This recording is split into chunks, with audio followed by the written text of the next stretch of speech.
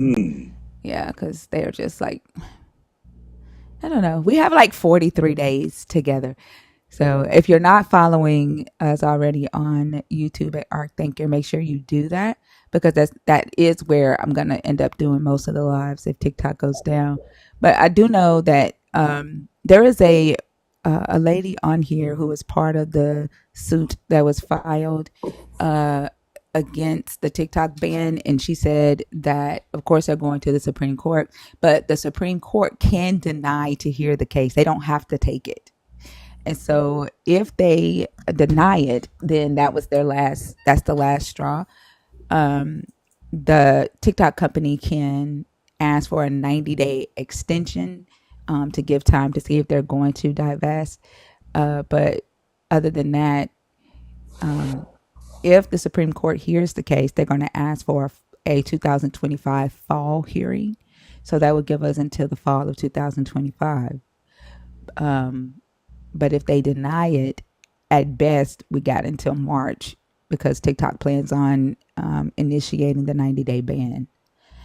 And I think they're going to try to push it out like as far as they can to give them time to get Lemonade up to date, um, and to get everything switched over with the merger and everything. But yeah, at best, we have about 150 days left together on this app. Well, I don't know how true it is, but I've been seeing videos of Trump talking about saving TikTok. Because most of his team, they would lose billions of dollars. The most of Trump's supporters own the majority of TikTok. They just like the when he went after TikTok in 2020, he started some shit. And he literally started this shit with people who didn't like him at that time. But now they're all a part of his team, and he's trying to make sure that they don't lose their money either. So, but it's like not in his hands anymore. Honestly, not really much he could do. Biden already signed it into law. So, Well, oh, let me turn my volume down on my yeah, phone. yeah. So I was saying earlier, I don't know if Lala's gonna be here tonight. She is moving across state lines. She's been moving all weekend, traveling all weekend. So I'm not sure if she'll be here tonight. But we are still helping her raise money so that she can get home for the holidays. We're at $860. She's trying to get plane tickets for her and her son to go see her mother and her brother for the first time in a long time for the holidays. And so if you are able to like send $1, $5 to her cash app, which is in my bio or in her bio, we would appreciate that. Y'all, since Lala is not here, remember to get the shares to 100 before we can bring up any guests, and don't forget the team bracelets and the heart me's. Also, I hope y'all had a amazing weekend. It seemed like it goes by really, really fast now. Yeah, it does. Yeah, it feels like it was just Friday and I was just saying bye. Yeah, it went by really fast.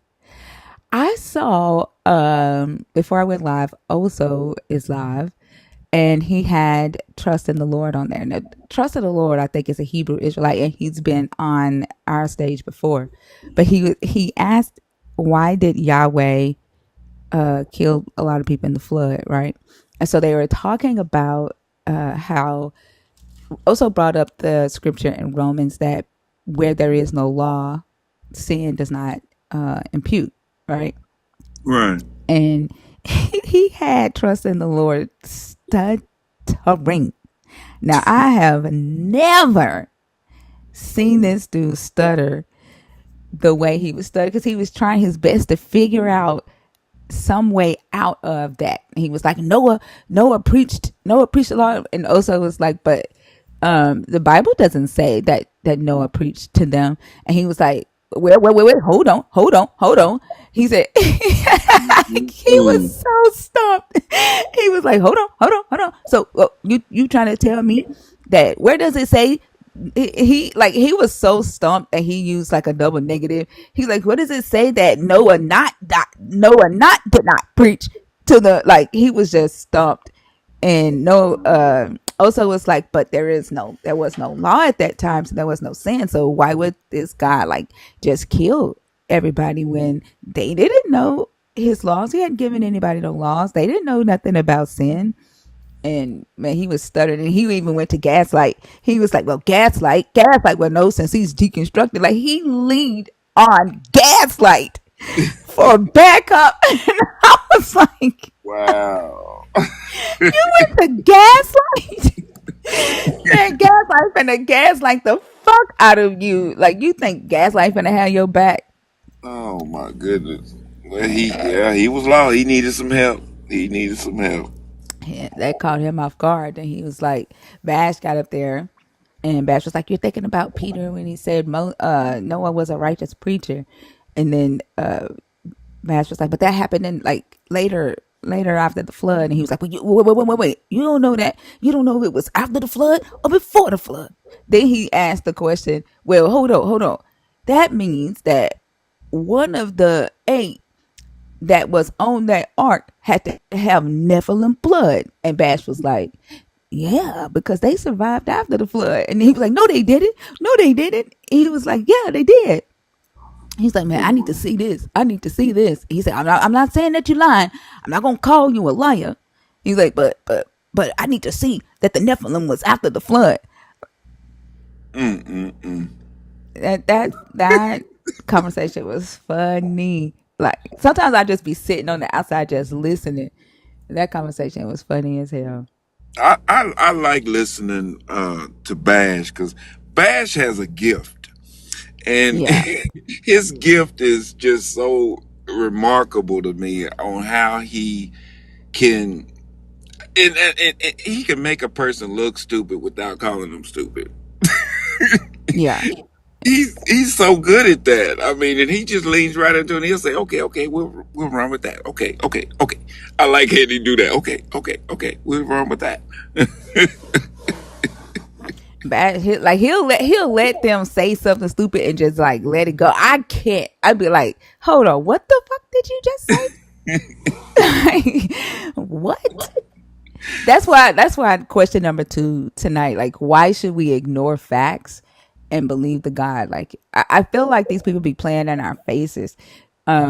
Especially like when the guy got up here and said that a 1-year-old could become a father because Yeah, nothing is too hard for Yahweh. Like, y'all just be playing in our faces at this point, it's you know? it's it's remarkable. I mean, it blows my mind when talking to believers that I mean the stuff they say, and then when they get in a tight spot, they say, well, nothing's too tough for God. God can do anything. Yeah.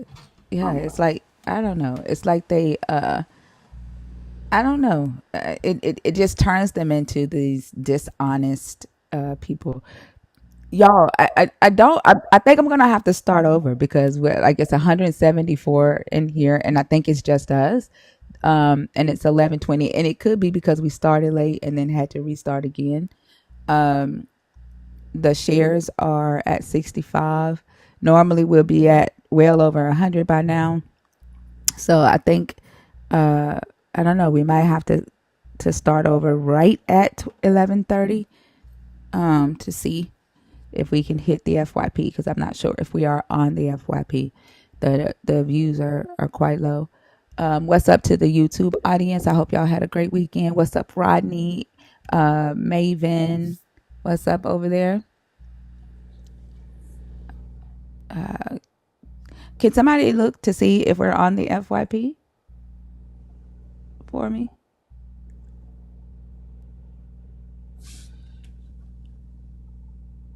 It's taking a long time to get to the 100 shares.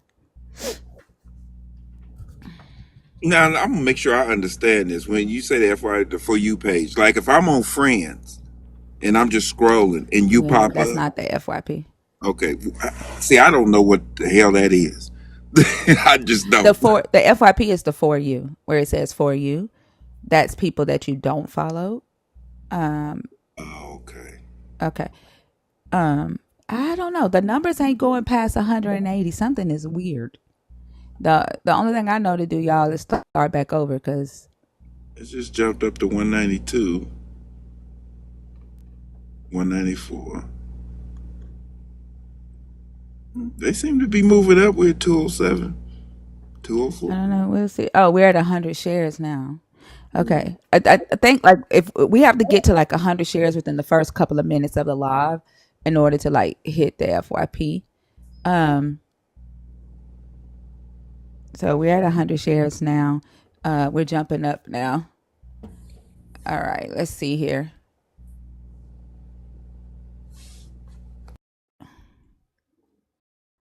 I don't know if this person is in this box on purpose. Hi, what's your name? Hey, let's use this pipe wrench to make sure everything is. I don't know. Wow. Yeah, I think they joined on accident. What's up, Shecky Decky? Okay, chapter. Thank you. That person was in the box on accident. So, y'all, we are at 129 shares. The guest box is now open for believers. Those of you that are deconstructing, those of you that have deconstructed and are now non-believers. The guest box is open to you, and of course, as if you are a nerd, you know the guest box is always open to you. Double D, hi, how are you? Good. How are you? I'm doing good. Are you a Christian? Are you deconstructing? Or are you an atheist? I am an agnostic. Okay. So this conversation is about the God of the Christian Bible. So I'm not sure that you would fit the topics that we're discussing. You have to be either a Uh, current Christian, someone deconstructing from Christianity, or someone who has deconstructed from Christianity and you're now a non believer or an atheist. Those are the three categories. I mean, I've read the Bible, and I do believe I can deconstruct a little bit of it if that means anything. What would be the purpose of it for you? Just to be in a conversation? Yeah, I would say so. Yeah, I don't have those type of conversations on here. We're This is an intentional live. There's a purpose for the conversation, so I'm gonna move you down to the comments. Okay. Oh, All right. Thank you.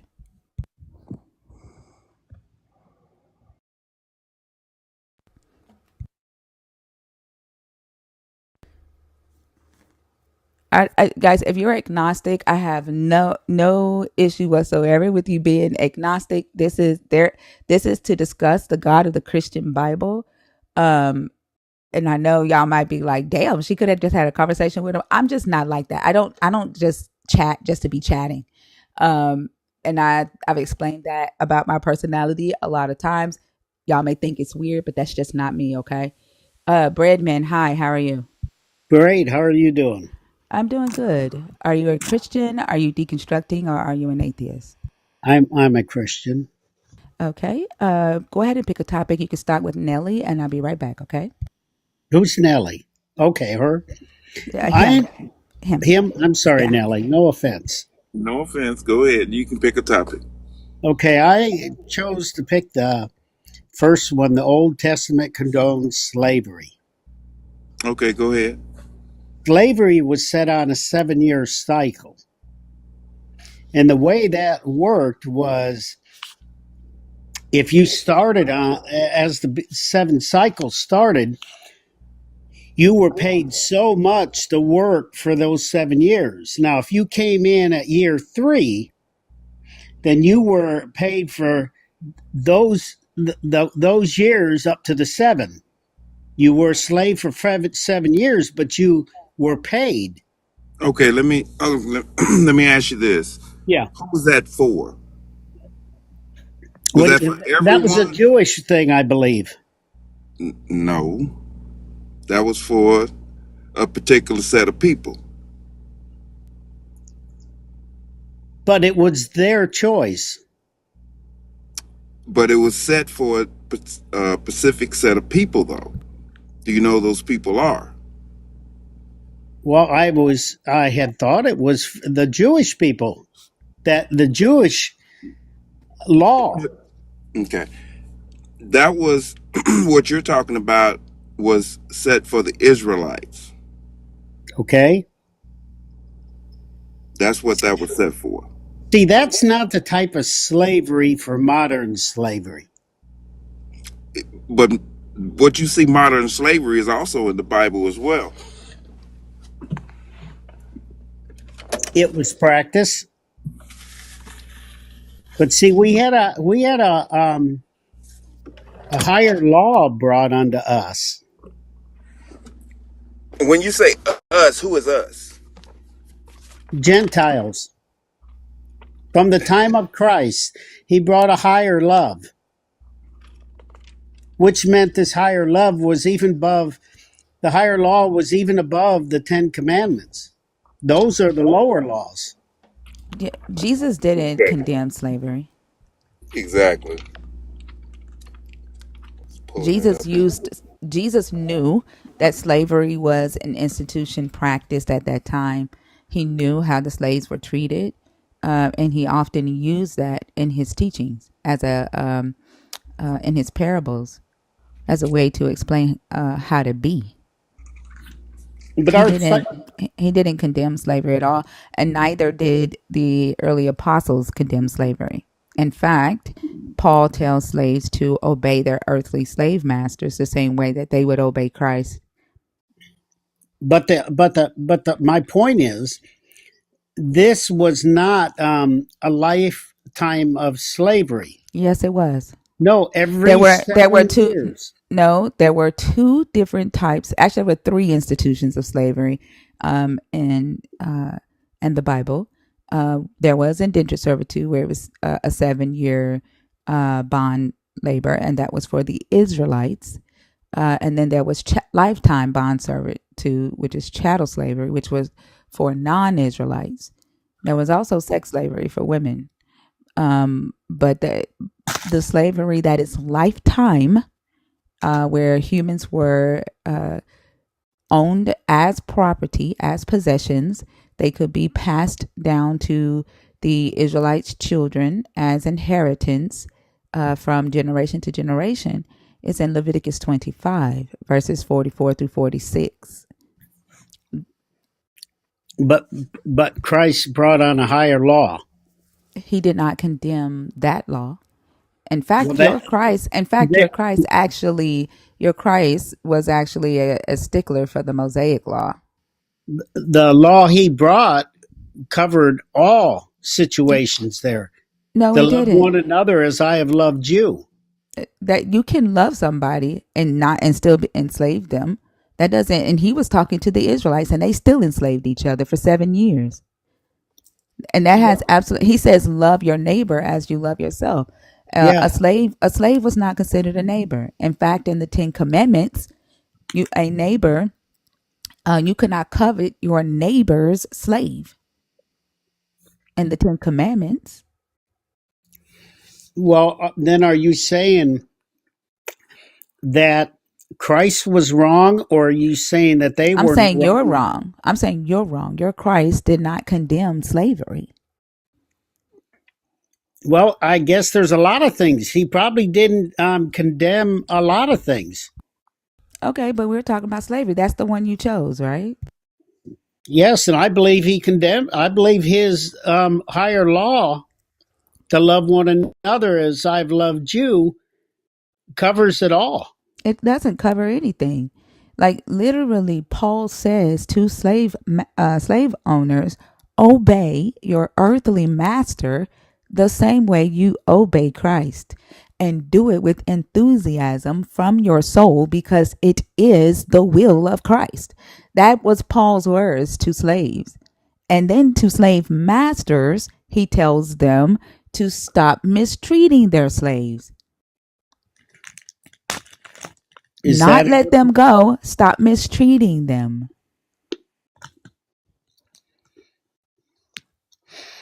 were these slaves paid at all? Their families? What do you mean paid? Forced labor is not being paid. Like literally, they had captains over forced labor in this Bible. Well, when they had the forced labor of those on the 7 year, they were Forced paid. labor was the 7 year was voluntary. They sold themselves. Exactly. That's not forced labor. Forced labor is when they would go into foreign lands and force the people to become their vassal states, to become their labor without their volunteering. So your point is that Christ was wrong in not dealing with that issue. Where did I say that? Well, that's what I'm asking. No, that's what you're feeling. Those are your thoughts. You didn't hear me say that. Then, what is the point on Christ and not dealing with that slavery? Does Because you that are the one who brought up Christ. Where do you see Christ in that statement? It says the Old Testament condones slavery. You are the one who brought up Christ and said Christ changed all that. And I said, no, he did not. with the higher law? He did not. Well, maybe the higher law means absolutely to nobody, but he did bring a higher law. I don't care about, we're not discussing whether your Christ brought a higher law or not. The topic is slavery. And your idea is the higher law didn't affect slavery. That is not my idea. I only go by what's in the book. And your Christ did not condemn slavery in this book. And are there other things that he did not condemn that he should have? We are talking about slavery. I'm asking you, are I there don't, other it things? doesn't matter what you're asking me. I don't have to answer that. That's not the topic. Well, it has a lot to do with it if Then explain what it has to do with it. Explain what it has to do with give it me and a get me chance. back Give to me the a topic chance. of slavery. Stop Okay. talking over me. Stop talking over me. Okay, you Explain. keep on Stop talking talking. over me. Stop talking over me. Keep talking. Explain what it has to do with it and then get me back to the topic of slavery. I don't think that when Christ came that he covered everything. I'm sure I haven't seen anything about taking care of waste on nuclear power. But I'm sure that when he brought the higher law, that covered a very lot of things. Although he didn't bring up about the slavery issue under that, it's a new way of thinking that he brought. Are Would you you done? agree? No. Is your Christ the God in the Old Testament? Is he God in the flesh? Jesus, Is he God in the flesh? Is he the God of Israel in the flesh? Or was he? he is a God, but he is not the Father. So he was not the God of Israel in the flesh? He is not the Father. God So the Father. did the Father put himself in the body of Mary and No. birth himself as his own son? No. So you're not a Trinitarian. I don't know what they believe. You don't believe in the Trinity. I believe they are all three separate identities. Do Working, they all have the same will? yes, working in unison. When a man takes upon him a wife, they become one. They become in one in unison. Who the hell is talking about a wife? So Well, I'm are just they saying are that. they all three are they all three eternal? Yes, All right. So they are all eternal from the beginning to the end. They all share the same will, correct? they all say this. All say what the say that last They part. all share the same will. Yes, Okay. So the Father gave instructions for indentured servitude and chattel slavery and sex slavery to the Israelites. The Son, who is also there from the beginning, shares that same will with the Father. Now, That means the Son knew all along that the Father gave these instructions or these laws on how to participate in these three institutions of slavery in ancient Israel. See, I'm not sure I agree with that I'm because sorry, hold on. Now, when the Son comes in the flesh, being half God, half human, he lives during a time where indentured servitude and chattel slavery is still a thing. The only thing that has changed is sex slavery, right? That's changed some. But the Son, having known what his father was doing or what his father said to the Israelites in ancient Israel prior to the Babylonian exile, are you talking about Jehovah? I don't care what you call them, prior to the Babylonian exile, knows that these institutions of slavery exist, knows how these humans who are held as slaves are being treated, knows how these humans who are slave holders are treating these humans. The Son did not condemn that practice that his father allowed or condoned, allowed the humans to do and condoned it. The Son did not condemn it. The Son I don't agree. upheld his father's will I don't believe. unto death. I do not believe that was his father. Oh, so now it's not his father? No, that was him, Jehovah. He was Jehovah before he became Jesus Christ. So hold on. Y'all are so confusing. So in the Old Testament, right? That's the Father or that's Jesus? Because I think I asked you that in the beginning and you said it wasn't him. Jehovah speaks to his heavenly Father, speaks to our Father. Is the God in the Old Testament Jesus or not? Jehovah, when they're talking to Jehovah, it's Jesus. Okay, I don't care. Is the God in the Old Testament Jesus or not? One of them. So, There's two regardless gods of brought up. there's multiple. There's more than two in this book. In the Old Testament. Yes, there's more than two in this book. I mean, Christian gods. There's more than two. Oh well, I don't know about more than two. I know that Jehovah is him. Okay, so he condoned slavery in the Old Testament. He did not condemn it in the New Testament. His apostles didn't condemn it after he died.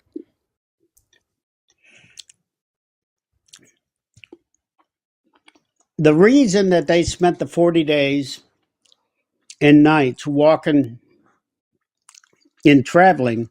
Can you not eat in our ear? I'm sorry, it's chocolate. I don't care what it is. That's disgusting. All you have to do is ask me not to eat it. I don't. All you have to do is not do it and understand that you are on stage. Okay, look, talking to people. You want to bitch? I have on headphones. I have on headphones. I don't want to hear your saliva in your mouth. Okay, I will leave. Since you want to bitch about things, I will leave. Well then, okay, goodbye. Bitch. Okay, bye, Jesus.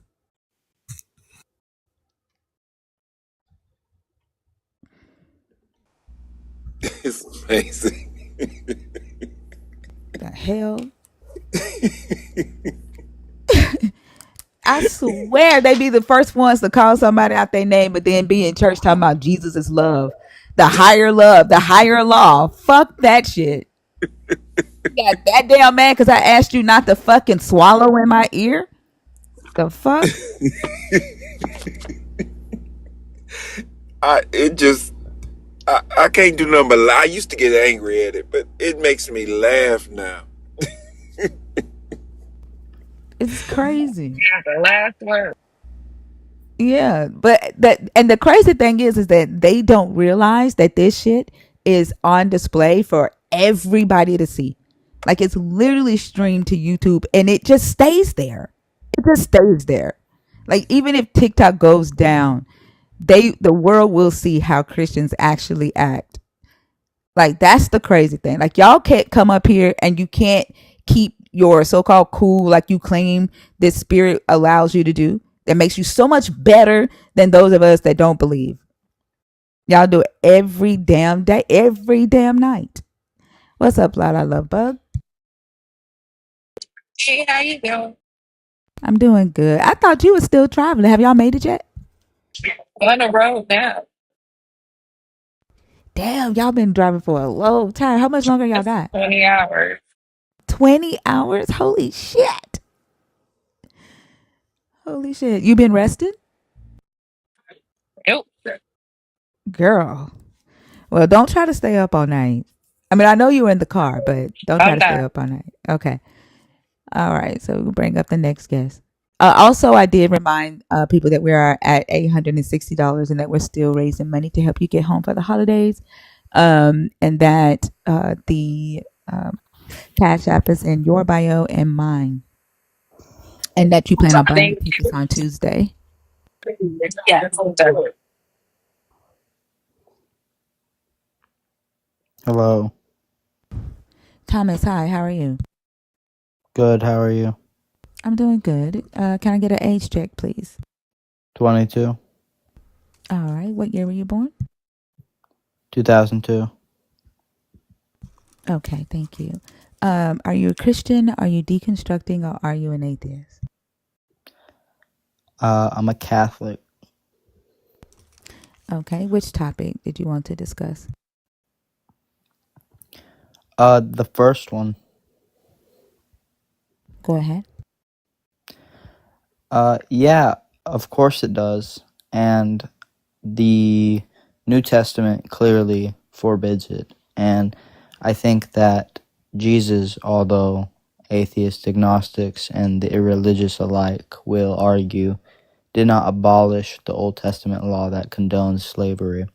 It is true that he said he did not come to abandon the old law, Hold on but for to a second. fulfill it. Hold on. Y'all come in here with those damn threats. I fucking swear. Like, What? I didn't say I'm not anything. talking to you. I'm not talking to you. I'm not scared of y'all. Okay? I'm not scared of y'all. But the very fact that y'all come in here night after night and have to threaten me speaks volumes. Right? And just to let you know, I spent the whole fucking weekend at the range. I'm not fucking playing with y'all. The range. W though, W. Americans. Thomas, shut the fuck up. Shush. I'm not talking to you. I'm not playing with y'all. I know you Shibu. Good Y'all wanna time that keep way. y'all. I know you Okay, I'm finna take you down. I'm finna take you down. shut You would up, have been able to bitch. stay up Sean had you Bailey. respected my life. Shut the fuck up. The fucking threats. Like y'all need to stop that shit. Like seriously, because I don't play about mine at all.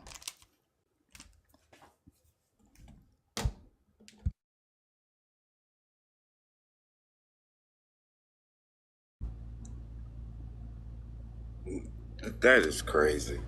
Wow. The DMs like it's ridiculous. Yeah. Yeah, I got to the point now if I'm invited or if I go and talk somewhere, I got an entourage with me. You know, I, 'cause that last time with the Israelites, it got heated.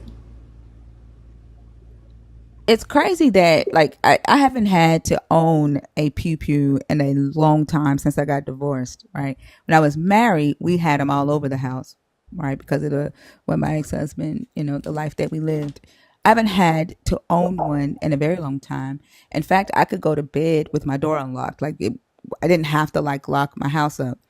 It took for Christians to be sending death threats for me to go and buy state of the art locks for my door, right? Cameras, and then to go in and strap up again. Like that's fucking ridiculous. That's ridiculous. Like it took them to make me go back to that. Mm-mm-mm. Well, I done already told him, before you come to my door, you better call Jesus and let him know you're on the way. Because I'm not going to play with you. I'm not playing either. Mm-mm. And that's a shame. You And got any recent threats in your Yeah, DMs? yeah, all the time. And then somebody just came in here just now. Like it's all the time.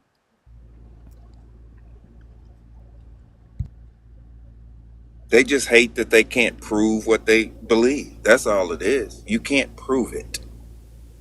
You just got to believe it. That's all it is. Exactly, Rebel. A disagreement causes threats. And this is how you know, like back in antiquity, where they say, oh, the Christians died for their beliefs. The Christians were martyred for their beliefs. No, motherfucker. Y'all were killing each other. Y'all were killing each other. And then you were killing the ones that didn't want to believe what y'all wanted them to believe. And y'all show that shit every day that y'all have the potential with the motherfucking threats y'all come in here, the fucking prayers that y'all be trying to pray on people. Y'all show that shit every fucking day. And the crazy thing is you think it's gonna make me stop. That's what's crazy. Frisco guy, how are you? Good. How are you doing? I'm good. Are you Christian? Are you deconstructing? Or are you an atheist? I consider myself a Christian. Okay. Which topic did you want to discuss? Well, I'm looking at the one that says, "Why should we ignore facts and believe the God?" It's a kind of a confusing question when you say the God, but Why is that confusing? well, I just never heard it termed that way. The God. Yeah, That's because all. you say God because that's a possessive thing. Like you are declaring that He is your God, right? Um, There are, to me, like I understand that there are multiple gods, multiple concepts of gods, and so I'm talking about a thing, a okay. title, Well, let's right? clarify what I believe when I say God. So Hmm. there's God Jehovah. Are There's you the Jesus. same guy Same guy as what? as before? No, I'm not the same guy as before. I've never spoken to you. Okay, your voice just sounds familiar. Go ahead. Okay. So there's the God of the Old Testament, that's named Jehovah. There's Jesus Christ, his son. And then there is the gift of Holy Spirit that people receive, that Christ said that you'd be born again. And what did that mean? You know, Nicodemus asked, what does that mean? He said, can a man go back in the womb? He said, Yeah, but no. that's okay. Like I don't need all of that. So you're talking about Jesus when you say God. No, I'm not. I just told you what I'm talking Yeah, I about. know. There's three Yeah, separate I entities. understand. I understand. No, This is you the don't. same Because damn the question, conversation. This is the same damn conversation that I had with Chocolate Mouth. Like, literally, you're talking about the Trinity, right? no, I'm It's not. still Jesus. I'm not. Y'all aren't out there saying Lord Jehovah. Like, y'all are literally talking about Don't tell me what I'm Jesus. doing. If you want to Yeah, talk, we'll have a yeah, discussion. If you want to yeah. argue, then Uh there's no huh. sense. Yeah. I listen. I don't care. I don't care. What you call it? Okay. No, I'm telling you what I thought. You It's, know they're what? I not the don't, but I same. So don't don't tell me they care. are. Frisco guy, I don't care. Well, I don't care what you call it. Okay, that's fine. That is not the topic. Okay, I don't care. The topic you chose is why should we ignore facts and believe the God? That's the topic. Can you stick to that?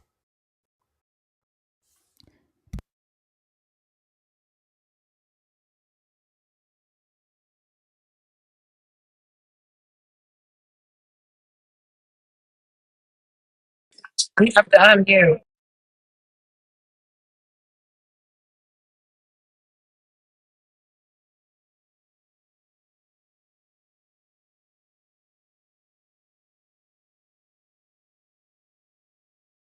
Do you know how to unmute yourself?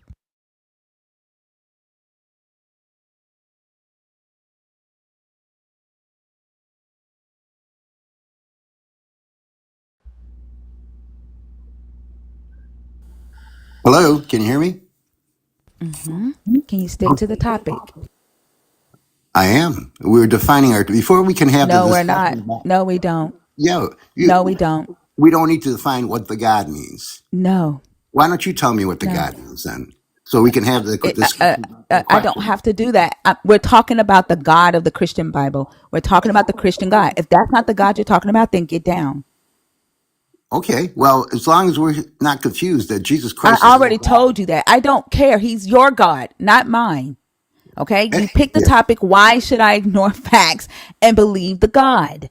Okay, well, tell me, why should I ignore the facts and believe the God? The question is for you.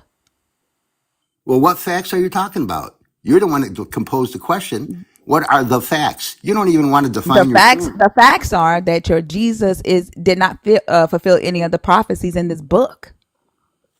Well, that's not true. That is very much true.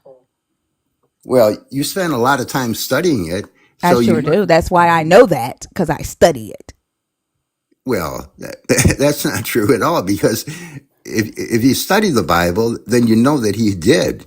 Which ones did you? What prophecy did he fulfill? What prophecies did he fulfill? He died to redeem mankind.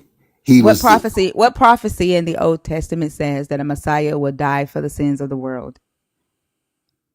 well, right in the book of Genesis. The first thing that God says is that he talks about his son, and he will bruise your foot, and so forth. He's talking about. That has nothing to do with Jesus. Yes, it does. That's No, the it doesn't. prophecy of Jesus. As a matter of fact, I'm gonna tell you what I think Genesis 3:15 has to do with. It has to do with the Israelites and the Philistines and their constant battle back and forth, their treaties, their peace treaties that they said and break back and forth. It has nothing to do with Jesus. Yes, it does. No, it You're doesn't. confusing the terms. It's No, I'm talking not. about. It's talking No, in a no, I'm not. singular. He shall. That's He exactly shall. why Isaac named Abraham's well enmity. It has in the land of Philistine. It has absolutely nothing to do with your Jesus Christ. Well, then you're Nothing. not even reading the book because it's talking What? about. Show me which part says It says Jesus. it says he shall. Which part says Jesus? That's a prophecy. Who was he? Which It was part? not Which a. part? Let's pull it up, and I want you to show me which word says Jesus. There's no word that says Jesus. Exactly. That's right. It's talking about a singular person, he. So let's Mm-hmm. just. That's right. So if you study the Bible, he is not There are the multiple Israelite. he's. There are multiple he's in the Bible. Were Okay. there not? How are we going to have an intelligent conversation? Were there multiple he's in the Bible? Yes or no? Are there? He is Are there probably. multiple he's There in the probably. I Bible? don't know. I haven't searched the term he in the Bible. I'm sure it's Oh, used more than so you don't know that there's more than one he in the Bible. one he. The What is that? this literally says, "I will put enmity between you." Who is the you here? Is he talking to a he or to a she? He's talking to Satan. No, I will put enmity between you and the woman, and between your offspring and hers. He will That's right. strike your head, and you will strike his heel. That's right. It's talking about Jesus Christ, and Is he's talking about Satan. which word means Jesus? And none of them do. You just have to use. You have to read the Bible as a congruent piece of literature, and not just Uh-huh. see what Yeah. you do. Is you pick up. So No, again, I can take you to where Isaac named a well in Philistine, in Gerar, enmity and contention. so what? What does that have to do I with can take you Genesis? to that. Like literally the Israelites and the Philistines, this whole seed from Seth on down, constantly trying to set their feet in the land of Philistine, in the land of Canaan, as they were aliens in that land, digging wells, marking their territory, setting fake peace treaties, and then breaking them, deceiving the Philistines just so they can get in the land. Like I can show you the enmity and the contention between the Israelites and the Philistines going back and forth. I can show you that. You could show me a lot of enmity. You Yeah, can show me the enmity exactly. between It's in your Saul and book. David. It's in your It's a book. lot. I mean, you're It's in your just book. making things. You're making. You have to literally make up a No, you are. devil seed. There is no devil in this book doing anything that y'all say a devil wants to do. There's no one called There's not a Lucifer in the devil. Bible. I said do it. There's not a devil in this book doing anything that y'all claim a devil wants to do. It is the God. It is the God that's First of all, deceiving. It's the you know, God that's doing evil. It's the God that's allowing evil. It's the God that's sending evil. It's the God. no.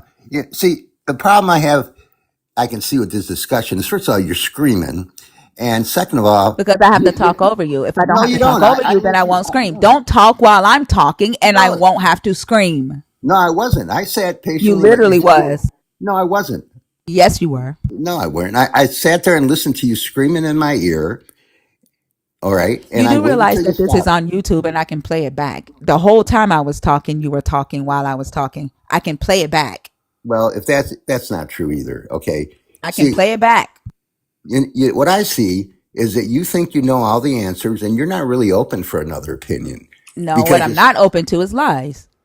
uh, no, in your opinion, I say you're lying because I say, show me that this is about Jesus. well, you show me where it's I about. already told you No, where you didn't. You just I already gave you scriptures. I already told you you picked. why I believe that this is about the Philistines and the Israelites contention back and forth. I already told you that. I pulled stories from the book. I already told you that. You need to show me that this is about Jesus with facts.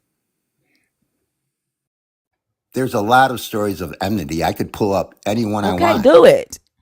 No, okay. Saul and David. Why isn't that verse in Genesis talking about Saul and David?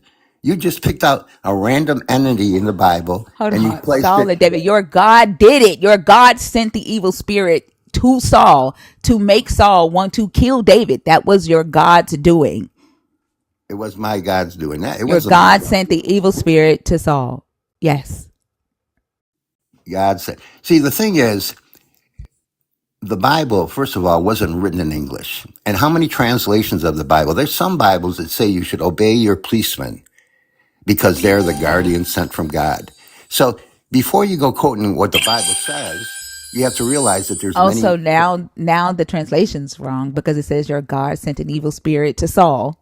No, no. What I'm saying is there are many different translations of the Bible out there. You can pick up a book that translates the Bible that says policemen, that we should honor policemen because they are the guardian, special messengers, or whatever the word they use of What's your God. point? What's your point? My point is there are many translations that say many different things.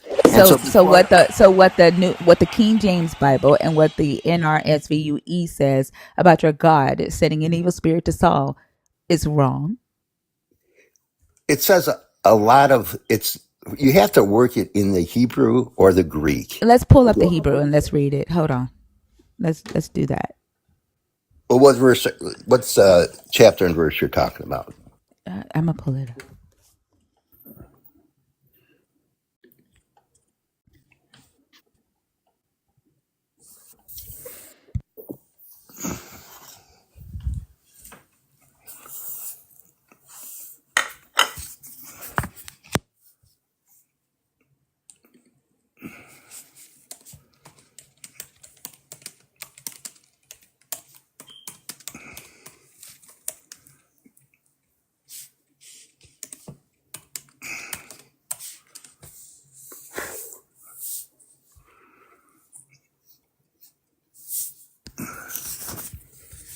It's First Samuel 6:14. I think you're looking for.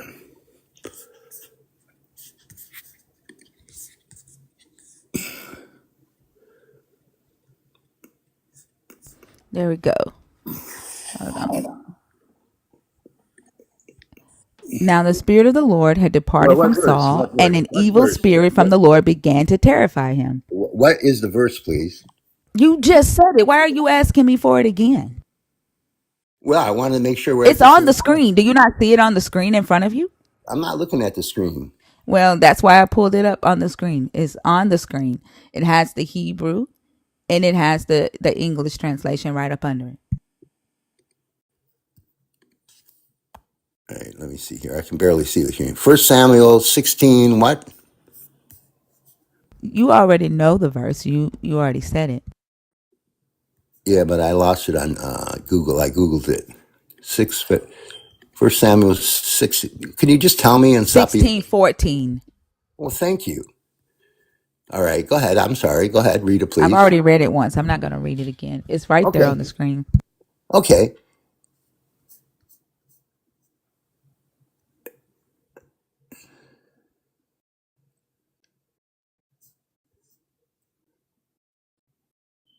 All right.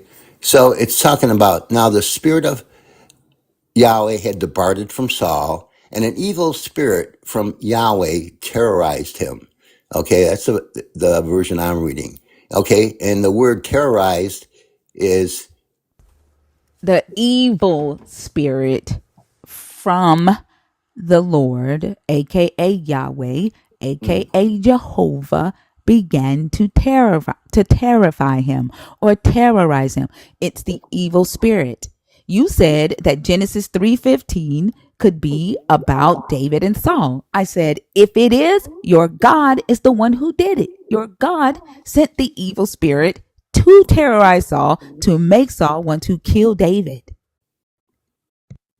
okay. So that doesn't prove. So we're talking about another. The point, or reason I brought that up is that we could take that any kind of enmity and place it into Genesis. This is just another one. So I to mean, all say you're doing is proving my point. no, I'm proving that. You're proving my point that this is not What? about Jesus, that you can make it about whatever you want to make it about. No.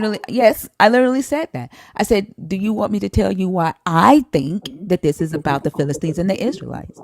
Like, you just proved my point. How did I prove your point? I Because told you you. just said that you could take the word enmity and make it be about anything. The That's same right. way y'all are making it be about Jesus. You just proved my point. So I proved your point Yes. that we could take any enmity that's in the Bible and put it in that verse in Genesis. And make it about whatever the fuck you want to make it about. No, no, you can't because you You have. just literally said it. Now you're backtracking on it. No, I'm not. No, I'm not. Yeah, I said it, and it still holds true. You can make it up. You have to read the whole Bible though. It's a congruent thing. You can't just like take a random verse and then start trying to manipulate it into whatever you want it to make. If you read the whole story, you know that God in various places there's prophecies about a redeemer. What were the Jews waiting for? They were waiting for the redeemer. What was the not a redeemer? What was the Messiah supposed to do for the Jews, for the Jewish people? What was he supposed to do? Well, he was supposed to set set them free and From establish what? Set them free from what? from bondage. They had been during bondage. And did Jesus do that? Yes, spiritually he No, did. no, no. Was he supposed? Were they waiting for a spiritual release, or were they waiting for a physical release They were from waiting for. occupation? They were waiting for. Well, even the apostles, they thought, Now, you I'm not know, talking about the apostles. That's after your Jesus. no, they were What were the Jews. what They were were the Jews. Israelite? What was I said that the apostles came after your Jesus? There were no apostles before your Jesus. What were the The Jewish Jews. people waiting for? What were they Well, waiting for? the What apostles, what what was that? Jewish What was that people. Messiah supposed to do? That you're supposed to, like I told you, what he's supposed to do. He was supposed to set them free and establish a new heaven, a new kingdom for them. All right, What kind of kingdom? an everlasting kingdom. A kingdom that was supposed to be metaphorical or metaphysical, or was it supposed to be a literal kingdom in the physical world? It's supposed to be a physical kingdom in this world. In this world, and they were supposed to live safely in the land of Israel, in the land of Judah, correct? Yes. Yeah. Did that happen? Did Jesus do that? No, not yet. He No, he hasn't. did not. So he did not fulfill a prophecy. He did not Oh fulfill no, that prophecy, did he? no. The first he had to first of all he had to be the sacrifice to Where does pay it say for. the Messiah would be sacrificed for the Jews and It be says that risen again? Where does it say that the Messiah they were waiting on would die on the cross and be risen again in 3 days? Where does it say that has to happen first? where off the cuff I couldn't tell you, but it does. There are prophecies of a No, it's redeemer. not. Yeah, yeah, there are. No, There it's are. not.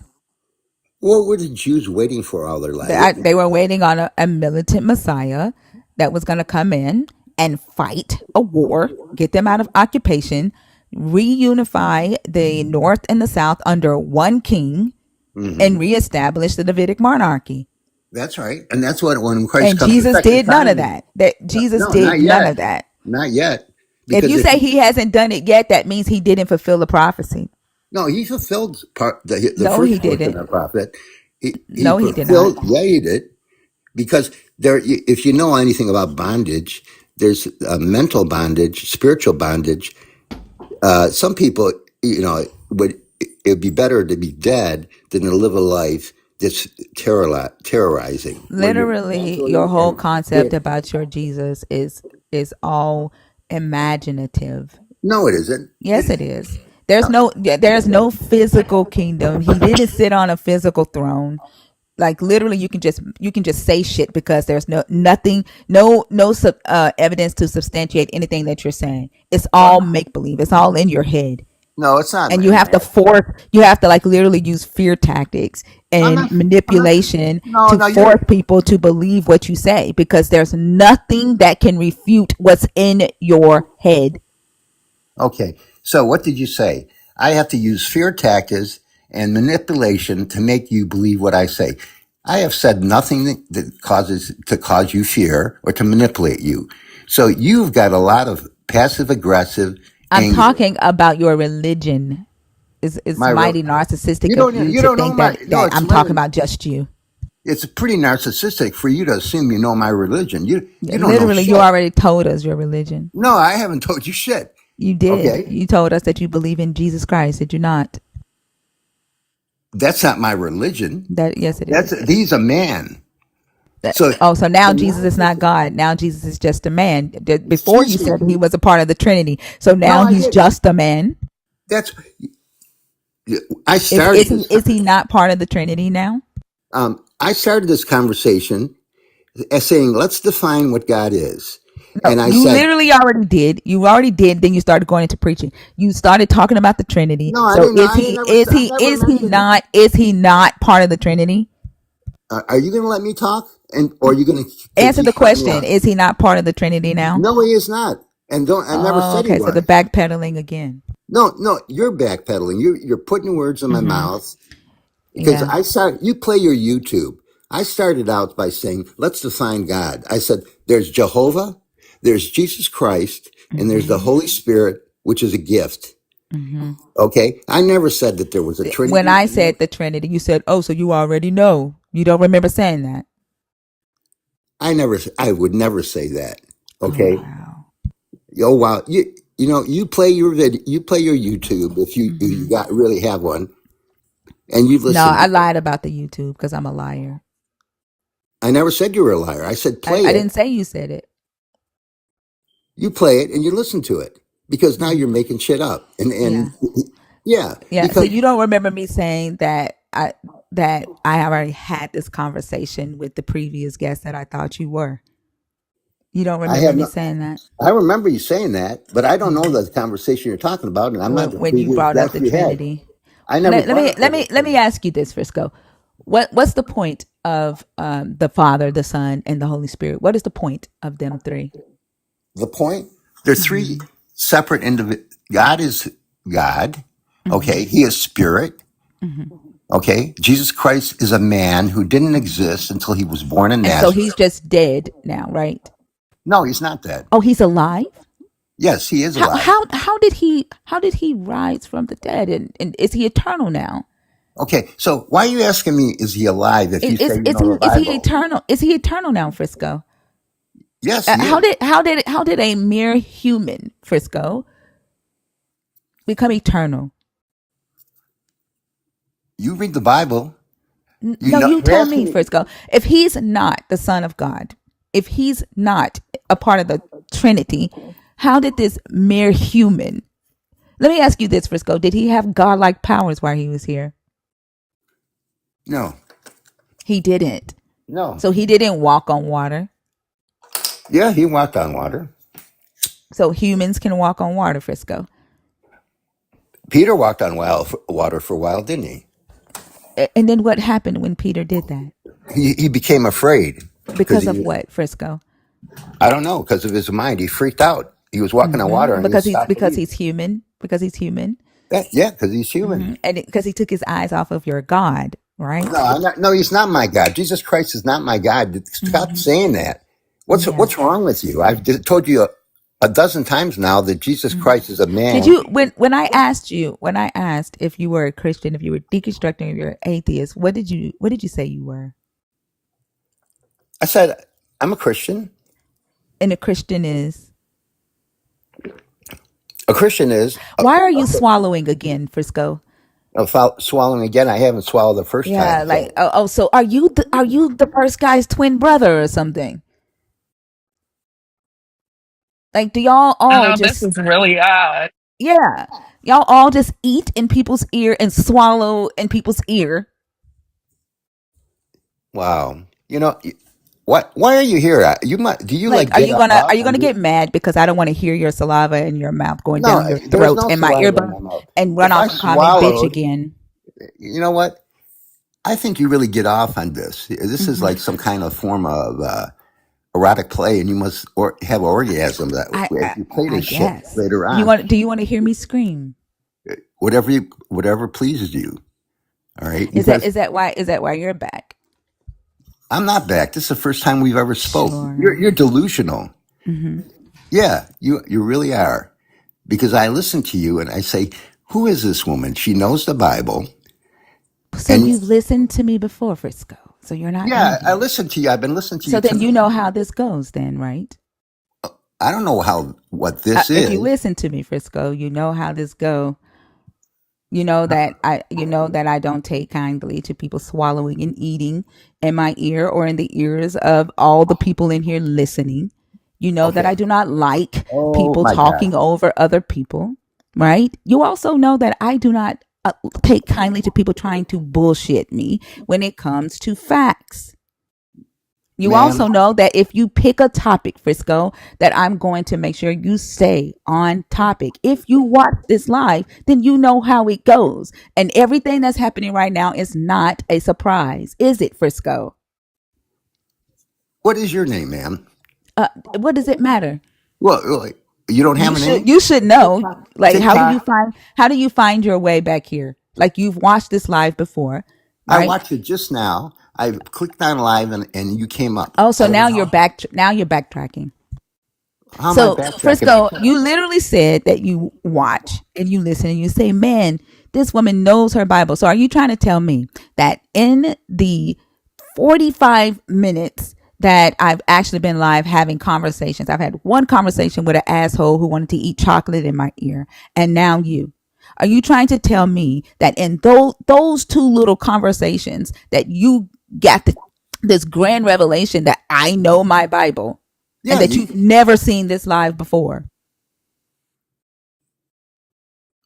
what is your point? The point I don't is, like liars, Frisco. That's the point. I'm not a liar. Okay, you are I like didn't say going you off were all a kinds. liar. I'm asking you, are you trying to No, you tell didn't me ask me. that You said, are you trying to tell me that in the 45 minutes that I have had very small mediocre conversations about this book that you got this grand revelation that I know my Bible? grand revelation. I observed you talking. I see you picking up Observed me verses talking to who? Who did you observe me talking to? to the guy that was eating. I remember that guy, and you were Oh, talking. really? You Yeah. said you didn't know nothing about that guy. Now, what I did didn't say I he and didn't I know. talk? I don't know him What personally. did he and I talk about? He, What verses in the Bible did I talk about with I don't him? know. I don't have them memorized. Yeah. Okay. What? You know what? What are we talking about here? This is all about you. You made it about me. You're the one who brought up how much Bible I know. You do realize that you did that, right? Well, why would you be so insulted by someone saying you know a lot of Bible? I didn't say I Why was did you make it? Yeah, insulted. you did. You made a I big just don't freaking like issue out. You liars. just went off on. I don't like liars, Frisco. Well, that's good. I don't like liars either.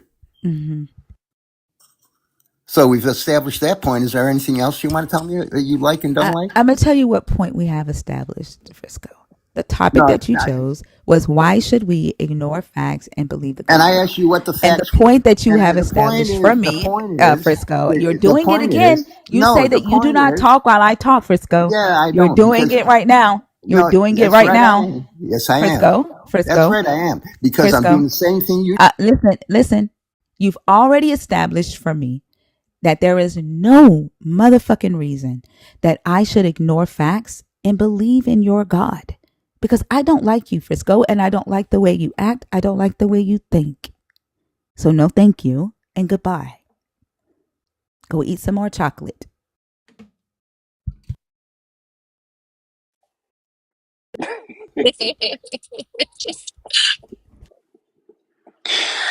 I didn't Ain't even no want to way say they nothing. different. Like, ain't no way they were different. That was too similar. I mean, I think they were different.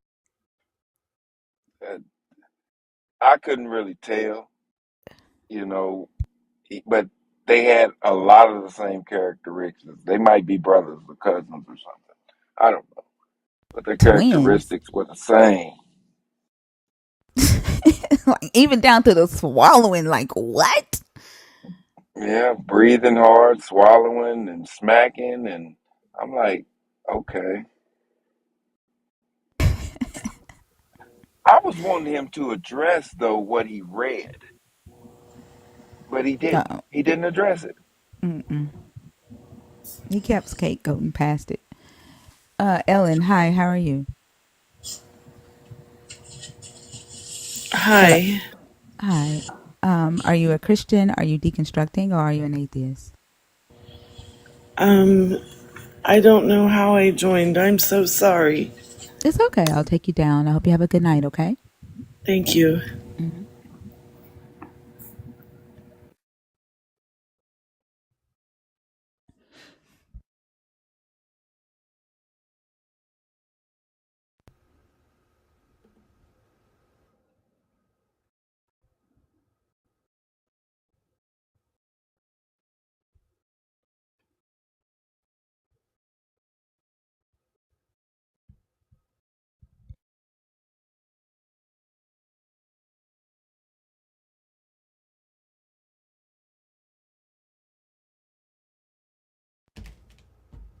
Oh, man. Open up. Here we go.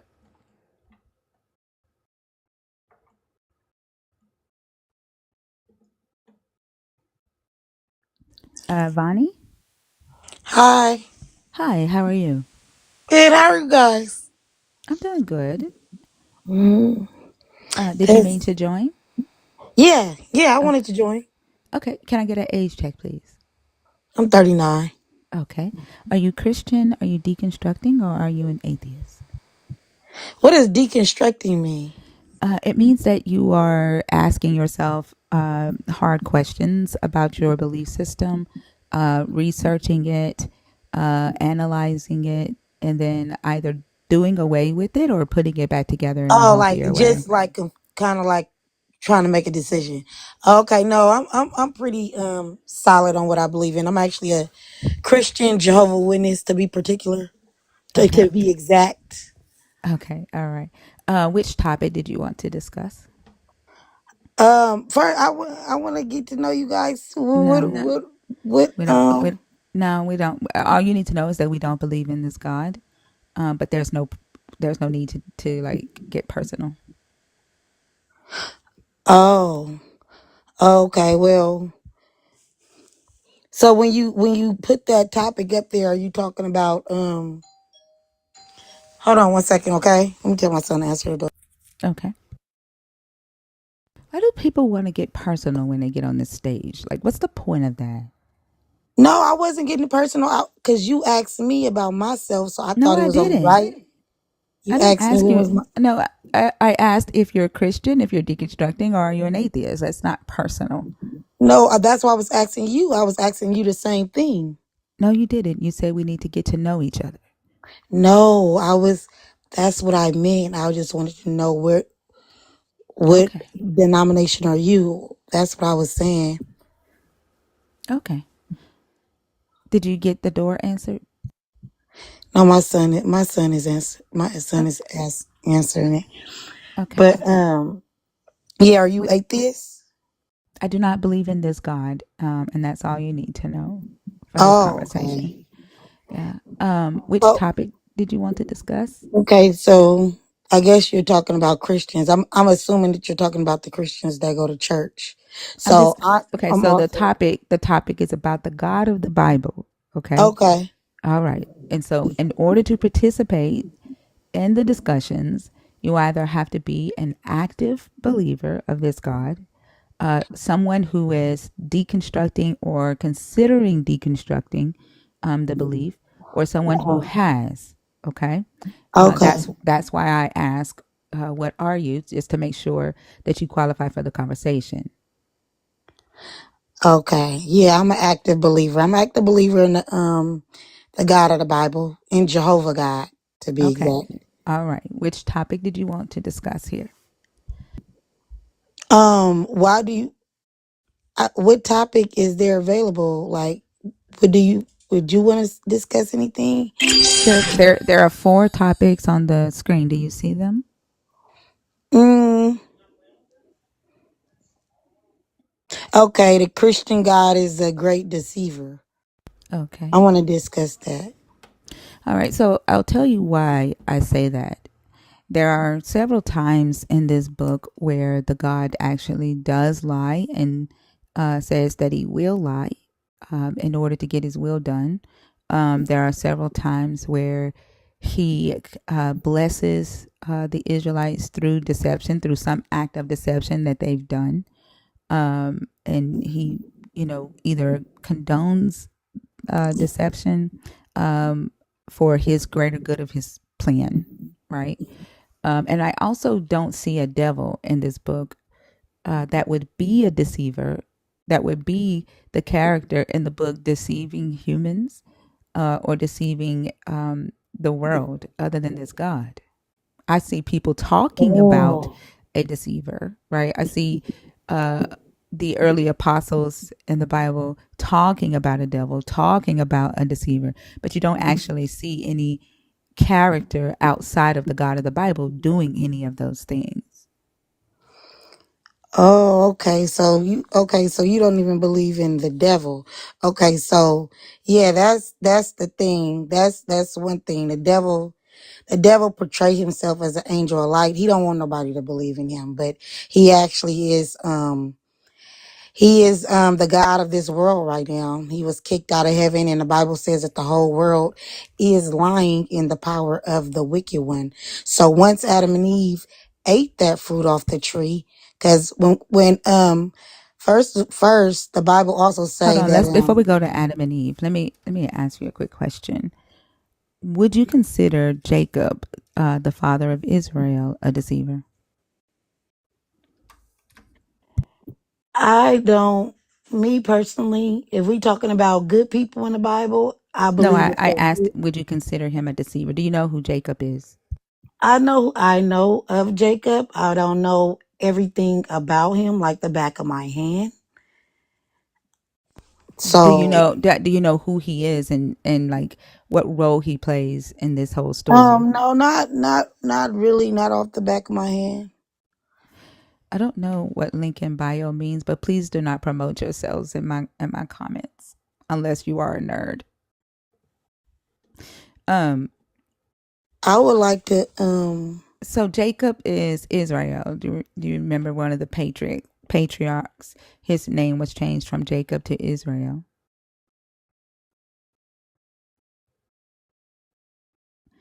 Are you there? Yes, I'm listening to you.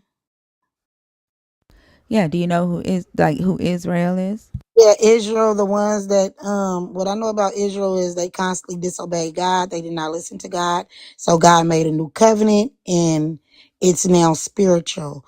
I'm a Jehovah Witness though. Yeah, So so you don't know when who Jacob is, no, right? what I'm saying is when you're talking, I just don't want you to think that I want you to know that I don't believe Jesus is God. I believe that he's the son of God. Yeah, I'm not talking And about Jesus right now. Okay, we're not talking about Jesus right now. We're talking about the God, right, of the Bible. You chose the Christian God is the great deceiver. That's what we're talking about right now, right? Hmm. And so I shared with you that the deception in the Bible that I see is coming from the God, right? I don't see a separate character in this book called the devil or Satan Can we doing any. continue? Hold on. Can I finish? Honey?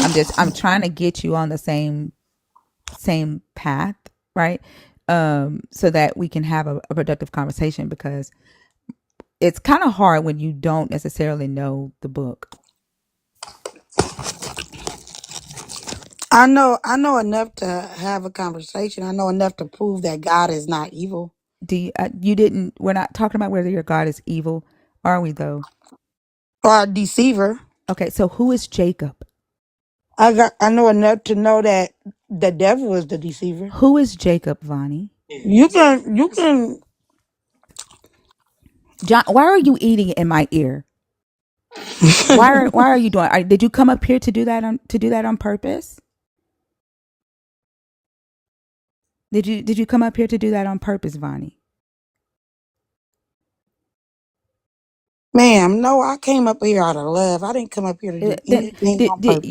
you were in the guest request when you heard the last guest, right? Eating in my ear, and the guest before that. Why would you do the same thing? I was eating. This is my first time being on your live. But you were in the guest request, right? When I was talking to the last guest, where you're not. But I just now got my food, so I wasn't eating. You were eating in my ear. You were. And the polite thing If to you do feel is, like if I you're was going in to your chew, ear, the polite thing to do is, if you're going to chew, put yourself on mute, right? That's the polite thing to do.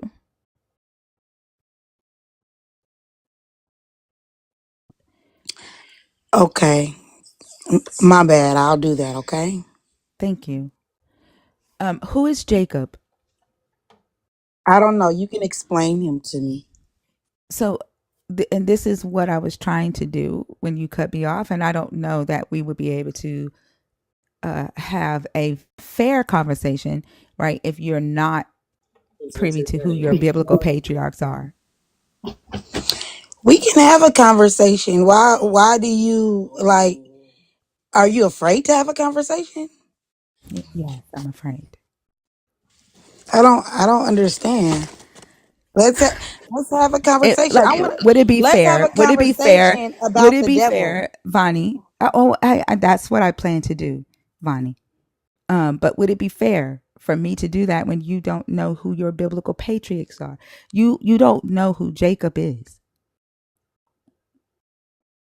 You don't know the purpose that Jacob serves in this whole entire story. So it Oh, wouldn't be well, fair. just explain it, and then a conversation can move forward. What's the Okay, issue? sure. So, Vonnie, Jacob is who the promise came through from for Israel. It is the father, the founder of the Israelites. Now, Jacob is the son of Isaac and Rebekah. Isaac is the promised child of Abraham and Sarah. Okay. Abraham married his sister Sarah and lied several times when he went into Egypt and when he went into Gerar, and lied and said that Sarah was not his sister. I mean, that Sarah was not his wife. And your God protected him through that. Your God was going to kill a Abimelech king, um, who Abraham put into a fucked up situation because of his lie. Your God honored the lie over integrity. The Abimelech was so afraid for his life that he allowed Abraham to stay in the land of Gerar, which is the land owned by the Philistines, where Abraham set up a well and a tamarisk tree. Through that, he also was deceitful, and the Philistines forgave him for that. He taught his son Isaac to do the same thing. Isaac went into the land of the Philistines, lied to the Abimelech with his wife Rebekah,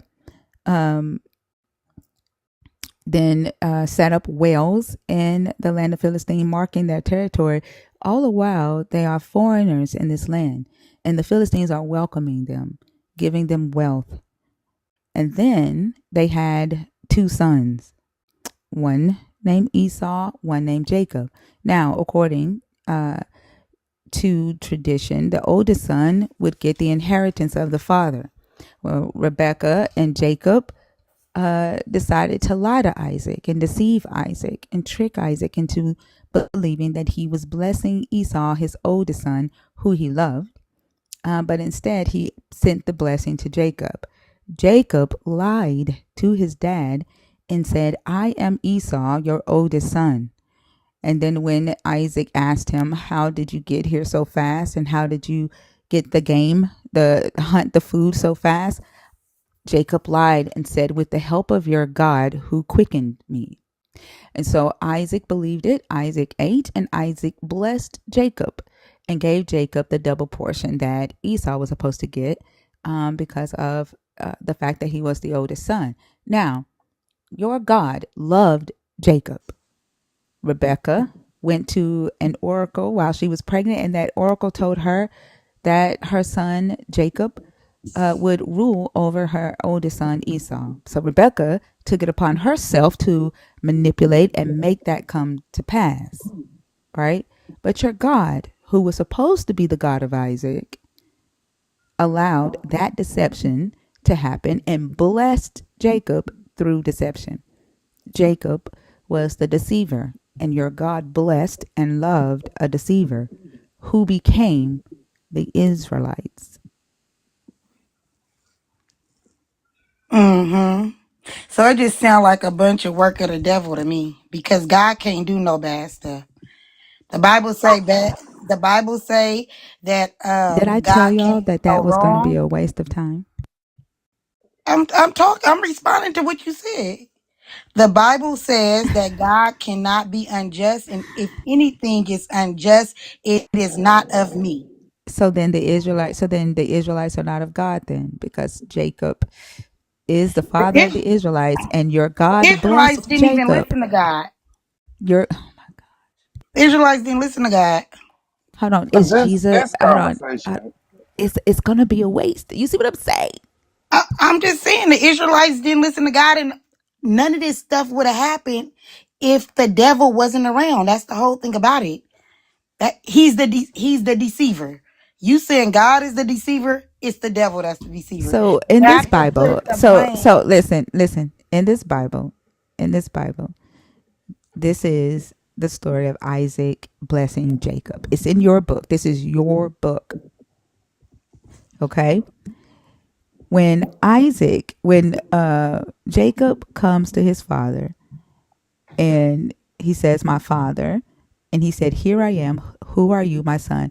Jacob, who became Israel, said to his father, I am Esau, your firstborn. That's one lie. I have done as you told me. That's two lies. Now sit up and eat of my game so that you may bless me. But Isaac said to his son, how is it that you have found it so quickly, my son? This is where logic comes in, right? Isaac is blind. Isaac can't see. But logically, Isaac knows that he just told Esau to go out and hunt game and make him some food. Logically, Isaac knows that Esau shouldn't be back already. But then Jacob tells a third lie. And this time he brings in the God. He says, because the Lord your God granted me success. So he told three lies, and in one of those lies, he included your God. So that lowers Isaac's guard. And then Isaac said to Jacob, come near that I may feel you, my son, to know whether you are really my son Esau or not. Now, what Rebekah and Jacob had done is they put goat hair on Jacob to make Jacob feel hairy like Esau. So they deceived him by the physical touch too. They manipulated and they made Jacob feel like Esau, right? All while saying that this is God's will. right? And so, um, are you really my son Esau? He answered, I am. Now that to me is kind of, that kind of stood out to me when I was studying this, because there's somebody else in this book who called themselves I am. Now Jacob here is being a deceiver. He's being a deceiver. He's telling lies. He's telling lies for the greater good, right? Because like, as people are in the comments are saying, Esau sold his birthright, which Jacob coerced him out of that too. He extorted him. He wouldn't give him food to eat unless he sold it. So Jacob was manipulative there as well. But here where he's like, I am. Are you Esau? I am. Right? That's the same thing that this God says, right? Like, I am that I am, right? Or I will be whatever I need to be, regardless if it's right, regardless if it's wrong, regardless if it's truth, regardless if Just it's because somebody false. say I am, that means that they talking about their God. We, Do you is your name Vonnie? do you I know am. do you know the significance of the word? I I am. didn't say I hear me out. Like this is why I said I don't think that this is gonna be because it's I don't think that it's Can we like tracking. Like if you don't know what I am, the significance of the words I am are, it's not going to be a fruitful conversation. And I'm just being sometimes you honest gotta with you. understand the Bible. You gotta understand what's Oh, going on. yeah. You gotta understand Vonnie, sometimes things in the Bible Vonnie, is symbolic. You Von, gotta understand Vonnie, Vonnie, Vonnie. If I'm teaching you who Jacob is, right?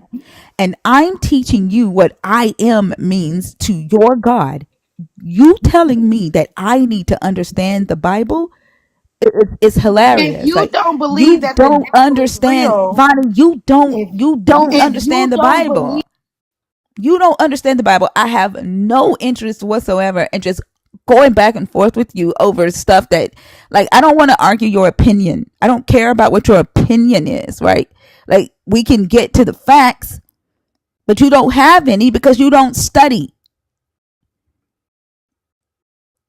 And I tried to tell you that. Like, I don't think that, like, to be honest, I don't think that this is going to be a fruitful conversation. You don't know who Jacob is.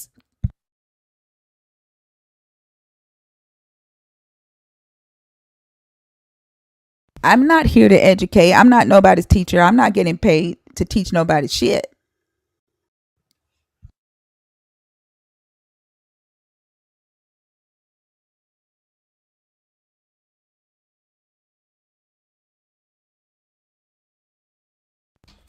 Vonnie,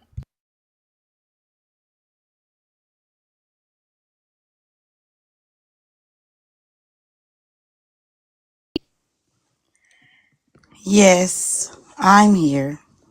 yeah, do you understand why I said I don't think that this would be a fruitful conversation? I feel like if you don't even want me to talk, every time I say something, you're Vonnie, cutting me say what off. you need to say. You Go keep ahead and saying I say what don't you know need what to I'm say, talking Vonnie. about. It seems like You you're not don't. even ready to have a conversation. You Do you don't really want to know have a who. conversation? You don't Are you scared know of the your. Bible? You don't. You are scared of the Bible. Then You don't know it. pull up the Bible. It's Pull up the fucking on the Bible and let's screen. talk about something that matters. It's You talking this about a does whole bunch of matter. This stuff is the that topic you don't matter. chose. This is the I topic want to you talk about chose. I want to talk about God. No. I want to talk This is the about God, topic you chose. and I want to talk This about the is the top. devil. This And is the I want to topic prove you that the devil chose. is real. This is the topic you chose. And I want Either to talk about either stick to are the you topic you chose or get off stage. are you afraid of like why are you afraid of a conversation? Oh my Girl, Why nobody's you god. want scared to of you stay in no on one thing? conversation. Let's talk about What it. the fuck is a conversation? Like you don't know how to have one. I tried to tell you that this would not be a fair conversation to have, and you How do you insisted. say you know the Bible, but you don't even know that the devil is real? Girl, get off my stage. What I'm saying, I don't Get off my understand. stage. Get off my stage. The fuck? Did she sound like Niecy Nash to anyone else? I don't even know what Nisha Nash sound like, but Like, what the fuck? I tried to stay nice. I tried to stay calm. Like, what the fuck?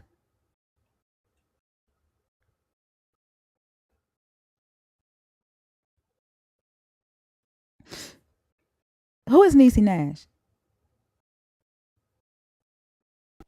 She's an actress. What's she playing? Just tell me the character. I'll probably know the character. Oh my gosh. Why can't I think of anything she was in? Reno 911. Black lady, big butt. I've never seen that show. From Claw. If you look her up and listen to her and listen to this, Let me see.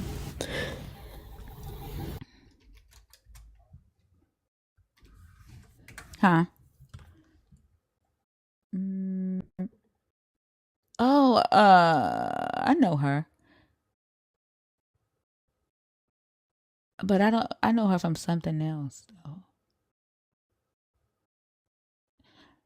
Uh, I think she played in another sitcom. she also did that Jeffrey Dahmer um, She was in the Jeffrey miniseries. Dahmer thing. I know Yeah, on her. Netflix. Yeah, I know her. Okay. I'm trying to see what else I've seen her in. But no, okay. I don't know what she sounds like though. Okay. Um, the caller on Discord. Hi, how are you?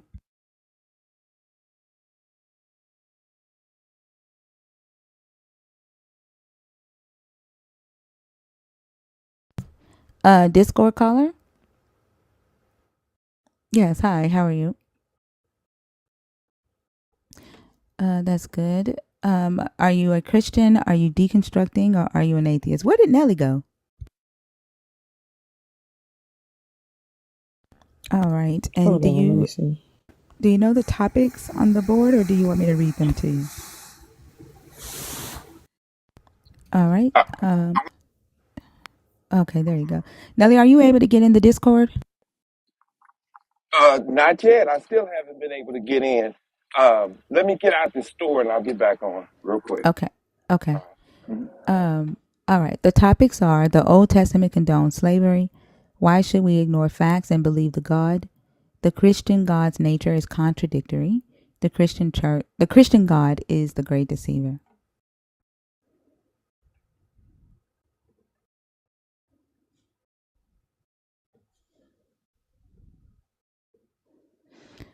So, as I was saying to the last guest, um, this God does a lot. This God deceives in the Bible. Um, Admits that he has no problem deceiving to get his will done. He condones deceiving and blesses through deception. One of the examples is what I was talking to the last guest about when the blessing of Jacob. Are you familiar with that?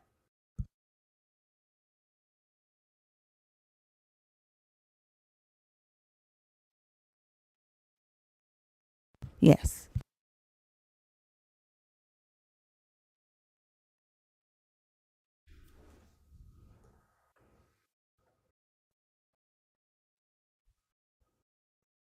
Yeah, Jacob was a deceiver at that time, and your God blessed Jacob uh, as a deceiver.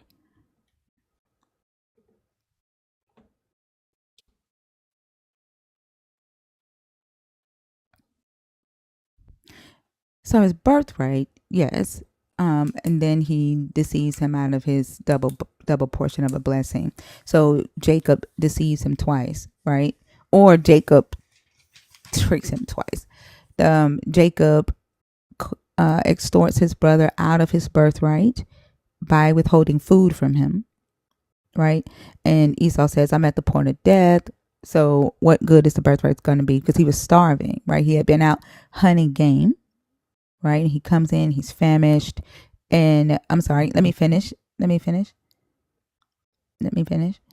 And so he had been out hunting game.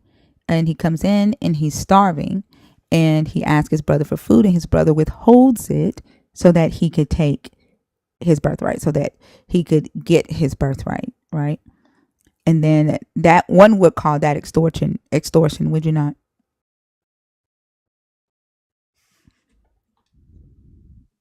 I'm sorry.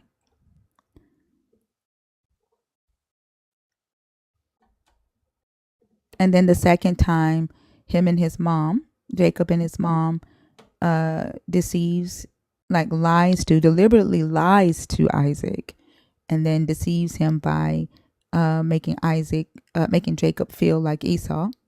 They take advantage of uh, his father's blindness, right, and frail status towards the end of his life, in order to get Jacob this blessing that Rebecca believes Jacob is supposed to have because of a prophecy that Rebecca received from an oracle, right? So Rebecca takes it into her own hands to manipulate this thing to make it come to pass.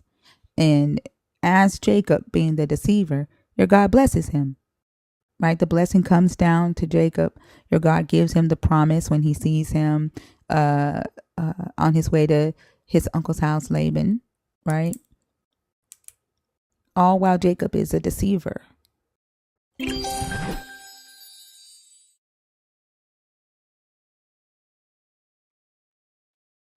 Yeah.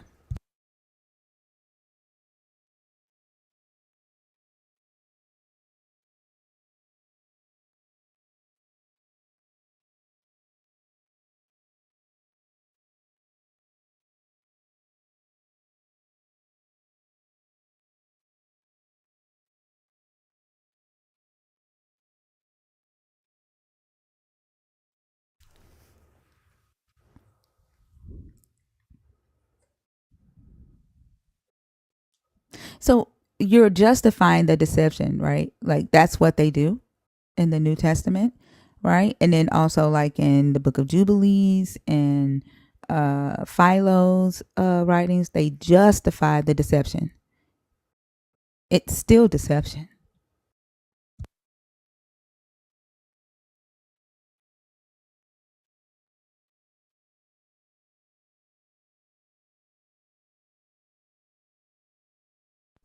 What I'm saying is like you're justifying it. You're not dealing with the deception. You're justifying it and saying Esau deserved it because Esau despised his father's God, which there's nothing in this book that says Esau despised his father's God. Those are all like, I'm sorry. Hebrews is a later text that was written in the Greco-Roman period and Common Era. That's someone interpreting, right, what they're reading in the Hebrew text. It isn't someone that lived during that time, and it isn't even a Hebrew. Like Paul didn't write the book of Hebrews. Yeah, I know you can't hear the Discord call on YouTube, y'all.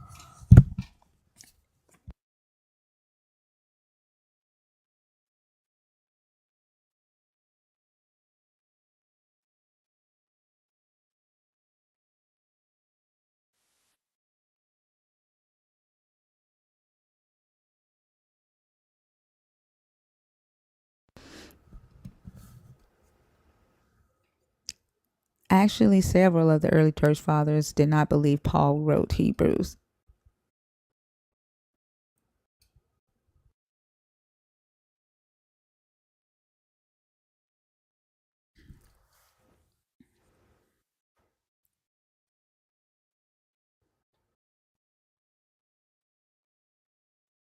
Mhm.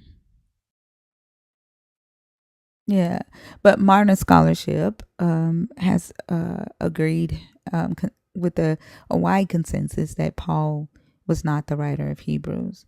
But even if he was, right, like I don't want to turn that into the discussion. Even if Paul was the writer of Hebrews, right, you're still talking about someone who existed during the Greco-Roman period, right? Who is reading about Jacob and Esau. They don't have any text to back up what they're saying about how Esau felt about Abraham's God. There's nothing in the Hebrew scriptures that speak to that. This is all interpretation, right?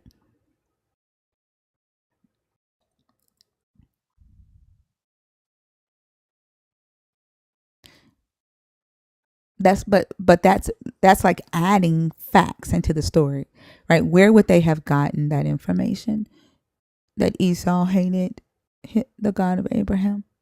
Where would they have gotten that? It's not in the text.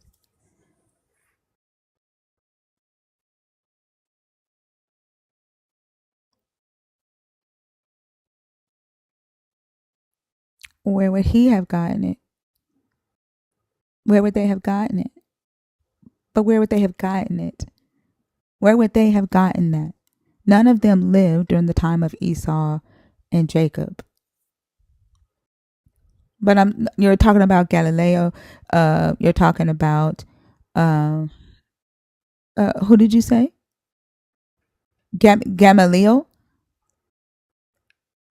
Uh, I know the name. It's in the Bible. No, I do not know who it is. Who is it?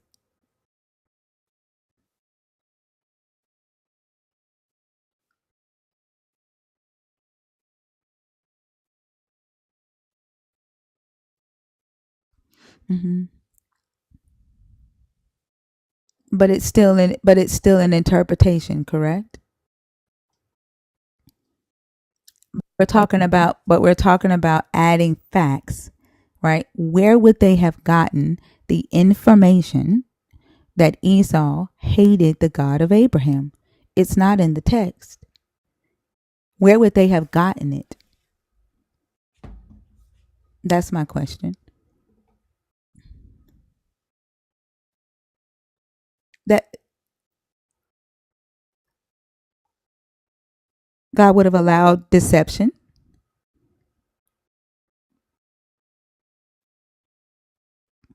and he would have allowed deception. So your God allowed lies, right? Your God had to bless through lies. So let's say Esau did despise the God of Abraham. Your God couldn't tell Isaac, don't bless Esau, bless Jacob. He had to work through deception to get that done. He had to work through a deceiver to get that done. I agree. That's why I said the Christian God is the great deceiver. He works through deception. I agree. That's what I said. I mean, if you want to call it good, I mean, you might as well say that you might as well say that when your idea of the devil being the deceiver, it's for the good, right?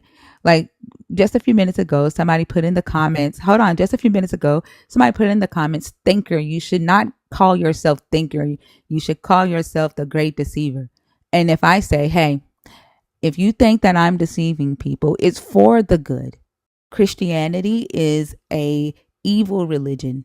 It's horrible. It causes people to harm each other. It causes families to divide.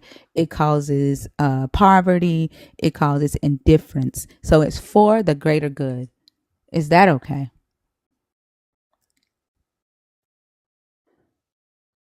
Don't focus on the freaking evil. Is it okay for me to say that I'm okay is it okay for me to be a deceiver for the greater good of waking people up from Christianity?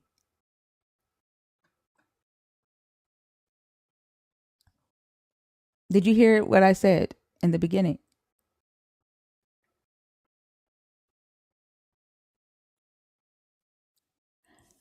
I think they said that your call is going in and out. So this might not work. If you can't hear me, then I don't know. Like that was pretty um like I don't know how else to put it. But they said you keep cutting off.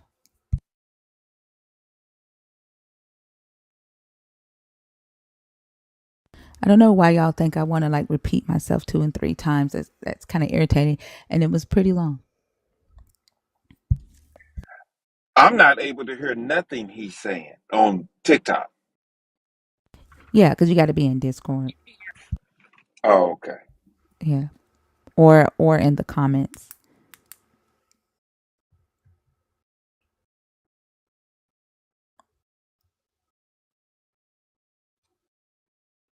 That no, like literally, no, it didn't. You wanted to focus on that because I said that, and I was talking about deception and being a deceiver. You said that God uses deception for the greater good, right? And I asked you, is it the same when someone in my comments says that I should not call myself thinker, but I should call myself the great deceiver? And I say, well, it's for the greater good because Christianity is evil. Is it okay for me to be a deceiver if I believe it's for the greater good, the same as your God?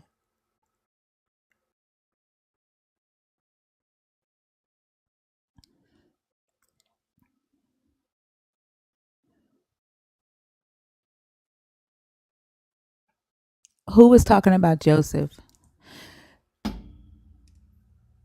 What is meant for evil is for your good.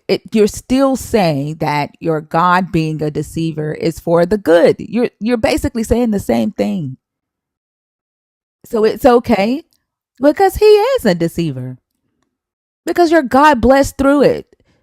Your God knew that Jacob was lying, right? Your God knew that Jacob was a deceiver, right? Your God blessed Jacob at while being the deceiver. That was your God's plan. Whose plan was it? Who told Rebecca that there were two nations in her stomach and that the younger son, the older son, was going to serve the younger? Whose plan was that? For Jacob to be the one to get the blessing?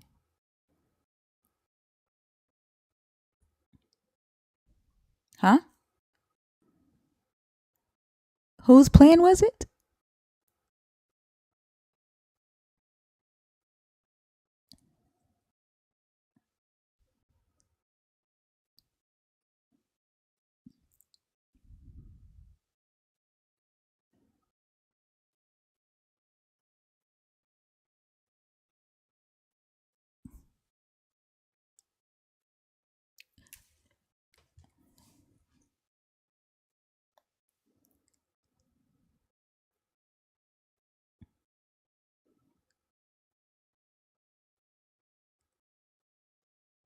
What's your point?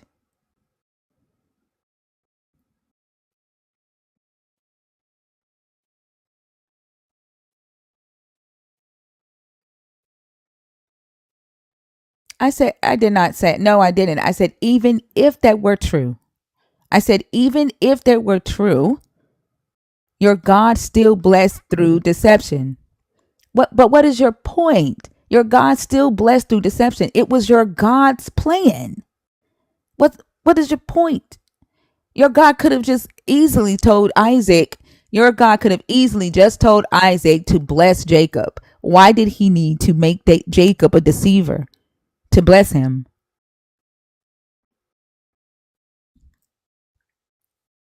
Who was acting on their free will?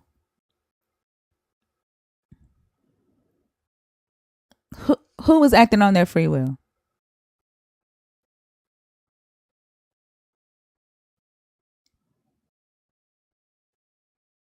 You cut out. What did you say? Jacob was acting on his free will. Was Jacob influenced by his mom to do this? Yes. Was he influenced by his mother to do this?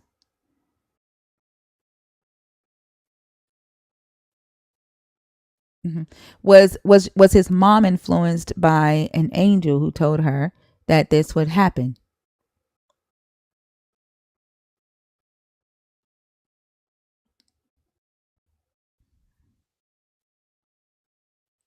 When she went to an a oracle, when she went to a prophet who told her that the younger son would rule the older, or the older son would serve the younger. Was she influenced by that?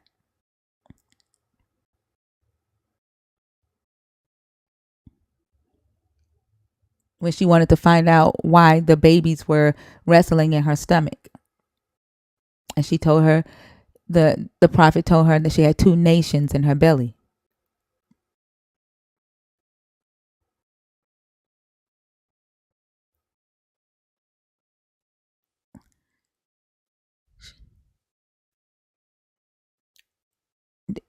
I mean, you can say Jacob was acting on his own free will, except his mother was influenced. Hold on, his mother was influenced by the prophecy, and then she influenced Jacob, right? Who was also influenced by. I guess your whole point is that Jacob loved the God of Israel. But here's the thing: just like Jacob, a mere mortal, could have told his mother, "No, I'm not going to lie to my father." Right? Your God could have said to Isaac, "No, I'm not going to bless this deceiver. I'm not going to bless Jacob." Your God could have said, "Isaac, that's not Esau. That is Jacob." If in fact your God had been speaking to Isaac the way Isaac and Abraham claims this God had been. Your God didn't say anything. Your God sat there silent while the deception took place. So your God was complacent in this. So just like a mortal could have said no, so could your all knowing, all powerful God.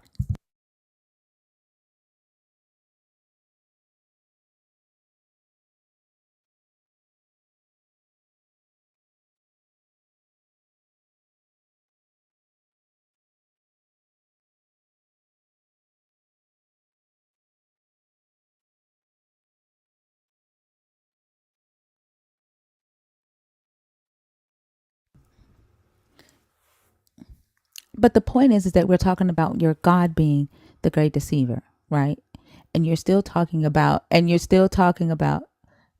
God blessed through deception. Your God deceives. Your God is the only one in this book that does the deceiving. There is no devil in this book deceiving anybody.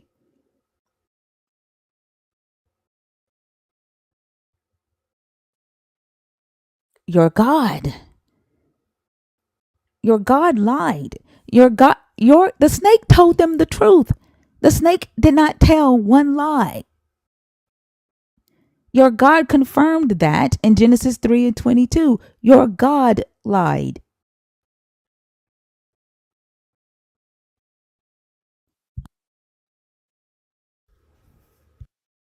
No, your God confirmed it in Genesis 3:22.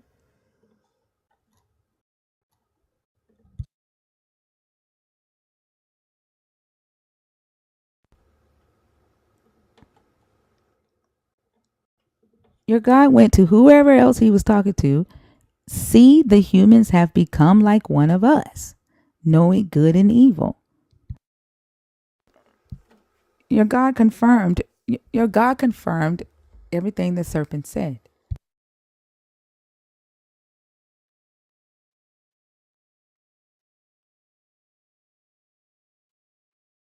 You cut out. Say it again.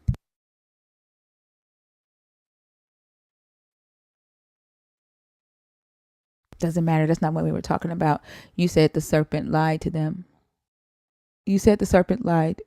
You said the serpent. Where did he lie? Where did the serpent lie?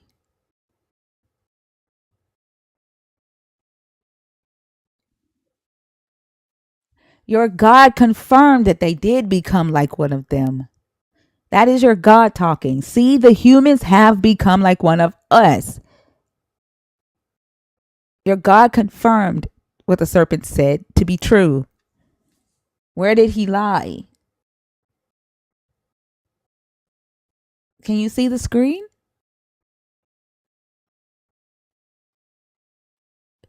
Are you able to see it on YouTube?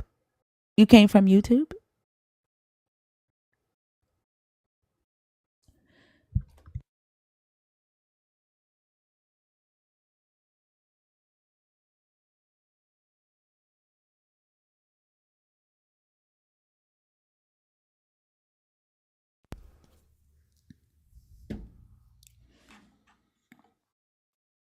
Yes. And what did the serpent say?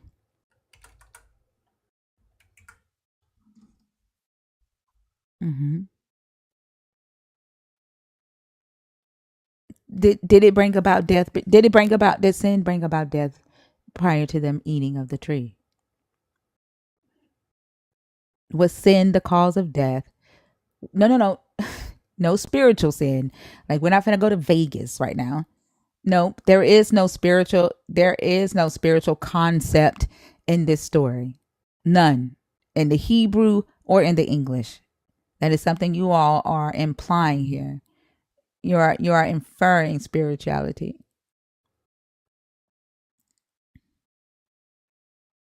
The Hebrew word mut. Hmm. It means a physical death. The word die in Genesis 2:17 means a physical death, right? The Hebrew word mut, it does not, there is no spiritual concept to the Hebrew word mut at all. Not in Hebrew.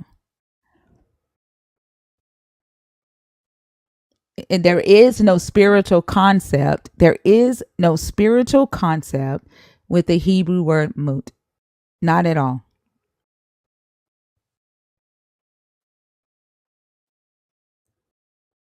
Well, he told them that they would die physically that day. He says, the day you eat it, you will die. The same day you eat it, you will die. They did not die that day. And the serpent said, you're not going to die. The day you eat it, the same day you eat it, your eyes will be open and you will be like God, knowing good and evil. God said, the day you eat it, you will die. The serpent said, no, you won't. Your eyes will be open and you will be like God.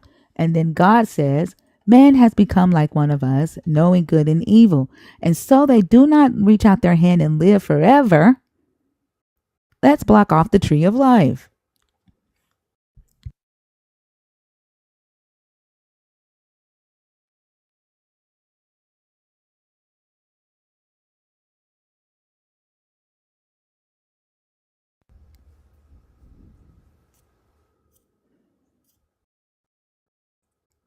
The serpent didn't lie.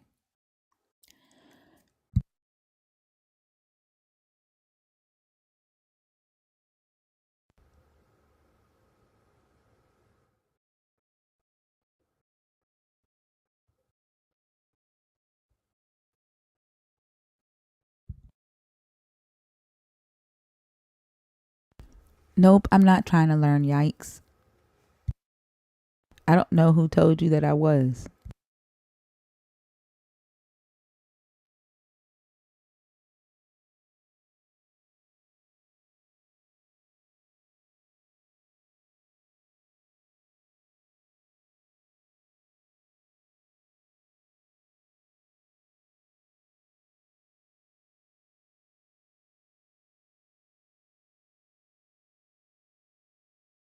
Are you there?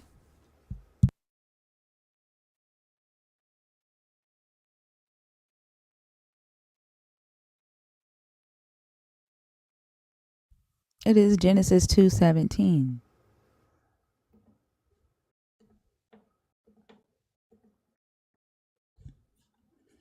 I just had it up on the screen. I forgot that you can't see it. He says, "But of the tree of knowledge of good and evil you shall not eat, for in the day that you eat of it you shall die."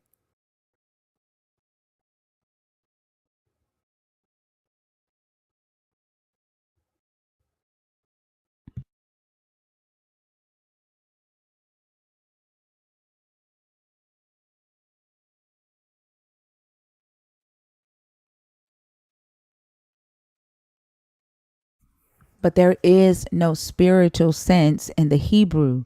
You have to take into consideration that this was written in Hebrew. Where am I getting what from? And the word die, the Hebrew word die. The Hebrew word die there is mut, and it means a physical death. It does not mean a spiritual death. They have words to mean a spiritual death or a spiritual severing, but it's not muth. Muth means a physical death. The human body dies.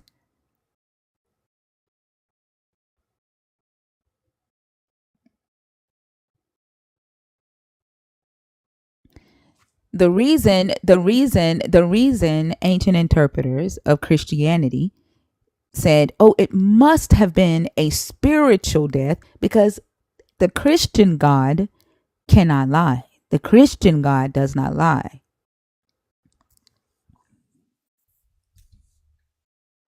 Yeah, so it's right.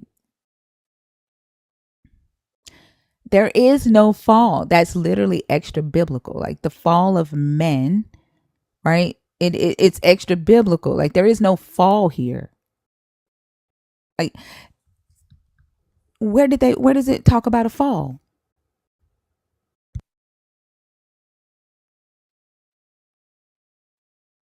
I'm talking about in this text, not in your Greco-Roman imaginary spiritual world. I'm talking about in this text in Genesis 2.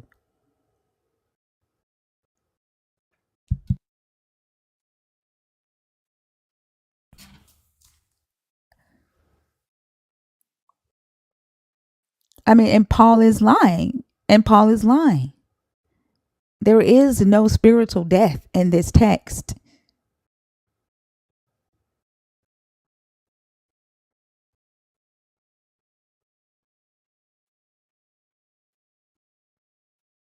Your God told them they would die that day of physical death. They did not. What interpretation are you reading? The what version? The what?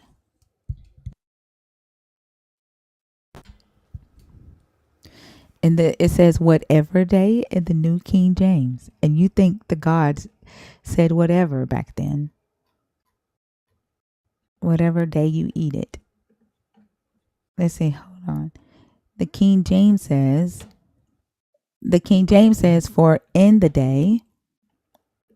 Let me go to the New King James.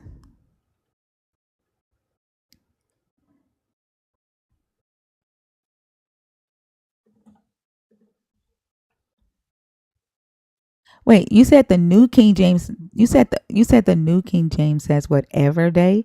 So I'm reading. This is the New King James here, and it says for in the day. It doesn't say whatever. Why did you just say that?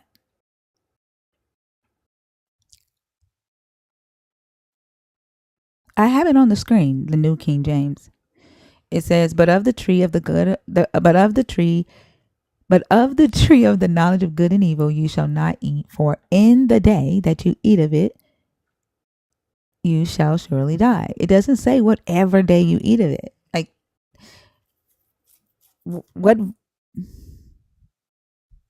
Are you sure it's the New King James? Because I this is if you look at the screen, this is the New King James Bible. This is the New King James Version.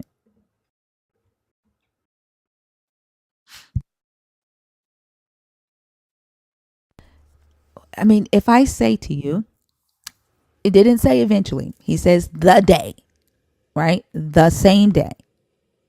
If I say to you, the same day that you ask me to marry you, I'm going to say yes.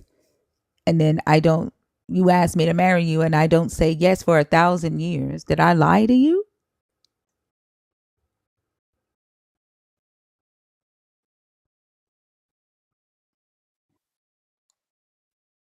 Uh, did you hear the analogy? If I say to you, the same day you ask me to marry you, I'm going to scream yes. And then the day that you ask to marry me, I don't say yes for 1,000 years. Did I lie to you?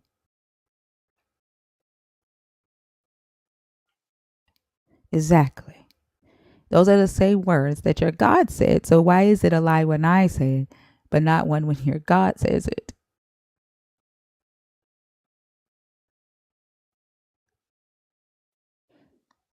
But why do you have to interpret it? Do you realize that you needing to interpret this, right? It's very clear. It's very clear. The day you eat it, you will die. It's very clear. The fact that you need to interpret it, right? You needed to make it say something other than what it says because it doesn't fit your narrative or it doesn't fit your doctrine, right? The reality is that the serpent knew that they were not going to die. The serpent did not lie. The serpent said, "You're not going to die," right? The serpent uses the same words. In the day that you eat of it, you shall surely, your eyes shall be opened and you will be like God. Let's go to the New King James.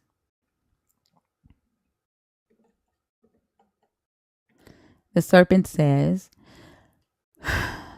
"You will not surely die, for God knows that in the day," he uses the same terminology, "in the day you eat of it, your eyes will be opened and you will be like God, knowing good and evil." Did that happen? Did the day that they ate of it, did their eyes open in the day that they ate of it? I'm sorry. But did it happen that same day? But did it happen in the day, that same day?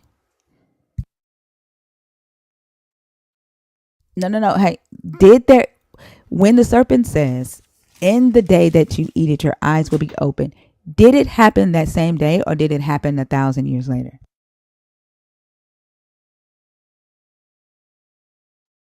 That day. So the serpent uses the same words, "in the day," right? Your eyes will be open. Your God says, "In the day, you will die." And you can't see how your God lied and the serpent told the truth.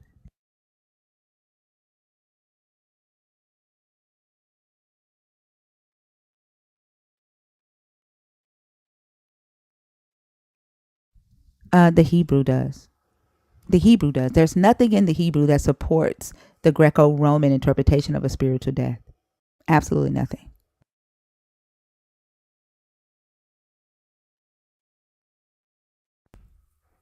They don't say that it's a spiritual death.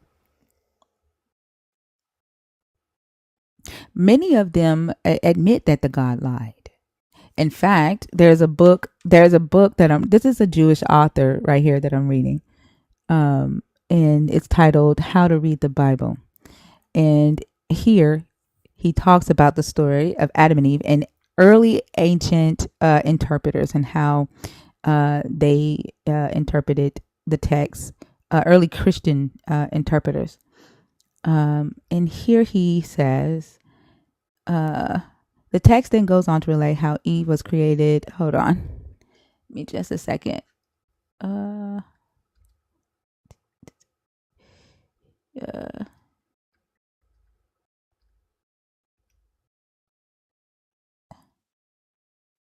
Hold on. I'm not falling under word concept fallacy. That's you. I'm not doing that. I'm going by the Hebrew.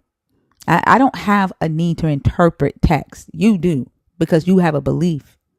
Your belief is that your God does not lie. Your God does no wrong. Your God is perfect. Therefore, what the text does not coincide with that. The text contradicts that nature a lot.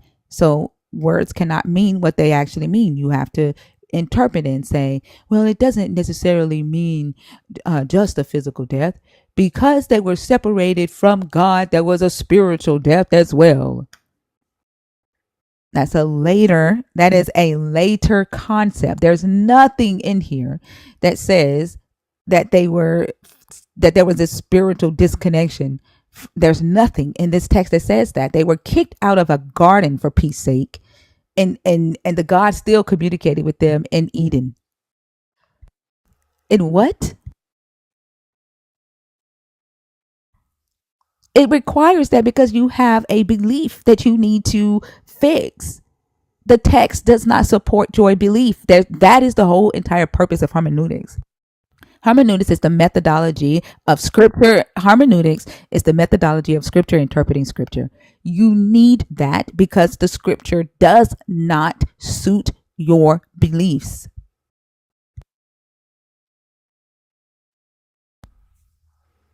I don't believe in your God, and I believe I don't necessarily believe in facts, but I rely on facts. I trust facts more than interpretation.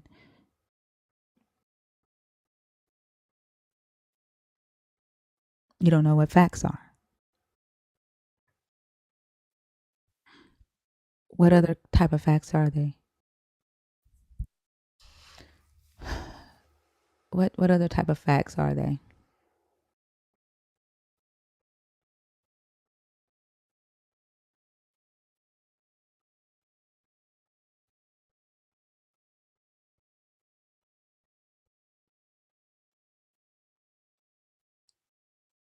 Are you doing this? Are you pivoting this way because you can't deal with the facts? I already told you I don't believe in your God. I already told you I don't believe in your God, right? Like I already told you that. You're literally pivoting. What answer did you give me? Like that you need interpretation, but you can't prove it. That's just something that you're saying. Prove that. Yeah, prove it. Prove it. Prove it to be correct. But the New Testament was written during the Greco-Roman period. Like this is just some man 3,000, 4,000 years later and said, "This is what I believe it is." Prove it to be true.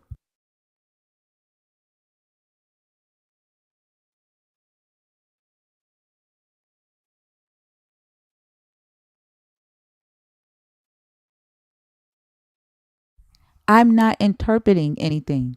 You are. What have I interpreted? You're the one doing hermeneutics, not me.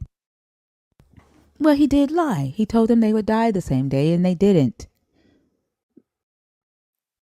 Well, I mean, you're the one adding the spirit to death concept, and I'm asking if you can prove that in this text. But what you do realize there was no New Testament when this book was written, correct? You do realize that, right? There was no Rome, there was no Paul. So let me ask you a question. So the Israelites, hold on. Okay, let me ask you a question. So the Israelites were God's chosen people, correct? Correct. Are you there? Okay. And your Jesus did not like Pharisees. He felt that the Pharisees often changed the law, changed the history, the Pharisees and the scribes, correct? He often called out the Pharisees and the scribes. Woe, you Pharisees, you scribes, you hypocrites, correct? And so Paul was a Pharisee, was he not? Paul was a Pharisee. Paul was a Pharisee.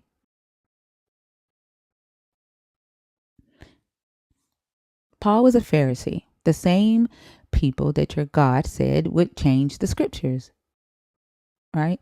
The same ones that he said that would create their own traditions, create new traditions. Paul is doing the same thing that your Jesus said that he did not like. He created a new tradition of the original sin, the fall of man, right? There in ancient Israel, there was no concept of the original sin. There was no concept of the fall of man. In fact, your God never ever like really brings up Adam and Eve anymore. Does he? Like he doesn't he doesn't constantly threaten the Israelites with what their first parents did. Adam and Eve did this. Now you all must die. Now you all must sin and go to hell. Like he never really brings up Adam and Eve anymore until the Greco-Roman period. Why is that?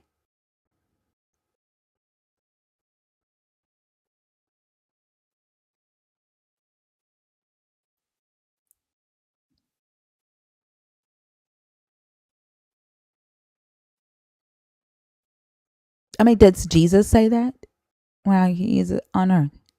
Does Jesus talk about Adam and Eve and the fall of man? And does Jesus say, I am the second Adam? Does he say that? Or is this a concept that comes from Paul?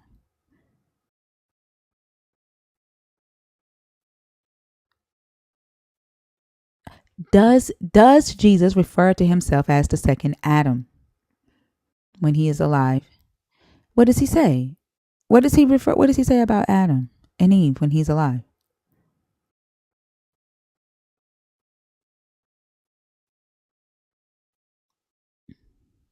What does he say?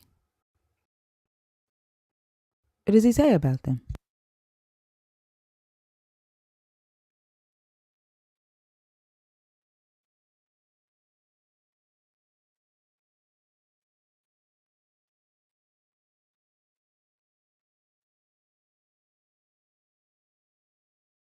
So what he doesn't mention them at all. So this is the concepts that ancient interpreters of Christianity went through.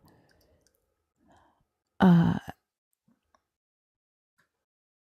it says God told Adam he would die on the day that he ate the forbidden fruit, but that is not what happens. In fact, Adam and Eve go on to live exceptionally long lives. Adam does not die until the age of 930.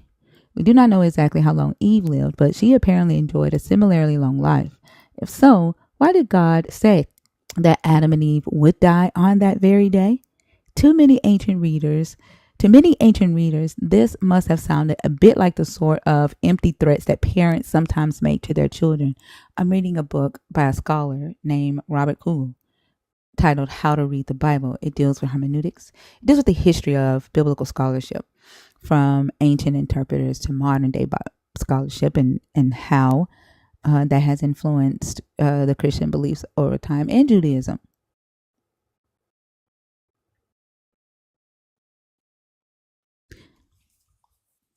I mean, you don't have to. You definitely do not have to. I never told you that you had to.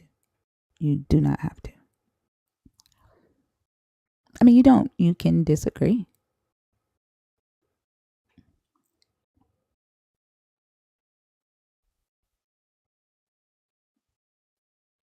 I mean, you haven't heard me say that. Like, you heard me say that if they say that I'm a deceiver because I say right that I'm doing this for the good of waking people up from Christianity because I believe Christianity. I was giving you an analogy, like, and you're still stuck on that. But I've asked you several times to prove right this concept of spiritual death. You can't, other than saying Paul said it, so it must be true. Right? You brought up hermeneutics. I talked to you about hermeneutics, but now you want to keep focusing on the fact that, oh, she's an atheist. Does that change anything that I'm saying? Does it change anything? But where did I told you that was an analogy. That has absolutely nothing to do with the topic that you chose. The topic you chose was that the God of the Bible is the great deceiver. Now we can either stick on that or you can bow out. We're talking about deception. That it's okay for him to it's okay for him to do as long as it's for the good. Is that your answer?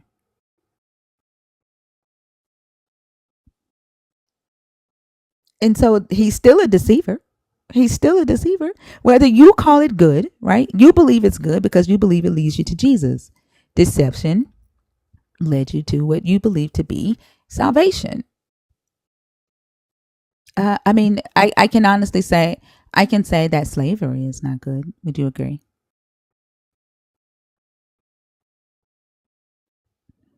I think you and I both would agree that enslaving humans and forcing them into labor is not a good thing. Would you agree?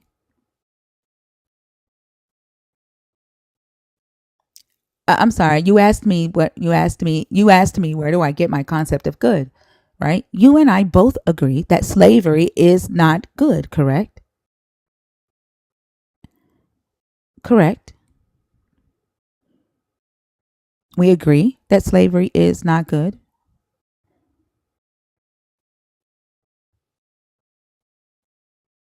Oh, you said slavery is good. Slavery. Hold on for a second. No, I don't want a hypothetical with you. Is slavery good or not?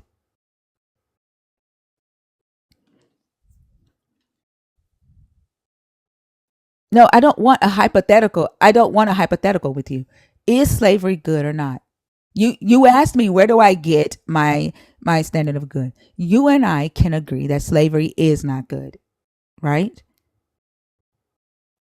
If you allow me, if you allow, is slavery good or not? At in any capacity, is slavery good in any capacity? It's not. It's not. It's not. It's not. It wasn't good in 1611. It's not good in 2024, and it's not good. It wasn't good in antiquity. Yet your God, who claims to be the omniscient, all-knowing superpower and super intelligence of the world, saw it to be a good thing, saw it to be an okay thing to allow. Now, I know you're going to say, well, that's how the people were back then, right? That's where you want to go with that.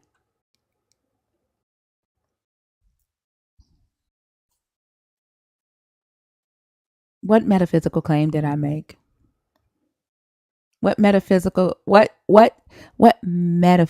claim did I make?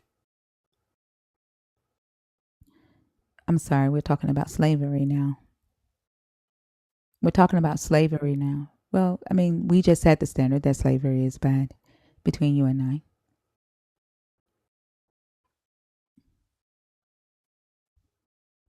Agree to what? That slavery is bad. The standard has been set, has it not? You and I agree that slavery is bad in any capacity. That is answering the question. We just set that standard. We just set that standard here. There is a consensus. If it was you and I, the only two people on the earth, you and I would agree that slavery is bad. It's not.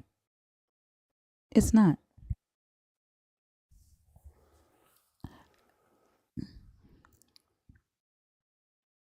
Let me ask you. Let me ask you. So okay, let's say it's a fallacy. Where do you get your standard for good? Okay, okay, all right. Where do you get your standard for good? For what's good? Where do you get it? I just told you where. I did. I just told you where. I get the standard for what's good from myself. From myself. Now, where do you get yours? Okay. Okay. Where do you get yours? Okay. Where do you get yours? From the God? So the God said slavery was good. You said slavery is bad. So you just lied. You don't get your morals from this God because you don't agree. Naturally, hold on before you crash the fuck out on me. Naturally, right? Your natural instincts, right, would say that slavery is bad. Therefore, you do not get your morals from this God. You just lied.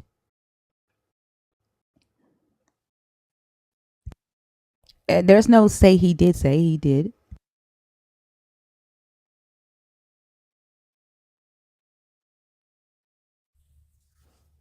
I'm sorry, you already told me slavery was bad, so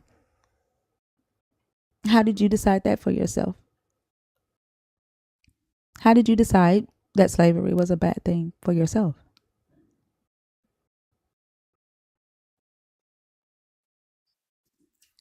Except your God saw that certain men and women and children deserve to be enslaved.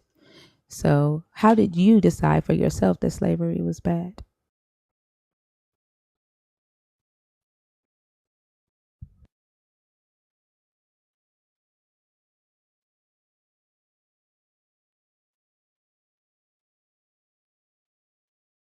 So now you're going to be dishonest with yourself? You're going to be dishonest with you need to be dishonest with yourself in order to fit into the image of this God. You're willing, right? You're willing to demoralize yourself to make yourself fit into the image of this God. Is it because you are afraid?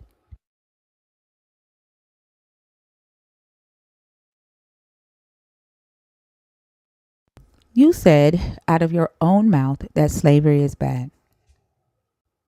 Your God doesn't think so. Your God thinks that slavery is an okay thing to do. You said that you get your morals from this God, except your morals do not match this God's morals. Naturally, they do not.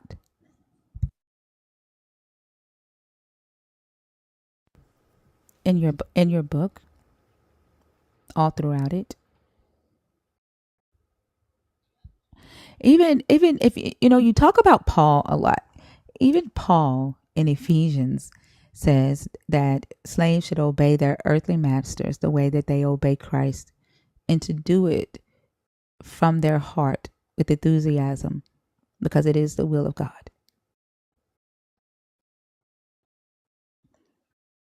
Which means that your God was okay with slavery. What the fuck are you laughing at? Eh, Slavery is slavery. There is chattel slavery. There is indentured and there's chattel. And they're both in this book, friend. They're both in this book. They are both in this book.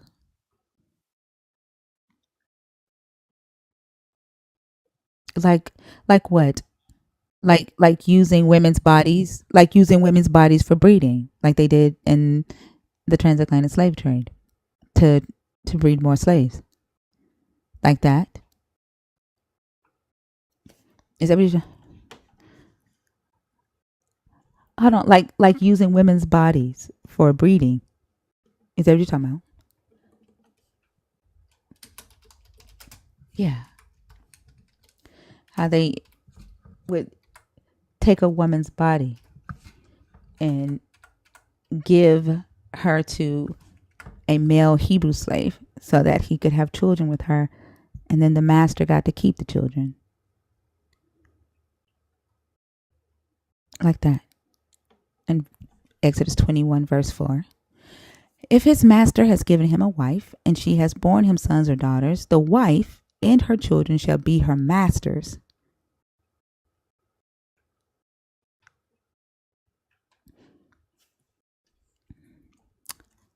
Let's see. What happened to the women when they were sold into slavery? Did they only have to serve for 7 years?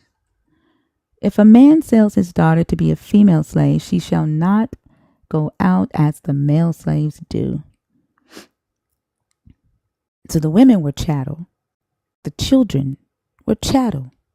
Only the male Israelites were indentured servants. So chattel slavery was definitely a thing. But if we go to Leviticus 25, verses 44 through 46, your God upgraded his laws.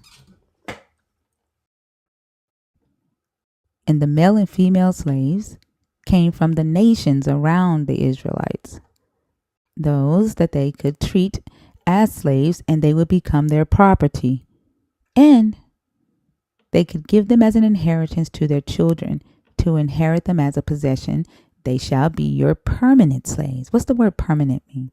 And this is the New King James. This is the Bible you like to read. What does the word permanent slaves mean to you?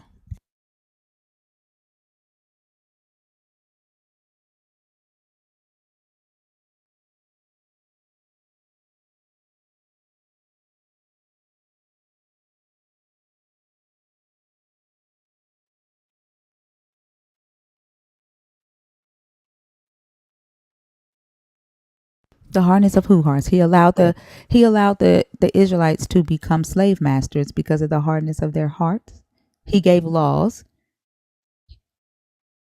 This is in his law. This right here is the holiness code. Leviticus 25.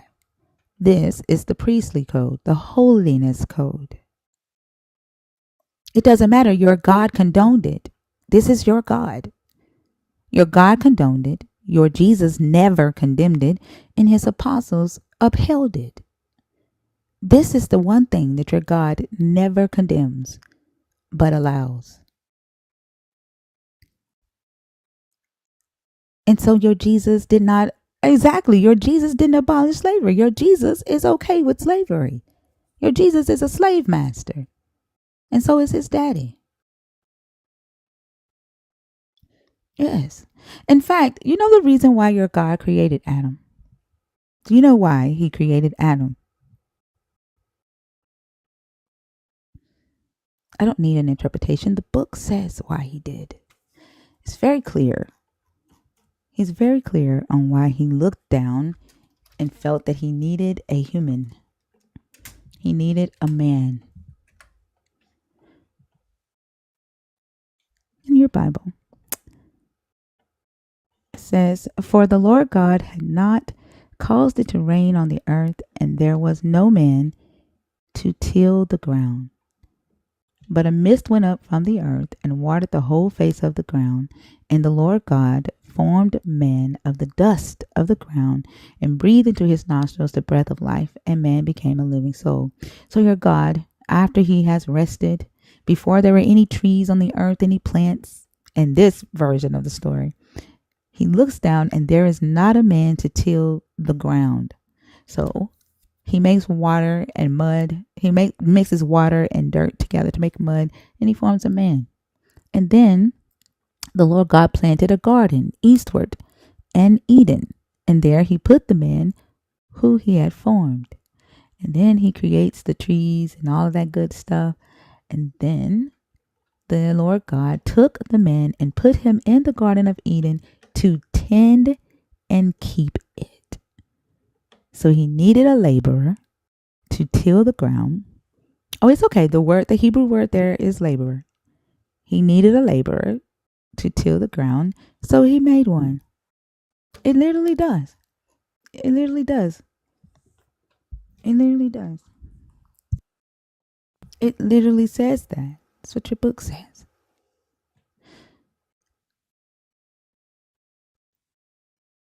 I'm not interpreting anything.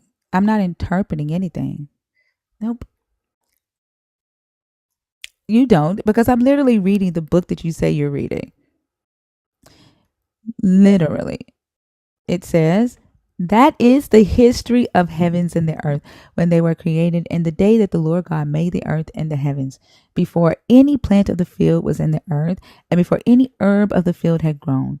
For the Lord God had not caused it to rain on the earth, and there was no man to do what?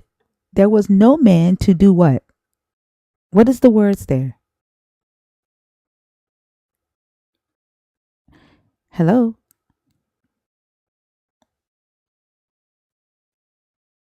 What does it say in your Bible? There was no man to do what? What does it say there? Huh? Does it say there was no man to love God? There was no man to worship God. There was no man to become an angel. What does it say there? It's Genesis 2. It's the beginning of Genesis 2.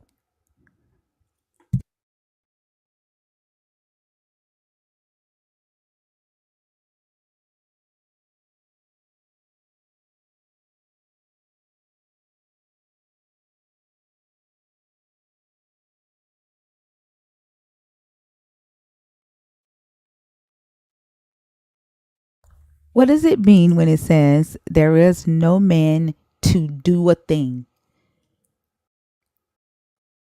If somebody says, "Are you going to move that couch?" and a woman says, "I don't have a man to do it." What does that mean? Does she need a man to move the couch? I didn't say that. No, I didn't. I said he created. I said, what was the reason he created man? I didn't say he needed to. He needed laborers. That's what I said. He needed laborers.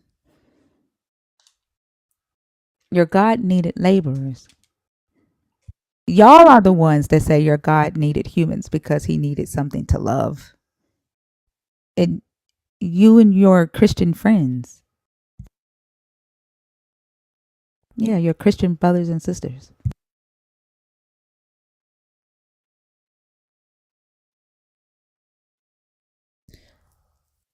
So let me ask you this. Why did your God create man?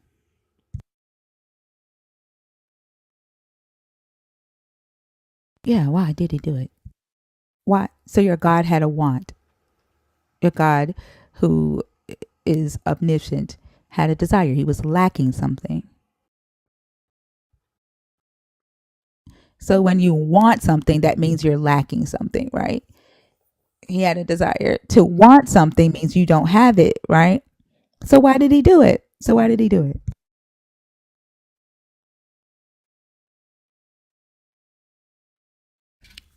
Why? He's a free man. Your God is a man. Why did he do it? Because he needed playthings. Like, why? Did you just want playthings? Yeah, did your God just want playthings? Like, just wanted some things to play and like make go through shit?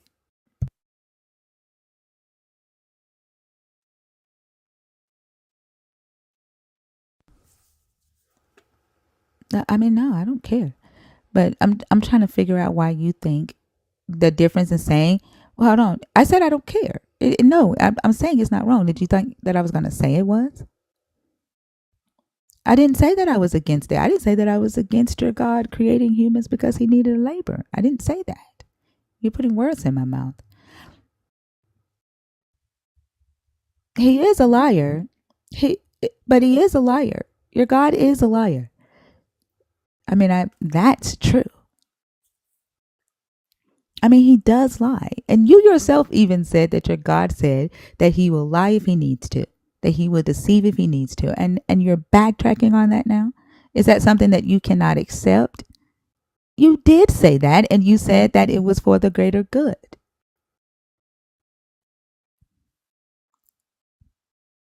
You also said that he will deceive. You said God will deceive. Your God says that he will deceive. You did in the very beginning. Look at the comments. You did. In the beginning of this conversation, you said it. And I said, okay, so does that mean, right, that just because he does it for good, that it's okay? I said, you're justifying it. You don't remember that? You even justified it when he blessed Jacob while Jacob was the deceiver.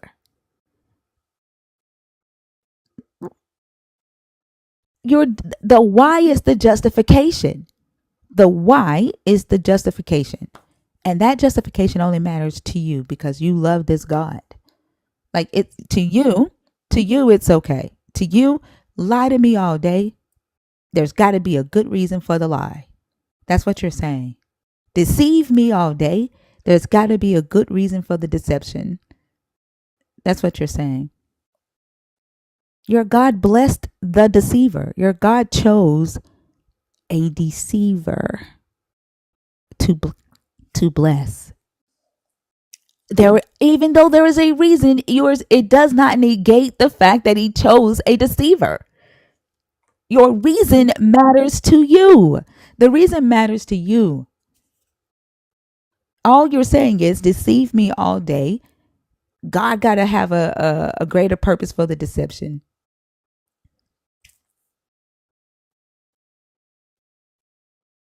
I'm not going to lie to myself. I don't. You're the one who has to hermeneutics your way into accepting something that's not natural to you. Like if a human, hey, if I lied to you, right? If I lied to you, would you be like, there's a good reason why she lied? If I lied to you, would you be like, oh, she's still a good person?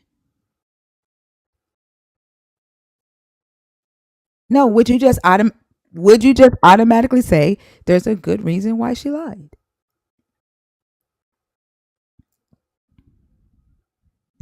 Would you still be like, "Oh, she's a good person.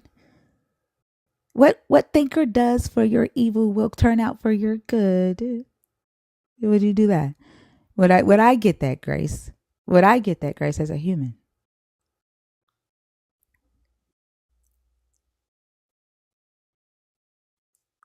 And you would just be okay?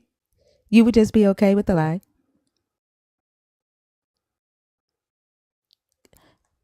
You would be. Say that again.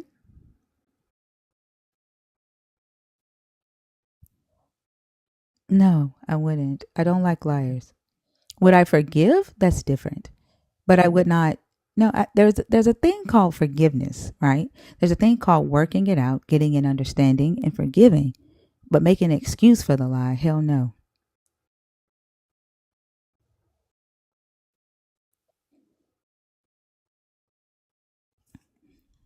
no.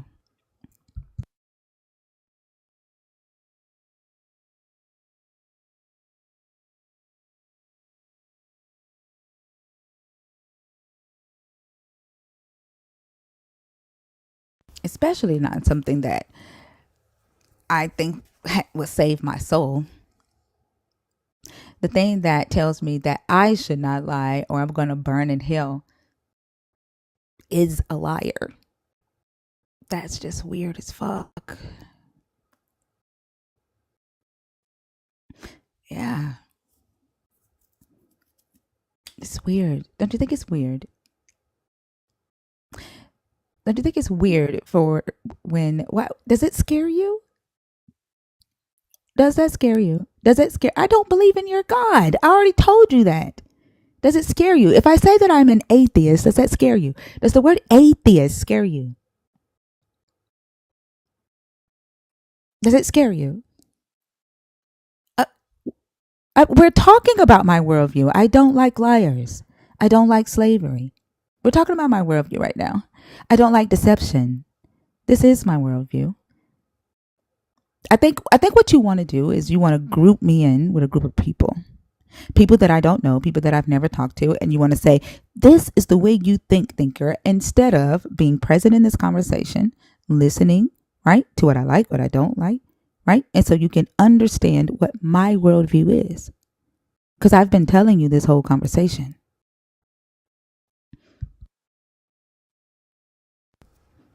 Honesty.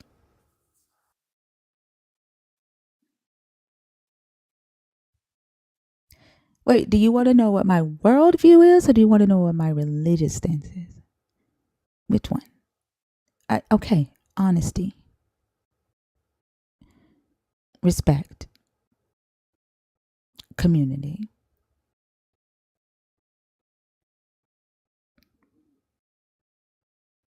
safetyness, right to food, right to shelter.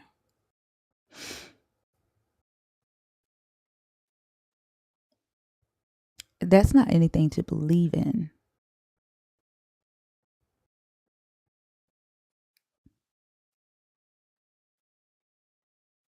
No, that's how I live my life.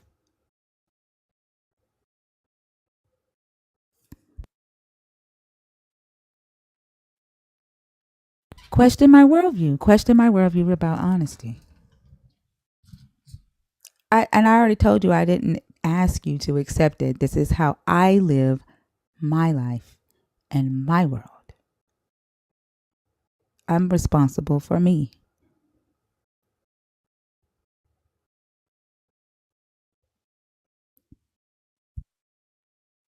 I mean, did you think that I was going to say that you should live the way I live? No, that's you. That's not me. Again, you're trying to rope me into all of these other people that you've talked to, and I'm not them. I'm me. I can only answer for myself.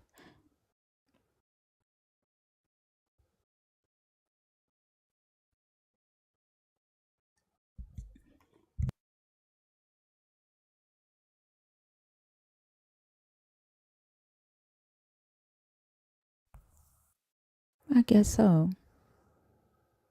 Are you done?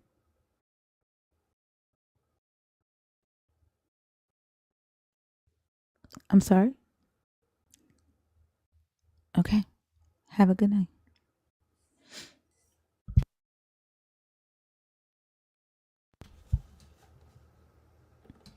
I'm sorry, YouTube. That was quite a long phone call. And I'm still working on trying to figure out how to get the Discord calls over to the YouTube. So I apologize. But we're going to switch back to TikTok now.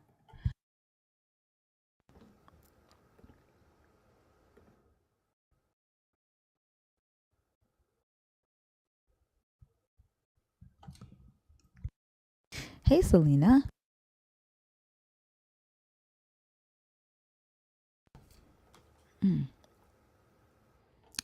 If you're in the guest request box and you want to come on stage next, can you please comment? I see 22 people, 26 people in the guest request.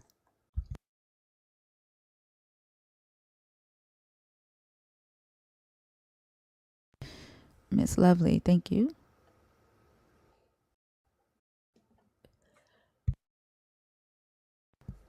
Okay, Jay, thank you. Uh, what happened? Miss Lovely, hi, how are you? I was about ready to get off of this because I had gotten so tired of listening to these people. Oh my God. The things that they are saying is like, and then they'll turn around and they'll question you about what you are saying, and everything that you're pointing to is straight hard facts. And I'm like, what is wrong with these people? And especially that man when you started talking to him about slavery, and he was laughing like, oh my God. Yeah, I think it's a point of like feeling uncomfortable, but I don't allow people to come on stage and discuss like the previous guests because they're not on stage to defend themselves. Yeah. So I would like to ask though, are you a Christian? Are you deconstructing, or are you an atheist? I feel like I probably am atheist because I've gotten out of this Bible stuff years ago. And because the reason why I got out of it is because I seen a lot of discrepancies in the Bible. I studied the Bible for many years. I know everything about the Bible from beginning to end. And there is a lot of stuff in that Bible that doesn't make any kind of sense at all. And I had come to the conclusion that this God of the Bible is the devil himself. It's one and the same. It's the same entity. It's the same entity.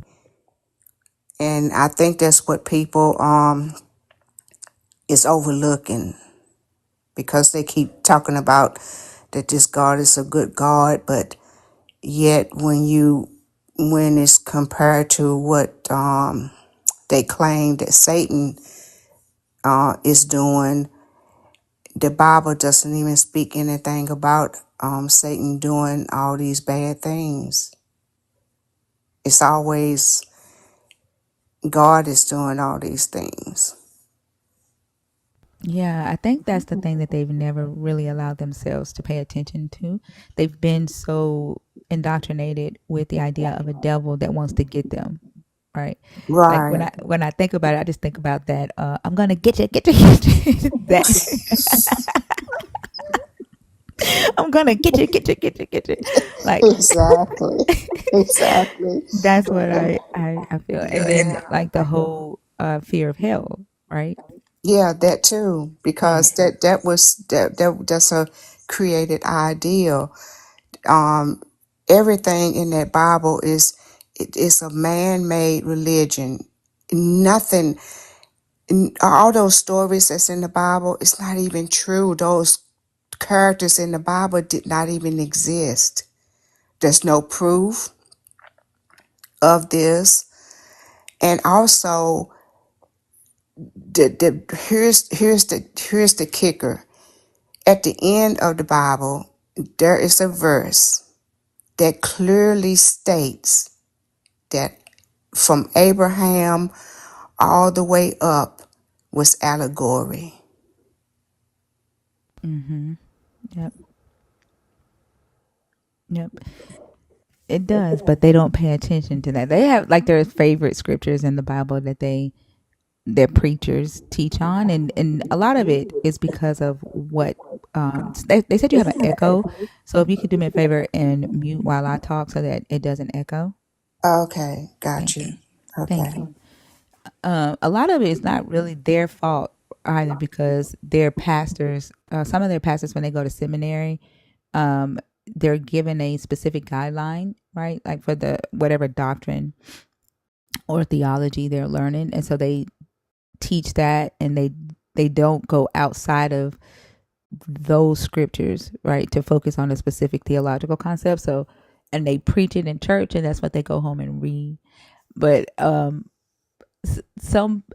many people who read the Bible outside of this theological framework end up becoming atheists or non-believers, or deconstructing their belief system in some fashion, because they'll read the entire context of a story or of um, a theological concept instead of just accepting what their pastors say. But I think it's not. I honestly, it's not their fault, even though it's frustrating as hell. But I understand that it's not their fault. A little bit, some. It's a little bit not their fault. Let me say it that way. Me, as far as I feel like that by now, with this age of information that's coming out, with many people who are like they're questioning a lot of things right now, and I feel like that to a certain extent it is their fault, because they are complacent to this, and they don't want to learn, and they don't want to use critical thinking, and they refuse to listen to the truth. And it's like they will defend this Bible all the way to the very end. I mean, some people will actually fight you over if you say anything outside of what the Bible says, and they will literally try to fight you. And so I feel like that the blame should be put on them as far as that's concerned, because there's no excuse for being ignorant. Not in this day. I just don't see that as, I just can't. I have a very low tolerance for it, because I feel like if I can pull myself out of it, they can too, because I was born into a Christian home, and for years, I had to literally pull myself up out of that mess. Growing up, though, did you question it a lot? Like sometimes I think it is a lot harder for them, because I think they cannot see the logic, right? Literally, logic and facts have been demonized in this religion. Have you seen the signs that are up at churches saying, the more you educate yourself, the further you get away from God? And that faith matter, facts don't. Have you seen those signs at the churches nowadays? Yes, I have. And I also have heard people say you're not supposed to question God and things like that. And I'm like, of course they're going to teach you to say, of course they're going to try to teach you those things, because they don't want you to look at the truth. When you were growing up, though, did you question? Yes, I did. I did. And I think that might be the difference, right? I think it's always been there in you, and the ability to logically think. I was a Christian growing up too, and I always had questions, but I would suppress them, right, for wanting to believe and live what I was being taught. Even to the point to where I convinced myself that I was, until I couldn't anymore. I got tired of lying to myself. But I think that might be the difference. I don't think everybody has the ability to actually question, or everybody has questioned. Yes, that's true. But I do remember when I used to go to church, and it was one thing I have noticed. Well, it's a lot of stuff that I did notice in the church that um that had brought me to the stage that I'm at now. There are two things that I did notice that I want to kind of touch on. For one, if you watch little children in church, Hold on, I'm sorry. Wild Card said she had convinced herself that she saw her name in the Lamb of the Book of Life, and that is so real. Like you can go that far into convincing yourself, right? That what you read in this book you see in your for yourself. But that was funny, Wild Card. I'm sorry, but go ahead. yeah, I get you. But if you really truly watch children, little small children in church, first of all, they don't want to be there. Second of all, they looking around, watching the grown-ups act the way they act, and you can tell in their spirit they do not like what they're seeing. They don't like it. And because the parents is like constantly making that child go to church. And every Sunday that child is like saying, I don't want to go to church, Mama. I don't want to go to church. But the parents is constantly making that child go to church. That right Hmm. there is telling in itself. Yeah, I agree. There was a video on here that I talked about. There was a kid that was like, call God. Like he was wanting to see God on FaceTime. And the mom was trying to convince him that God was on FaceTime. And the kid kept saying, no, he's not. No, he's not. And she was like, yes, he is. Just talk to him. And the kid was getting angry because the mama kept lying to him and trying to make him believe that God was on FaceTime.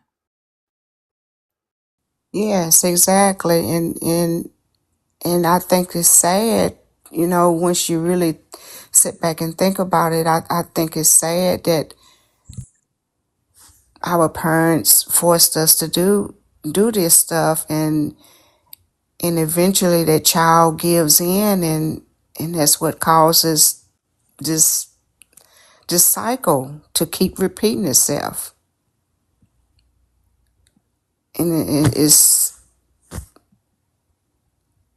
I remember going to church, and like when I excuse me, when we were Baptists, and we used to stay in church all day, and we used to hate that.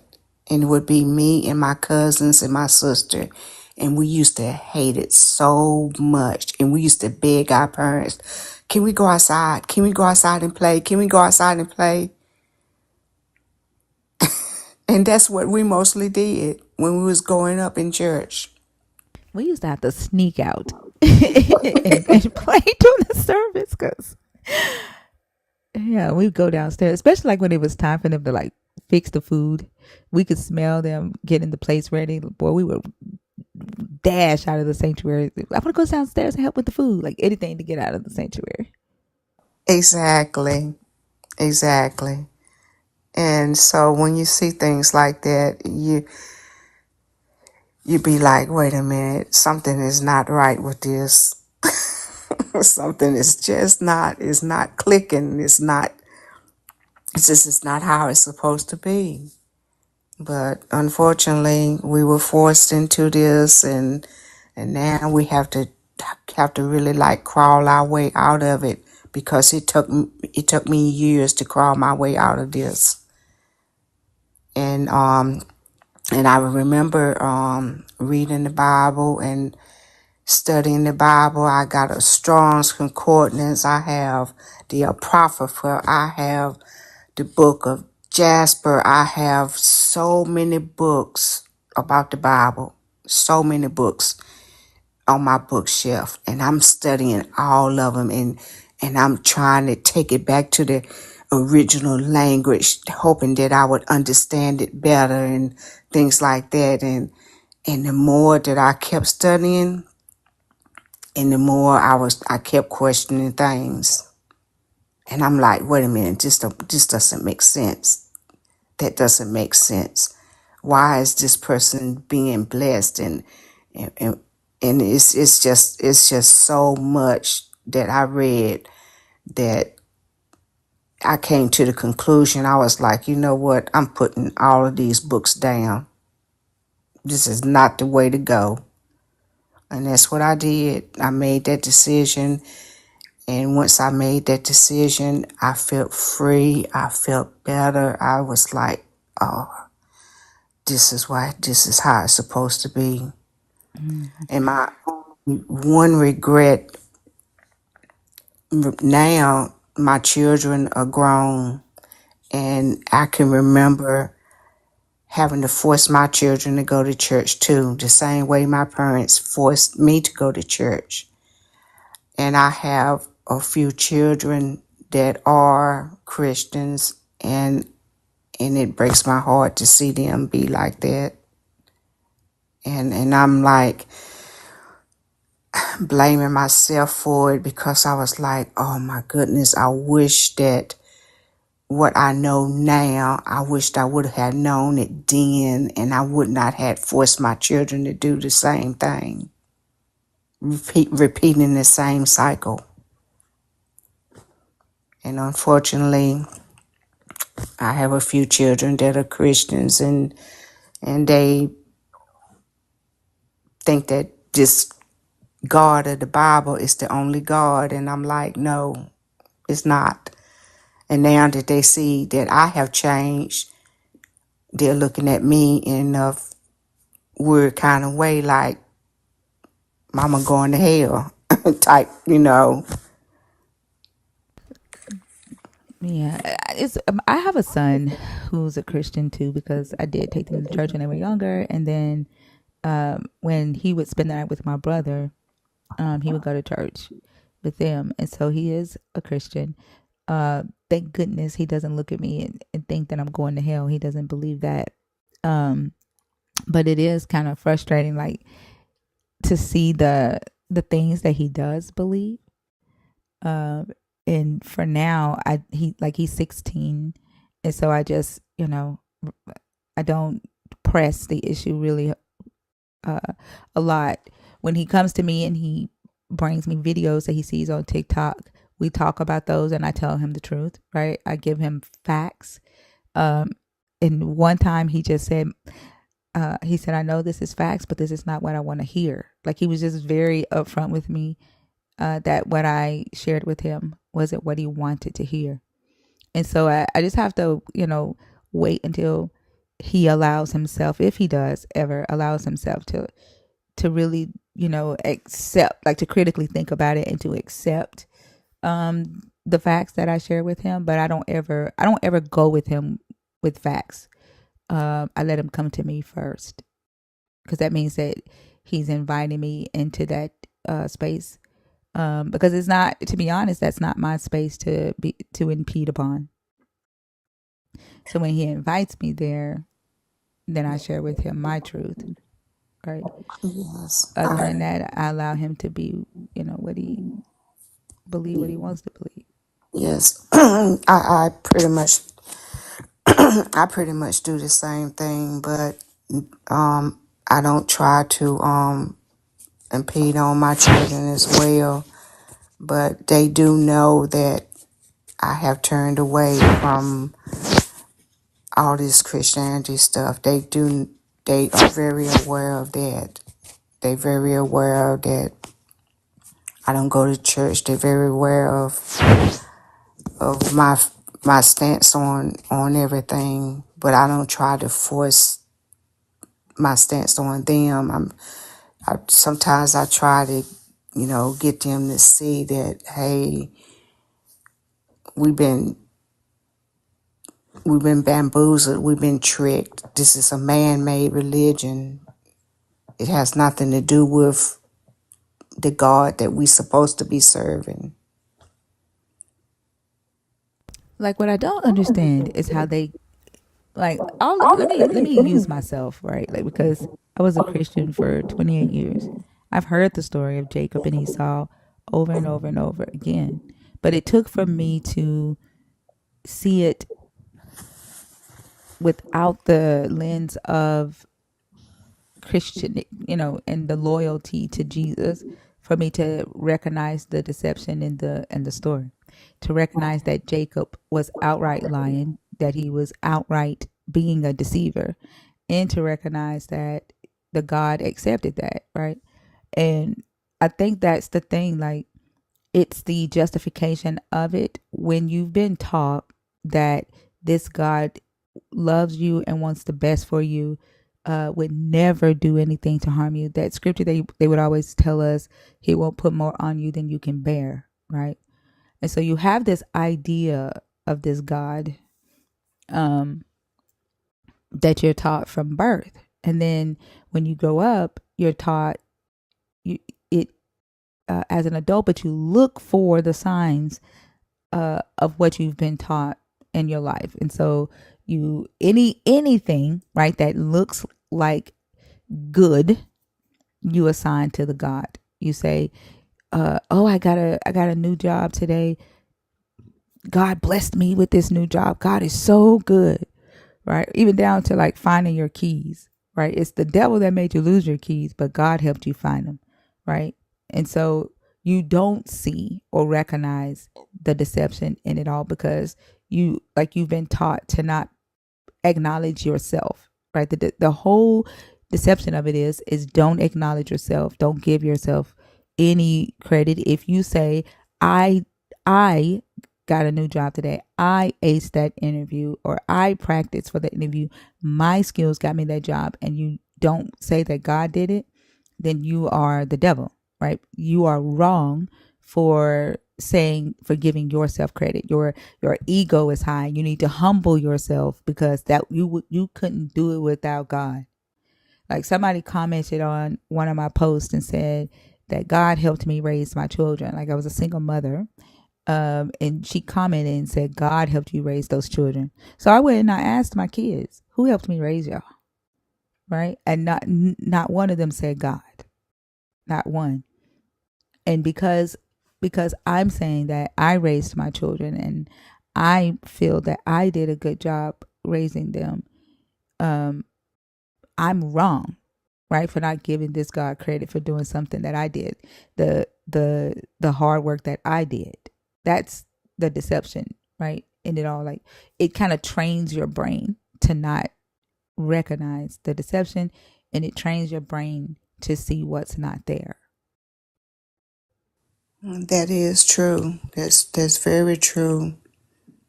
It trains you to not reason. It trains you to not use critical thinking. It trains you to. Unfortunately, Robert, he didn't pay child support. Actually, he just paid it probably 2 months ago. 3 months ago, he paid $72,000 3 months ago, and my kids are grown. Oh, He did not pay wow. child support while they were young. Wow. Yeah, the same thing with me because I didn't get child support as well with my children and still haven't gotten it right today. But my children are grown, so. But yes, they have brainwashed us into not to reason, not to question it. They brainwashed to take it for what it is in the Bible. They brainwashed us to not to even look outside the Bible to try to prove anything. And that's the part that really gets me, is how people will use the Bible itself to try to prove their point, to try to prove that this is this and this is that, and never do they go outside the Bible to try to prove anything. And every time when they try to prove their point, it's always holes in their conversation, because you can crush every conversation a Christian bring up. You can crush every conversation. The reason why you can crush it is because the whole entire Bible is nothing but contradiction after contradiction after contradiction. Which is why interpretation to them is really important, and why hermeneutics was created, because of the contradictions, to in order to reconcile them, it has to mean something different. That's why I say it's deception after deception after deception after deception. Exactly. That is Which is true. why there's like 45,000 different denominations too, because everybody interprets the text differently. Exactly. And every one of them feel like they're the ones that are right.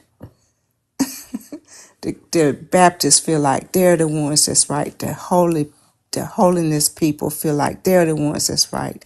And not to mention all these other religions, every one of them feel like that they're the one that's right. That their God is the right God to serve. And if you're serving another God, then you're wrong. And it's the whole thing is crazy. And then nobody is not even, everybody is like overlooking all of these signs, and everything is like put out, right out there in front of them, but they're overlooking everything. Willfully too, and that's the thing. Willfully. Exactly. Yeah. Exactly. Well, I definitely thank you for coming up. I usually don't allow this type of conversation unless you are a member of the community. But I think that last conversation was quite long, so this was a refreshing break. I appreciate you for coming up. Yeah, I didn't know that I had to be a part of the community. I didn't know that. I was just happening to stroll through TikTok, and I came across this page because I'm like, oh, this lady's talking interesting, very interesting, because I do this all the time. I be strolling through TikTok and I see things topics that are interesting, and I be like, oh, okay, let me listen for a while and see what they have to say. And then ones that I see that's not interesting, I just keep going. And And that's what I be telling people to do. Like sometimes Christians will come in here, they'll be so mad. And I tell them like, so this room is a room where we do research, right? We do study the Bible. We research, and we discuss it from a critical analysis perspective, right? And from our experiences growing up Christian. Some of us are deconstructing from Christianity. I'm 5 years into my deconstruction. Some of us are 30 years into it, because I don't think that you ever stop deconstructing. There's so much history behind there's so much history behind the text, behind the people in the book, that goes beyond the Israelites, like going all the way to the Assyrians, the Akkadians, the Babylonians, the Egyptians, um, the Jerichoans, the Romans, the Greeks. Like it's just a lot of history um, to study, and then also their oral traditions too. And so I don't think that you're ever done deconstructing from it, but that's what we do in here. And so when Christians come in here upset, I don't understand why they can't do what you just said you do, right? If you come across a live that you don't like what they're saying in there, like it's just easy enough to scroll. Like this weekend, my FYP was filled with Christian Bible studies. I just go tap on the person's name and I block. I don't want to be involved in your Bible study, right? Like I have no desire whatsoever to come into your Christian Bible study. Do your thing. But for some reason they can't do that here. yes, I noticed that. I noticed, and it's crazy, and it's like they trying to Uh, make you change your mind. It's like they trying to convert you, and they see that it's not working, and then they get all defensive, and it's yeah. yeah, Jenover, I'm not sure what's funny about the Jerichoans. That's what they were called.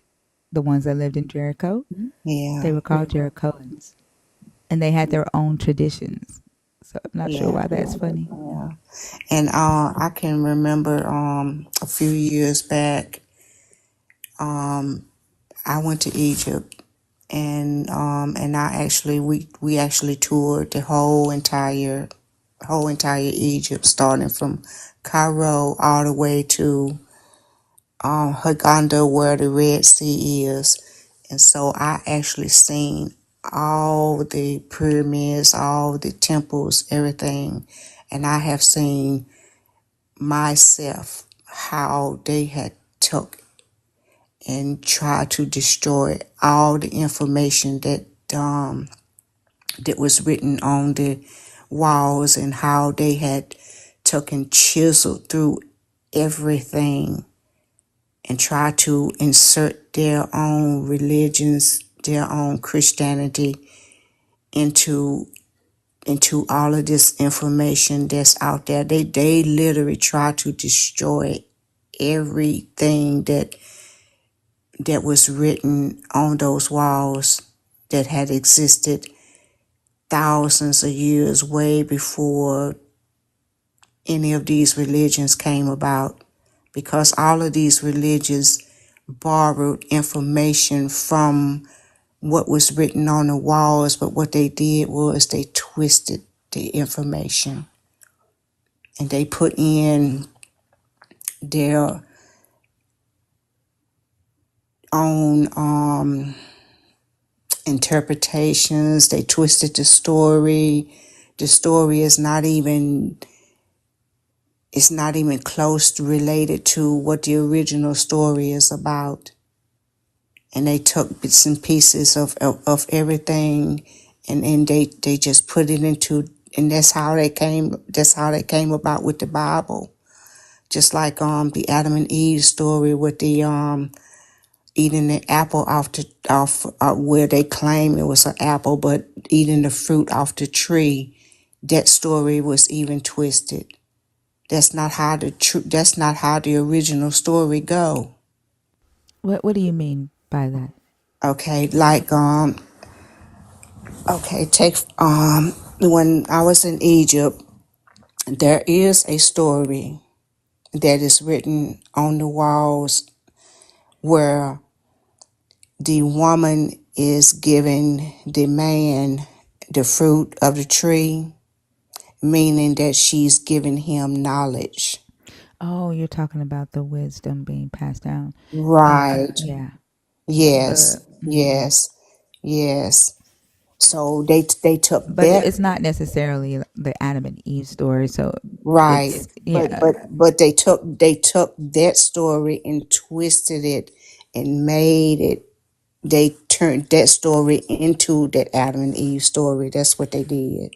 They actually took a Sumerian story from Enki and his mother Norzinga, I think that's her name, um, who ended up like Enki was in a forest and there were trees in the forest, and a snake named Ishnu convinced him to eat of the tree. The tree made Enki sick. Enki ended up becoming pregnant, couldn't deliver the babies, and his mother put her into her vagina, and she birthed the babies for Enki. And then Inky still had one baby in his rib, so she took Inky's rib and made a female god out of it. So like, um, it actually came from the Sumerian tradition when the Israelites lived amongst them, and but the concept of wisdom, like the serpents in in the ancient Near East, snakes were known for being the ones to impute wisdom into society. And so the snake being the one that gave them wisdom is an ancient Near East tradition. And then, but in Egypt, the women were seen as it was mother goddess, father god, and then the son in ancient Egypt until that all changed. But you're right; it has multiple traditions from the ancient Near East in into the story. Right. Yeah, that's true. And it baffles me how a lot of Christians really believe that story, the Adam and Eve story actually it really existed, and I'm like, oh my God, it's just it's frustrating. It's very frustrating, and I don't know. I wish I could just take and snap my fingers and change all of this, but what can I do? I'm just one person. But I, I but I, agree. but I like your content and keep up the good work because I wish I had the bravery to create my own TikTok and do the same as you because I do know that it's gonna take a lot of us to reach these people because it's so many of them that needs to be reached and it's gonna take a lot of us to do it. It's not gonna it can't just fall on one person. It's gonna take many to get us out of this situation that we're in as far as these religions going on and the Christianity and all these other religions that that's going about the earth and a lot of people need to just wake up. There are a lot of more lives like this. Like we have a very big community. Like um since this is your first time seeing this live, Yes. your FYP may get bombarded with deconstruction lives now. But there are a lot of us that host these lives. My God is a black woman. She's in the comments right now. She's one of the mods in this space. She does deconstruction lives. She says she just got suspended. Um, I was in her live on Saturday listening. Christina Carroll does live. She'll be going live today around 11:30 Eastern. Um, Sebastian Cole, he's my co-host. We also do a podcast on Sundays called Verses and Vibes with Thinker and Bash.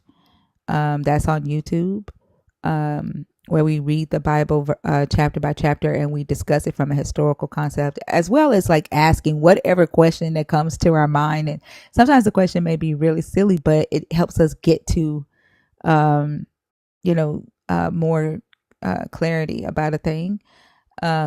We laugh like crazy because like we're not serious on like we just joke around a lot on that. But that's Verses and Vibes with Thinker and Bash.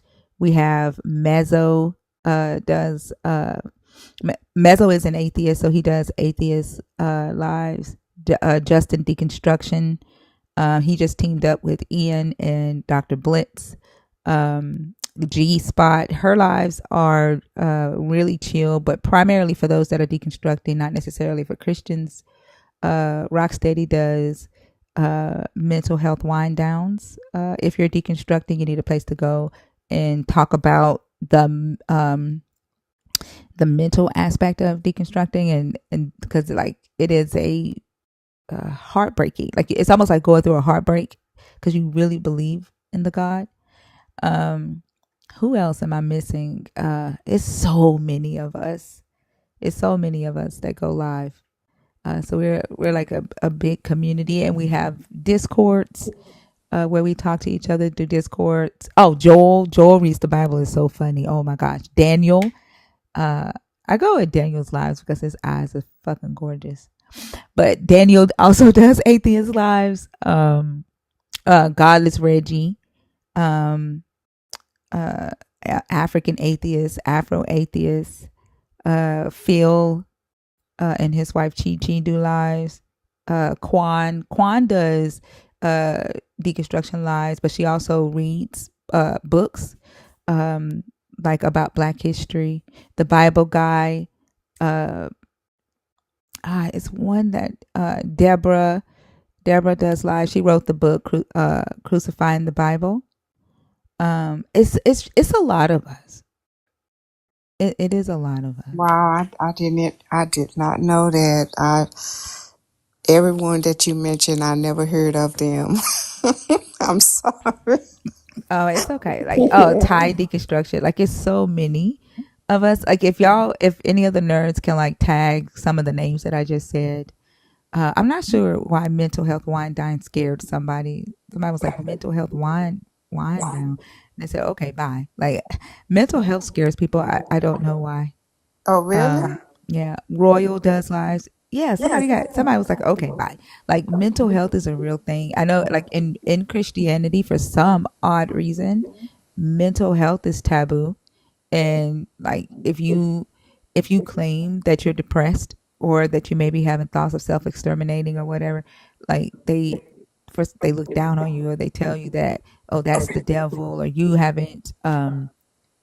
ain't praying hard enough, or your faith is that you don't lost your faith. Like, mental health is very real. And uh often when I'm reading the text, I can see signs of mental health issues with some of the prophets and the things that they do, or the things that they believe this God is telling them to do. um and I think a lot of believers are struggling with mental health, but they're afraid to admit it. I believe that's true. I really do believe that's very true because I have a cousin that's like that. Yeah, that is true. Like, have y'all seen the sovereign citizen videos? There is a one video that I kept trying to duet it today, but I couldn't. But there was a young woman. She's in court, and she's like, your laws did not trump God's laws. I haven't broken any of God's laws. And she's like, I do not kill, I do not steal, I respect my parents, I remember the Sabbath. Like, she's quoting the 10 Commandments in court. And she's trying to tell the judge that he has no jurisdiction over her because she is not a citizen of the United States, but she is a child of God. Like, and she's like, God got me. God is the only one that can judge me. She's saying this to the judge. He ends up, like, she owed like $2,700. She was supposed to pay it within 90 days. She sent in a $20 money order because she's going by some law that she researched that was valid back in the day. Um, and she tells them that you don't have any right to change God's law. And she kept saying, God is the only one that has jurisdiction over me. She ends up getting put in jail. And Wow. another $1,500 added on to her $2,700 that she owed. It sounds almost like the woman that got killed when she was saying something to that police officer about some Jesus in Jesus' name or something. Oh yeah, Um, Sonya Massey. yes, yeah. Wow. Saying that you have faith that the slavery in the Bible was more like servitude. You don't need to have faith in that. You could validate that or invalidate that. There is a such thing called history, right? You could research the cases from the ancient Near East. You could research the laws from the ancient Near East, or you could just read your book, because your Bible literally says that chattel slavery, lifetime slavery, was okay. There's no need to have faith in that. You're just choosing to believe that it was servitude. That's really what you should have said. My. And you know that too. Since that's how you ended your comment, I'm sending it back to you.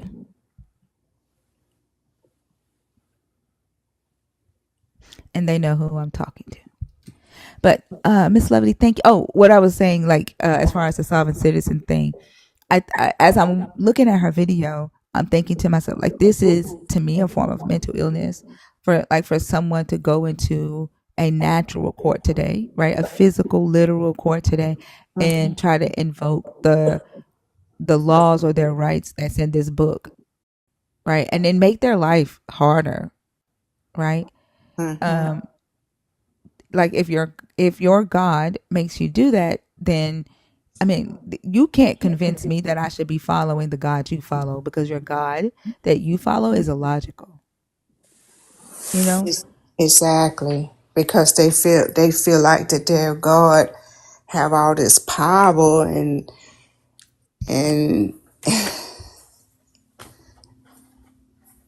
that's what they feel. They feel that this God has all this power over man, over everything, over all their situations in their life, and they can rise above it.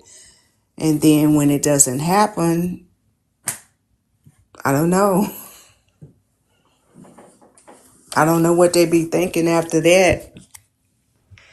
They still believe that their God is going to deliver them. Like she literally said that she was going to like resist the sheriff when he comes um to arrest her, and she's like, I'm friends with the IRS, and I'll be taking this up with the IRS, as if the IRS can stop the sheriff from arresting her once a judge puts a court order in. Like, it does not make sense. It's like you're causing more trouble for yourself. And like, if you can't say the devil did that, you did that, and you did it in the name of your God. Like, to me, that's a mental illness that um you know a lot of people aren't necessarily paying attention to. Right. That's true. I asked you not to come back into my live, and here you are. And you know who I'm talking to. I asked you to respect my boundaries and do not come back into my live. I asked the mods not to block you because I wanted to see if you could respect my boundaries. And here you are.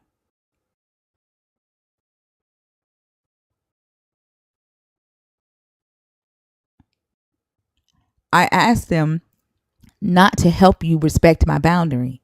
I shouldn't have to block you. I should not have to block you if if I told you I don't want you here and I asked you not to come back. Now you are getting blocked because you don't respect boundaries.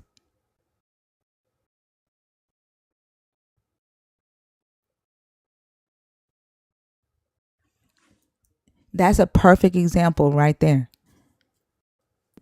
That's a perfect example. Exactly. That's true. They actually think that they're gonna change your mind. That's what it is. Well, see if you can defend your God from block. See if your God can stop you from getting blocked. Oh my goodness. I know somebody was making a comment to me earlier today about someone had questioned something, a verse about the Bible, and the person said, well, you need the Holy Spirit to understand it. That's because they deal with interpretation and Yes. you know You know what I commented back to the person? I said the Holy Spirit need to get on TikTok and answer these questions. That's what I know I know I probably sounded mean when I said it, but they'll I say it don't work like that. they probably would have. I'm pretty sure they probably did say it don't work that way. Yeah, it don't work that way. I get tired of hearing the same. I get tired of hearing them regurgitate the same answers, especially when you are coming with all these questions and you throwing all these questions at them and they regurgitate the same mess over and over again. The Holy Spirit and God can do anything He needs to do to get His job done. And I remember one person was saying something about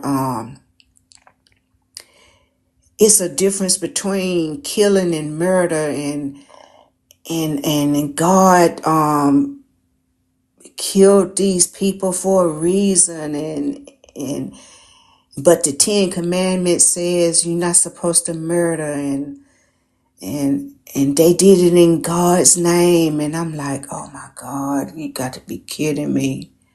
And I'm like, what's the difference between doing it in God's name and the devil? Unaliving someone is still unaliving someone. That's the end result, whether it's killing or murder. It's still going to yield the same result. They're no longer here. Yep. But they make it seems like that if you're doing it for God, it makes it okay. And I'm like, make that make sense. I don't get it. Give me just a second here.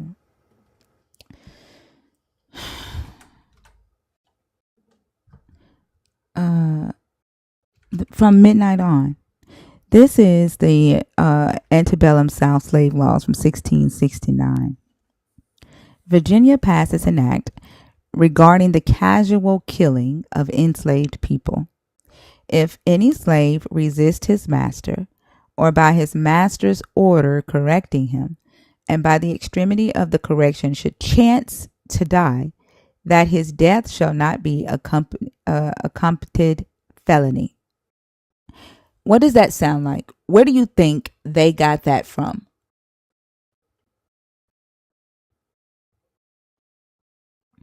Where do you think this slave law came from?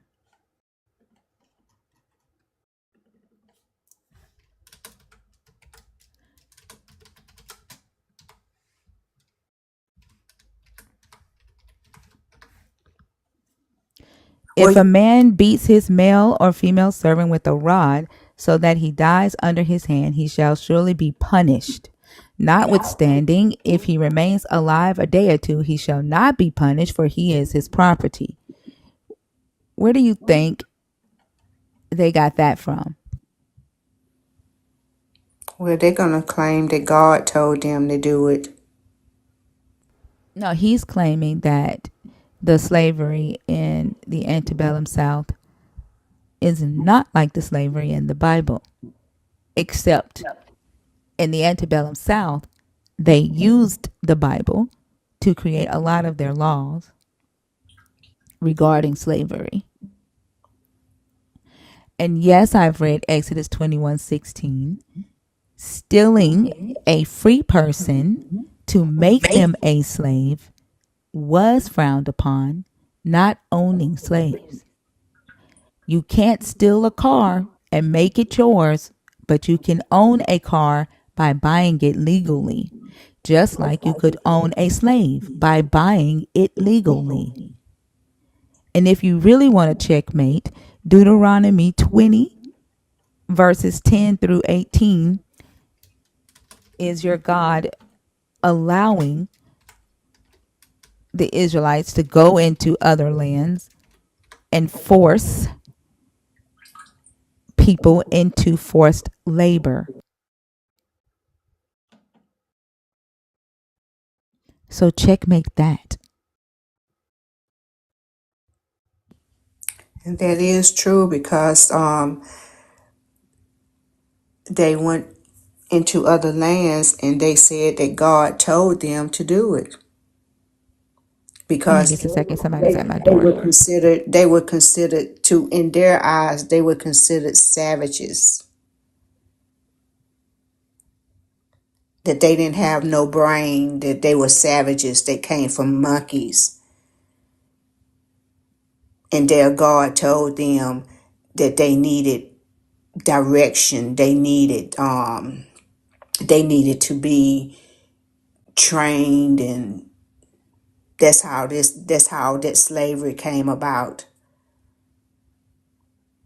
But they want to tiptoe around all of that.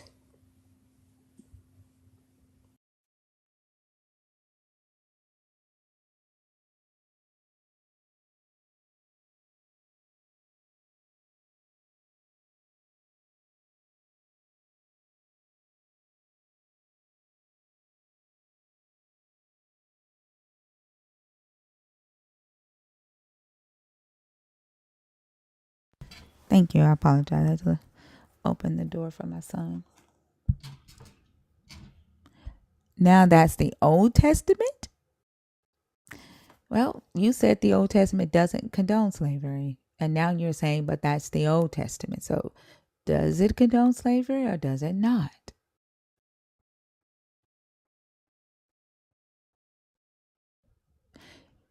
Your Jesus didn't condemn slavery. In fact, your Jesus said that you should call yourself a worthless slave.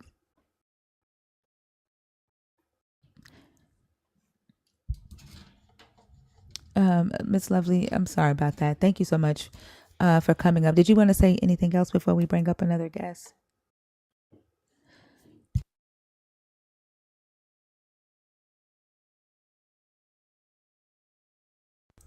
Miss Lovely? I'm here. I'm sorry. I forgot to unmute the button. I'm sorry about that.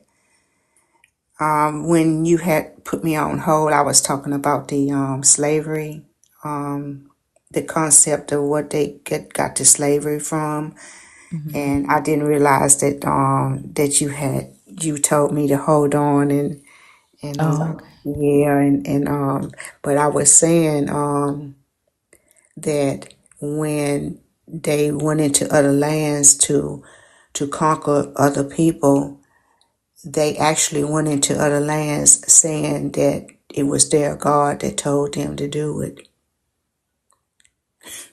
because Yeah. they were considered savages. Mm-hmm. That's what Yeah. they said. They were considered savages, that they didn't have a mind of their own and they needed to be trained and like an animal. They needed to be trained like some type of animal. Yeah. That's the same concept in this book. The heathens or the foreigners were considered to be non-Israelite, therefore they could be enslaved for life. Right. So that same concept they did get from this book. That's why I don't like when people say, like, when we talk about the subject of slavery, they automatically jump to, it's not the transatlantic slave trade or it's not the antebellum South.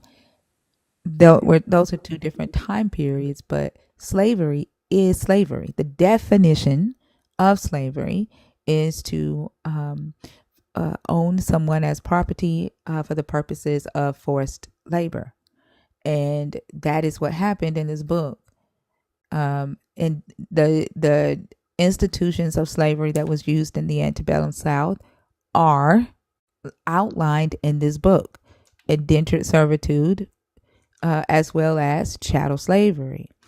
And a lot of people don't talk about the sex slavery, the breeding that's allowed in this book either, but that also was a part of the antebellum South. And they like to always focus on the treatment of slaves, like as if saying that, oh yeah, the Israelites owned slaves or they were slave masters, but they were nice to their slaves. They treated their slaves like family. Literally, there is a woman concubine who was a slave who was sold into slavery for the purposes of sex and became a concubine who was chopped up. She was literally sent out in the place of the Levite to be sodomized in the Levite's place. There are several times in here where women are given to Israelite men for the purposes of procreating because the Israelite woman was barren. And so they used the slave's body to bring about an heir for the Israelite man. Yes, that is And true. I read all of that in the Bible. That is true. And they have done some horrendous things to the women, like Lot when he sent when he was in the city and he sent his daughter out there for the men to rape her. There's just so many stories in the Bible that's is so disgusting once you think about it. It's like, oh my God, it just can't be the God that I want to serve.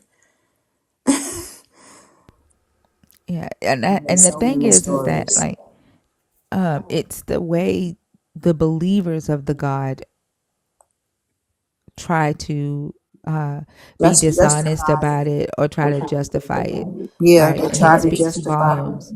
Yeah, and it Yes. speaks volumes for what is allowed to go down in society, right? Yes. Like the beliefs that you hold speaks volumes about the type of human that you are, and how you are either helping or hurting humanity. What will you Exactly. allow? What will you turn a blind eye to? What will you vote on? How will you Exactly. handle business? How do you raise your family? Like it speaks volumes.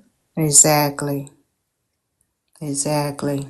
And they would do these things without hesitation because in their mind they saying, "Oh, we're doing it in Jesus' name." Like once a Christian get mad at you, the first thing they say, "I rebuke you in the name of Jesus. You going to hell." This, that, and the other. It's the same thing.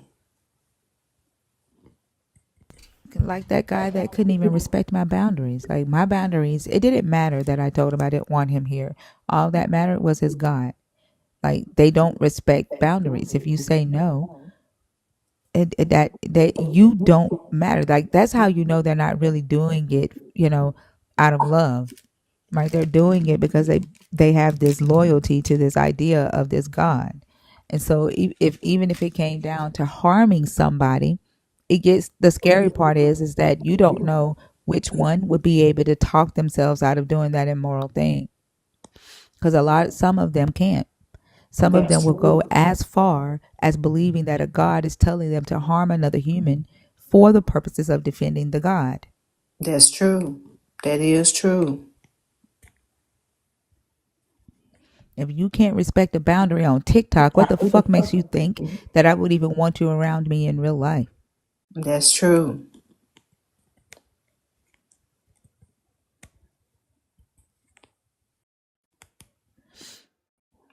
Very true. Thank you so much for coming up, and I hope you have a good night. Okay. Yes, and thank you for accepting my invitation. Thank you very much, and I appreciate this little chance of talking to you about my point of view on things. You're very welcome. Have a good night. Okay, same to you. D Spears, I think all of y'all learned a new word, and two words. Y'all learned echo and chamber, except you don't know what an echo chamber is. You think an echo chamber is a place where somebody just disagrees with you. You think that because you all come in here and we don't agree with you, that means that is an echo chamber. An echo chamber would be a place where I would not allow any opposing thought on stage or a conversation with any opposing thought, right? Um, and so it really frustrates me that y'all come in here and you just say shit, right? Because you don't heard somebody else say it, and you don't even try to educate yourself on what those words mean before you let them come out of your mouth. You all just regurgitate shit.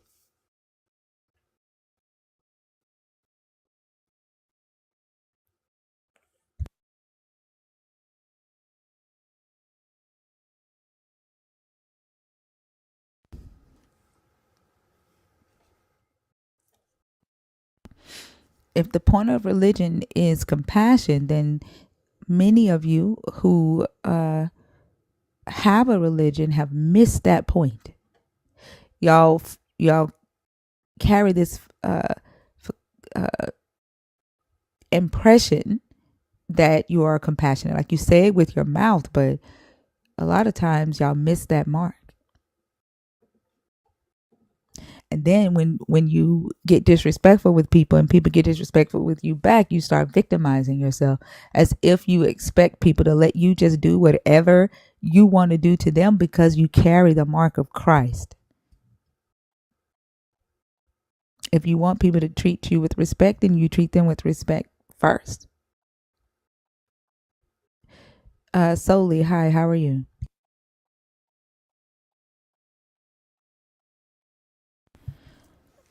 All right. Let's do it this way. If you are waiting to come on stage, can you please comment so I can bring you up and we don't accidentally bring people up?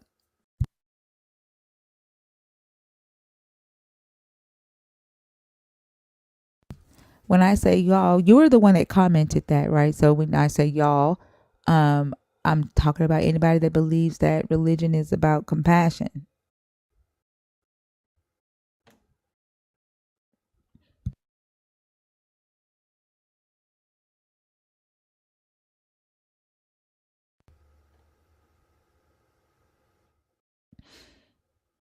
Uh, Jesus, there you go.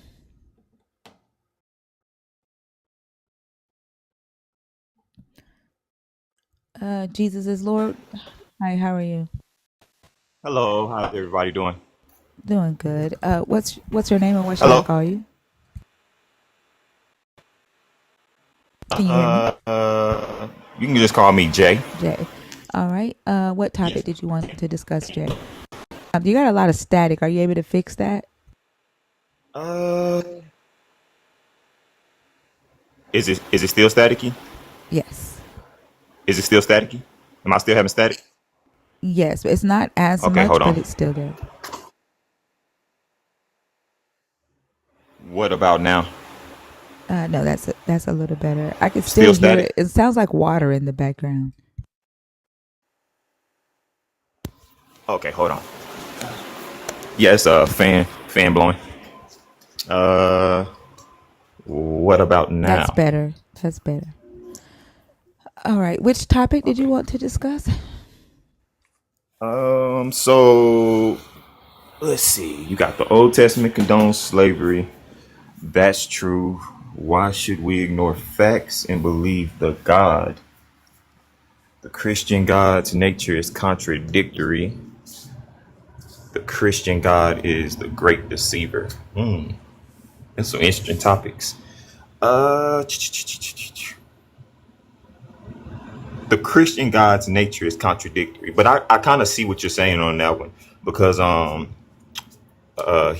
told Abraham to sacrifice his son Isaac, and when Isaac was actually going to sacrifice him, he didn't do it. So you can say that's contradictory in itself. So we don't have to go through that one. Let's do the Christian God Well, is that's the not what great I mean by deceiver. that. Oh, okay. I'm sorry. Would you want to explain what exactly that, Yeah, like one what you him meant by being it? all knowing. Oh, you're talking about the Christian God's nature is Yeah, his contradictory. nature. Yeah. He'll be, Like is he all knowing? Like he doesn't change his mind. He doesn't lie. He's all good. well, yeah, he does. Well, yeah, he changes his mind because remember he just we can just go like I said with Abraham and Isaac when he sent them up, even though it was a test. You can technically say that God still changed his mind, right? The God of Abraham, Isaac, and Jacob, he still changed his mind, even though he said Hmm. you could say he was testing Abraham. He technically, literally did still change his mind because he sent Abraham to go put Isaac on the altar to sacrifice him. And then when Abraham went to go sacrifice him, he changed his mind. So I think with that, you could literally just use that as an argument and you'll be correct. So I don't think there's no pushback on that. His nature is contradictory in that sense because just off of that alone. So I think the Christian God is the great deceiver. I think that would be a kind of an interesting one if you don't mind. That's the one that we just finished. We had about almost a 2 hour conversation on. Were you here when I had that conversation? Oh no, I just got on. So Okay. we can do It's okay. why We should we can we? go. No. It's okay. We can do it. You sure? Because I Yeah, mean, if you want to do something else, we can switch it up. I mean, because the we can Old do it. Testament condones slavery. Is true. We can do it. There's only really two other. Okay, cool. So the reason why I say that he is the great deceiver, one is because there is no other deceiver in this Bible other than your God, and there's no devil in the book deceiving anybody. There is a scripture that says that the God of this world will deceive the whole world, and the deceiver, this God in the Old Testament chooses a deceiver to be the founder of his chosen people, Jacob. In the sense why Jacob is deceiving his father Isaac, right? And then one of the main things, like, are you familiar with the story of Abraham and the Abimelech. Are you referring to when he went to Abimelech and because he had to go to Egypt or to Abimelech's land? No, Egypt is the Pharaoh. Abimelech is the land of where the Philistines are, Gerar. Okay, and that's Old Um, Testament, right? Genesis should be Genesis, right? Genesis 20. This one was like I've always had feeling that the Old Testament God was actually the devil that Christians talk about, but don't necessarily see in the book. But recently, when I was studying Genesis 20 and how learning a little bit more about the Abimelech here and about the Philistine king, how the God was willing to punish or kill the Abimelech king when he had done nothing wrong, right? It was Abraham who lied or told a half truth, right? And put the Abimelech king in the position to be killed by your God. And your God was willing to punish the Abimelech and not Abraham for telling the lie. For the simple fact that Abraham was chosen. Abraham was chosen by him. Abraham was considered his prophet. He allowed that deception, right? Abimelech ends up blessing Abraham with wealth, ends up paying for Sarah to be exonerated when honestly Sarah did what Abraham told her she owed him, right? And so I started to Oh notice a yeah, pattern of the Israelites being blessed when they're being deceptive. right, right. So, but in this context here, when he's talking to Abimelech, I mean, he was never going to destroy Abimelech. Abimelech was a righteous person. He knew. So God is all knowing. He's knowing what Abimelech is going to say ahead of time, and he told him, "Lord, will you destroy your innocent people?" No. If he would have did it already without even questioning him. He didn't ask him, or without Well, even what asking did he do Abimelech. to the women in the? What did he do to the women in Abimelech's land? Yeah, he closed up their wombs, Yeah, they didn't do but he anything. didn't. They were innocent. So he lied there. Yeah, but he They, didn't. the He women said, didn't. "Lord, will you destroy?" But it doesn't Right. matter. He still punished people, innocent people who had nothing to do with this. The Well, women I had mean, nothing to if do you, with what Abraham did. yeah, I mean, if you consider somebody not being pregnant for a few months or a You don't know year how long and this then was. gets pregnant, You don't know how long right? this was, That's what I'm saying. and then like you don't know what pain they had to go through with them being barren. Like they could have got fibroids, they could have got uh cervical cancer and not knew what it was. Like you have no idea what they went through to not for them not to be able to have kids. Correct, but we also don't know if they went through anything. They That could have we know just that literally their womb just. was shut up. We know that they didn't deserve that. Yeah, but I mean, a womb being shut up as opposed to actually having difficulties, like a woman actually having Do you difficulties, is have a two things, womb? right? Do you have a womb to talk about it as if that's just a little small feat? That's a small thing. Like, do you have a womb? Well, well, technically, no. No, So I you don't. can't talk about it as if it's just some little small thing. And even if it was just some little small thing, the the women were not involved in this. They did not deserve any type of punishment whatsoever. Right, I get what you're saying, and I understand it completely. What I'm saying is that it's a difference between if I would I would agree with you a lot more. Like I agree with you saying they had nothing to do with it. It would be more of a compelling argument if these women were actually, if we had documentation that they were actually experiencing pain, or if they were actually being It doesn't matter unalive. if they experience pain or not. It is painful to know that you can't have children. Emotionally, right? Yeah, I Is get you. that I not understand. pain? Yeah, of course. Yeah, I'm with you right there, 100% right. So it was pain. They had nothing to do with it, right? But he did lift that and they were able to He go had back. no business putting it on them. They didn't do anything. He punished them in Abraham's deceitfulness. That's the thing. Abraham was being deceitful, and they got punished for it. Innocent people. Well, yeah, I understand what you're saying. But this is also the same God who had his son whipped with cat o' nine tails and crucified. If we go by that logic, I right? I don't So, care. That doesn't. Is that supposed to make me say, "Yay, God"? Yay, deceit. well, no, of course not, of course not. But at the same time, there's individuals. Though I understand those women, of course you're going to understand and relate to those women. There's individuals in the Bible that went through worser things just off of text. Now, Worse rather, things. Again, you don't have a womb. You've never had to go through not knowing if you can have kids or being told that you can't? Because I have. I had cervical cancer when I was 18 and I was told that I would never be a mother. And watching everybody around me, all of my friends, my sister became a mother before me. right? And So I once again, you can't say, you cannot speak on that and down right. it and belittle it as if it's nothing. Right. But in the same token, as a male, if I have ED, erectile dysfunction, or if I can't produce children, me personally, I'm not going to complain about it. I'm That's going to you adopt. personally, but where he didn't shut up the males, he didn't shut up the male's penis. He made the women barren,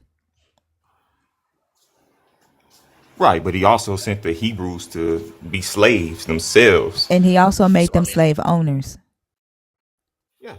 Yeah. And also the deception in that is that they were never in Egypt. They were not in Egypt for 400 years, 430 years.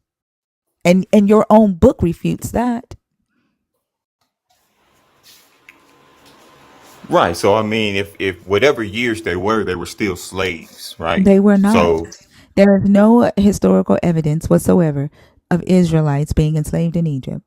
None whatsoever. And even the logistics of them leaving Egypt, even if you say it was 600,000 of them, the logistics of them leaving Egypt is highly impossible. You literally have to impute magic. And then that point in history, Egypt occupied Canaan. And if they left Egypt, fighting Egypt, and went into Canaan, they would be fighting Egypt again. I mean, that could be possible too, right?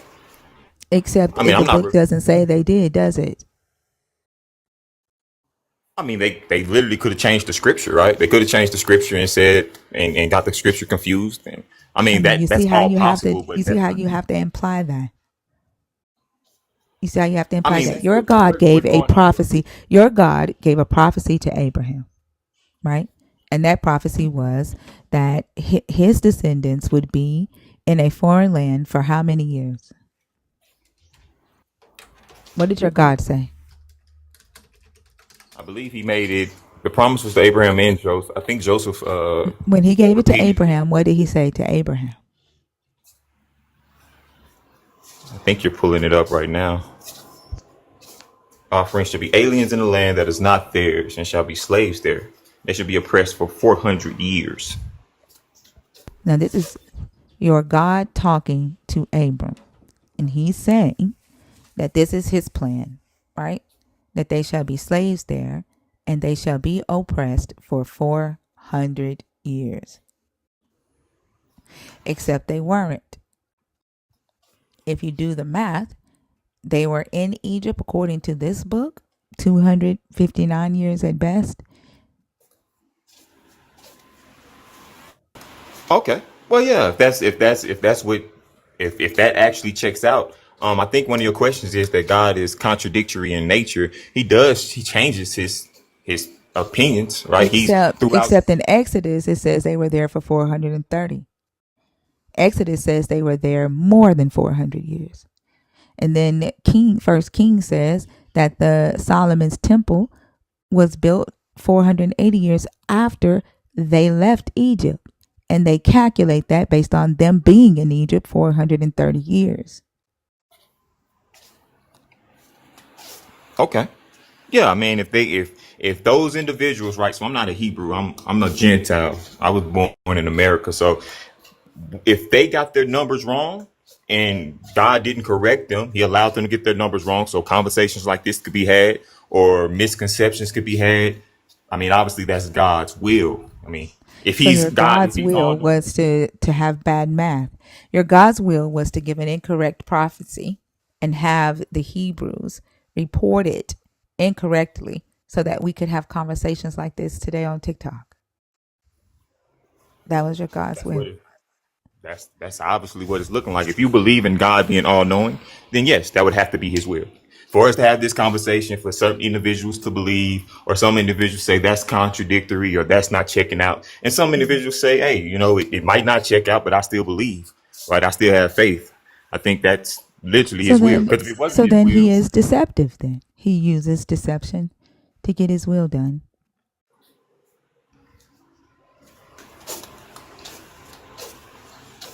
I'm gonna answer that. Let me give me 10 seconds to think about it. Because I don't want to just say God is a deceiver, right? But I if mean, you if he looking at uses deception, then he would be a deceiver. You're literally saying that's what he did so that we could talk about it today. Okay, well, you say decept, I say test. Can we agree on that? Can there be No. a meet between No, that because then? no, you're literally saying that he lied so that he could test. He still lied. He's still deceived. Regardless of whatever reason you try to put on it, he's still deceived. You know what? Even though deceive sounds like a harsh word, I What would is the agree with you. definition of deceive? You mind looking it up? It's to make someone I think. believe something that is not true. Okay. Well, yeah. If you want to do that, then we can say that because, like I said, he made uh Abraham believe that he was going to slay Isaac on the altar, and then it didn't happen. So Abraham was deceived. He thought that he would have to do that. So yeah, by your logic, yeah, that makes sense. I'm not going to refute that. Except he didn't make Abraham believe that he was going to slay his son on the altar. He told Abraham to do it. And Abraham was willing to. He didn't make him believe that. Oh, okay. So you're saying there's a difference between him telling you to do something or him making you Outright believe that. lying? There's a difference with him telling you to do something immoral and him outright lying. What would be the outright lie? Uh, 400 years. Well, I mean that you would have to, but you have to look at man scripture. Man wrote that. That was Man so that wrote would all of this. What didn't man write?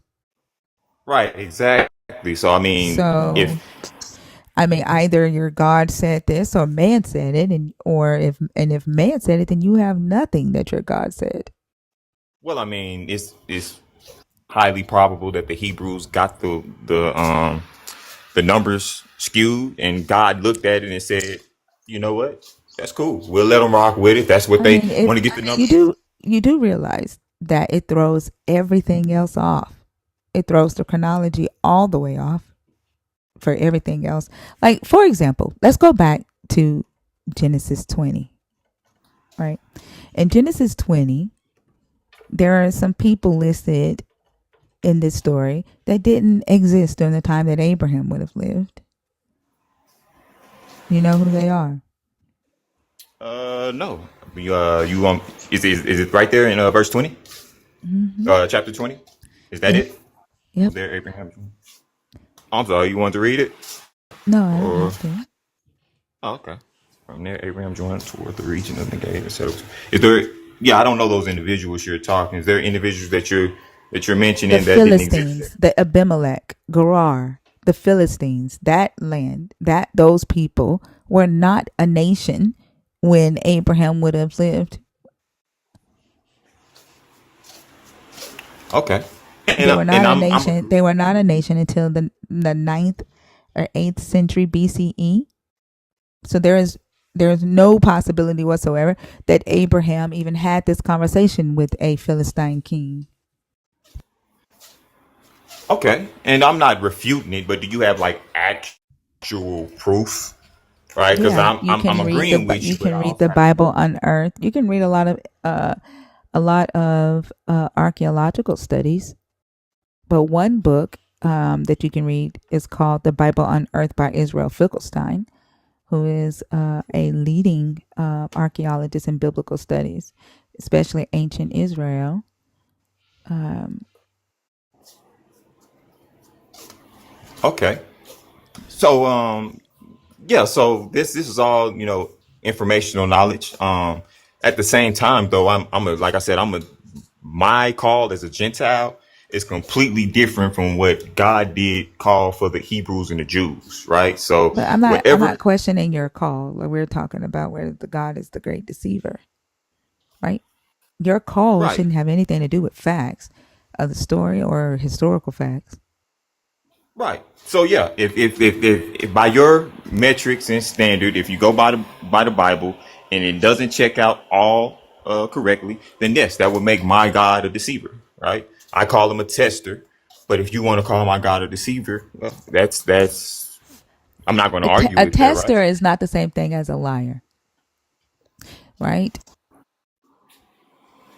Like you saying that he's a tester, that's you saying, oh, he lied because he wanted to test. That's you uh you know inserting your justification for it. They're not the same. The lie would be the vehicle for the test. Okay. Okay. Okay. Well, yeah. If I survey a deceiving God, if I survey lying God, God of Abraham, God of Isaac, God of Jacob, God who is the Father of the living, God who is the Father of Jesus Christ, the Messiah, then that's what I am. I'm not going to, argue. If you have actual proof that the God that I serve is a liar and deceiver, then that's the God I serve. If the Messiah who died for my sins, if his father is a liar and deceiver, you have actual proof, you can prove it, and it's documented, and it's I mean, it's in your Bible. Like it literally Jacob deceived Isaac to get the blessing, did he not? yeah, that's Jacob, but But Israel your is a different God, name than Jacob. it doesn't matter. Your God knew that Jacob was a deceiver. Your God knew that Jacob deceived his father. Correct. Exactly. Yeah, correct, And correct. your God blessed Jacob through that, did he not? He most certainly did. And then your God made Jacob the deceiver, the founder of the Israelites, the father of the Israelites, correct? Correct. There you go. The There father you of the go. Israelites is a deceiver. Yes, The that's now God that's of fact. Abraham, Isaac, and Jacob. Abraham deceived, Isaac deceived, Jacob deceived. And your God was okay with all three of their deception and blessed all three through their deception. You're right. You're exactly right. 100% correct. There's nothing you said about that when you speak about Abraham, when you speak about Jacob, Jacob's name actually being deceived, one who deceived. Right? He called him Israel. Then he called him Israel, one who wrestled with God. The point is, he was the deceiver. If that means that God accepted them, that means God allowed deception. And that means that we Christians serve a deceptive God. So if you're listening, that means if you claim to be a Christian, that means you have to admit to serving a deceptive God. And I admit to serving the God of Abraham, Isaac, and Jacob. And if my God is a deceiver, then that's who I serve, a deceiving God. And that's it. Yeah, Anything that's so. else? So we know he condoned slavery. No, you only get to do one topic. Anything else about the topic you chose? Oh no, no, not at all. Hopefully, all Christians can accept that we serve a deceptive God according to um, what some say. So Not hopefully, there's according no to what proof. some say. Don't do that. That's deceptive. That's deceptive. Okay, Not according to what some according say. to Like we literally Scripture. So just went through your okay, book. according to yeah, but we don't know if it's actual. I have to do my own homework, right? So I'm gonna go do my own Wait. homework, What match don't you everything. know? What don't you know? You don't know that Jacob was a deceiver and that your God blessed Yeah, we Jacob? You don't know Yeah, that? but I mean, it's not the. I understand what you're saying as a human and from a human perspective. But I'm not. I can't. I'm not in the mind of God. I don't know what His plans is. So yeah, by Well, scripture, I Jacob's mean, name whatever is justification, we're not talking about your justification. Like what you have to go do, from what I'm understanding now, is you have to go study to justify it. But what we're talking about is we're just identifying it, right? Justifying it and identifying it are two different things, right? So your your eisegesis that you have to go do, that's a completely different thing.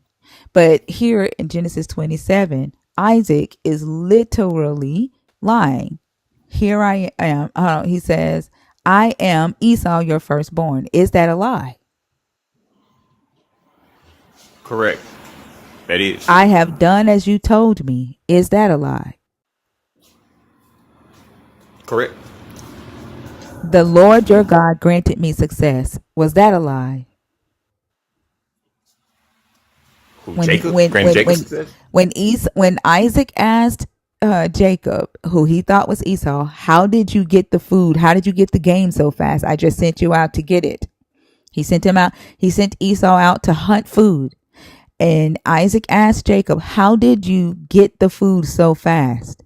Jacob said, because the Lord your God granted me success. Did he lie? Yes, he did. He did. He did, and Correct. he lied, and he brought your God into the lie. He lied on your God.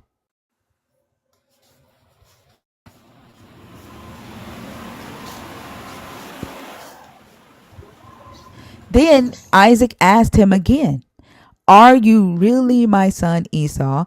And he answered, I am. Oh yeah, I mean, by scripture, yeah. If we hold scripture to true, then he was a lie. My only question is, do you think God is allowing man to be deceptive, and he knew he was going to be deceptive, and he'll take that burden, or do you think that God is deceptive himself? Do you think that because man is deceptive and God allows it, then that makes God deceptive, or do you think God is deceiving himself? He's a deceptive So individual so himself, I or so I think that the topic that you chose by me saying that the God of the Christian Bible is the great deceiver already answers that for you, right? That's my stance, right? So that question that you're asking me is really already answered, that you right? believe that God himself is a deceiver. Okay. That's the question that you chose, right? Yep. Yep. Okay. It is. So my stance is already answered in that. But what I would ask you is, um, your God had a relationship with Isaac, according to this book, correct? Correct. And your God could have told Isaac that he was being deceived, could he not? Could have. But he didn't, did he?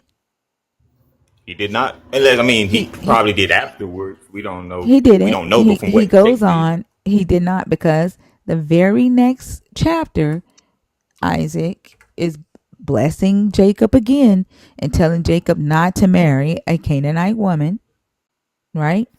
And then later on, your God, your God meets Jacob in Luz, which Jacob renamed Bethel, right?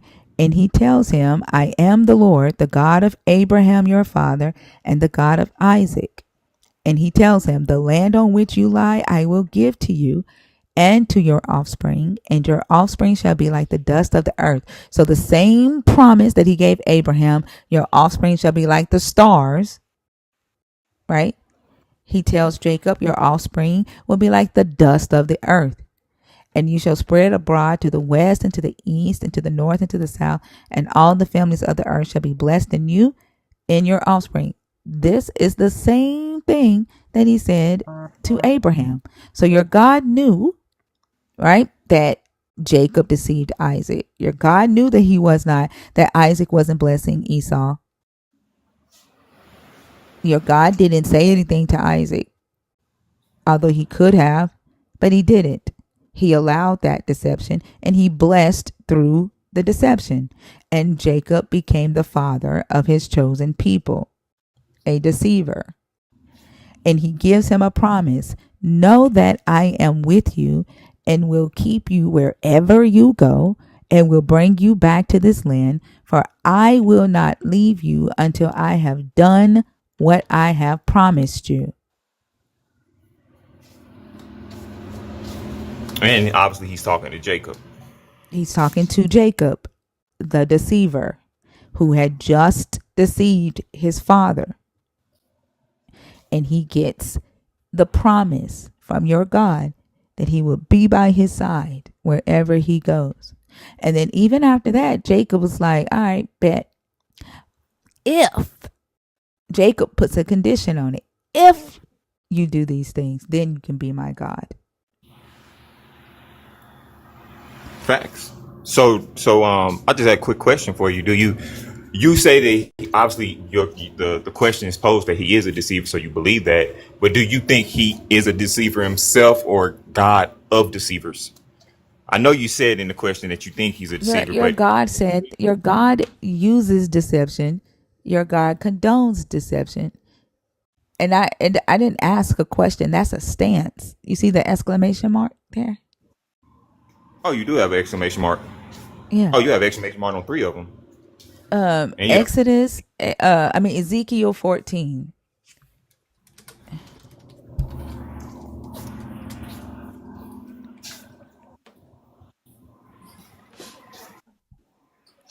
Your God says, if a prophet is deceived and speaks a word, I, the Lord, have deceived that prophet.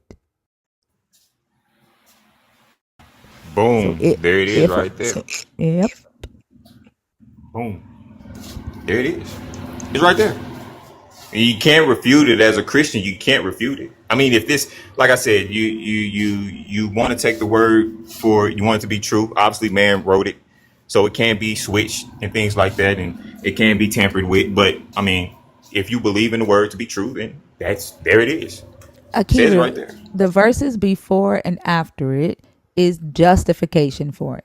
Your God is saying that if an Israelite worships other gods or goes to other gods and then comes to him for advice or guidance, he will answer himself and he will deceive that one. It doesn't change anything. No, you're What exactly right. It says if a I'm prophet is talking to the deceived, person in the comments. oh, What you're looking but for is justification, and you're the one who has to wrestle with this and say, is this acceptable for me? right, exactly, right, because it's clear text, right? Um, You want me to read it? Sure. Certain elders of Israel came to me and sat down before me. And the word of the Lord came to me, Mortal, these men have taken their idols into their hearts and placed their iniquity as a stumbling block before them. Shall I let myself be consulted by them? Therefore, speak to them and say to them, Thus says the Lord God. Any of those of the house of Israel who take their idols into their hearts and place their iniquity as a stumbling block before them, and yet come to the prophet, I, the Lord, will answer those who come with a multitude of their idols, in order that I may take hold of the hearts of the house of Israel, all of whom are estranged from me through their idols. Therefore say to the house of Israel, Thus says the Lord God, repent and turn away from your idols and turn away your faces from all your abominations. For any of those of the house of Israel or the aliens who reside in Israel who separate themselves from me, taking their idols into their hearts and placing their iniquity as a stumbling block before them, and yet come to a prophet to inquire of me by him, I, the Lord, will answer them myself. I will set my face against them. I will make them a sign and a byword and cut them off from the midst of my people. And you shall know that I am the Lord. If a prophet is deceived and speaks a word, I, the Lord, have deceived that prophet, And I will stretch out my hand against him and will destroy him from the midst of my people Israel. And they shall bear their punishment. The punishment of the inquirer and the punishment of the prophet shall be the same, so that the house of Israel may no longer go astray from me, nor defile themselves any more with all their transgressions. Then they shall be my people, and I will be their God, says the Lord. Boom, there it is, right there. Um, it says in the plain text.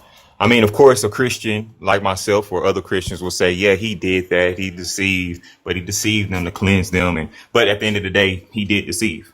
It's right there in text. So regardless, like you said, how we try to justify it, he did deceive. He will deceive. He will use tactics, right, to get his point across or get his will done. Rather it be deceiving or rather it just be plain honest, right?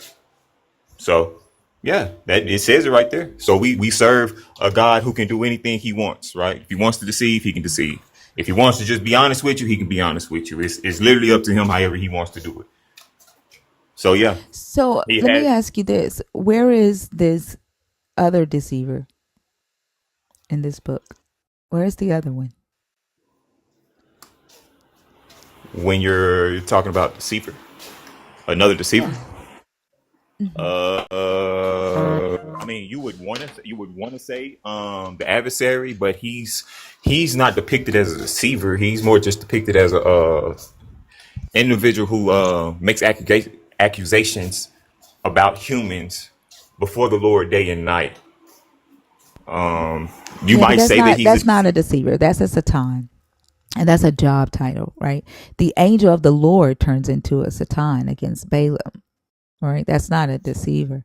Where is this other deceiver? Where it says the we God of we this already age established who Jacob, has right? blinded the minds of unbelievers to keep them from seeing the light of the gospel. It would have to. I mean, it would have to literally be the adversary. They say the God of the air, right? Except Christ said the God. except that there is a God in this Bible that did blind the minds of the people. Now,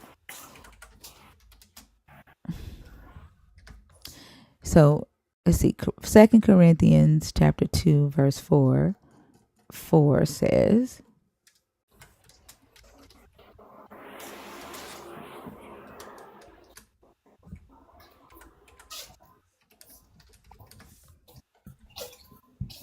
in their case, the God of this world has blinded the minds of the unbelievers to keep them from seeing clearly the light of the gospel of the glory of Christ, who is the image of God. Right? Isaiah chapter 6, a vision of God in the temple. In the year that King Uzziah died, I saw the Lord sitting on a throne, high and lofty, and the hem of his robe filled the temple. Seraphs were in attendance above him. Each had 6 wings. With 2 they covered their faces, and with 2 they covered their feet, and with 2 they flew. And one called to another and said, Holy, holy, holy is the Lord of hosts. The whole earth is full of his glory. The pivots on the thresholds shook at the voices of those who called, and the house filled with smoke. And I said, Woe is me! I am lost, for I am a man of unclean lips, and I live among a people of unclean lips. Yet my eyes have seen the King, the Lord of hosts. Then one of the seraphs flew to me, holding a live coal that had been taken from the altar with a pair of tongs. The seraph touched my mouth with it and said, Now that this has touched your lips, your guilt has departed and your sin is blotted out. Then I heard the voice of the Lord saying, Whom shall I send, and who will go for us? And I said, Here am I, send me. And he said, Go and say to this people, Keep listening, but do not comprehend. Keep looking, but do not understand. Make the mind of this people dull, and stop their ears and shut their eyes, so that they may not look with their eyes and listen with their ears and comprehend with their minds and turn and be healed. Then I said, How long, O Lord? And he said, Until cities lie waste without inhabitant, and houses without people, and the land is utterly desolate, until the Lord sends away everyone Sends everyone far away, and vast is the emptiness in the midst of the land. Even if the 10th part remain in it, it will be burned again, like a terebinth or an oak whose stumps remain standing. When it is filled, the holy seed is its stump. So the only God in this book that is blinding the minds of people seems to be your God. There's no other God in this book making people blind, making their minds blind to where they keep listening but they don't comprehend, or they keep looking and they don't understand, or they keep hearing and they cannot hear. Right? Make the mind of the people dull. The only God that does that in this book is yours. So you're saying that God is also the God deceiver as well. I'm saying what the book says. There's not another Right. God in this book that blinds the minds of any humans except for your God. He tells Isaiah to do it. Yeah, it says that in scripture. That makes sense. I mean, it would make sense. He's the God of all things, right? He's the Alpha, the Zulu, or Omega if you Greek. So yeah, I mean, yeah, you're What right. makes sense? Adversary. You said what again? I'm sorry. What makes sense?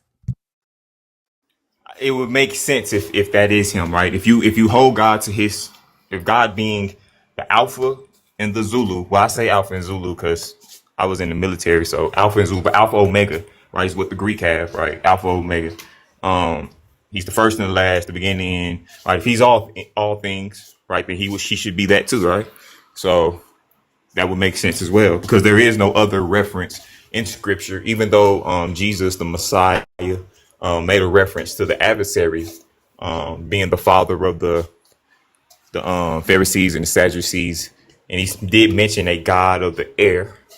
It never specifically said that the adversary himself was that.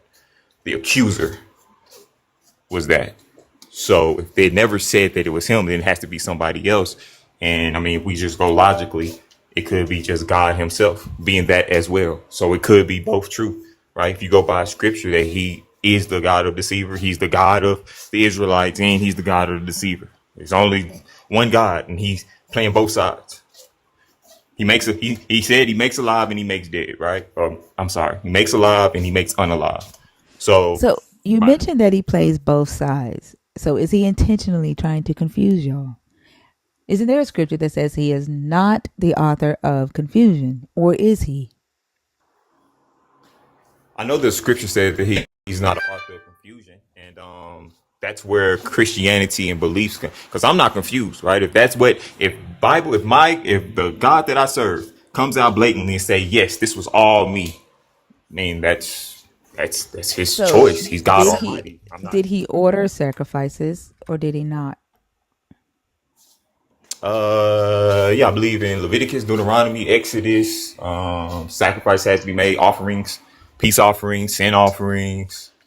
We obviously talked about Abraham, almost offering, sacrificing Isaac, which didn't happen. Jesus being, if you're a Christian, Jesus being the ultimate sacrifice. So yes, So most here definitely he offer. tells Jeremiah, thus says the Lord of hosts, the God of Israel, add your burnt offerings to your sacrifices and eat meat. For I did not speak to your fathers or command them in the day that I brought them out of the land of Egypt concerning burnt offerings or sacrifices. But this is what I commanded them, saying, obey my voice, and I will be your God, and you shall be my people, and walk in all the ways that I have commanded you, that it may be well with you. Yet they did not obey or incline their ear, but followed the counsels and dictates of their evil hearts, and went backward and not forward. Except here, he did. Thus said the Lord said to Moses, thus you shall say to the Israelites, You have seen for yourselves how I spoke with you from heaven. You shall not make gods of silver alongside me, nor shall you make for yourselves gods of gold. You need make for me only an altar of earth and sacrifice on it your burnt offerings and your offerings of well-being, your sheep and your oxen, and every place where I cause my name to be remembered, I will come to you and bless you. But if you make for me an altar of stone, do not build it out of hewn stones. For if you use a chisel upon it, you profane it. You shall not go up by steps to my altar, so that your nakedness may not be exposed on it. So, did he talk to them about sacrifices? Or did he Yeah. not talk to them about sacrifices? By scripture, if you believe in the Old Testament, the Tanakh and the Torah, it says it right there. But It's the God of Jeremiah, Abraham, Isaac, but he tells Jeremiah he never said that. right? But I mean, that's why we agree that God sometimes deceives or God sometimes changes his heart, right? No, this isn't changing his heart. This is him outright denying it. This is not a change of heart. This is him saying, Well, I no, did yeah, not yeah. speak to your fathers about sacrifices. Right, right. He did not. Sometimes he denies. Right. David committed. Right. He committed unaliving somebody's wife. I mean, a husband for their wife, which is a sin, and he was supposed to be We're put not to. talking about David. That's a human. I'm talking about what your God said and what your God No, did. I'm saying I'm agreeing. He sometimes he deceives. Sometimes he changes his heart. Right. He sometimes he outright denies things. I was just giving you an example. That's him changing his heart on So that what particular day. so if But you're this so particular day, he's accepting, outright denying. okay, and you're so accepting that this is your God, then is there a devil? Or is there a need for a devil if this is your God? Yes, because What's the everything need? that What's the God difference does, between your God and the devil? well, God does everything to cleanse and to make a person holy, right? But to Well, see I mean, he the did it for his Israelites, right? Like, I mean, I mean, he did it for the it's like for saying Gentiles. I kill for my kids, right? Like everything that he did was to get his plan to move forward, right? His plan to give the Israelites land, power, wealth, and descendants, right? What's the difference between Right, your right, God right. and the devil? Well, I mean, he doesn't just do it for the Hebrews; he do it for the Gentiles too. I mean, I'm literally a What's the living proof difference of between it. what's the difference when your God deceives, right, to give you blessings, and the devil deceiving to give his seed Because blessings? the adversary wants me to follow him, right? And we know where God is sending him according to scripture, right? The same scripture we're reading now, in the same scripture, it says what he's going to do to the adversary, right? Oh, So we so know the what only difference is one leads to hell and the other one leads to heaven. Is that the only difference? I mean, well, it's not even about that. It's about going against God, right? So you're seeing how Right. you're main.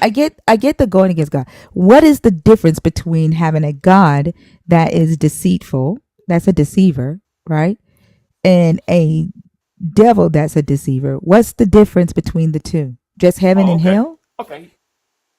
Oh no. So the God that deceives, God deceives. If he deceives or whatever God does, it's to make you holy.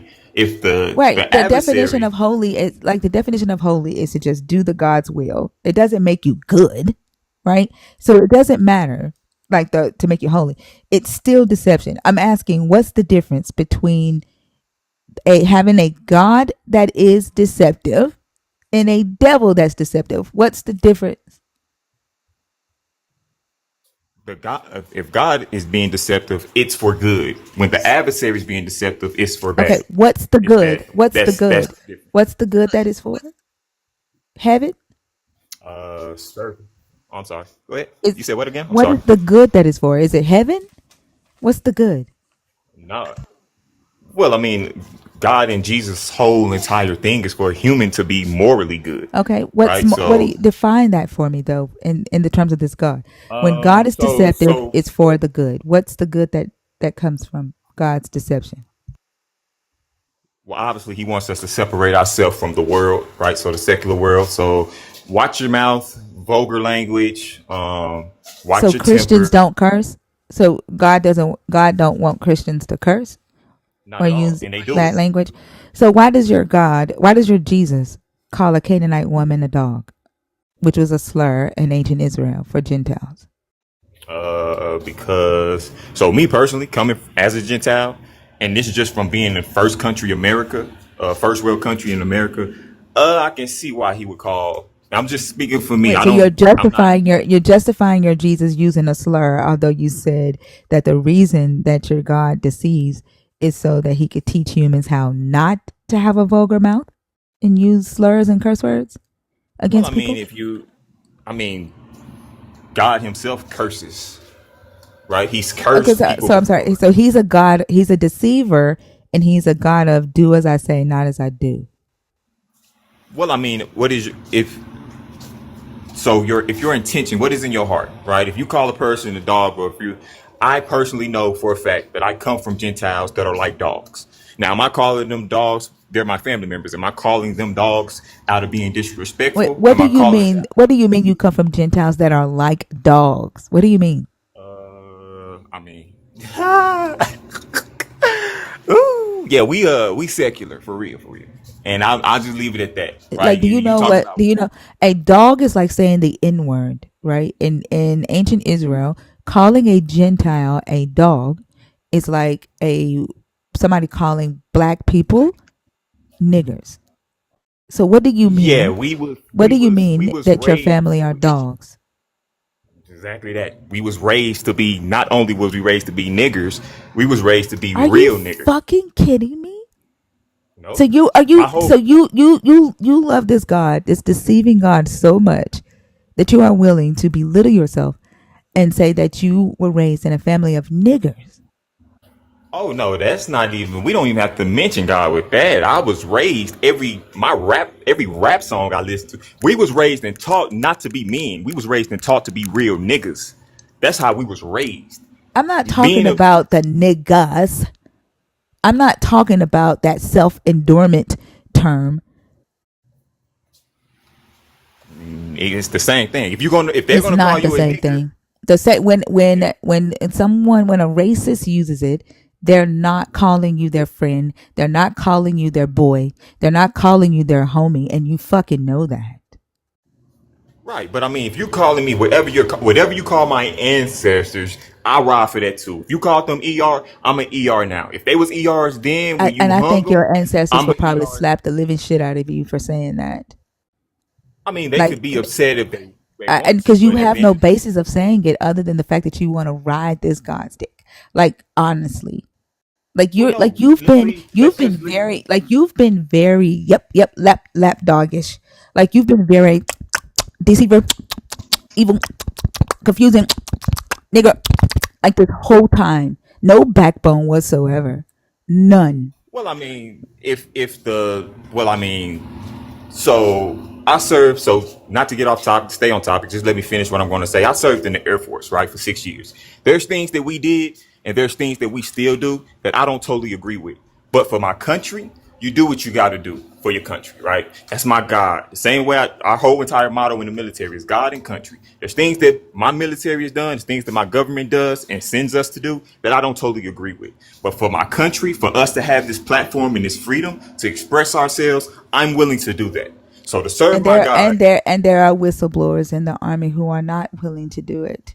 Whether a well, lot of people you have risked their lives to go against the immoral shit that our government does. There's a difference between doing things that are morally uh right to do or in defense, right? When you're defending yourself, but when you do immoral shit and you are willing to turn a blind eye and lap that shit up, that's different.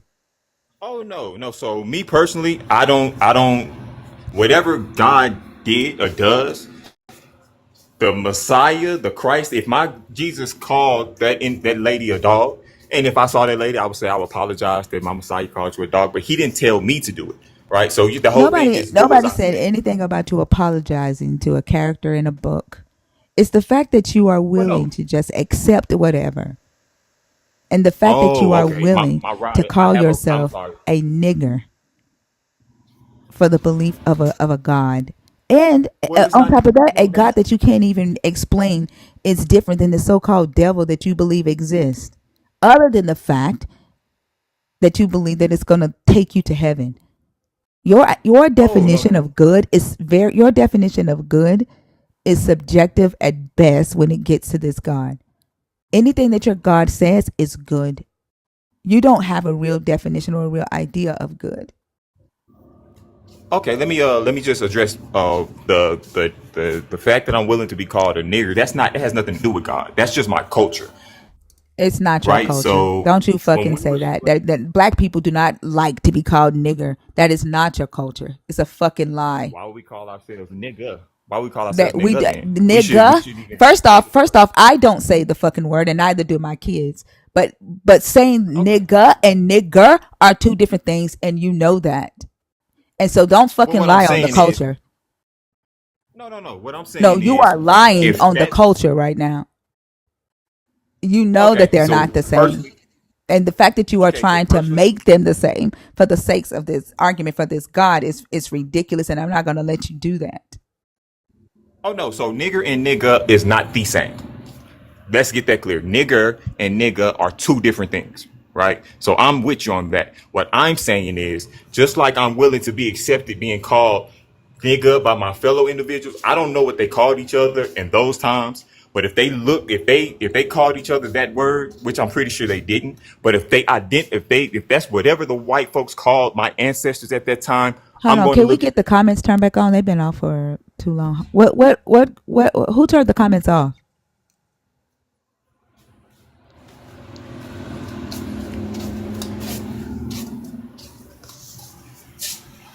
Is there a mod in here? Who turned the comments off? Selena.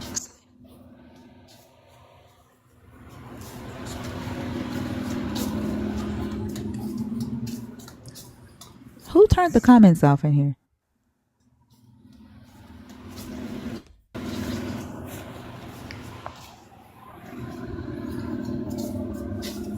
Hold on. I don't know what mod did that.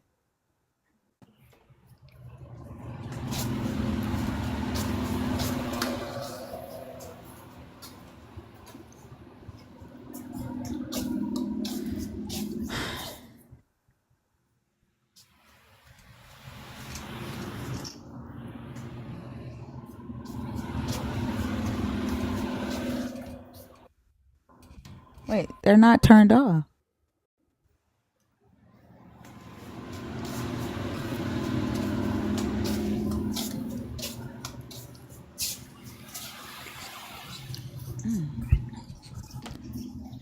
The comments are gone, but nobody turned them off.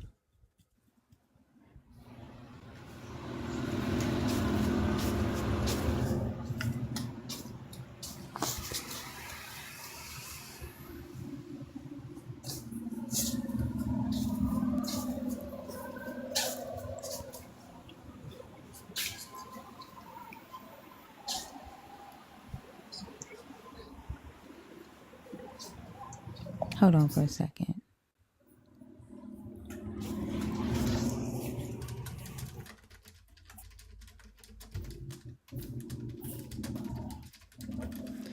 Y'all, I'm gonna have to reset the live because somebody has turned off the comments, and I can't get them to turn back on. I think one of those bots, one of those porn bots, hid my comments. Either one of those porn bots or some Christian. which if it was a Christian, they shouldn't have did that. Yeah, it doesn't matter. They come in here and do all kind of shit. Well, see, that's a whole different story. That's a whole different problem. Right, the so-called Christians or the ones that claim they're Christians. That's a whole other issue. I But just think so, just like with before the you mods being asleep, they didn't catch the bot.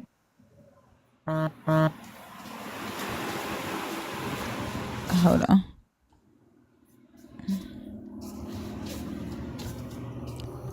Is Hold on. Are there any mods up in the Discord right now?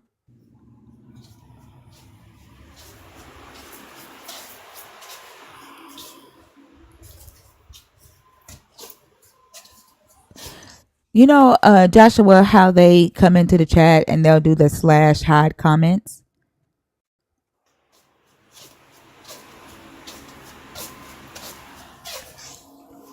Yeah, some bot came. Some bot. I didn't catch it because I was talking, but I think all the mods are asleep.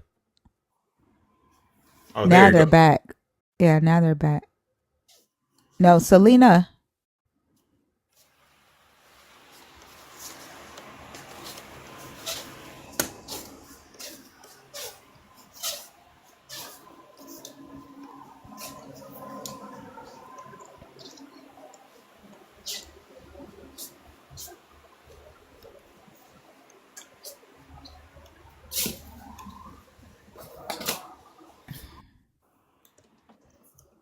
Where is Selena? Okay. I don't know what mods are in here right now. I don't think. I think Selena's asleep. I think that was an old comment. I don't know.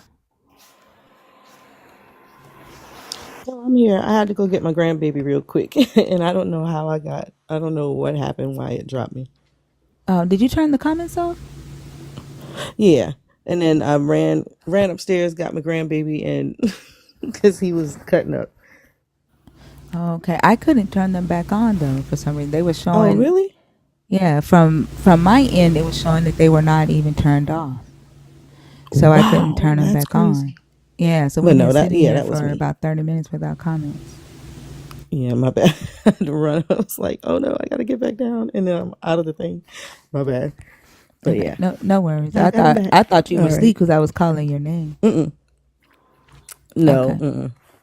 All right. Okay, cool. Yeah, because I thought, you know, the little bots that come in here and they say / Oh hide yeah. comments. I thought we missed one and they finally got to hide the comment. My bad. I'm Okay, sorry, y'all. no Y'all worries. have punishment. Okay, Jay, go ahead. Oh yeah, so I just wanted to make sure, just to speak on the culture. I agree with you 1,000,000%. Right?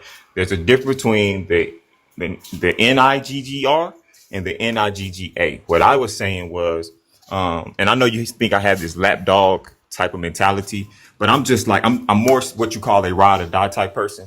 Right? If I'm riding for something, I'm riding regardless. And what I was referring to, the ER, if that's what they call us, then we'll be that. It's not going to affect us. It's not going to stop us. It haven't stopped us yet. You see what we've evolved into from slavery. You see the freedoms that we have now. Our genre, which is hip hop music, is the most popular genre in the world right What good is that doing us as a people? Like, do you know that 97% of black households are religious? now. Oh, you're going back to God. Oh, okay. I was just talking from I'm cultural. talking about with culture, regardless, any of it. What good is it doing us as a people? I mean, you just gotta look at our race. I mean, how many people you see us on TV and on the radio, and And what we're that does what for our community?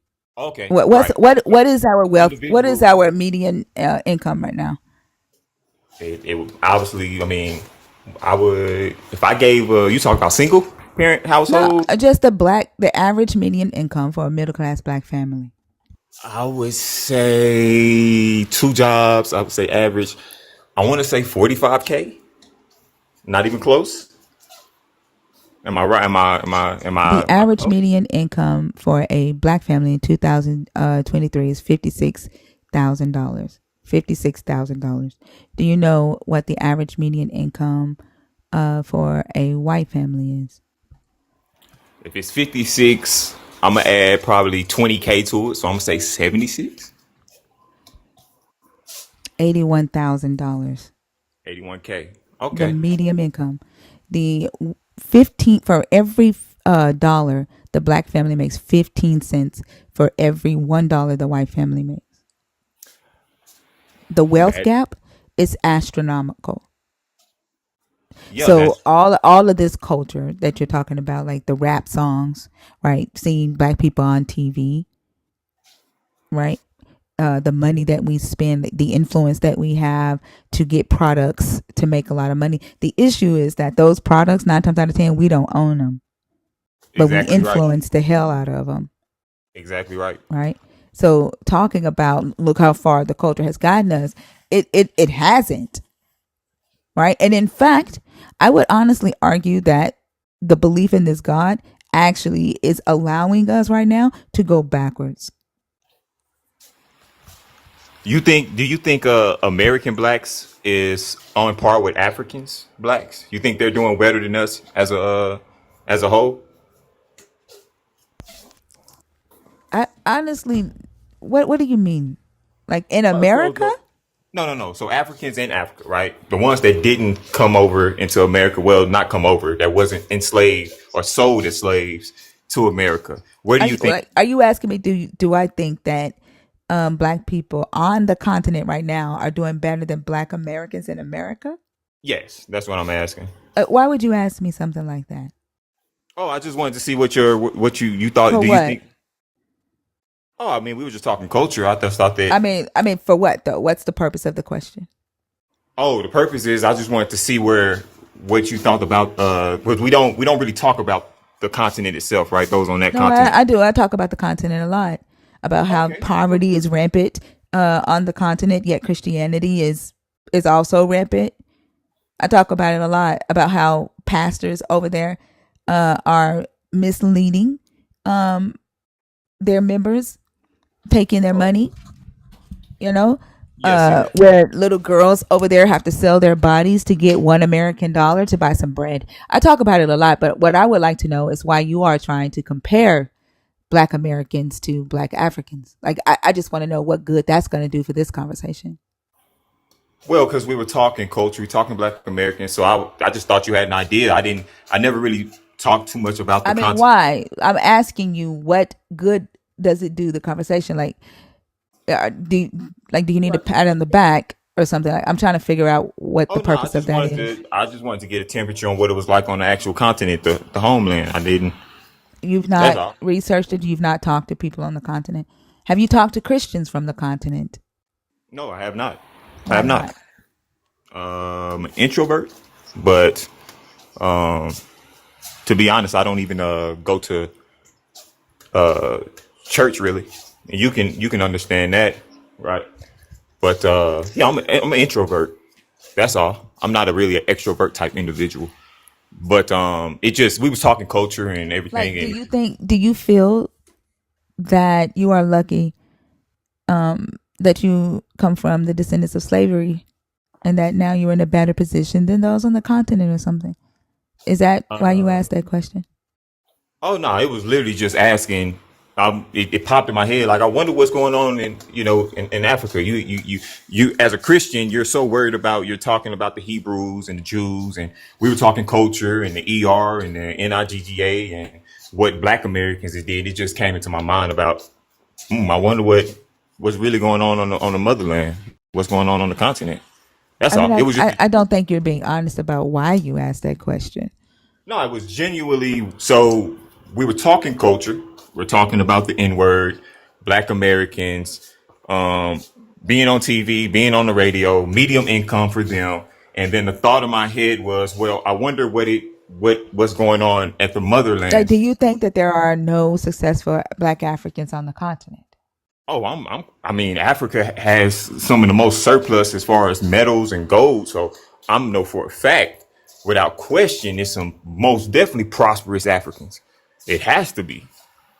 Even if the white man took whatever he took, it has to be prosperous Africans. That's no doubt in my mind. I wasn't looking at it like, oh, they're a third world country. Like I know for a fact the motherland has all the resources that any other continent could have. So I know for a fact. That's why I was saying gauging their successful, the blacks that's in Africa, their successes, our successes, their poverty, our poverty. What do you think we kind of line up? You think it's still pretty even? I'm not even trying to compare it. Oh, okay. Like, I Okay. don't even, again, I don't see the need to do that. Okay. Oh yeah.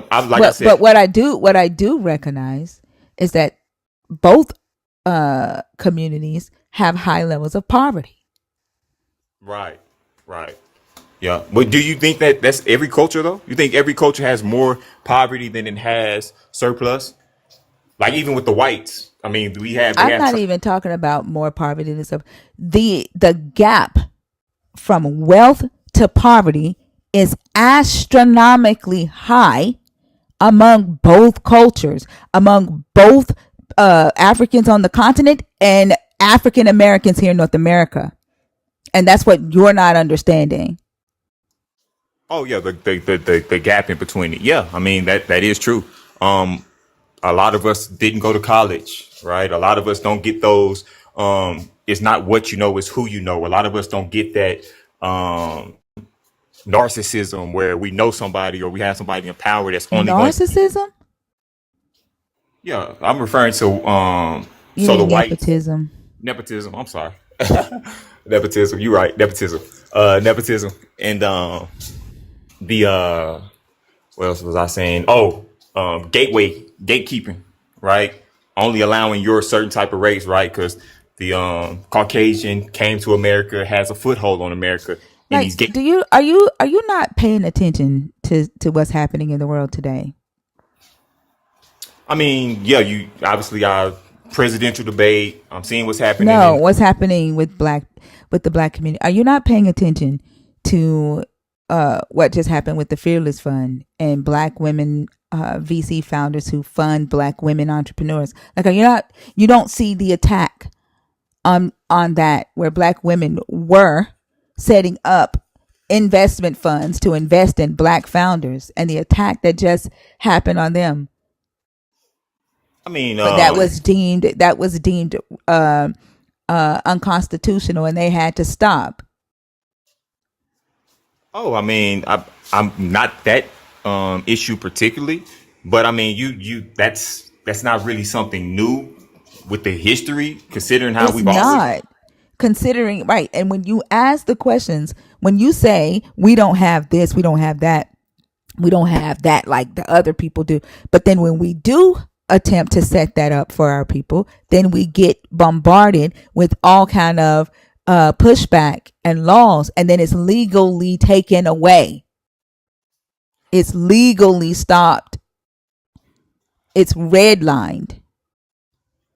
Okay, so Like, it's almost as if you're not paying attention.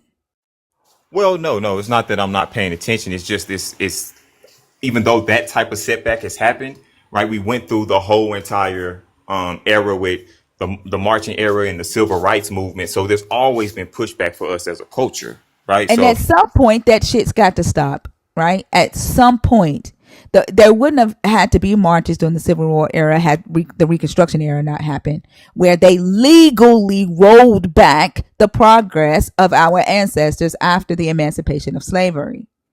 They legally stopped the progress. okay. So what do you what's your honest opinion? What do you think? How do we combat that as a culture? What would be our civil rights movement then? For I one, would say. stop voting for motherfuckers that want to work against your own best interest. Okay. Would you what about Kamala Harris? Stop sitting down. I said motherfuckers. I said, regardless, I'm not here to talk to you about who you should vote for and who you shouldn't. Stop voting for people who works against your own best interest. Stop waiting for some magical deity in the sky to drop your dreams from the sky. Right? Stop spending your money on expensive shit that we know that we cannot afford just so that we can look like the status quo. Right? Start asking more questions. Start speaking up. Stop lapdogging. Okay. And you think that would be able to unify the whole entire culture, the minorities, at least the most The of the. the fact that you are asking me something like that tells me that you are quite not serious. No, I'm genuinely asking you. You say, like we've always asked, what is it going to take for for Black Americans to actually have something in America? What is it going to take? Right? We've You're going always. to have to support black businesses. You're going to have to spend your money with black businesses. You're going to have to stop getting on social media and dogging out other black businesses. You're going to have to be about black business. So start taking the black dollar and specifically going black owned. Okay, so what if Here is the crazy thing. In this book, Your God tells the Israelites to spend money with each other. Your God tells the Israelites, don't make a profit off of another Israelite. Don't charge another Israelite interest. If your brother sells himself to you in slavery to pay off a debt, when he leaves, set him up properly so he does not fall in debt again. Like, one thing that I noticed that this God has done to a lot of black believers is made very individualistic. I don't know why these kids over here ain't eating, but my kids eat. God feeds me and mine. That ain't my responsibility. God answers my prayers. Very individualistic, because you need this God to be true. You need this God to be real. And so one thing that I've noticed that this God has done is made black people become more indifferent to other black people.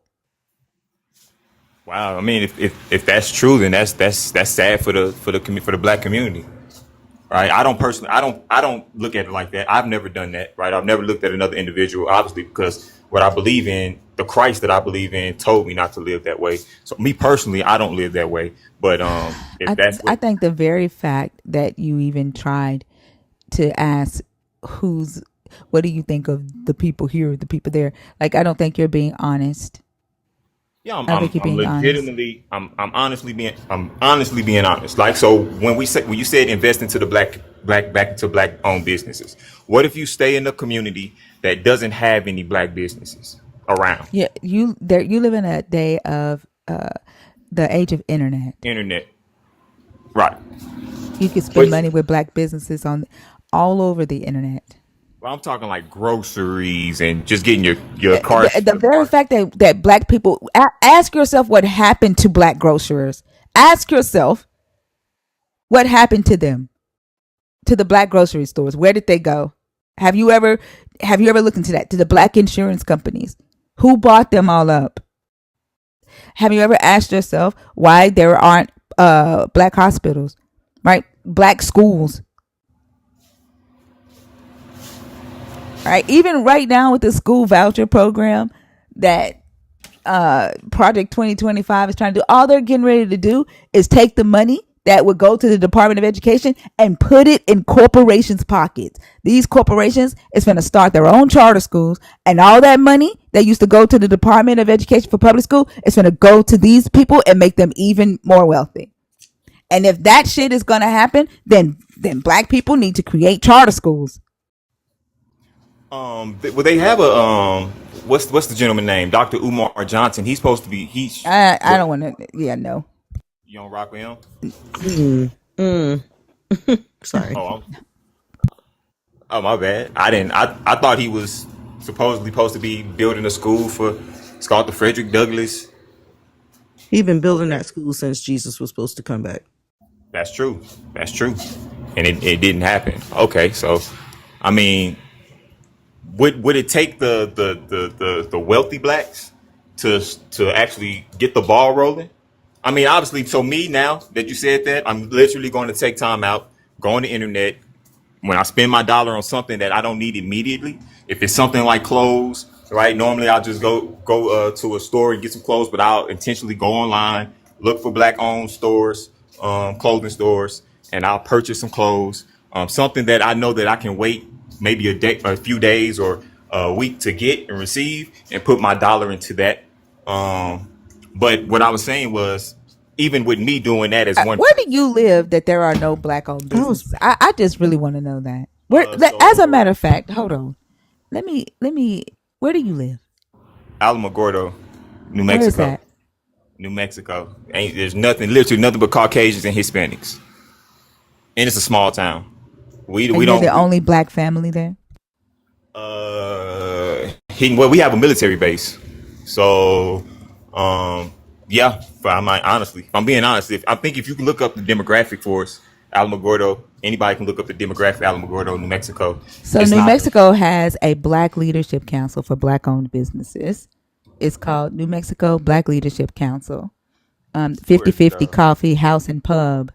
99.9 The Beat, 9 Miles Teas, A Better You Beauty and Barber Academy, About Face, A Plus Class ACT Counseling, AK Deli, Albuquerque Tourism and Sightseeing is black owned. Anna Tavia's Great House. Like they have a whole list of black owned businesses. If you just go to New Mexico Black Leadership Council. Right, where are they located though? And in regards to Alamogordo, Santa Fe, Albuquerque, those are I those. don't know. I don't live in New Mexico, Oh, but I mean, if you okay. really want to support black businesses, you can look for them. You can look for these black businesses. Yeah, you're right. And you honestly brought that to my awareness, right? You brought that to my awareness today because, like I said, being a Christian, we really focus on, the God of the Hebrews, the Israelites, and the Gentiles. We are conscious. You always have to be conscious of your culture, but you never really having this conversation with you and seeing how passionate you are about our culture. It makes me want to say, you know what? Let me go ahead and start. Um, Looking into these black owned businesses and spending $1 into these black owned businesses, honestly, right? Because I never really thought about it because there's nothing around me, but that Hold doesn't. on. To the mods, we're being spammed like crazy by a crypto bot. And I'm talking about 12 of them at one time. Y'all Yeah, I'm see having them? as many of them as Can yeah, y'all I'm turn the pulling them off comments off? as I see them. Do me a I'm favor, turn about the to. comments off. Thank you.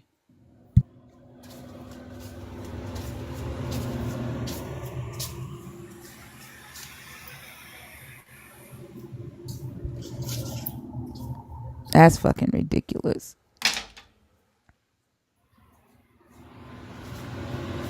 But yeah. So we've gone way far off of the deceiver. I don't see a difference between your God and the devil that Christians believe in. Hopefully you will allow yourself to start looking into how you can support more the black community. Yeah, is there anything else? No,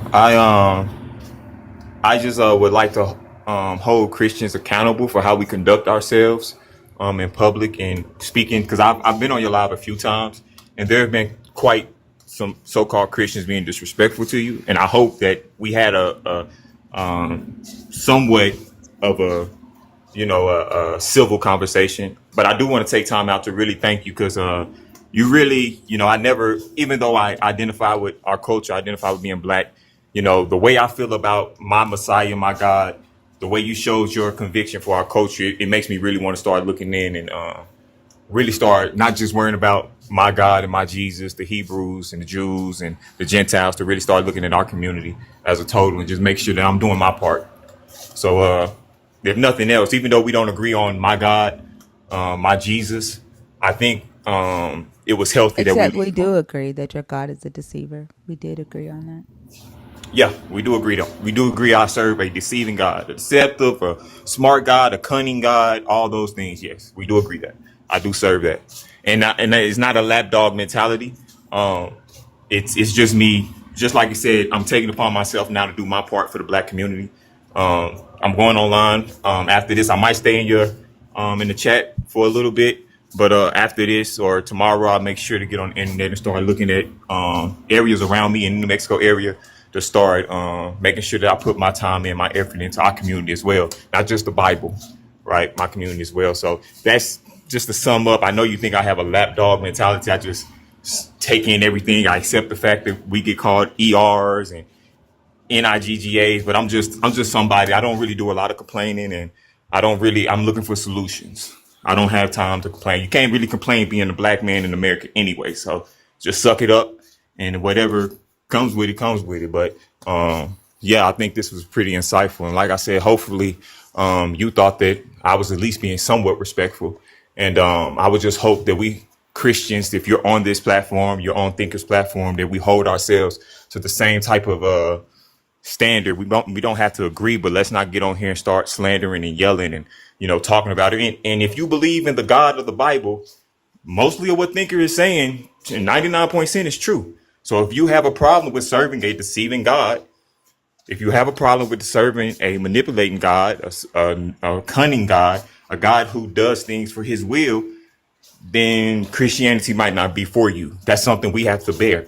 And these individuals going to come with this text, this scripture that's going to prove that our God is, we claim that He's all holy, He's all perfect, but there's ways He goes about it that makes Him be deceiving. It makes people not want to believe in Him. And we as Christians have to take that. I know it's hard for us to admit it, But we have to admit, so me, I believe in the deceiving God of Abraham, Isaac, and Jacob, right? Regardless on how you justify it, right? It's proven in text. Thinkers just proved in text that our God does deceive, our God does deny, our God does lie. Now, does he do that thing for the betterment? You can justify it and say that. Does he do that to try to make you holy, or try to make a certain people or a certain group of people his followers to serve only him? Yeah, you can go about justifying it. But at the end of the day, you have to accept the facts. And there's nothing really Thinker said, or there's nothing in scripture that Thinker referred to that disputes that. So if you have a problem with what Thinker is saying at this point, you have to adjust yourself and ask yourself, do you truly want to be a servant of the Christian God, the God of the Hebrews, the God of the Israelites, because that's the God we serve. So there's no need to get on her platform. No need to go back and forth with her. There's no need to argue with her. It's in text. Everything she's going to bring up, she's obviously did her homework. She's going to bring up everything, and it's going to be right on. I know it's going to make it hard for you to admit it, but you have to accept the fact. So me, I serve, according to the scripture to be true, I serve a deceiving God. That's who I serve. God of Abraham, God of Isaac, God of Jacob. That's who I serve. And you as a Christian has to accept that. Going back and forth with it will not change the text. The text says it right there. So if you truly are a Christian, then you would accept it. I know you want to make our God almighty, all perfect. In our eyes, he is. But there's ways he goes about doing things. Thinker has pointed that out. There's no need to go on her platform and try to discredit anything she said. She has the text to back it up. She's proven that throughout this conversation. So please, if you consider yourself a Christian, do not get up here going back and forth with Thinker. Everything she says is pretty spot on. Do you accept it or do you not? Now, thank you, Thinker. Well, thank you, Jay. I hope you have a good day, okay? Likewise.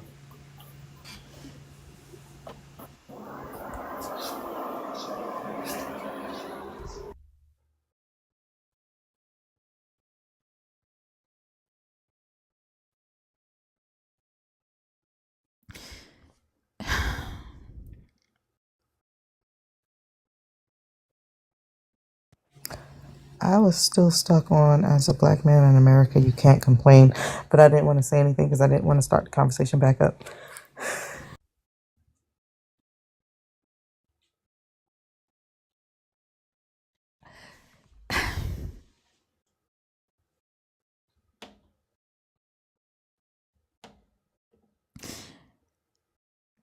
I have no idea what to say. I really don't. And I could tell he's a really nice young man. But goodness gracious alive. He sounded like he leaned towards the manosphere a little bit. He was ready to go in about Sister Harris. Yeah. Well, that's true. I forgot about that. Yeah. Probably one of those that thinks she locked up black men and kept them locked up in California. Instead of reading and finding out for herself, a lot of them just go on she was the prosecutor and she was attorney general. She did all of this stuff and she is the reason why black men are locked up. But would turn around and vote for the Orange Emperor. I'm going back on mute. And probably did. Probably did. Yeah.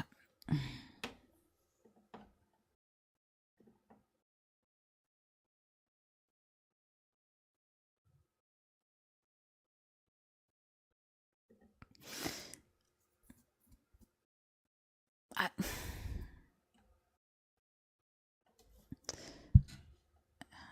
that was something.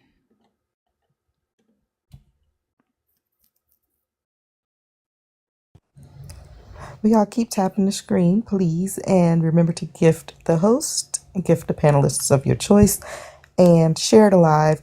Also, go over to YouTube, and if you have not yet, you're slacking. Subscribe to Thinker and Bash. Sorry, I'm about to choke. Sorry. Subscribe to Thinker's YouTube channel, Arch Thinker, ArchThinker, so we can get her up to how many subscribers do you have so far, Thinker? Almost 2,000. Oh, so let's get her over 2,000 and then also subscribe to Verses and Vibes with Thinker and Bash, which is a wonderful podcast that comes every Sunday. And they are reading the Bible from Genesis to Revelation. So y'all do not want to miss it because it is some good times in there. I love it on rice. But keep on tapping.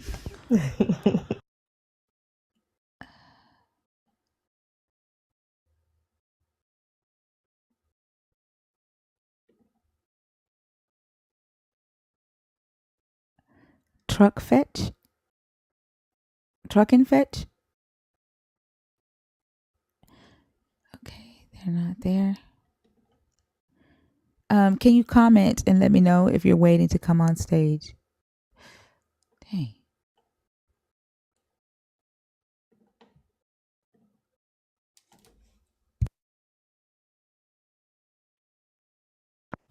It's ARCHTHINKER, Arc Thinker. Bread and wine, thank you.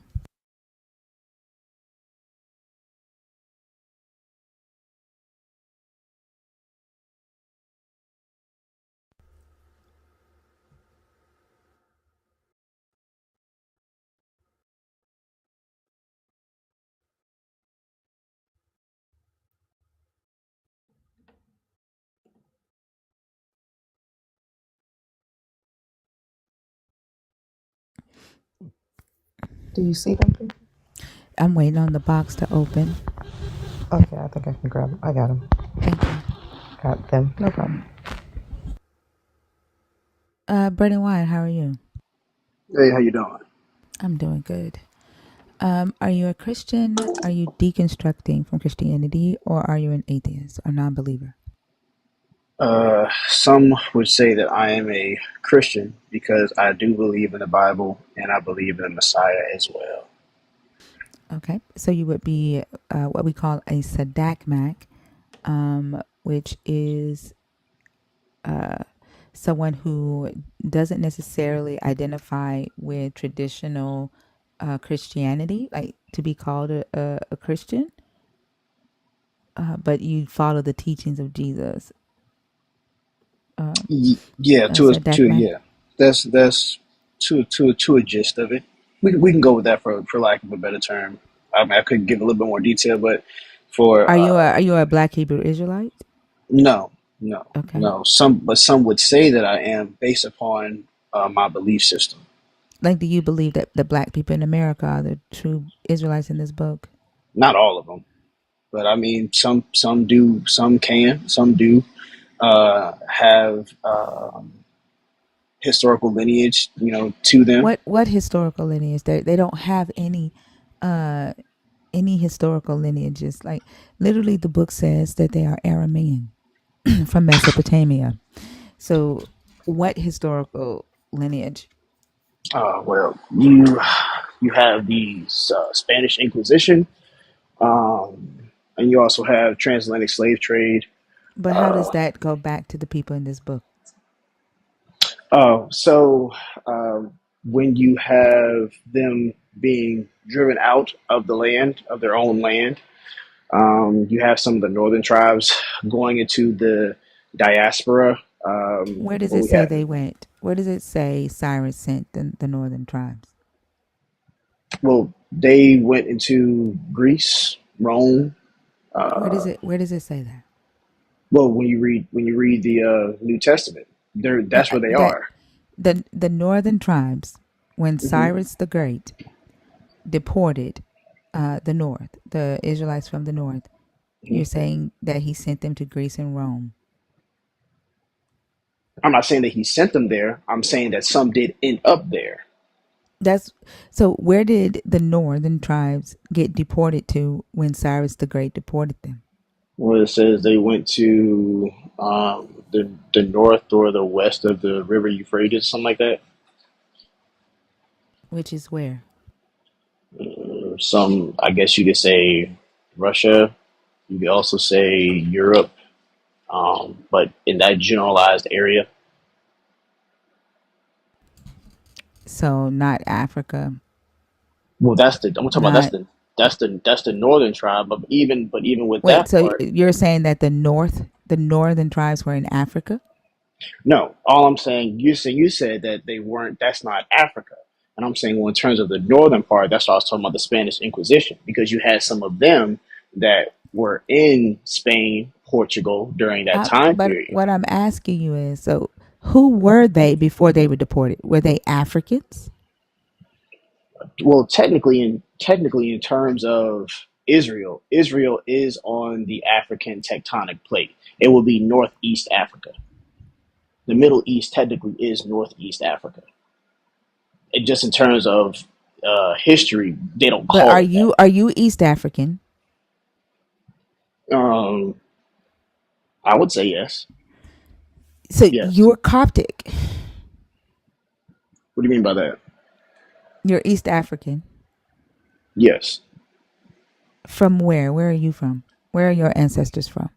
So from what I understand, I I'm not have. asking about like in this book, like uh I'll tell you. I'll tell you genealogical exactly. wise. I'll Where are tell your you. ancestors from? I'll tell you exactly. So for the first 8 years of my life, I lived in Saudi Arabia. I lived in Taif, Saudi Arabia. My dad was in the military. During that time period while we was there, Is your dad from Saudi Arabia? no, my dad's from Philly. Okay. So your family is not from the Middle East. Well, the Arabs identified my dad as one from the Middle East. The Arabs did. The Arabs that were in the Middle East identified my dad.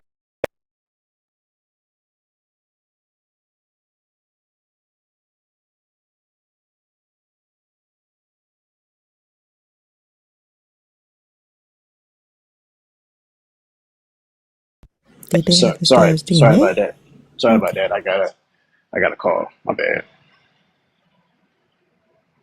Hold on. Thinker is such a sad example of a human being that spends hours studying scripture to twist it to her demonic reasoning.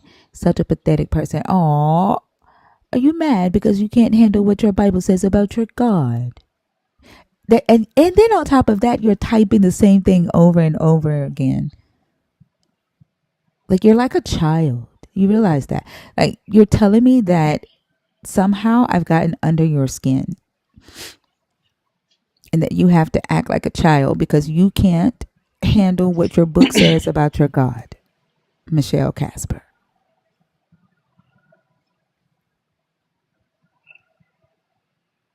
I'm back. Didn't know if you knew that. Yes. What does your history have to do with the people in this book? What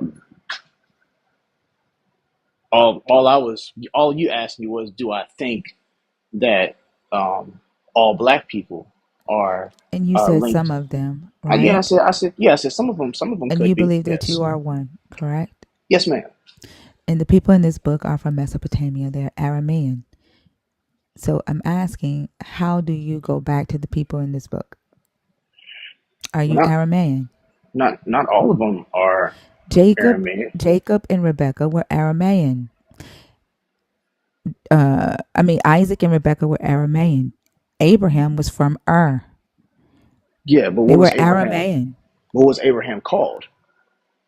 What do He you was mean? What called was he called? he was called a Hebrew. It doesn't matter what he was called. It's the land that he was from. Well, He it, didn't it look said. like you. Well, all I'm saying is the text says that he was called a Hebrew. A Hebrew is one that has crossed over. Abraham was called. Yes, Abraham was from Ur, from Babylon, from yes, he was from. Iraq. Yes, he was from Ur of He's not. Chaldees, He's not African.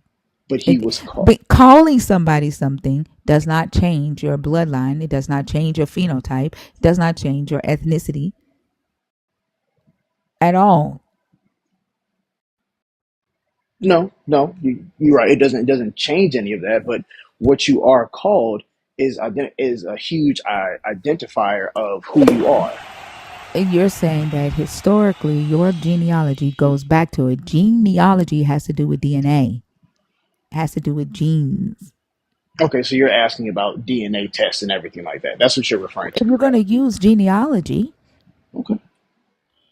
I was only answering in terms of how I think that some certain black people can't identify with that. Some But people say that. you said it goes back to your historical genealogy, right? No, I never said that. You said that. When I asked you about why You you said where say my some people, black where are people, they from? you said Yeah, you literally said that it goes back to your historical genealogy. I said, what historical genealogy? They don't have any. They I don't never have any. Okay. I never said historical genealogy. What did you say? Historical All what? You say historical lineage. No, all I was saying is that some people can identify with it. Oh, okay, hold on, cause give me just a second. Okay.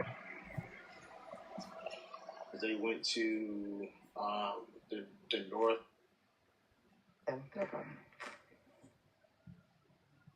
Brandon White, how are you? Hey, how you doing? I'm doing good. Are you a Christian? Are you deconstructing Christianity? A non-believer. Some would say that I am a Christian because I do believe in the Bible and I believe in the Messiah as well. Okay, so you would be what we call a sadakmak, which is someone who doesn't necessarily identify with traditional Christianity, like to be called a Christian, but you follow the teachings of Jesus. Yeah, A sadakmak. yeah. That's to a gist of it. We can go with that for lack of a better term. I could give a little bit more detail, but for Are you a Black Hebrew Israelite? no, no, Okay. no. Some would say that I am based upon my belief system. Like, do you believe that the Black people in America are the true Israelites in this book? Not all of them, but I mean some do, some do have historical lineage, to them. What? So, do you remember saying that now? Yep, historical Double lineage. homicide. Are we saying lineage and genealogy is the same thing? No, I No, she corrected said. Sorry, myself and I sorry. said lineage, and you still said no. You didn't say that. Okay, I'll say this. I do not remember saying genealogy And I at all. corrected myself and I said, you I, said historical lineage. And you said, and nope, I didn't say that either. all I'm saying is I can correct myself as well. If you did say that, and if you did say that, I will correct myself and say that yes, I did say lineage. The She line. correct herself. Well, no, I'm saying I'm correcting myself. But you I'm said correcting if. myself. You said if, as if it it's a possibility that it didn't happen. It did happen because she did say genealogy at first, and when you said you didn't say genealogy, she said lineage, historical lineage. Okay, then I correct myself in terms of historical Thank you. lineage. Yes, ma'am. I correct myself in terms of that. So in terms of the line of your fathers, forefathers, everything like that. And you have no way of knowing whether that lineage is correct because you're just going by stuff in a book. You're literally putting yourself in that line. I mean, is to in all honesty, yes. So it's not historical. Well, to a certain degree, it is. No, it's not. Oh, okay, okay. So if if we can't go back that far, then we can't go back that far. Some people can go back that far. Some people can't go back that far. I don't know anyone that actually has gone Like, back that far. literally, even the Israelites of today can't go back that far and say that such and such is their great great uncle. I don't know why y'all think y'all can. Like, there is no archaeological evidence, right, that would even support you saying that this is my great great great great great great great great uncle or my great great great great great granddaddy. None. You're right. You're right. There is no physical evidence that can tell us this because of things that have happened during history. Uh, terms of different conquerings, rulers of the world, all different things that have been done to certain historical sites. Absolutely, you are absolutely correct. But there is something that is deeper that we can definitely connect with to say, okay, I can connect with this. Like what? Slavery. I mean, some people can say that there are certain inserts in history that, What's your uh, connection to it? well, What's your deeper connection that makes you feel like definitely some black people in America are of the ancient Israelites in this book? you have some people have continued in certain traditions that were in the Bible, um, and you also Like what? have, okay, so some they practice some form of quote unquote Judaism. Wait, Going so practicing Judaism uh, makes you an ancient Israelite. Not saying that it makes you an ancient Israelite. All I'm saying is some people, in terms of their family, this is what they have practiced. Now, could they have a connection with the book and with the culture and everything like that? Absolutely, yes. But you do realize the question that I asked, though, right? You're asking for physical evidence. I'm asking, you said that some people have a deeper connection with it, right? That proves that they are of the ancient Israelite lineage. And so by you saying that some people practice Judaism, and that means that they are ancient Israelites. Like one of my co-hosts, right, used to be a black Hebrew Israelite, and he said that him and his family, they used to do all of keep the festival of the feast, right? Hmm. Do the tent meetings and all of that.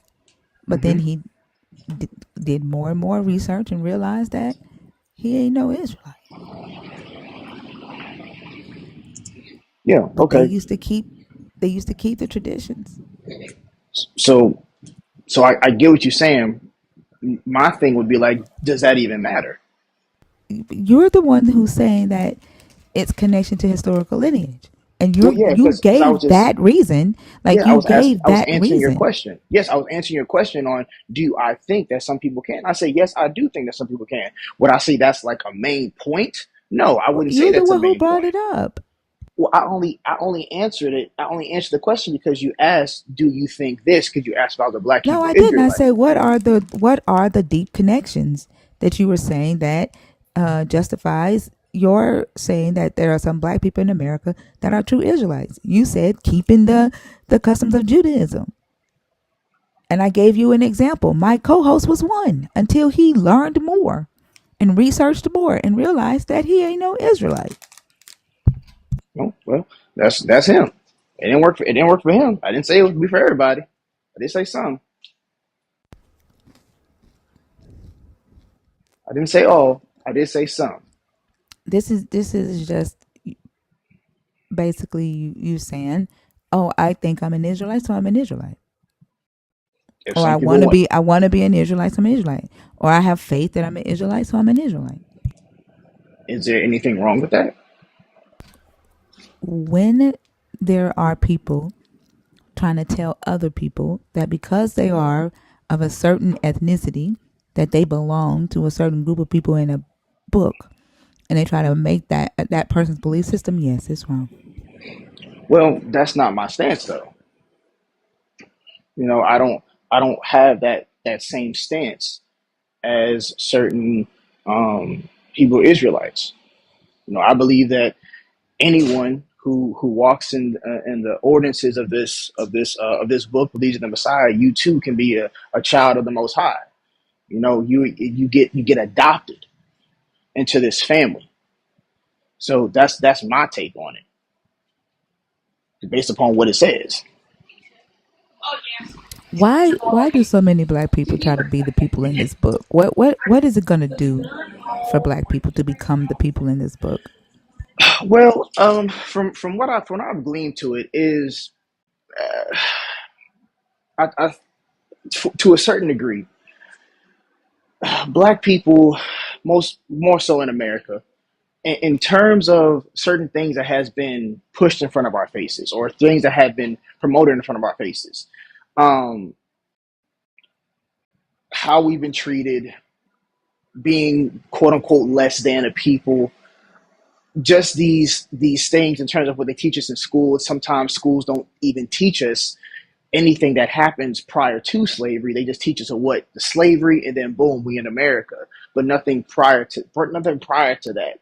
And so if you don't know, you're kind of stuck in that. But you see yourself as an American, but you're not treated as such. You're not treated as equal as somebody else. You're not given certain privileges as somebody else. Now, it's like you have to work 10 times harder to get something that your forefathers or your ancestors helped build or helped create, whether they wanted to or not. So And it so does. when you become the people in this book, does it become easier for you? Do people respect you more? No, I would say it gives more of a sense of identity. It gives a deeper um, a deeper look at who you are. And when you start to see these things, you start to see, oh, But that's dang, not who you are. You're lying to yourself. Like it's not a true identity. Like, right? Like it's not true. And then if you're not getting respect and then you become these people in this book or believe that you are, the respect still doesn't come. What good are you doing yourself? Like, can you not have self respect and be yourself or learn your true history and oh have no, self respect? yes, ma'am, yes, ma'am, you definitely can. I'm not negating that at all. All I'm saying is that in terms of just answering your question, what would this do if someone was to hold to that based upon identity? And this is something that they would gain for the simple fact I say this because it's what we see. We have certain individuals that take pride in their identity because for however their story is, however things have been portrayed, towards them or for them, other people are bringing certain things out in the forefront. This is why you're that. This is why you're this. This is why you're that. It's because of this. What this says, is that true or not? You would have to look at it, read it, and hold it as a candle to So things that are being portrayed. it tells you that the reason why you are why there are people on this earth that are racist towards you is because they want to be you, or Mm, you are chosen by a God. Therefore, they hate you because your real identity is that you were chosen by a God. some people hold to that notion. I wouldn't say because they wanna be you. I wouldn't. What information are you saying was showed to you? I'm sorry. What did you say? I'm sorry. What information are you saying was shown to you? And then you research it and you're like, oh, so this is why. Like, what information are you talking about?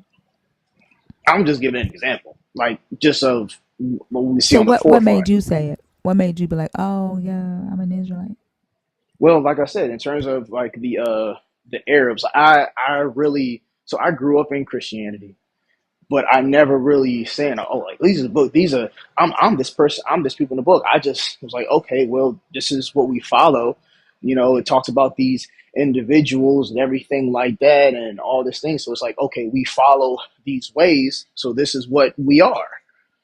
If we follow, if you whatever you follow, this is what you are. Now, this book not only has to deal with the way to live, but also cultural aspect as well. But it wasn't until later on that I found out that when the Arabs called my dad a Yahudi, that I was just like, okay, cool. Then that's what we are. We are Yahudi. Um, so are we also quote unquote African Americans? Absolutely, yeah. Because where are we at? We live in America, but we also are Yahudi, based upon Wait, hold how on. Okay, can define Yahudi for me? it's the correct term on how to say Jew. It's the correct term on how to say Jew.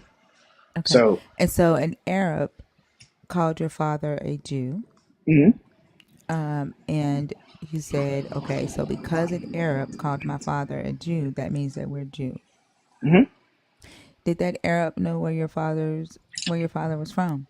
Nope. Did that Arab know your father's family? Nope. And so you're taking the word of like a stranger and changing your whole identity because of that? Didn't change my whole identity because of that. It was just show a reflection of something that I was already leaning towards, and it was something that I didn't find out until later. It wasn't something that was identified first. It was something that was identified later. Like this was talked about. This happened to my dad back in the '90s when he wasn't even, he was just a Christian, not even in this type of walk. So So, did you know that in Arabic, the term Yahudi is interchangeable with the words for traitor or miser? That it doesn't necessarily mean Jew. that's what the word is. The word is But Yehudi. it also in Arabic, in many Arabic dialects, the term Yahudi is sometimes used interchangeably for traitor or miser. What's a miser? I don't know. Let's see.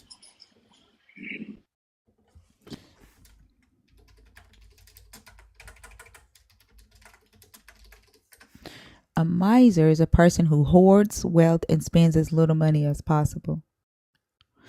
A typical It was miser, just a he nice. hid his money in the house in various places. So, I mean, we don't know what sense he was using it. A heat miser, so a hoarder is somebody who hoards, but we don't know what um Yeah, uh instance I he didn't was get using that it in. same. I didn't get that same definition when I looked it up. I mean, but what was the context of the conversation? Like, were they They, friends?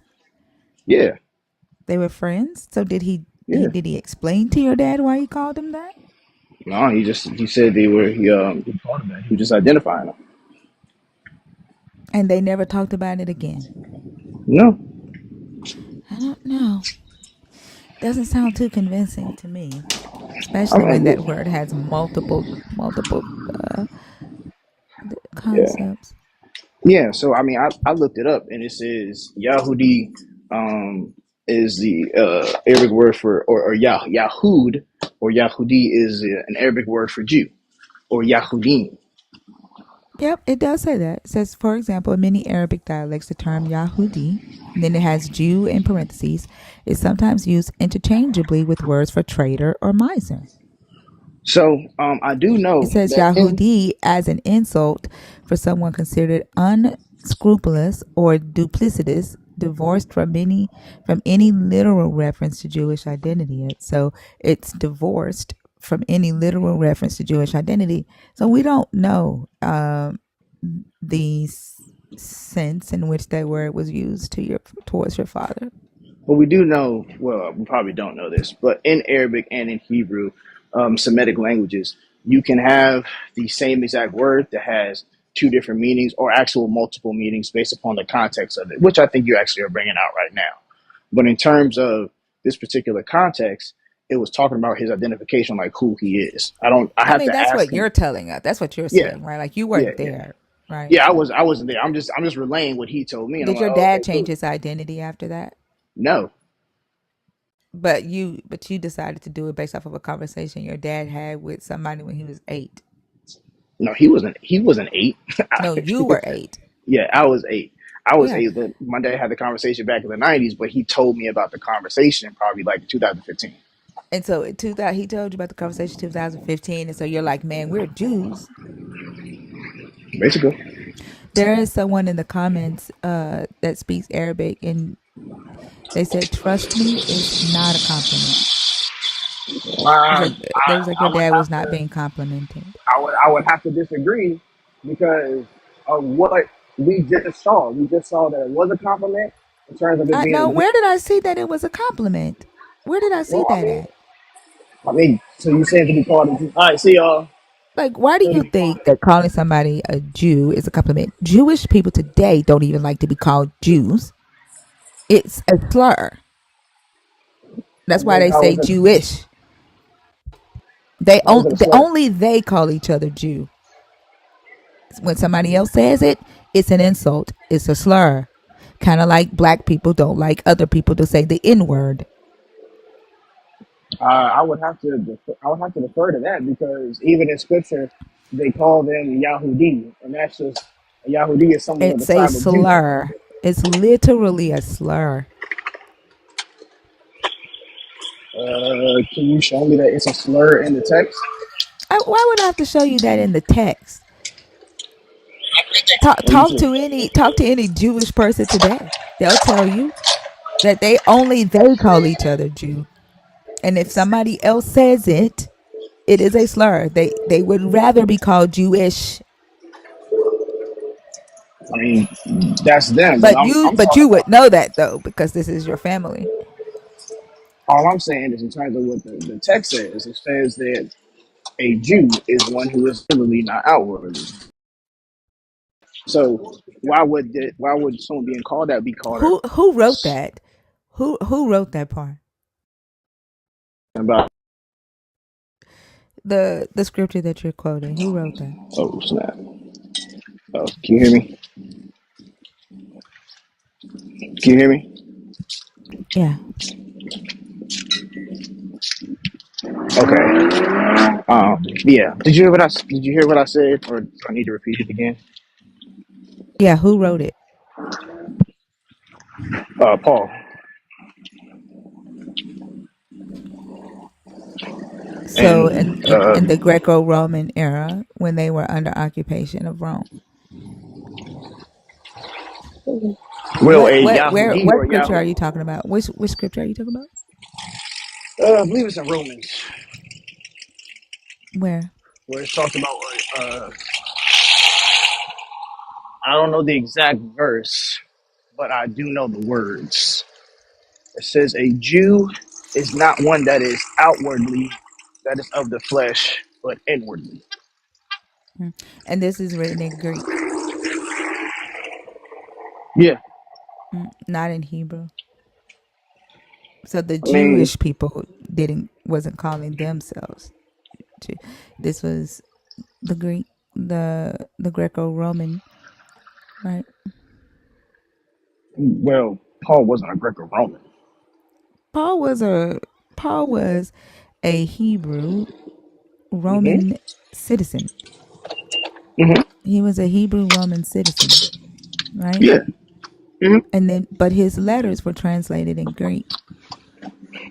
And the Greek and the Aramaic. Yep. Well, where is the Aramaic version of it?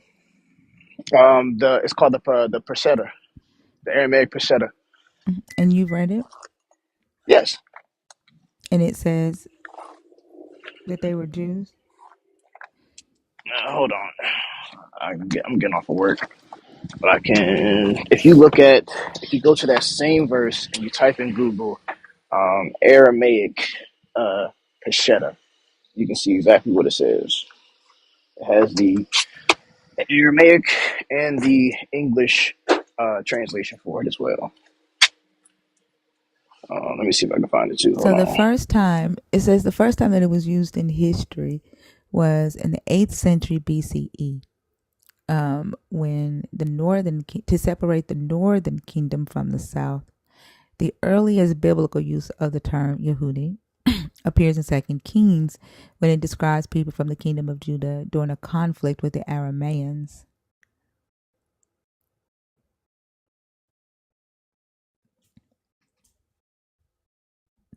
So the first time it was used was during a conflict with the Arameans.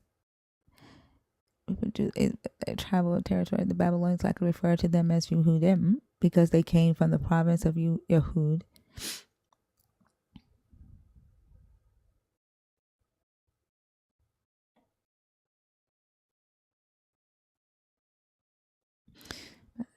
Hold on, let's see. The term was used by Greek writers like Herodotus, though it was debated whether he referred specifically to Jews or more broadly to the region of Judah. By the Hellenistic and Roman periods, the term Yehudi was firmly used to describe the Jewish people as a religious and cultures group. So the Greek were the first to identify them. Yeah. So in the Aramaic, it says Yahudia. hmm or which Yahudi. is referring to Judah. But when it talks about them as Jews, as a people of a religious or a cultural group, that came from the Hellenistic period. So they came from the Greeks. No, didn't you just in Kings. I think I said when it refers to them as a religious group and a cultural group as Jew,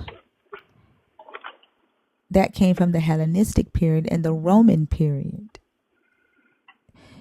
That's what So it what was the part says. that you said about It the? says What did you say about the? Yehudi, right? To Mhm. describe people from the province of Judah. That's people who lived in Judah. When it starts talking about them as a religious group, when it starts calling them Jews as a religious group or a cultural group, that started in the Hellenistic and Roman period. Prior to that, a Jew was somebody who lived in the land of Judah. It wasn't talking about a specific group of people. It was people who lived in the land of Judah. When it became about religion and culture is during the Hellenization period and the Roman period. Yeah, yeah, because you have a separation between the Jews and the Greeks, because you had the dysphoria happen in terms of the quote unquote Northern Kingdom going into the European nations, and then you had the actual Northern Kingdom being called There was Samaria. no northern kingdom during the Hellenization period. It technically in terms of that it was called Samaria, but we would understand that that region or that section to be actually like the quote Had unquote. already been conquered by Cyrus the Great. Yes, yes, I understand what you're saying. I'm just talking about terms geographically wise. Selena, are you able to let Dr. Bowen up? Good morning, Dr. B.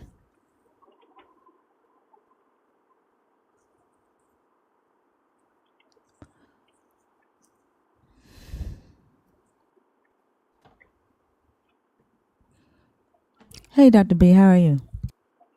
I'm doing well. How are you? I'm doing good.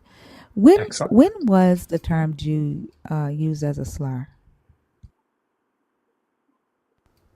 Do you know? Oh no.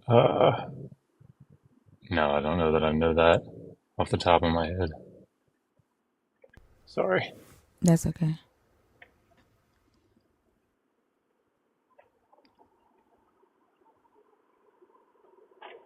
Yeah. So I was only saying that just in terms of what uh, what was stated and what I'll go by. That was really that. But I don't think um, my identity and everything based upon that. I wouldn't say that you're this, you're that based upon that. That's not my forte. Like I was stated before, I do believe if you believe and follow the ordinances or instructions that are given in the text, as well as having belief in the Messiah, you can be called a child of the Most High. Um, Therefore, you'll be given an inheritance, be able to be adopted into his family or his kingdom or what have you.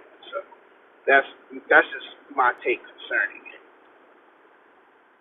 Yeah, but I still don't understand. Like you're saying that because of this conversation that you had with your father, right? That's when you started looking into it, and somehow you've made this imaginative lineage, historical lineage to the people in this Bible. Yeah, but I would say so. If when someone asked me that, right, I would say that I'm Hebrew. I am one that has crossed over. I am a Yahudi, which means I don't know whether I'm from Benjamin or Levi or Judah. All I know is that in terms of what these people were identified as, they're identified as But Yahudi. why is my question? Like you're going off of a conversation that your father told you he had in Saudi Arabia when you were 8. Some man called your father a Yahudi, and you don't know the context of that conversation, right? Yes. It's not even known that your father knows because you said there was no follow up there, right? that term in Arabic is also used as a slur. Like it's also used to call somebody a miser or a traitor. So you don't know the context in which your father was called that, and you've created this new identity based off of this one word that somebody in Saudi Arabia called your father when he was in the military I when wouldn't you say were I 8 years created. old. I wouldn't say I created a whole new narrative because during that time period, I was still identifying as a Hebrew. So During what time period? When you were 8? no, no, no. So this time, all this happened around like 2015. That's when I got all this information concerning what the conversations that my dad had, with them. But I was So already calling myself a what? Why Hebrew were you identifying as a Hebrew prior to that conversation? Why? because in terms of Abraham, Isaac, and Jacob, their beliefs and who they believed in and who they were identified as. So there it is. Abraham was So identified as because Abraham, Isaac, and Jacob had a belief, and you shared their belief, you were now a Hebrew yeah, by what? Blood or just by faith? no, by belief, by By faith. beliefs. Yeah, Okay. by belief, And by then faith. so everybody that believes in this God is Hebrew. Is that what I you're would saying? say, I would say, in terms of like that word Hebrew, you are one that has crossed over. You have one that has So gone from one everybody, side to the next. right? So everybody is a Hebrew that believes in this God. To a certain degree, yeah. Are you sure that you were never a part of the Hebrew Israelites? Yes, ma'am. I've never been a part of the quote unquote Hebrew Israelites in terms of the camps that we see on the forefront. I mean, you might not have been on the like wearing the purple shirts, but you sure you've not engaged with Hebrew Israelitism? I have engaged with them, but You you have. Did you say you yeah, have or you haven't? I have. So for some degrees, for certain things we have a similar belief, and then other things we don't. So it's almost like And so, did you how meet the Hebrew Israelites before your father told you about the Yehudi conversation? no, ma'am. I met all of them after. Was your father Christian? Yes, ma'am. Did your father consider himself Hebrew? No. Why not? You said what? Why not? It didn't. That wasn't his initial thing. His initial thing was concerning the name of the Father and the name of the Messiah. And then And later so, on, as what? So you just wake up one day and go, "I'm Hebrew." I would say I woke up one day. It was more like a gradual thing. Just like if people ask me, what do you believe? Like what are you? I would say, well, I'm this. I'm trying to figure out what in the beliefs. Like, so you were Christian before this. You Yes. believed in the God of Abraham, Isaac, and Jacob before this, but something happened, something changed that made you say, "I'm Hebrew." Yeah. I'm asking what that was. I'm trying to figure out what that was that Okay. made you go Well, from calling yourself a Christian to a Hebrew. so I would say I started following the commandments, um, and But something made you change the way you worship this God. The fact that you identified as a Hebrew, I would say, is the thing that made you change the way you worship. Because now you're going to worship like a Hebrew. But there's something that happened prior to that. Huh? no, someone was flashing at me, but I don't. Oh, I guess he wants me to get those.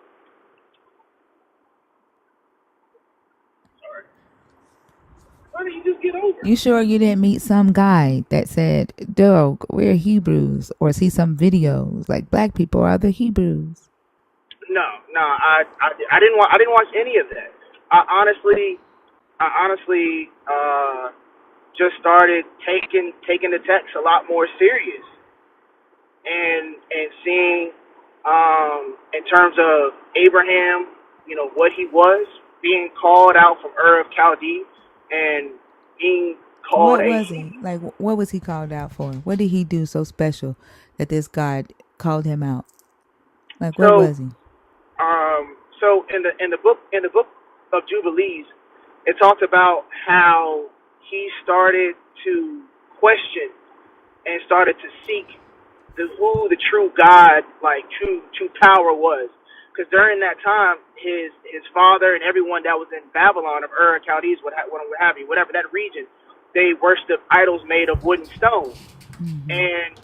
And he came to this conclusion, like, these things of stone can't do anything. They can't do anything. Mm-hmm. So he was like, he wanted to know what the truth was. So what he started to do, he started to worship the sun. And so he realized that the sun went down. And he was like, well, the sun ain't it. So he worshiped the moon. Then he realized the moon went down. He said, hold on, well, that's not it either, because that fades away as well.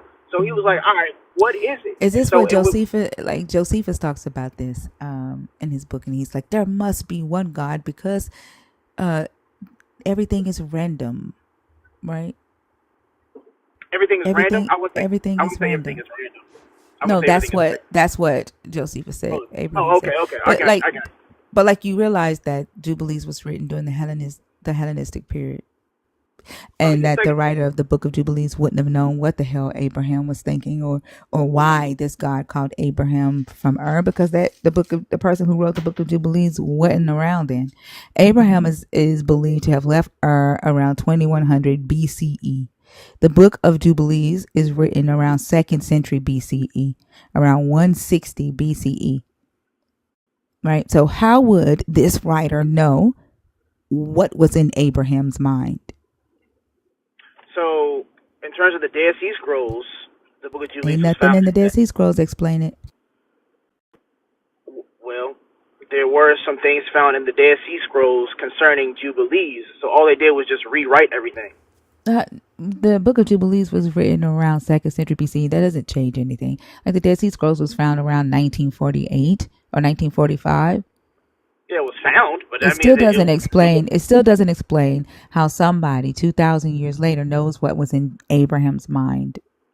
Like what it sounds like to me is that whoever wrote the Book of Jubilee, right, needed to give a reason why this God would have chosen Abraham anyway, because the Hebrew scriptures don't say.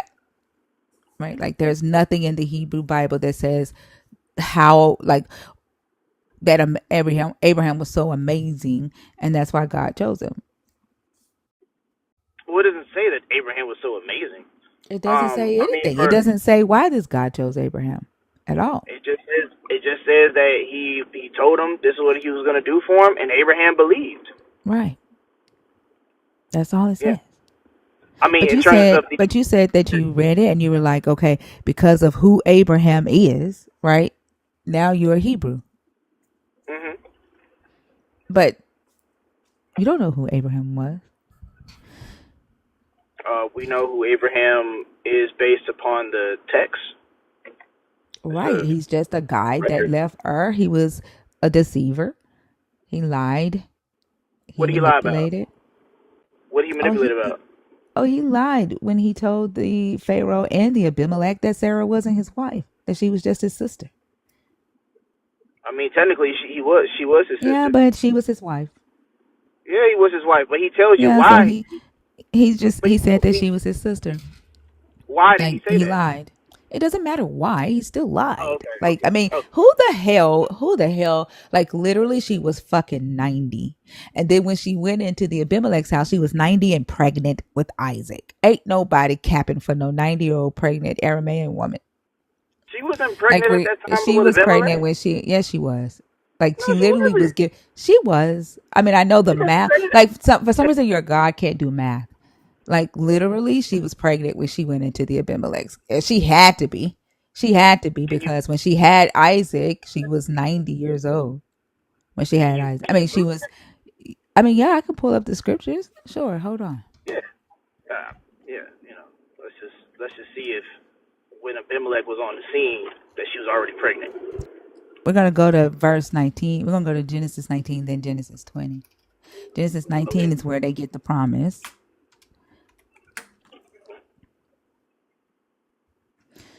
Let's see. All right, it might be 18. Hold on. I think it's Genesis 18.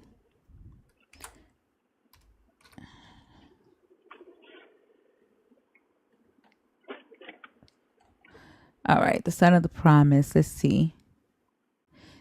Wash his feet. Let's see. So Abraham hurried.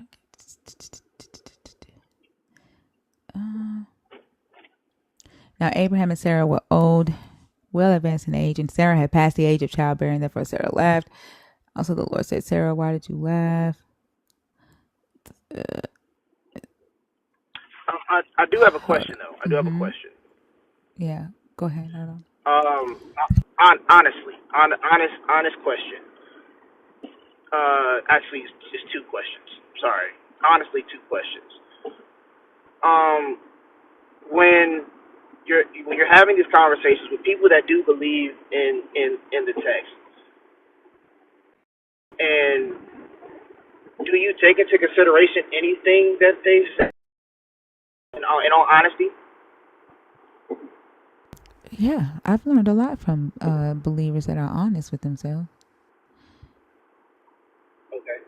You said they're honest with themselves. Yeah, But I'm saying, do you take consideration of what they say? I do. That's why I think that a lot of you see this God through the eyes of Jesus, right?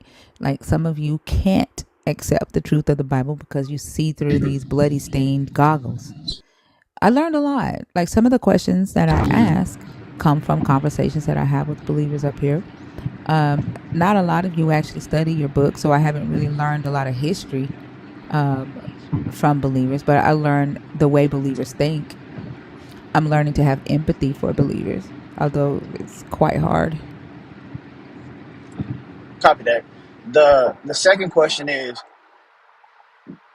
are you one to take what somebody says to crumble it up and throw it in the trash? I don't know what you mean. I don't take bullshit if that's what you're asking. Again, if you are honest with the text and honest with yourself, then Mm-hmm. yes, I can learn from you, but I don't deal with lies. I don't deal with imaginations.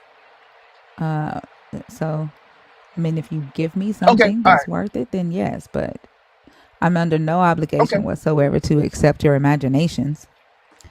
Let me see. I think this is Yeah, I get it. that. God said to Abraham, as for Sarah, your wife, you shall not call her Sarah, but Sarah for her name. I will bless her and also give you a son by her. I will bless her and she will give rise to the nations, king of people shall come. Then Abraham fell on his face. Can a child be born to a man who is 100 years old? So here Abraham is 100, right? He's getting the promise here. And Sarah is 90 years old, Mm-hmm. right? And they're getting the promise. Okay. Yes. And then when they have Genesis, so this is Genesis 17. Mm-hmm. Genesis 20, they go into the Abimelech's house. Genesis 20. So Sarah is 90 and Abraham is 100. So here they are in the Abimelech's house in Genesis 20. Mm-hmm. In Genesis 21, she has Isaac, the birth of Isaac. And Sarah, Genesis, let's see, Abraham was 100 years old when his son Isaac was born. So he was 100 when he got the promise and 100 when Isaac was born. So if Abraham was 100 when he got the promise and 100 when Isaac was born, that means Sarah's ass is still 90 because she was 90 in Genesis 17. She was 90 and pregnant when she went into the Abimelech house, and she was 90 when she had Isaac. So there it is, and that's just Copy basic that. math. That works with me. So you saying that Abimelech didn't want her? I didn't say that. I said I just don't see anybody trying to kill nobody over no 90-year-old pregnant woman. I mean, hey, it's Abimelech wanted her. She must look good in some type of way. I mean, that's just what the story says. I mean, hey, but that's all we can go by. Uh-huh. Except for the fact that the Abimelechs didn't exist during this time. That's another problem. You said the Abimelechs didn't exist. Can I ask a methodological question about that? Is that I'm interested. So, is there any other ancient literature that that method holds for you? So, like when you say all we have to go by is the text. Um, so, like if you read the Epic of Gilgamesh, I'm back. I'm going to get some coffee. okay. Um, like, do you read the Epic of Gilgamesh, and if it says that he and Enkidu slew the bull of heaven when Ishtar brought it down, and that's the only evidence that we have for that is in the text. Would you respond to someone who said that with, well, we have to go by what's in the text, that's all we've got? And what would Uh, that mean? yeah, no, I get what you're saying. I'm just talking about in terms of the reason why I said that is because the argument was, why would anybody want a 90-year-old woman? I'm like, well, it says Abimelech did. So and that's what we can only, she said, well, that's what it says. Like, well, that's what we can only go by in that aspect. So we're talking about in terms of this individual wanting another individual. Now, in terms of the Epic of Gilgamesh, it depends on the context of it, like what exactly is going on. If it's like let's just say a certain event that's happening, is there evidence of this certain event that we can see in history? So it just all depends on the context. I would say that because Okay. some people yeah. Okay, so I'm sorry. Go ahead. Oh no, no, you're good. You're good. So I guess that's where my question is. So like, we don't have external confirming evidence, for example, of the life of Abraham. So these events we don't have extra biblical evidence for, and in fact, there are a lot of really problematic historical things that seem to disconfirm the details of what we see in the patriarchal narratives. But even if we didn't have the latter, um, like the context of what's going on in that part of the Epic of Gilgamesh is that uh, Ishtar, a deity, comes down and proposes to Gilgamesh, and Hmm. Gilgamesh like says, "Nah, fam, uh, not doing that." And she gets really mad, and so she goes off up to heaven and says to her father An, "Give me the bull of heaven so that I can destroy the city of Uruk." And so reluctantly he gives her the bull of heaven, and this divine, bull of heaven comes down and like slurps up a lake, and like does all kinds of like crazy shit. And then Gilgamesh and Enkidu uh, team up and kill the bull of heaven, and then throw probably what were the bull's testicles at the goddess. Like, I mean, so like, that there, I wouldn't expect there would be extra Yeah, epical, yeah, right? yeah. I You know get what I mean? I get what you're Yeah. saying. Yes, sir. Yeah, I get what you're saying in that aspect. Um, that's why I would say just in terms of like the Dead Sea Scrolls, one thing that I brought up, or like the Book of Jubilees, or some apocryphal writings that agree, with the text. So those things. Now I haven't done a lot of historical findings. I know in terms of like one, two, three. I know three extremely significant historical findings that back up the Bible. But like I think it's another one. It's this particular stone. I forgot exactly what it's called, but What but is it? but certain. What Uh, could you describe it? I might be able to tell you. yeah. It's it's the stone. Daggone it. Uh, uh, Does it have like historical details or something in it? yeah. I think it describes something that happened during I want to say First or Second Kings. Like the Misha inscription? The Moabite stone. Yeah, yeah, yeah, yeah, yeah. The Yeah, Misha inscription, Moabite the stone. Moabite Yeah, stone. So yeah. the Moabite stone is something. Now I haven't. I haven't really read a whole bunch of stuff on the Moabite stone, but I do know of its existence. Yeah, and Uh, it's a very, I mean, it's a very, very important piece of evidence. So let me, if I could, just real quick, um, because I think this might be useful. Um, I would say the consensus of subject matter experts in, like early Israelite historiography would say that going back to at least at least um, parts of David's life, like we've got pretty reliable, generally speaking, pretty reliable historical data in the Hebrew Bible. But that doesn't mean that they think that these propagandistic pieces, that talk about like a miracle happened here, and like that they're not going to say that a miracle happened, right? But as far as the House of Omri, or what's described there in the Moabite stone, like these are all things that have good historical evidence, right? And I think that most scholars would say, yeah. I mean, I think like there was a Moabite um, nation that fought against Israel, and like in ninth century, like this is all really really important stuff. It's when you go back, right? So once you start getting back into like the late Bronze Age, or even the early Iron Age, this is where things for the majority of scholars start to get a little hazy, right? And so, like, you're talking about the conquest, you go back a little further, you talk about the Exodus. Like, these things are like, was there something that happened? Maybe. Is it anything like what was described in the Hebrew Bible? No, probably not. Um, and then before that, it all just sort of becomes like, you know,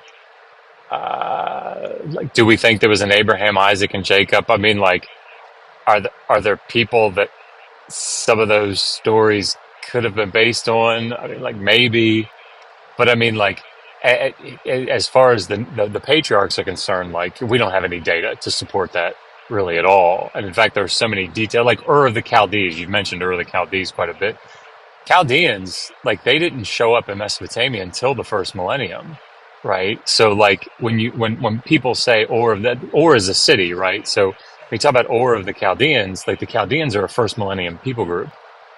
So they're not there before that.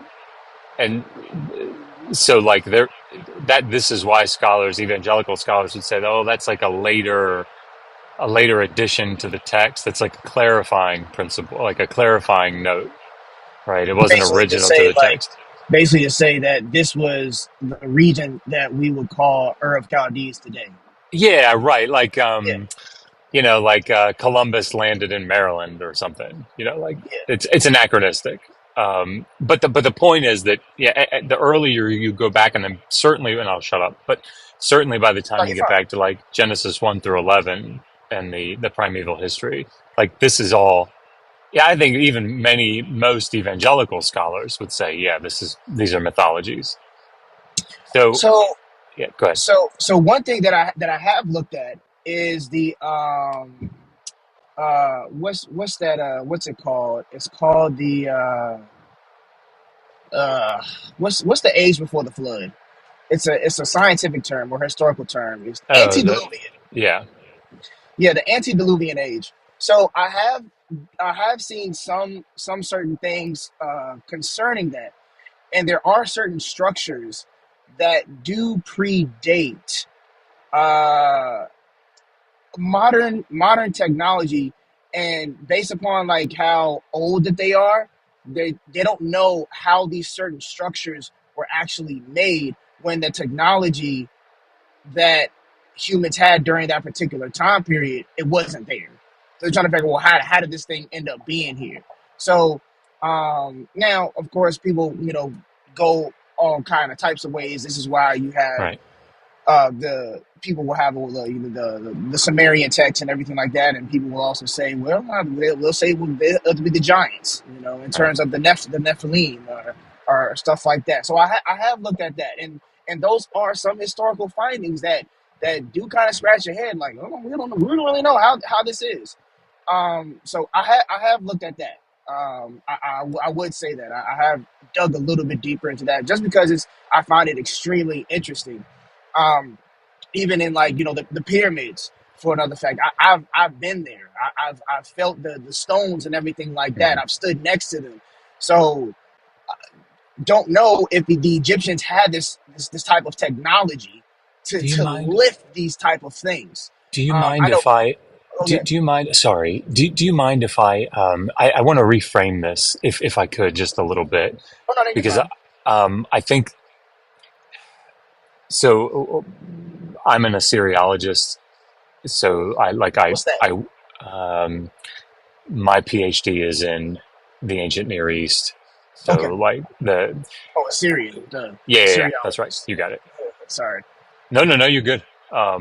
And one of the things that like I ended up having to engage with people like Zachariah Sitchin, or more recently, I'm having to engage with this guy Billy Carson. I don't know if you're familiar with that Very name, but much. it's yeah, like the ancient alien stuff. Here's a way that I'd like to frame this. No, I mean not just for you, but for anybody listening. Like, um, it becomes very. I'm not saying you're doing this at all. Like, not certainly not intentionally. But it becomes like, can you imagine if uh, somebody said, "Well, like I don't know how," um, and trying to look down at your name.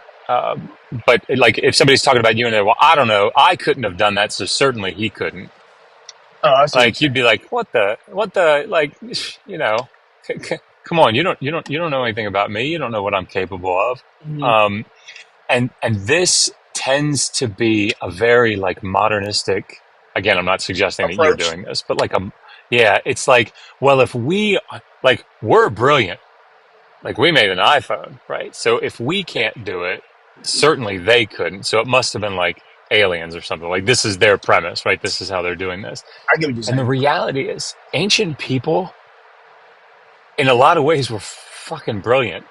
Um, and and so, like, there's a guy that we interviewed who's an archaeologist that works with like uh, um, shit.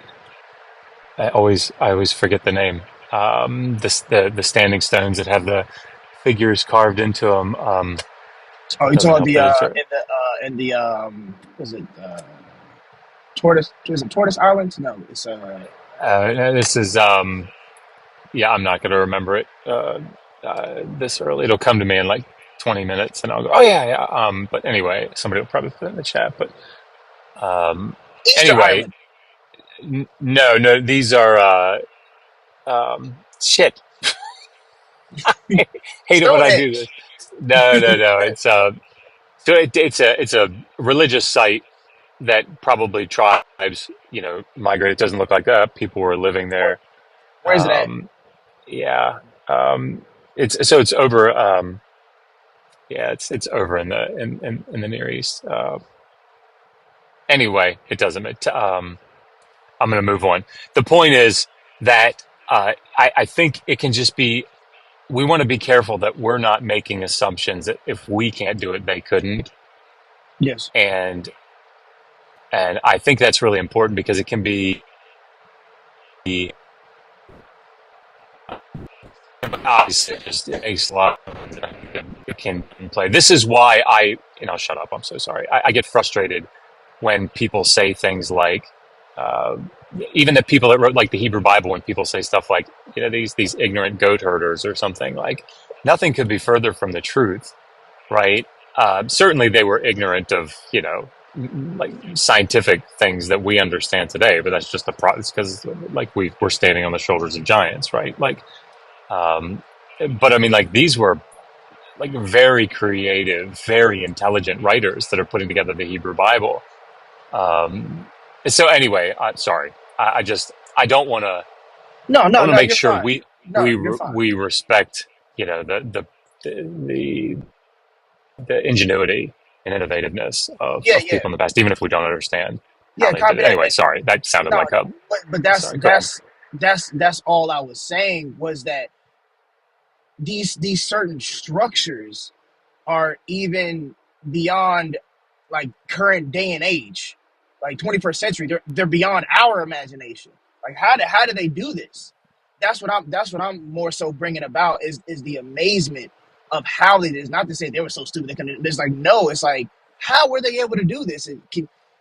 In terms of us recreating these things, can we actually do it to the same exact capacity that they could have?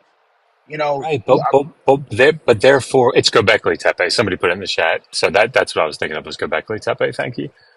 But I mean, like, therefore, what if? So let's say we can't do it. What does that mean you said if to we you? can't What do does it, that mean? Yeah, like let's say we can't. Let's say we can't do it. so that's even crazier. So if we can't do it, how are they able to do it? What did they R- use? right, What was the but you're. methodology? What was Th- sorry, that's my question. Is are you saying how could they do it rhetorically? Like obviously they couldn't do it, no? Obviously so they they did had. do it. Oh, okay, They all right. did do Sorry. it. Usually when people say sorry, that's good. Usually when people say that, they say obviously they couldn't have done it, so aliens had to like come down and help or something. No, I'm not saying that. I'm I saying gotcha. I'm just dealing with let's for example, I'm just dealing with the Bread and pyramids wine, itself. bread and Yes, wine, bread and wine. Really quickly, your sound is really low and muffled. Like it we is. can barely hear you. Yes, What about now? that's so much better. Thank you. Okay, my fault. I just had to adjust my earpiece. Yeah. Sorry about that. Yeah, I'm talking about just based upon. I'm not trying to really dig deep into it. Just we're looking at this structure. You're like, yo, how in the world did this get done? It's like I'm talking. I'm speaking in more of amazement and astonishment and a wondrous aspect. Not to downplay anybody because these are these wonder quote unquote wonders of the world. Some of these are human structures and some of these are not human structures, but the ones that are is like God dog, how they do this? so I I just wanted gotcha. to clarify I that. Yeah. gotcha. Yeah, that makes sense. Sorry, you guys go ahead. So I'm sorry, I interrupted. No, you No, good, man. it's It's okay. all Yeah, good. Yeah. it's all good. Thinker, reset your gift code. Okay. Were y'all done, Dr. B? Oh, yes, ma'am. Sorry, I wanted to get clarification on that methodology. That's all. Um. So, did you have any other questions, Brandon Wine? No, no, ma'am. I think we can conclude. I'll let somebody else. I've taken enough of you all's time. All right. Well, thank you so much for coming up, and I hope you have a good day. Okay. You as well. Appreciate it, Doc. Yeah, good talking to you, man. Yeah, really good. Appreciate it. And thank you for being respectful. Oh yeah, no That was problem. nice. I don't know how to leave. Oh, we got you. All right, appreciate it.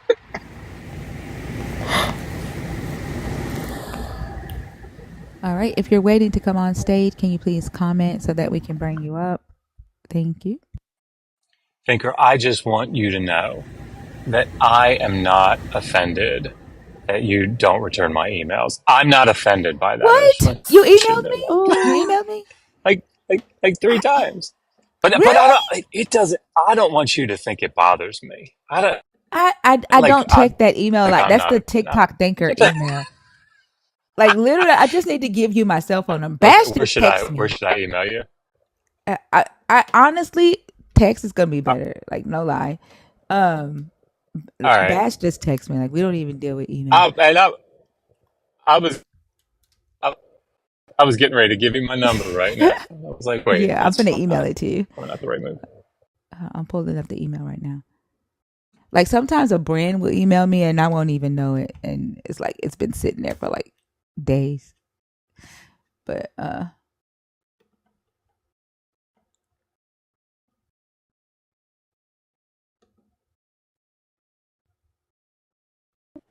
Ida, we believe in life after love. I've been getting paid too and didn't even know it. Okay. Come on, Thinker, what? I didn't even know it. I swear. Okay, hold on.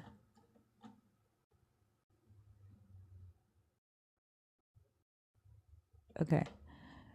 Did somebody So comment to the come big up? thing was, Oh, it says 2 people signed up. Did you see that? Or am I saying it wrong?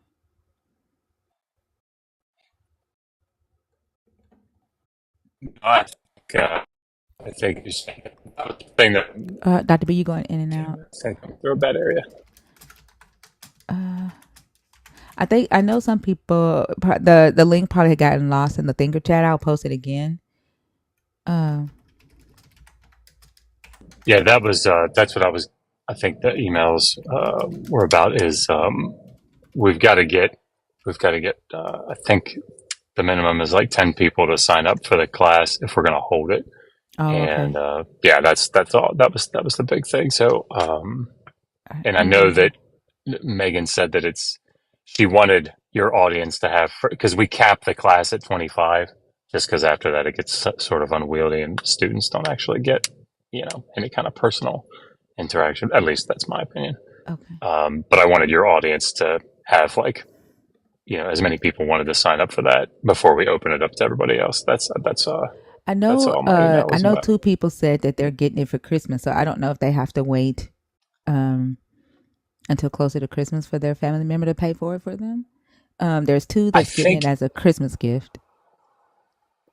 yeah, I think for your, yeah, I think if people just like, well, I don't know, I'll ask Megan, but I think, I don't think you actually have to pay, for the class. And well, I don't know. I shouldn't say that out loud. This is Megan's thing. I'll ask her. That's what I'm going to do. I'm going to be a good boy and I'm going to ask her.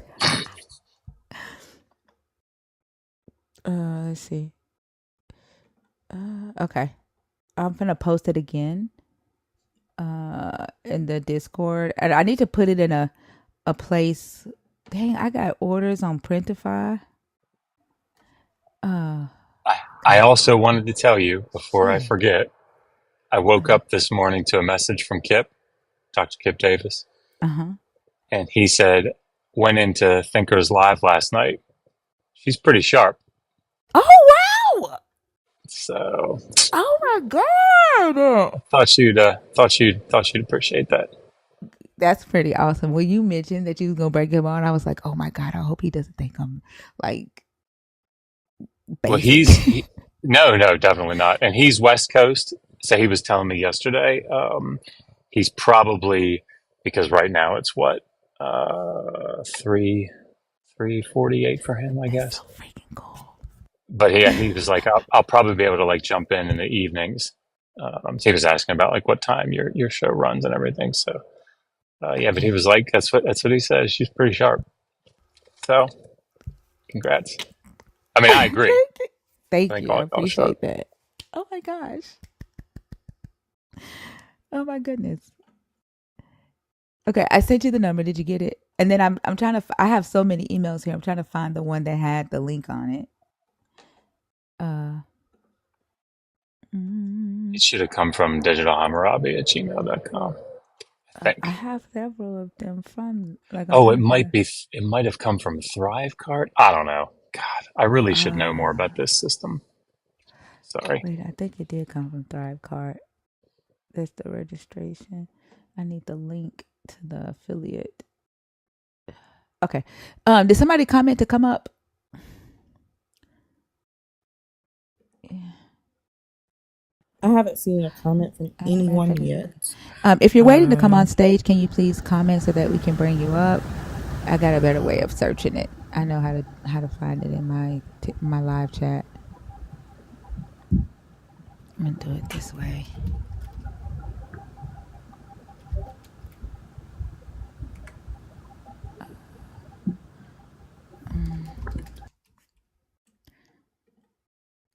Did somebody comment? Can I come Personer up? I can't and press request. Sheepdog. Personer. I don't know if you can't hit request. It's probably because you don't have enough followers. You can bring Dog up. Okay. What is it? Did I put?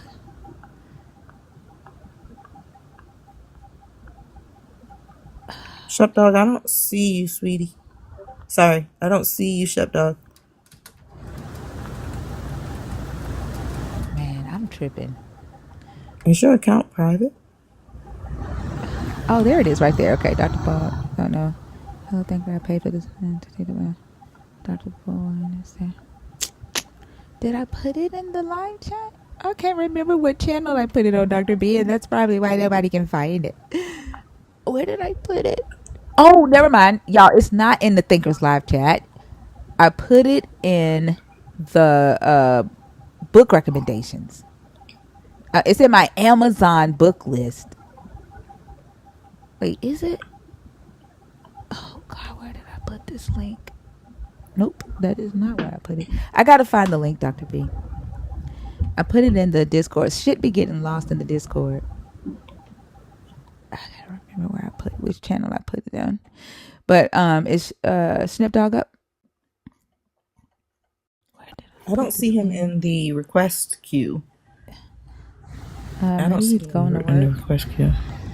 If you want to come on stage, can you please? There's Snip Dog.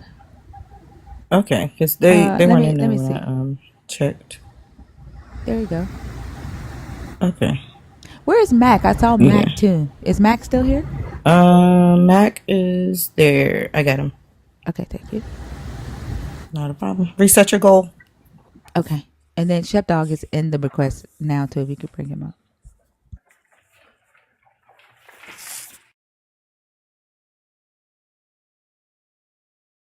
Hey Mac, Good morning. How's it going? it's going good. Did you hear what Dr. B said?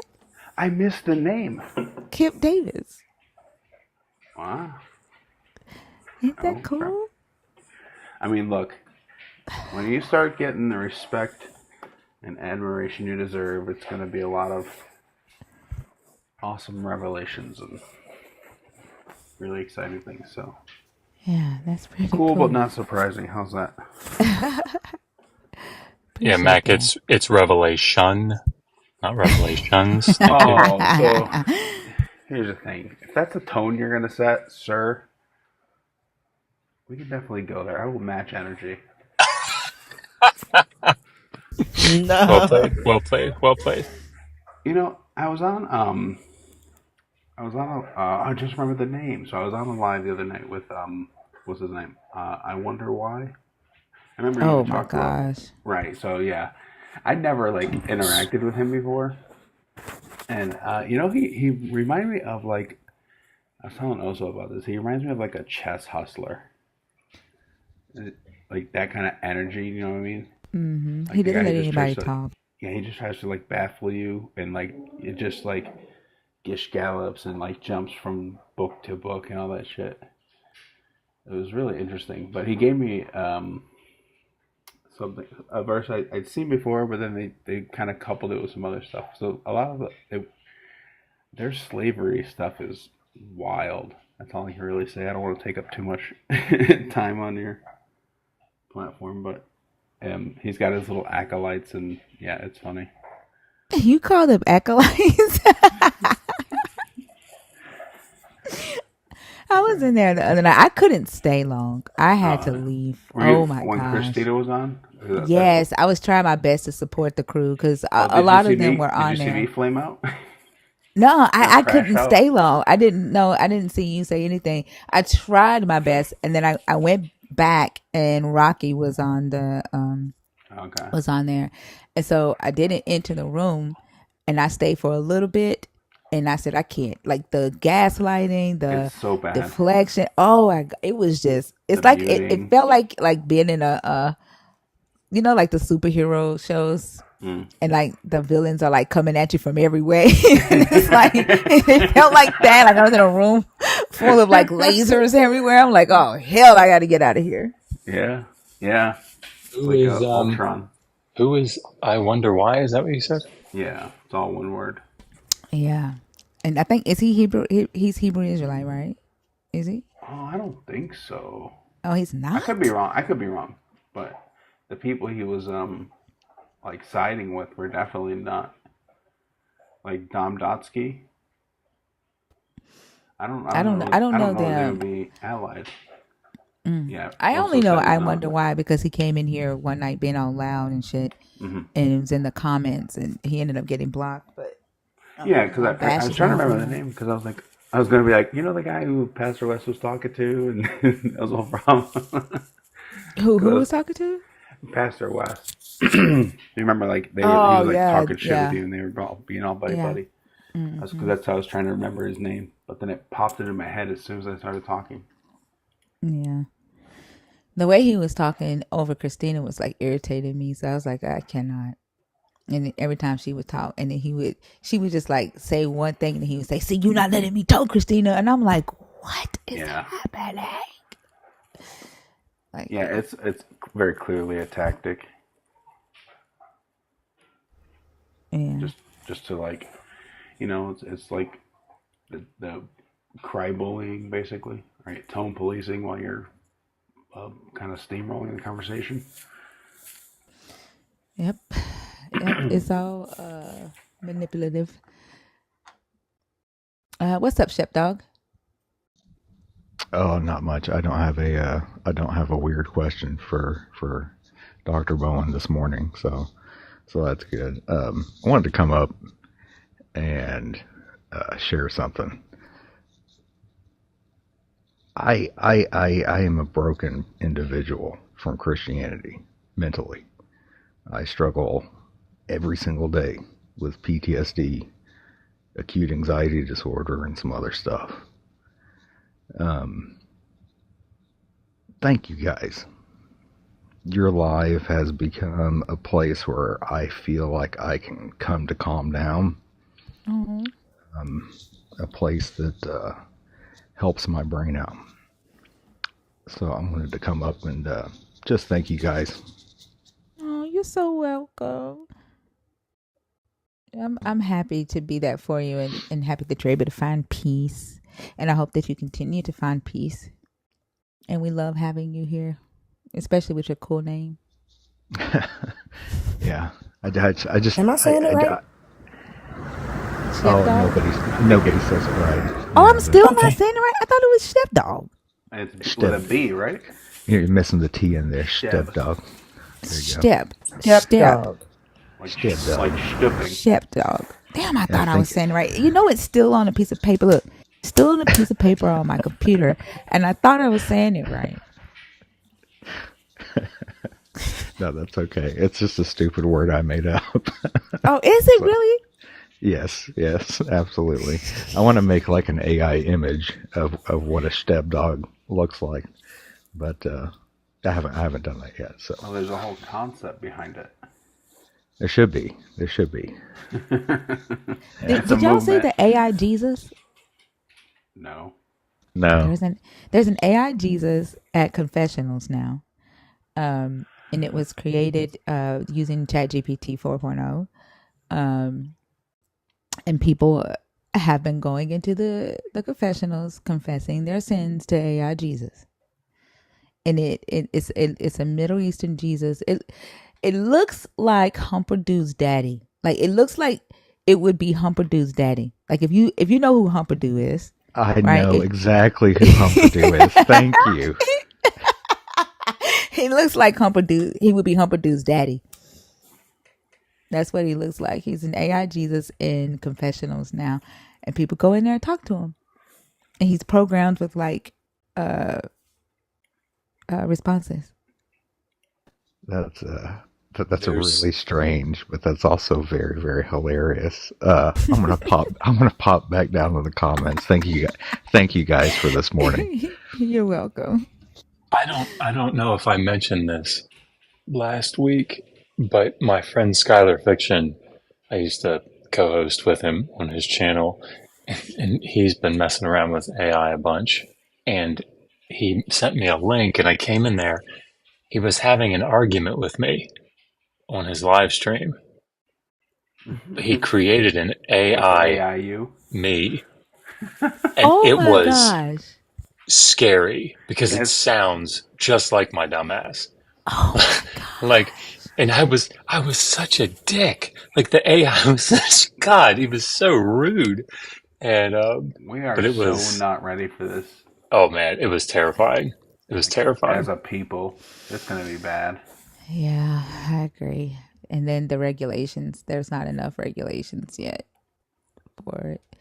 It is going to be something scary. Like at first, our we were going to do AI uh video, like so that a person didn't necessarily have to be on camera to do like the video reviews, right? And so we was going to create the AI avatar and let the person tell the AI what they wanted to say about the business, and then the avatar would create the video for them and just give their review of the business. We decided not to do it because there's not enough regulations around using generative AI just yet, especially like we're taking in um, facial data recognition and uh, um, uh, information so that it can create the AI, the avatar. And so we decided not to do it yet because a lot of people, that data can be taken to create an image of you. Next thing you know, they have images of you but naked somewhere. So we put a hold on that. But it's very scary. Yeah, it's people doing all kind of stuff with this ChatGPT 4.0. Doc Smitty, hi, how are you? Hello, can you hear me? Yes, how are Good you? morning. How are y'all doing this morning? I'm doing good. Awesome. I try to start off saying it's a beautiful day to be beautiful, man. I may be on opposing sides to y'all ideology, to what you believe. Don't get me wrong, but it's what the Bible calls us to do is when we do this discussion is to do it in love. So it's not about me acting like I'm better than y'all acting like y'all. It's never about that. It's about switching ideas and really promoting the truth and behind the context behind the scriptures, if that makes sense. That does make sense. I just wish that you could do it because it's something that you want to do and not because a book is telling you to do it. Oh, but it's we can sit and say that, but it's like when you go on a diet, right? The book is telling you what diet to use. You're doing it because you want to do it. I'm not a Christian I I, because I hear it, you. But like because you're I'm saying to forced do to do it. something in love, right? Like Mm-hmm. you're saying to do something in love, and you're Mm-hmm. saying the book tells me to do this thing in love. The So like it's motivation not like behind it, the honestly like you motivation and I behind it. talking at the same time is Doc, definitely not Doc, love to me, Okay. right? No, no, you're right. You're right. You're right. You're right. So now we have to define what is love I can because only tell. I'm sorry, Doc. I'm gonna tell you. Like I don't. I am not looking for you to love me. okay, Okay. The only okay. thing that I am looking for while you're on the stage is for you to respect me and everybody else on Mm-hmm. the stage, and then Mm-hmm. we're going to give that same respect. That Absolutely. would mean that you're not saying mm-hmm and absolutely and yeah and you're right while we're talking, right? While we're talking, you mute and we'll mute while you're talking and give you the same respect. Now, there are rules on this stage. Okay. Only the host can interrupt, and we will only do that to clarify, right, a point or to repeat a question that we've asked you that you may not be addressing, right, to keep you from going off topic. Other than that, we're going to hear you out, and we ask that you respect us and hear us out. Since there's multiple of us on the stage, we're going to do one host at a time, right, that will lead off so that it's not multiple people asking you questions at a time. Okay? I got you. All right. Dr. B, do you want to do this one? Sure. Okay. All right. Pick a topic, Doc, and then you can start with the doc. Oh, so my whole I don't want to say argument, but what I defend mainly is the New Testament because that's what I live by. We can talk about the Old Well, Testament condones slavery. We can talk okay. about that stuff at all. Like you're absolutely. I don't know about condoning versus setting the boundaries of it. In that sense, when we talk about God's nature is contradictory. When we can talk about Okay, I can love Doc, something and hate Doc, something. Doc, thank you. Doc, Doc, Doc. Please just pick a topic. Okay, okay, let's talk about the New All right. Testament. No, no, no. There are 4 On topics here. 5. Can you pick one? Let me look at the screen real quick. The Christian's God's nature is a great deceiver, or the Christian God is a great deceiver. Okay. Dr. B, do you feel comfortable doing that one or do you want? Yeah, sure. I mean, Okay, go ahead. yeah. Go ahead, Doc. So, what do you think about that? I don't understand what you mean by he's a great deceiver. Um, I mean, Thinker obviously. Where's the deception? So Thinker obviously throw in if this is not where you're going with this, but I suspect it's like the Genesis 2:17 or the First Mm-hmm. Kings 22. Yeah. Okay. Yeah. So I mean, I think there are several places in the biblical text, particularly in the Hebrew Bible, but I don't think it's restricted to that, where you know the the deity lies, right? Um, and so I think that's where that's coming from. You said Genesis, 2:17. and then what is that scripture state, if you don't mind me asking? Because Oh yeah, I'm sure. not going to sit and lie and act like No, no, I no, know no. You're every good. single scripture verbatim. No, you're good. Yeah, this is the one where you know God tells Adam and Eve, "In the day that you eat, Huh? you will in fact die." Okay. So do you mind me breaking that down? Please. What that text means? So we can look at death as three different stages. We can look at a physical death, meaning the spirit separating from the body. We can look at So, Doc, uh before you go on, just so okay. you know, whatever position that you espouse, like the things that you're saying, Yes, we're sir. going to look for you to back them up from the text. Okay. Go for Okay. it. And it's not going to be. We know there was no physical death that happened immediately, but we know separation happened between Adam and Eve and God, and that was the spiritual aspect of death he could have been talking about.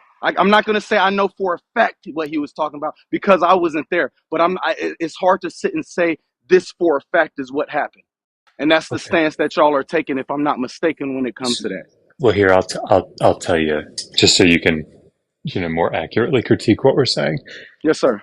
So the text is pretty clear, Mm-hmm. um, both syntactically and just from a lexicographic standpoint, that the time frame is immediately, right? So immediately after they ate, they were to die. Whatever it is that meant, that was supposed to happen immediately. And then the text, the use of the verbal form from the root mote, to die, or moot, uh, it's used like throughout the Hebrew Bible Mm-hmm. to mean to be put to death, right? Mm-hmm. Physical death. Mm-hmm. And we have really good parallels to that. So I think that anybody reading that text um, walks away from it thinking in the day, like in the moment that they eat from that tree, uh, You Yahweh's will going to surely put, die. yeah, Yahweh's going to Mm. unalive them. Yes, sir. Yes, sir. Yes, sir. So And that's the, if go ahead. can I Go ahead. ask you if because we're using the text, right? If Yeah. God is life and separation from God happened, would that not mean a death happen? Yeah. So I think you're going to have to appeal to broader theological principles that are outside of the narrative in order to make that case. Why are we going outside of the narrative if we're talking about inside of this narrative? I mean, I agree. That's what I'm So, saying. I think in order to build that case that it has some sort of spiritual separation aspect, you're going to have to go outside of the narrative but to we saw establish that. when you go through the text, we see there's a separation between God and man. Right, but you have to make the connection to that death. You have to make that connection. In Okay, other words, I'm yeah, yeah, missing yeah. I'm missing the train. I'm missing it. Yeah, I'm yeah, sorry sure, about that. sure. No, no, I got you. So I could, if I said to you, well, they were clothed with skins. So Mm-hmm. that would be the death because they were clothed with skins. That would be the death. Yeah, that's what it meant, that they would be clothed with animal skins. How would you And what respond to that? I have to look at the text just to be contextually accurate or contextually honest with it. But what does your gut say? What's the message before it?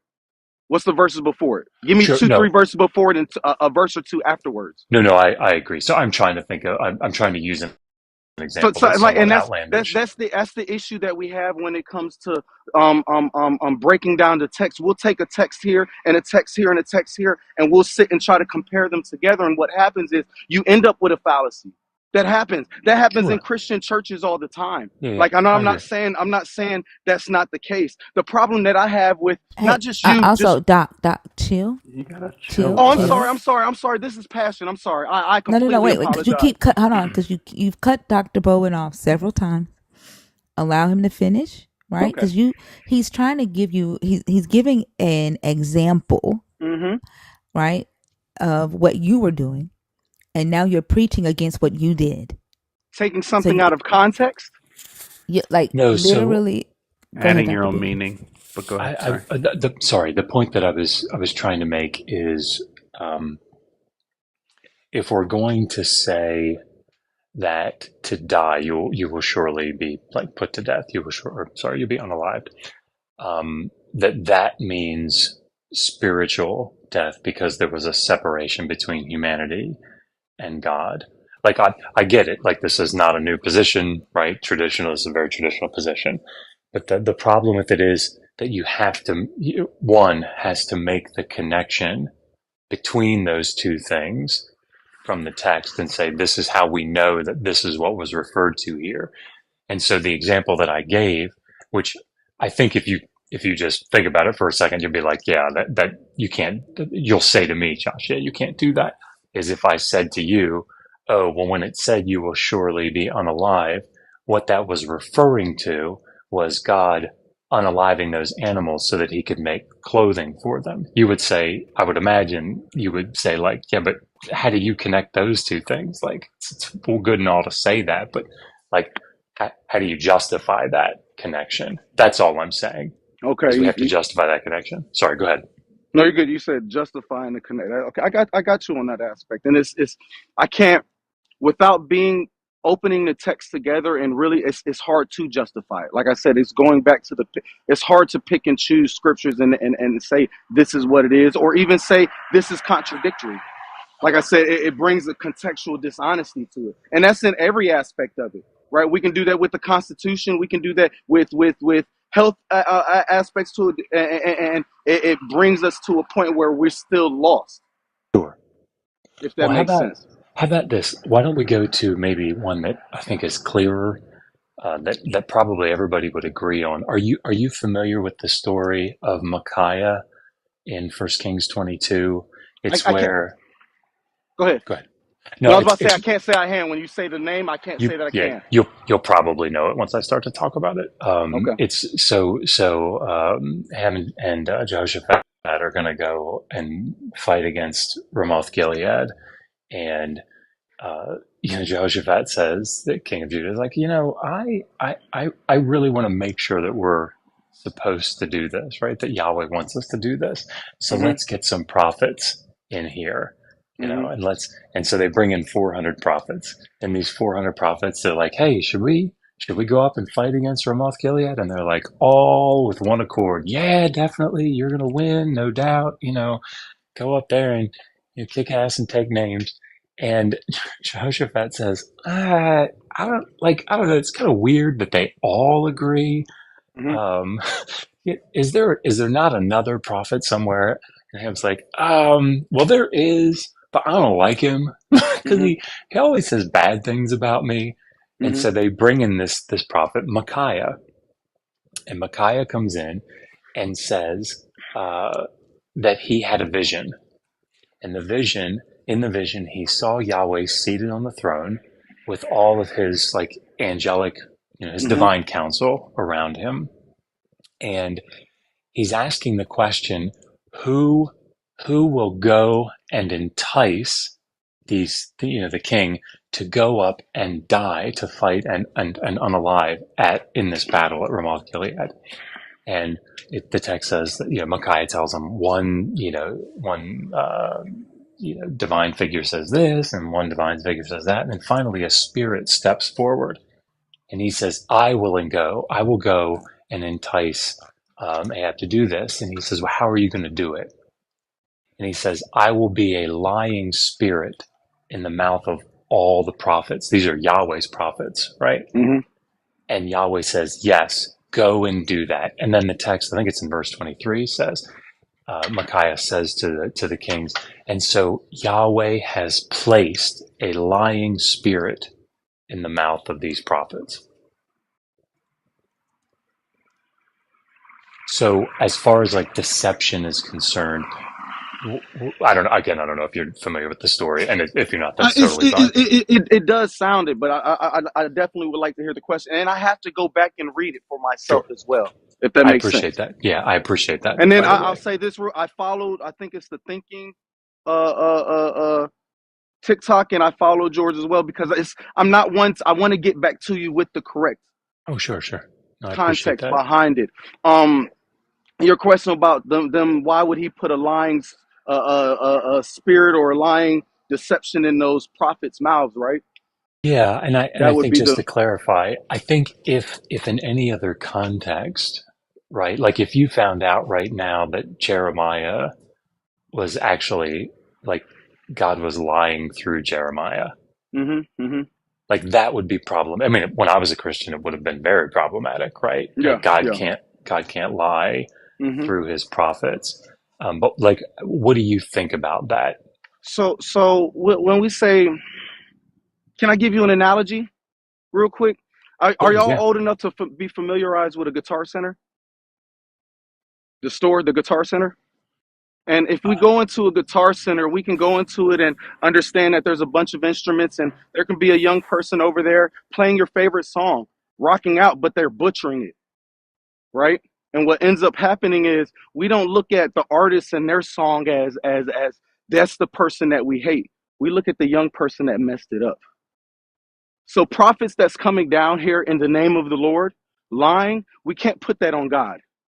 Now to go with your text, like I said, I have to read it to really get a grasp of what it's saying, because I don't know for sure. I'm not too sure at it all. I know I've read plenty of times when it talks about the prophets of Baal. They're still prophets, but they're prophets of a different God. Who lies? So I can't sit and say for sure. But to look at, I've had church hurt. I've dealt with that same thing as But of hold on, recent. how are you saying that those prophets of Baal are prophets that lie? Like, where did you get that from? Have you read any writings from Baal No, or writings from the it's prophets? not. Let me not say the word lie, but we'll say stuff that's contradictory to the But where prophets did of God. I hear So you? if they're Where did you both get that saying, from? Where what did do you you get mean? that from? Where When we did you talk about the get that the prophets prophets of, of when we where talk did you about the get it prophets from? of Jezebel, from the word, from the Old So the Testament, the prophet, prophets of so Jezebel. these same prophets, Ahaz's prophets, who hmm your God sent a lying spirit into their mouths to make them liars. hmm You're saying that are liars because The you read it in the book. if the prophets lied, yes, they're liars. And if Who God made sent the, them liars? I'm about to get there, Who? ma'am.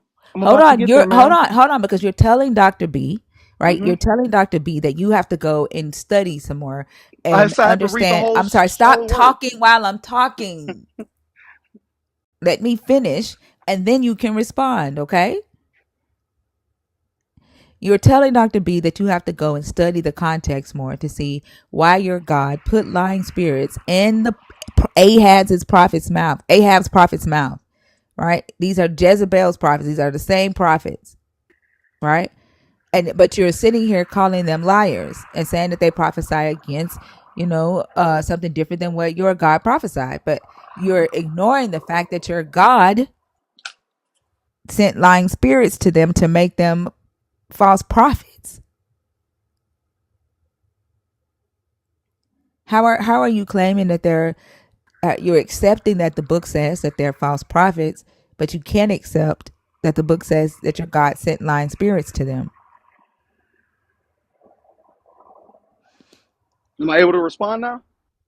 I mean that if I don't know why Christians don't know how to have conversations No, I'm and having a why no, conversation, like ma'am. literally I asked a question and like when I say I don't know how you're able to do this and then I say lying spirits to them, like and I ask a question, right? And then there's silence.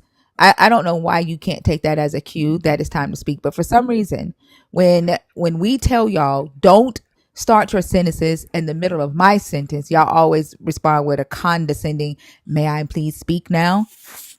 Like we're adults. And you came on here giving that speech about what the Bible says about love and having conversations in love. And I told you, I don't want your love, right? Because this is it. Just need to note the irony of interrupting thinker to say that you know how to have a conversation. Exactly. Go Like ahead. So back to the you line. have a lot of Doc. You have a lot of energy Hmm. and passion, and we can see that. Yes, sir. But this has to be like a measured discussion, or it's not going to be fruitful. Absolutely, absolutely, and we're talking about measured discussion when it's 2 to 3 to 4 people talking on one side of the point with one person No, on the don't do other side. that. Don't do No, no, that. let's The get only let's Ooh. the get to it. only No, the let's get only to it, please. Doc, the only reason other people besides Dr. Bowen are talking is because you keep interrupting him. I was on mute this entire time. Thinker was Hmm. chilling. It was you and Dr. Bowen. You need to engage with him accordingly, and it would stay a one-on-one.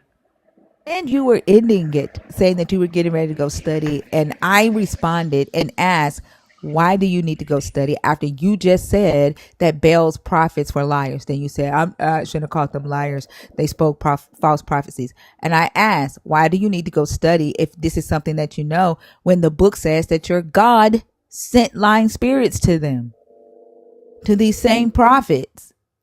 What I said was I need to go read it to get it in the context. But yet That's you what I called said. them false prophets. You called them And liars and because false because prophets. I called them false prophets because they were prophets of Jezebel and Ahab, who wasn't And supposed to be these the are the rightful same king. prophets that They your weren't. God sent lying spirits to. And this is the discussion that we're talking about. Like you talked about me cutting somebody off, and then you just did the same And I thing. told you that I would if I This have is to reiterate a point. I told you the rules. I You're right. told you the rules from the very beginning. You're right. These are the same prophets, right? That your God sent lying spirits to. Common sense, right? If they were just false prophets off the rip, your God wouldn't have had to possess them with lying spirits. Are you saying that because you know that, or if the whole masses of Israel was following those prophets, would he not have to send a lion spirit to get them off of them That because they means were that going they in the were wrong not lying. direction? That means that they were not liars before, correct? You're a liar if you're a liar, regardless. Okay, I'm You can tell sorry. some truth and then you can tell some lie. If Like they're your telling some God, stuff, like your God, right? Because your God says that he will lie too. the God doesn't say he'll lie. He The Bible definitely says says God that is he not will a give a God that false will lie. prophet. Your God in Ezekiel chapter 14 says that he will speak a false prophecy in the mouth of a prophet for the Hmm. sake of his precious Israelites. Your God definitely says that. But what I'm asking is common sense, right? Okay. Common sense. If your God has to send the spirits to make these prophets lie, then that means that they were not liars before, or that your God didn't trust that they were going to tell a lie because your God manipulated the situation to make them liars. That's common sense. Okay. I just didn't understand why you needed to go study that part. And then you just said confidently, right before you were getting ready to get off stage, that these prophets were liars. It's not like I said. It's not about studying. You keep throwing that in there. I have to read That's it what to you get into said. the context. No, I have to read it to get into the That's context, called man. studying. Okay. Just to be familiar with what we're discussing, you want to throw there's thousands upon thousands of scriptures. If you want to try to throw one and take it out of context, of course I have to go back and read it in Do you think that context. I'm like saying like you're wrong for going back and studying? Like That's study. that Please that's do that. that's What that's I what you're said was saying. no, it's not. And if you would listen, what Okay. I said was I did not understand why you needed to study that part, but you very confidently called those prophets liars while needing to go study the part where your God made them liars.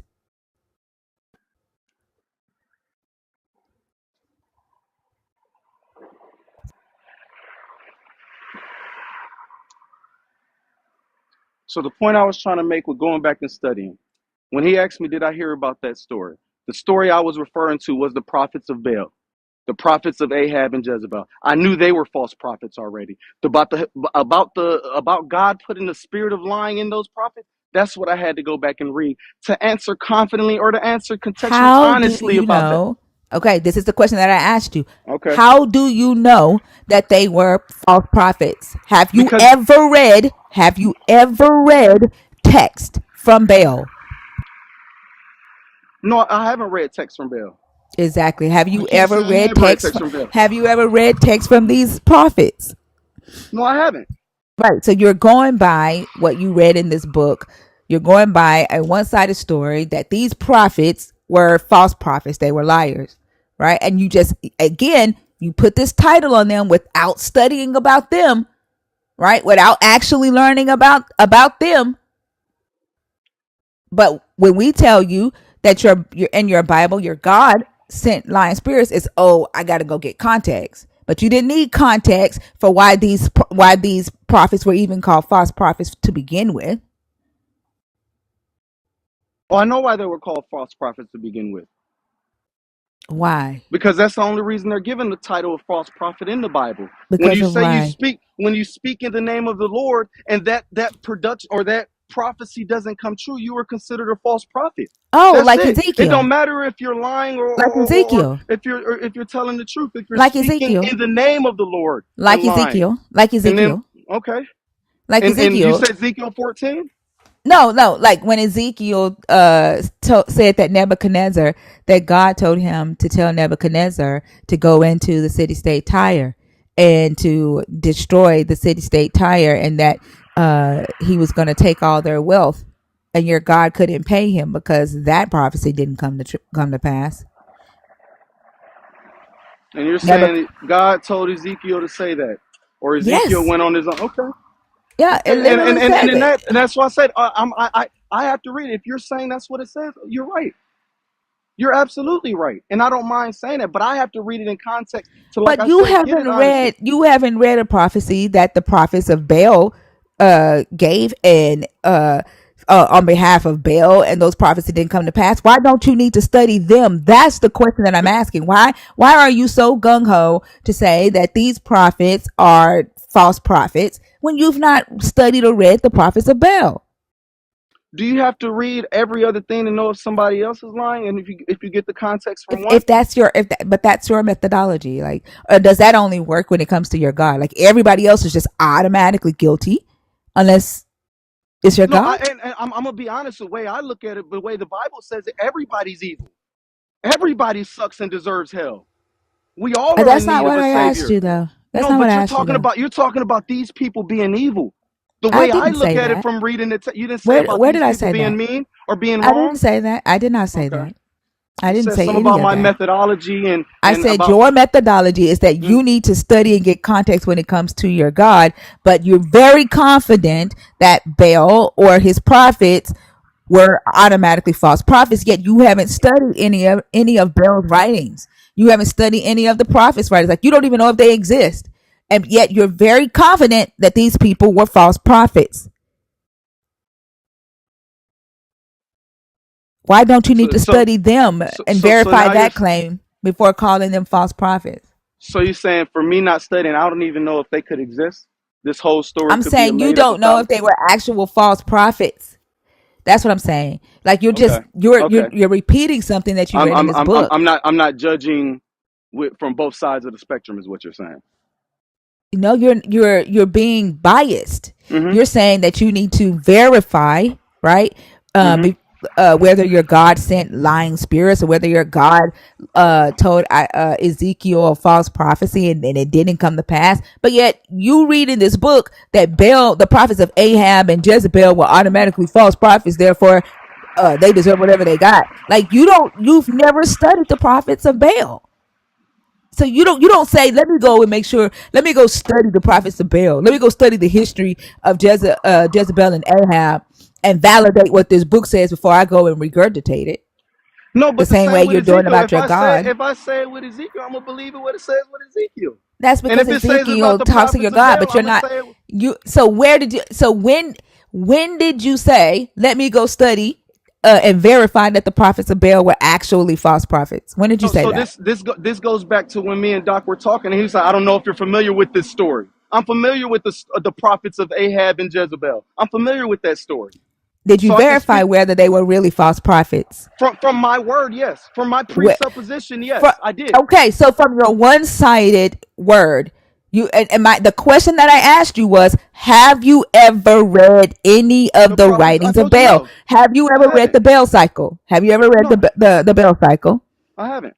No, you I can't haven't. say that I Have have. you ever studied the history of the northern kingdoms that Ahab and the Lebanese queen Jezebel, which was not her real name, ruled? Like, have you ever studied the archaeology or the history behind the northern kingdom? No, I can't say that I have. I Exactly. So, can't but say that you, I have. but okay. But just So, just because but you study listen, the history listen, behind something doesn't mean listen, it's always true. listen. You, but the problem is you haven't studied it yet. You are saying for a fact that the prophets of Baal were just automatically false prophets, while Hmm. ignoring and From saying that you need to go study when this book literally says your God sent the lying spirits to those prophets. So you need because to I said study. I'm not You familiar with you that don't you don't. aspect of it. But you're familiar with the Baal prophets being false prophets. You didn't study that either. Because I'm familiar with the story like Doc asked. Uh, He said, I don't know if you're You're familiar with that familiar with the story or one not. sided story. You're familiar with the one sided story with somebody saying, "Oh, they were false prophets," and you didn't verify that. You don't know Baal. You've never read Baal's writings, right? You've never read any story that was written about Baal or any of his prophets. None. Yep. You said, "Yep, those were false prophets." You don't understand the hypocrisy in what you're saying. That's why I asked the question, why do you need to study this, but you haven't studied that? And that, the thing that you have not studied, you recite confidently as a matter of factly. That's all Okay. I was asking Okay. was I got you. why. I got you. I got you with that. That definitely makes a lot of sense in what you're saying, and I'm completely on board with that.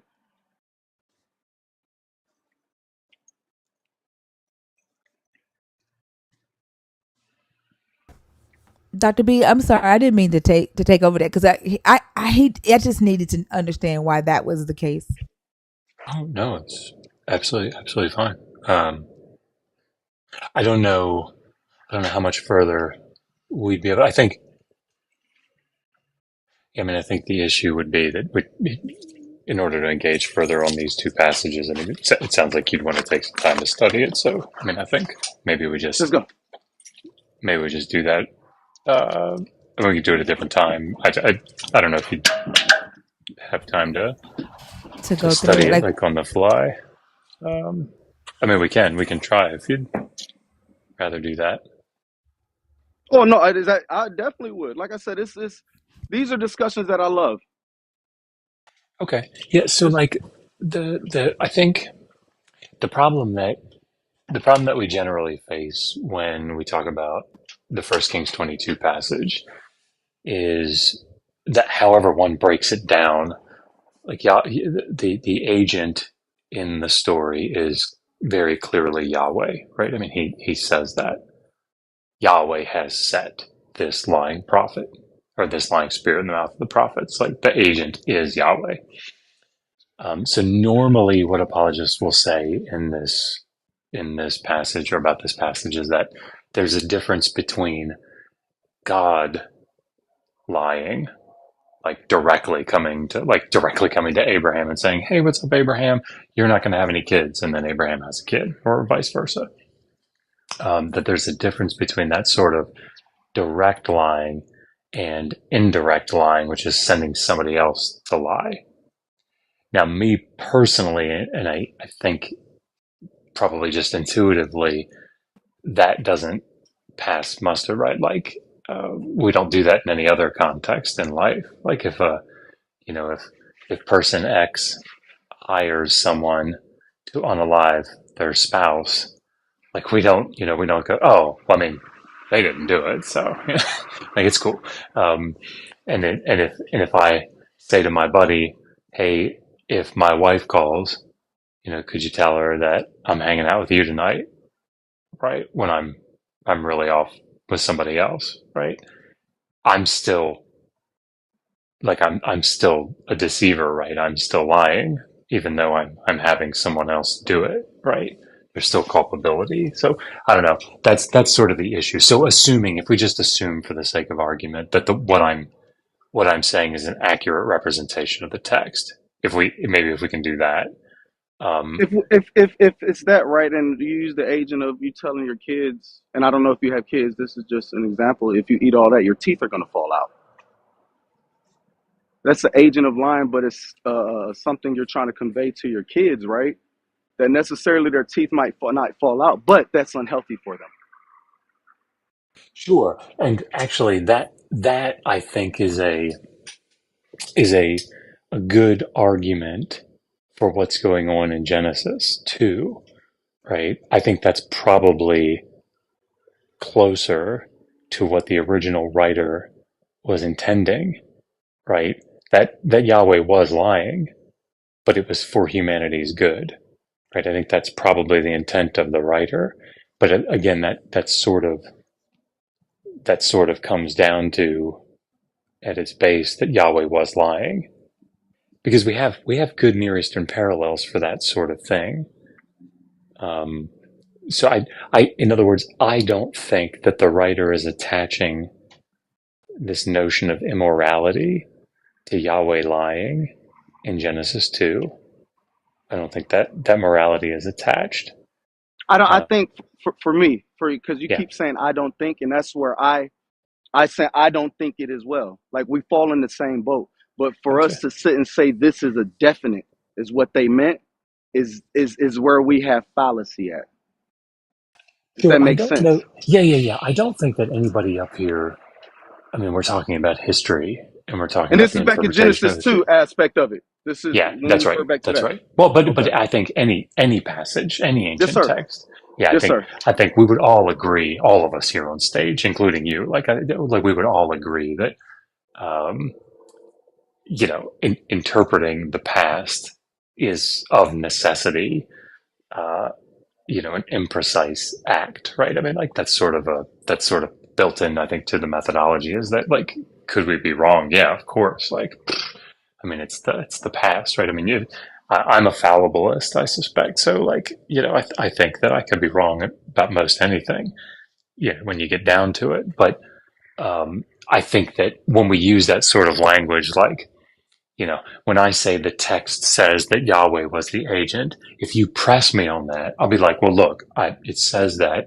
assuming that this particular verbal form in the Hithil has this meaning like it has over in these other passages. And you would say, well, could it be different? Well, yeah, I mean, I guess technically it could, right? Because I don't know 100% all these things, right? Because it's the best. So I think at that level, yes, you're right. But we're all engaging in interpretation here, and I think Hmm. it's when we look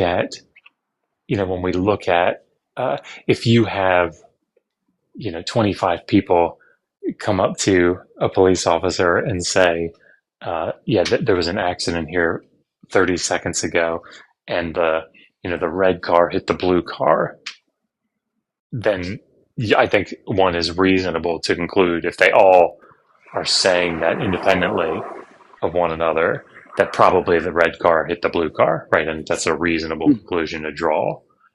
But that doesn't mean that that officer doesn't know that's how it happened, right? But I think we have to sort of operate in that level of, I don't know, some level of Believing, like uncertainty. a little bit of belief in that sense. Yeah, sure, yeah. Yes, sir. Yes, sir. Yes, sir. So I think So, if and that's that's the case, yeah. Go ahead. I Sorry, went, I've like I said, to talked a start bunch. off Go with ahead. the premises is no. Go ahead. Go ahead. You good? You good? Go ahead. No, no, no. Don't. Go ahead, because I'll ramble on some more. Go ahead. No, and I was saying that's like when the beginning of this thing is the whole New Testament aspect. Like, yeah, we can talk about the Christian God, but Christianity doesn't come forward until Christ comes, until Jesus comes. And that's in the New Testament. And that was the whole basis of the thing. We can talk about the Christian God, but the Christian God also, like I said, he shows his other attributes through the New Testament. And to take the whole New Testament out and just focus on certain passages in the Old Testament without getting to the New Testament and putting that in as well, it definitely breeds a lot of contention and hatred, because what happens in the New Testament? I mean, in the Old Testament. Yeah. I think the rationale here though, um, is, and I don't want to take it to a different topic, but just as an example, um, like the reason that slavery comes up in this context quite a bit is that I think like all of us agree, and unfortunately there are many people that come up on the stage that don't, but God, I hope that everybody on the stage agrees.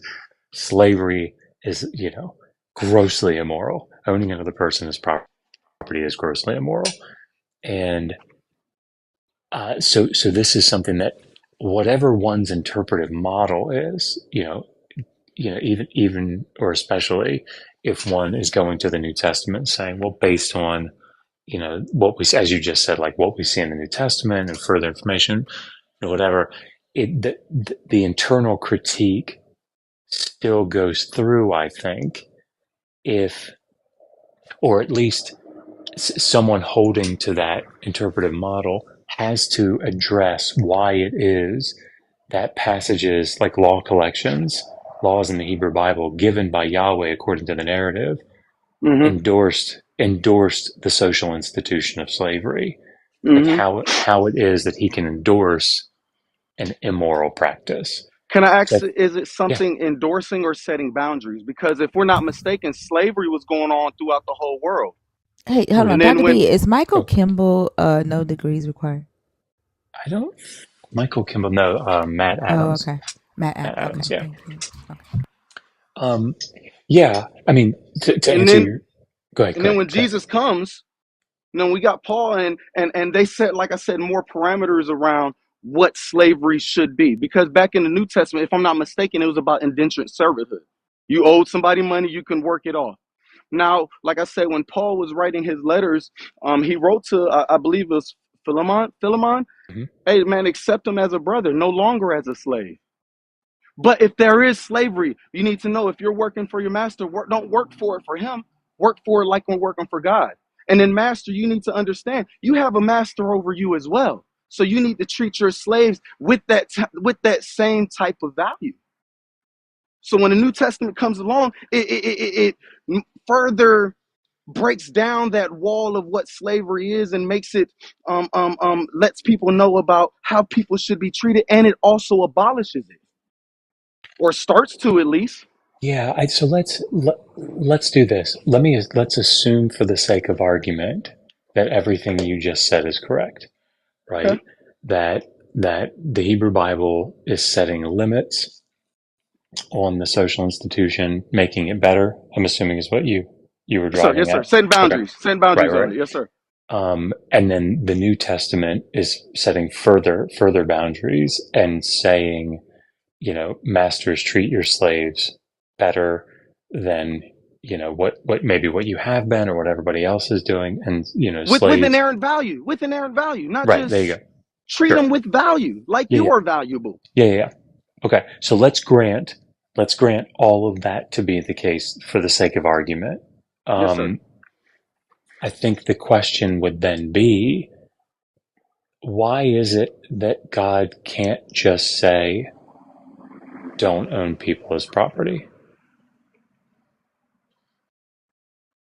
I think that's something that can be said, yes. But then we fall back into right, like what evolution. Maybe this was his way to eradicate it in its in an evolutionary form. But I mean, like, so a couple things come to mind. Like, Yahweh wasn't shy in the Hebrew Bible about telling Mm-mm. people what he wanted them to do. Mm-hmm. Absolutely. Yes, sir. Yes, sir. So, He was so very brash. yeah, and I mean, like everybody was unjustly unaliving Yes, sir. people, Yes, sir. and Absolutely. he didn't say like, all right, if you're going to do that, make sure you do it like in a kind way or something, like you Mm-hmm. do it quickly or something. Don't torture the person or something. He Yes, just sir. said, don't do it. Mm-hmm. And I think that's the question that even with everything that you've said, and cards on the table, I would push back on a lot of the things that you said. But even if we assumed it all to be the case, I still think the problem stands that you don't have God saying, hey, I know everybody else is doing this, but it's wrong. And look, Mm-hmm. I just delivered all of you out of Mm-hmm. slavery, right? Mm-hmm. You remember what it was like. So don't take people as slaves. And he says the first part, right? He says, you Mm-hmm. remember what it was like to be a slave in Egypt, and I Mm-hmm. pulled you out of there. But he doesn't say, therefore, don't own other people as property. And I And I think think that's, yeah, go ahead. no, you say go ahead. I want you to finish your point. I'm Oh sorry. no, I was going to say I think that's part of the internal critique is why is it that an all powerful deity can't do that? And he can, like he can, but I think where like and we go back with the Israelites in slavery, right? Who put them in slavery? It was God, because they kept turning away from His statutes. So it's like if you keep running in the street on high traffic, you're gonna get hit. Eventually, I can continue to tell you that and guide you from it, but if you continue to go, you're gonna get hit. So that's what God was doing when they got put into slavery. Um, And then I forgot it was the one more point that you had said. Oh, and that's what we tend to do as humans, not just you, as Bible believing Christians, as people proclaim. We tend to pull God down into our structure and say, this is what we would do. This is what we believe He should do in that sense. And that's the same mindset that happens with kids in a household, right? Kids like, well, dad, mom, this is how it should be done. And at the end of the day, we know, like, nah, I hate to say it, like, this is the way it's set. Mom and dad are in charge. right. Okay. And I've probably only got a few minutes here, but I do as well. So I got to yeah. get the kids No, but ready. I'm sorry. this is really good. So I guess if we just go with that for a second, like I feel like if I were to say to you, hey, there's a verse in Leviticus Mm-hmm. that says, husbands, thou shalt grape the next door neighbor, Mm-hmm. Mm-hmm. the next door neighbor's wife, right? Mm-hmm. I suspect that even like you would probably cringe at that and think, nah, it can't say that because you have a very strong intuition. I would think. I mean, I certainly do. That's wrong. Like, period, Mm-hmm. right? And I have that same intuition about owning other people as property. Yes, sir. Yes, sir. Yes, sir. Me too. Me too. Yeah, definitely. And I think the issue here is with the analogy that you gave about the kids. Like, it seems like this should be the way that you do it, but the parents, they know. Like, I hear you, but I think there are I. certain things. Oh, go ahead. Mm-hmm. No, go No, ahead. go I'm ahead. listening. I'm going with you. I'm I, I'm cooking with you. I got you. I was just saying that, like, there are probably limits to that for you. Like, again, if that egregious example of graping your neighbor's Mm-hmm. wife or something like that, Mm-hmm. like, you would think, That's egregious. Yeah, man, absolutely. Yes, sir. yeah, but that there can't be a reason that God would give that command, right? So No, that there's what if got it's to an be eye something for an wrong. eye? What if somebody raped your wife? Or you're Well, like I mean, it's in that context, an eye for an eye, we would see it as justifiable, not right. Not would we right. though? What did the wife do? No, I'm not. I'm saying in a sense when it comes to an eye for an eye, because that's what was all through the Old Testament was an eye for an eye. Somebody could. Listen to what you're saying, Yes, man. sir. Somebody grapes your wife, so you get to grape his wife. I'm giving you the context of the Old Testament. That's all I'm doing. Like us when I brought it to the New Mm. Testament. When I brought it to the New Testament, when we talk about Jesus Christ, Like about us all being even your horrible. God didn't say grape for grape. No, Like I didn't say he said even that. your I said God an eye never for said an grape eye for grape. Yeah, you're saying grape for grape. because that was the example that was given. If the You're doc would have saying, went, if the doc would have went with a different example, I and would have you're said that for that agreeing with it, right? because the And eye for an eye you're aspect of like it. That was the law even back then. when it came, there was no grape for grape and eye for an eye. There was no eye for an eye in the law There was back no in the. grape for grape. There was no you grape my wife, I grape yours. I mean, it's kind of a Is that rhetorical doc? Is that in question, but Leviticus? Is that in Leviticus? Because I don't No, know. no. Sorry, Yeah, that was a third Yeah, he class was conditional if. Like that was like So that's the only reason I said it, because that got brought up. You was bringing the tone of if this was in Leviticus, the right. hypothetical. he So was I using a rode along that parallel train. example. Yeah, the reason I was saying it is it would be something that like you and I intuitively would be like, It's egregious. yeah, but we would say intuitively like, But then you justified it. I Like justify the eye for an eye. yes, That's what that's I still justify. justifying it. Okay. You said, what if it was like eye for an eye? And I was, like I said, I was trying to that bring doesn't make it context to it. but It that's was still you're that still was the justification back justifying in the days. raping somebody as That was the punishment. justification back in the days, though. How are we to pull our morals and our standards and our laws and put it back on that time frame back Listen, then? here's the thing. Dr. Bowen was handing you the easiest layup by just agreeing that you, at a fundamental level, understand that raping your neighbor's wife is wrong. Mm-hmm. You then volunteered to kick the ball out of the arena by saying, well, what if it was punishment? What if he did something to your wife? Like, it was just to level, he was just giving the example so you could understand that there are things you know are wrong intuitively. And you went this whole extra way with it, and it's just weird. Is it an extra way that I went? That's just like when modern women say Very we don't extra. need men nowadays. We don't need men now. They say they don't need men nowadays because men have built the infrastructure that's going on right now. Of course you can say you don't need men in this time frame. Back in those days they can't say that. So that's all I'm saying is when we take What's this What the modern fuck is aspect, happening? when we take this modern aspect of what we're talking about and try to judge and placate it on what it was back then, we're going to go down a weird hole. We're going to go down a weird place because they didn't have those things back then. We're judging from a lens and a telescope from all the way in the future. You saw it, right, Thinker? I just want to say this, and then I'll back out because I got to drop. But Well, somebody paid anyway. Just, I don't know if Thinker saw it. Yeah, I saw it. Just let Dr. B finish. Sure. oh, sorry. All I was going to say is that I think there's a difference between us judging people in the ancient past based on our modern moral sensibilities, right? And saying, look how awful they were, right? There's a difference between that, I think, because I think that can be incredibly problematic, and saying to someone, if this is you, sorry, I'm not sure, but if someone comes to me and says, "Hey, we should do X moral thing," or we should behave in this way because this ancient text tells us to. Mm-hmm.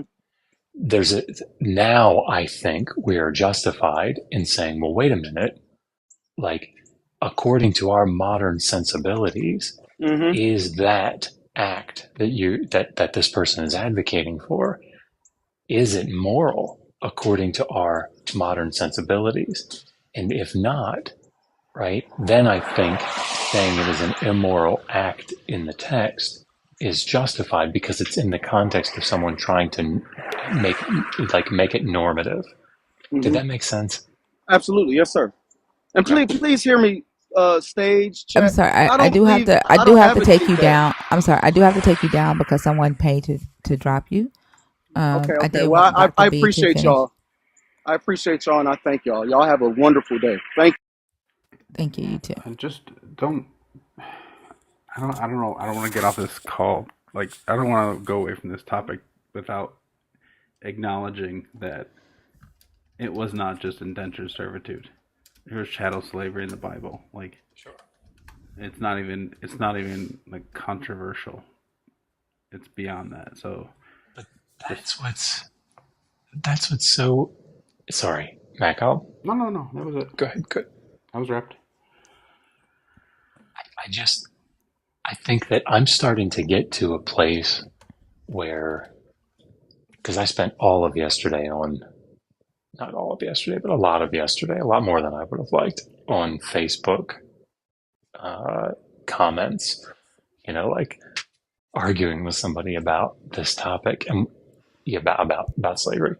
And I feel like there are some times now where I'll just start this thing off by saying, look, there are lots of things that you said that I would disagree with, but let's just assume them all to be true. Therefore, what? But that's what, like, I don't, man, that, sorry. I did not expect it to go that way. I did not expect it to go that way. Well, that's what I was saying with like the layup.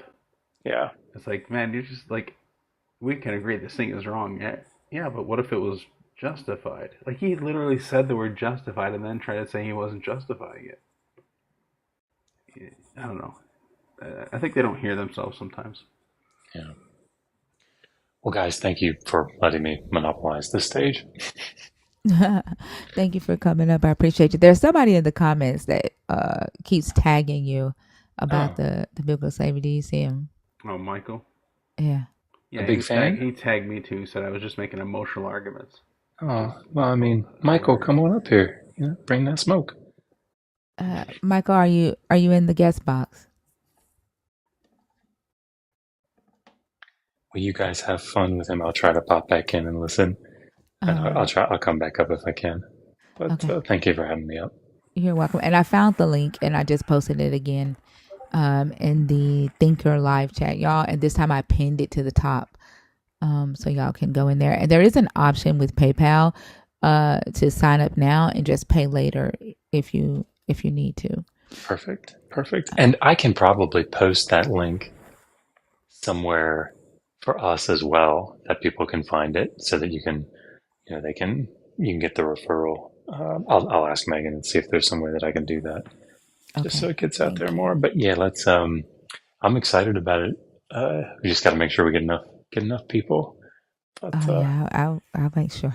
Awesome. I know I've had several people message. So awesome. And I was just messing with you about the email thing, but I did want to make sure that you were seeing them. So, and I texted you. So yeah, I just got your number stored in my phone. Okay, cool. All right. Thank you, Thinker, and thank you, Mac. Thank you, everybody. You're welcome. Thank you. Have a good day. Take care. All right. Bye. You know, I find it funny. You invite people up and they say you're afraid of real conversation. Why would you invite someone up? I just added if you're afraid. Michael Campbell to the live, but it didn't. You know how TikTok didn't hold on. No one says you're running. We're saying that it's weird that you say she's afraid of real conversation when she literally just said, "Come on up." That's wild. I got a feeling like the only thing, because based off of his comments, I'm waiting on the box to open, but based off his comments to Dr. B, he asked why was slavery immoral. And so he's gonna come up here and apologize for slavery and say that it's not a bad thing. And that I don't have any interest in. Like, if you think that slavery is not a bad thing, I don't have any interest in changing your mind. Like, you just are a bad person. Yeah, like debating the facts of it is one thing, but just calling it moral is another. Yeah, I agree. I don't I'm not here to make you a good person. I'm not here to be your friend. I'm not here to change your mind about that. I could give less than 2 fucks. And thanks to Loris for sending that Chasing the Dream. You're already in. Why the fuck are you typing let me in? Then you're on stage. Can you not see that? I literally came in, I don't know, maybe about 3.5 seconds ago. But you were on stage and you still typed that while you were on stage. No, I didn't. Literally, it just came up. That's not my fault. Well, I mean, it did happen. I typed it, I don't know, maybe 4 okay, I don't give a ago. fuck. You're on stage now. I assume you want to talk about the Old Testament condoning slavery. Yeah, I originally wanted to come in for the guy that was lying. You originally wanted to come in. You want to talk about the Old Testament condoning slavery. Okay. No, that's not what I originally came in for. What topic did you want to discuss on this board? I came in I don't care why you Because came in. Which topic on the board? There's 5 topics on the board. Do you want to discuss? can I One explain of the myself, or are you no, just you going to cut me can't. off every No. time I talk? No, you can't. Oh, There's here 5 comes. topics. Pick one. I was trying to tell you. I don't care what made you decide to come in this Oh, room. You're in wait. here I don't now. care Pick what you a wanted to talk topic. about. You're Pick a topic. God damn it. Pick a topic. I tried. No, you No, you didn't. didn't. Which one of these 5 topics do you want to talk about? Sure. Where do women get their rights from? Do you not know how to read, Michael? Michael Kimball. Y'all don't mute him. Michael Kimball, do you know how to read? Can you guys stop running and stop Do muting you me? know how to read, Michael? Stop running. Stop muting. Do you know how to Did read, Thinker Michael? just not tell me not to mute you? Ho- So don't do that. Hold on. Don't Hold on, mute I me. got it. Don't Hold on, mute I got me. it. Don't mute me. Michael, which one of the 5 topics on this board do you want to discuss? Okay, so we can go the way you have them, or the way that they One should. topic. Which one, Oh my Michael? No, One you tell me, topic. because I've Michael, tried. which I've tried topic, 3 times. which topic do you want to discuss? Pick one. I've tried 3 times. One Will you topic, let me Michael. talk? Pick one. Will you This let is me your last talk? chance. This is your last motherfucking chance. Pick a topic. Get fucked. You're an embarrassment, dude. That's Jesus Christ for you guys. What? He's such a The fucking tough power guy of in the the Holy comments. Spirit compels you. Like such a logic king in the comments. And I got it last night for like 3 hours. Thank my husband. That's too fucking long, Selena. No, there's lots of foreplay. Okay, there's lots Oh my of God. foreplay. Oh my God. Don't tell me to get effed, because I get it well. Goodness gracious. You have like an intermission. TMI, sorry y'all. Yeah. Oh yeah. There's water breaks. Look. Oh my goodness.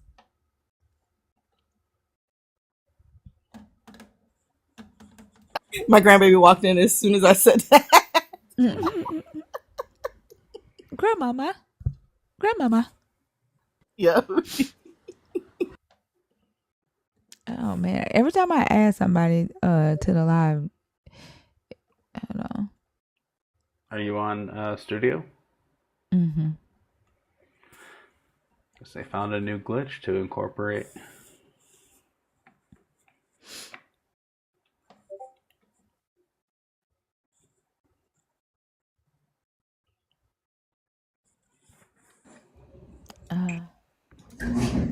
Messy Oh, snap. Targaryen. Sorry, I didn't even realize that I had got brought up. It's okay. Did you request on purpose or on accident? No, I had only requested earlier when that person was on and you guys had brought up Genesis 2. I think that at that point you were talking about God being a deceiver. Okay, so you came up. So I don't allow multiple people on stage with the guests. I only do one guest at a time. Yeah. So if you were coming up to talk about his conversation and you don't want to have your own conversation, I can put you back down in the comments. I'm deconstructing, so I don't know how much I would add. Just the things that you guys already talk about and what your points that you guys kind of already make. So I'm not sure if I wasn't. If you have some questions about one of the topics, we can discuss that, because I do allow people who are deconstructing to come on stage and participate, pick a topic, and we can discuss it. If you have any questions about either one or want to think one through. Sorry. I guess I wasn't really, I'm not 100% like questioning it. I just find the story funny and I find it interesting when the conversation that always is like, hey, the person who lied here in this situation was God and not the serpent. And I agree with that because the serpent didn't lie. And then the conversation typically always goes to, well, no, they did die because they had a spiritual death. And then the next convo or the next part of that conversation is, it doesn't say that they had a spiritual death if we take everything at face value in just the beginning of this book, which is we're now in chapter 3. We haven't gotten that far. And Adam and Eve were literally born like 10 minutes ago. And yet they're supposed to understand like something that I don't think anybody who was born yesterday would understand. So the story always has like kind of a bit of comic, just like kind of comical tendencies to it. I find it interesting because everybody wants to yell at Eve for eating the fruit. And I'm like, but there was a talking snake. There was a talking snake. Why is nobody questioning the talking snake? And I mean, As adults. as adults, she wouldn't question a talking snake. She was just born. She was, 5 minutes. She's been walking around. She knows nothing. And the snake said, eat it. And she's like, okay. I don't even think that Eve would have an understanding of what surely unalive meant. She wouldn't really have any context, that was a very strong word that the last guy was using. I just, in defense of Eve, I really, really, really have a hard time when people are all on Eve this way, because she was 5 minutes old. She was told she would surely die, and I'm not 100% sure if she truly understood what surely unalive meant. And in that idea, she clearly was easily moved by a talking snake. Because if snake talked to me, I might believe it too. I'm just saying. Exactly. And then they ate said fruit because they didn't surely unalive. And by that point, you kind of get that she understands what surely unalive meant, because at this point, you have an idea that she believed that unalive meant unalive, and then she didn't unalive. And then the horrible punishment they got was, I don't know, it's just not fair. So anyway, I don't have much to add to what you guys already talk about. So thanks for letting me know. You're very welcome. Thank you so much for coming up and for sharing your thoughts. Just so that you know, if you want to laugh some more or just share your joy and how funny the story is, this shirt is available on our merch store. The link is in my bio. It comes in all colors. It makes a great holiday gift. No, but yeah, the link is in my bio, and you can get it in a throw pillow too. There's a pillow? Yeah, there's a pillow too. Oh, awesome. Stinker. Okay, I'm done. Chicago Thanks, wants it in crop top. Hey, man. Hey, man. Yeah, I think Eve just went with whatever was last said to her. That's how I see it. Like, just whoever most recently talked was right, because she couldn't tell. Yeah, like I feel like the weight of the world is on her shoulders, and she was an infant. I mean, an infant adult, but she was an infant. Why would she know? And then it's just, oh, by the way, all of your children are gonna have hard lives. You're gonna till the earth for the rest of your life, and it's gonna hurt when you have babies. Why? Why? And the crazy thing, he never told them, even he never told them before or even after, that their actions were going to affect every human born after them. Right. Right. So it was just the whole thing was unfair. And the only thing they say is, well, he's God. He can do whatever he want to do. And Yeah. it's just sick. I mean, it obviously makes the most sense as like an ideological story of just explaining, like, why does it hurt to have babies, and why does farming suck so much? Yeah. Why do people wear clothes? Yeah. Some wear nicer clothes than others. Right. Yeah. Anywho. Okay. Well, good morning, everybody. Good morning to you too. Thank you so much for coming up. I hope you have a beautiful day. You too. Bye, y'all. Have an awesome one. Thank you.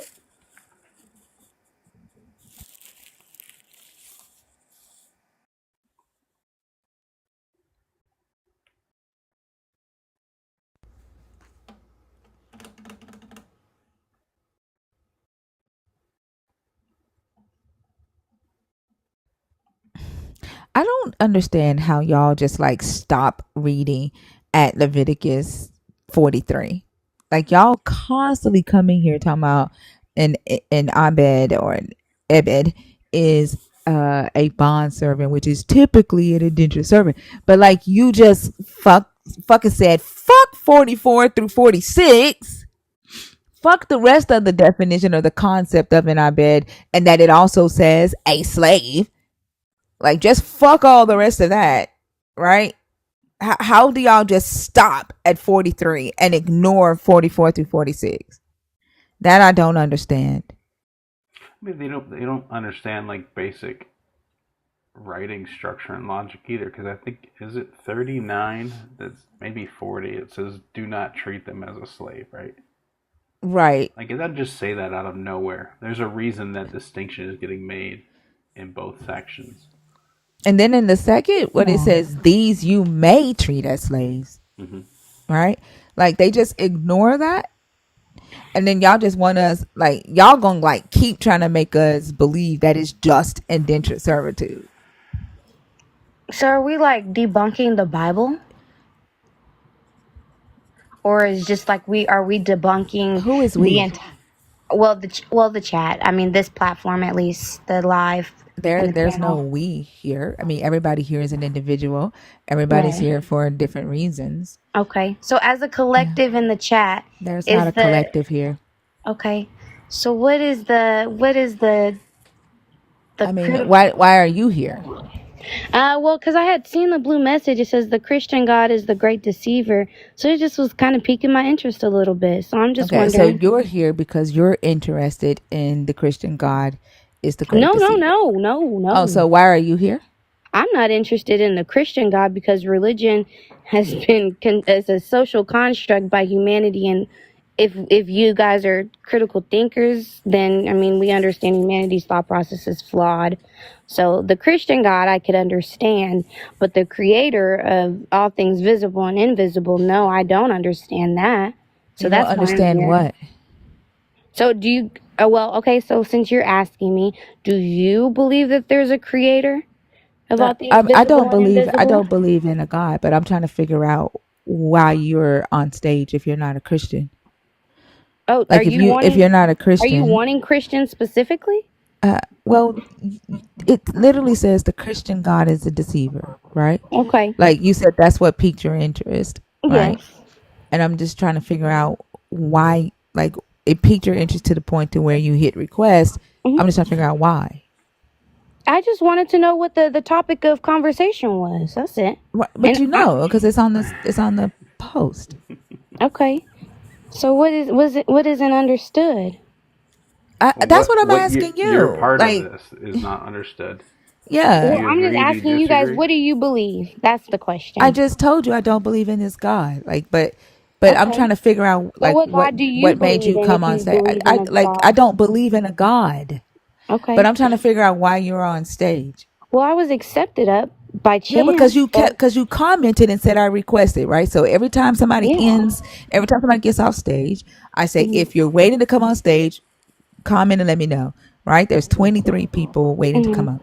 So you commented, I brought you up, Mhm. right? And then you like it's almost as if you don't know why you're here. Mhm.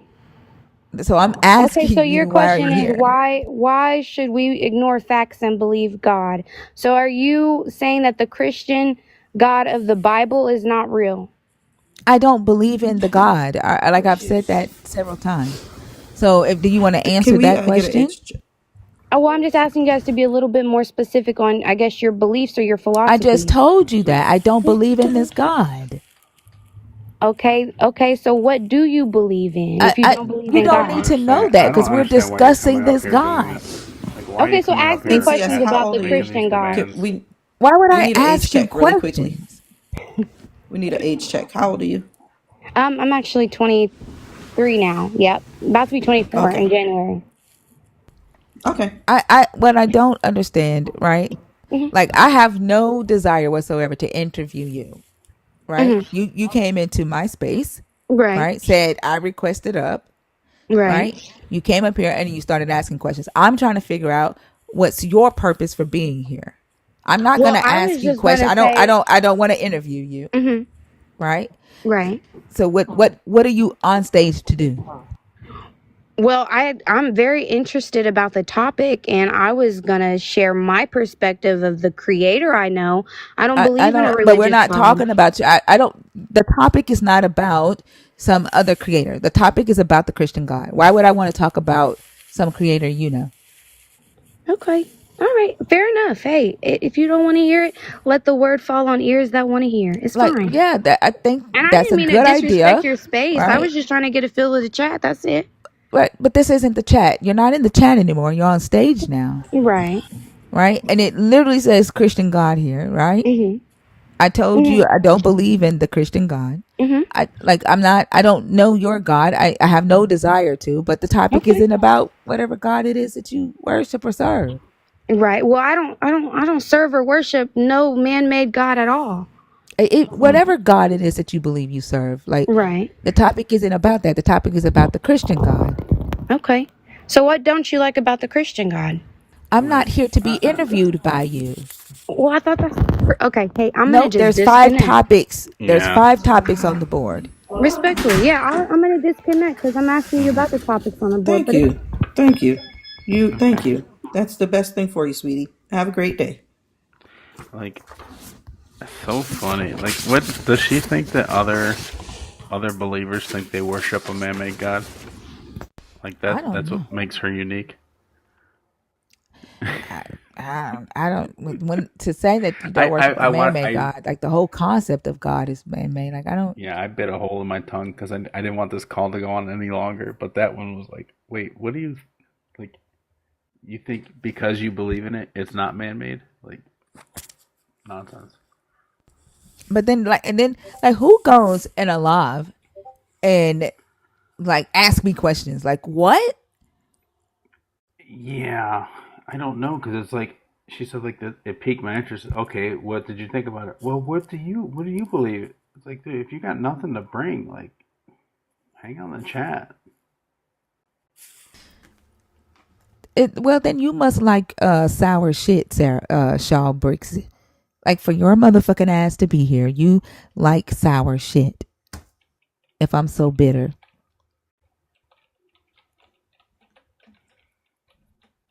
either that or I I'm trying fascinate the hell out of you. that part.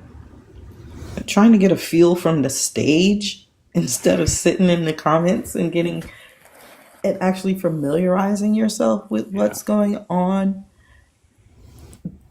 It's just weird. I don't go into other people's lives and say, you know what, I'm gonna jump on this person's stage even though I don't know what's going on. Sometimes I think people just like to be the center of attention or they like to hear themselves talk. Um, I don't know. But I'm not here to just like I don't if you are agnostic, cool beans. Like I have no issue with that at all. I'm not interested in talking about that. Like you're more than welcome to like chill in the comments if you're agnostic and you're deconstructing away from this Christian God and you want to come up and talk about one of the topics, great. But I'm not interested in talking about your agnosticism at all. And you can't make me want to, right? I'm not trying to be rude. I just, I'm just not interested in that at all. Um, Cass, how are you?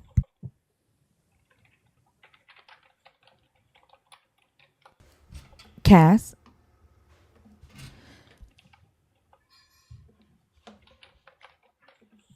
then why the fuck are you still here? I guarantee you, I don't even know your name anymore because it has passed by, but I guarantee you that I won't be coming to your page or your live to listen to you talk.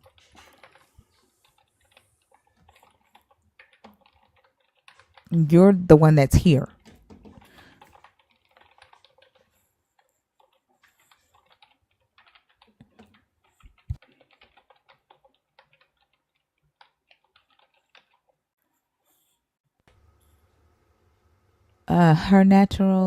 Her near life.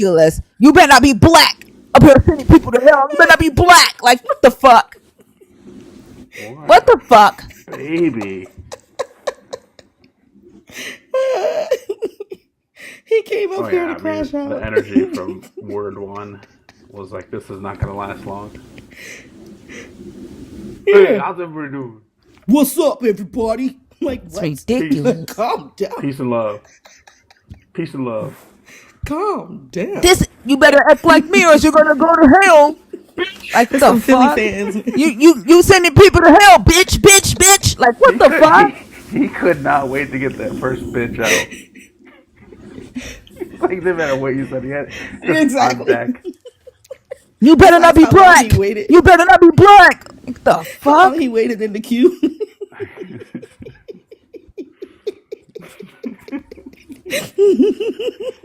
You just come over here and get clowned on, dude. Shit Not is even up here to defend crazy. your baby ass. Yeah, sir. You weren't. He was not going to win that one. It's He was not. He was not going to win that one. Oh, that was hilarious. And I hate that he's an Eagles fan because I've been an Eagles fan since Randall He was a Cunningham was the butthurt, quarterback. insecure ass man. That's what he was. why don't you throw some batteries at him, Selena? Yes. Oh man.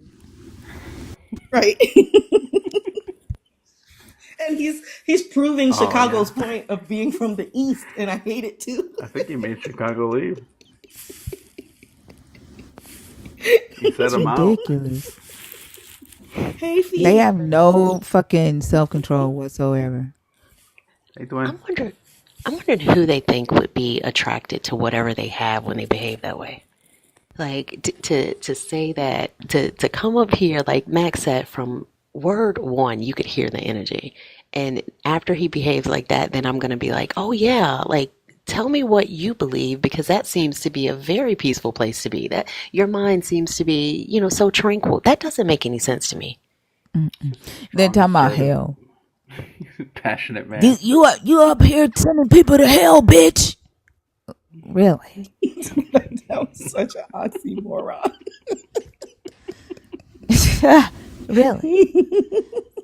I'm gonna speak the word of God to you right now. I'm a Or big man because I can say bitch. I I can call believe in the you a creator. bitch. don't you Huh? effing yell at me. I believe in the creator. Well, which one it matters, bitch? Yeah, Ridiculous. And then what? to Where did call that Thinker come from? arrogant. Like Yeah, you're arrogant. She's arrogant, but you're up here yelling on somebody else's platform, calling them a bitch.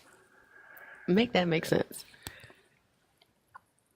yeah. It's a troubled mind. Man said you didn't match energy. Don't think you did anything. You didn't match energy, thinker. He Oh, outmatched your energy.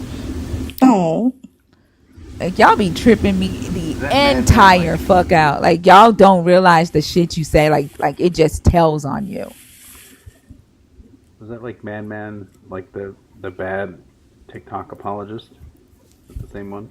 Yeah, Oh, I don't know. yeah. I've never heard of him. Oh, that is I him. think that's who that is. Yeah. And his famous No, and his no, no, his no. big That's words not. are you didn't Oh no, match no, no. That energy. says ma'am, ma'am, Yeah, man, that's not man, Madman. man. Yeah. No, Madman's another Yeah, man, man's another guy. whole different Yeah. story. Oh, I'm just because I don't know who it is.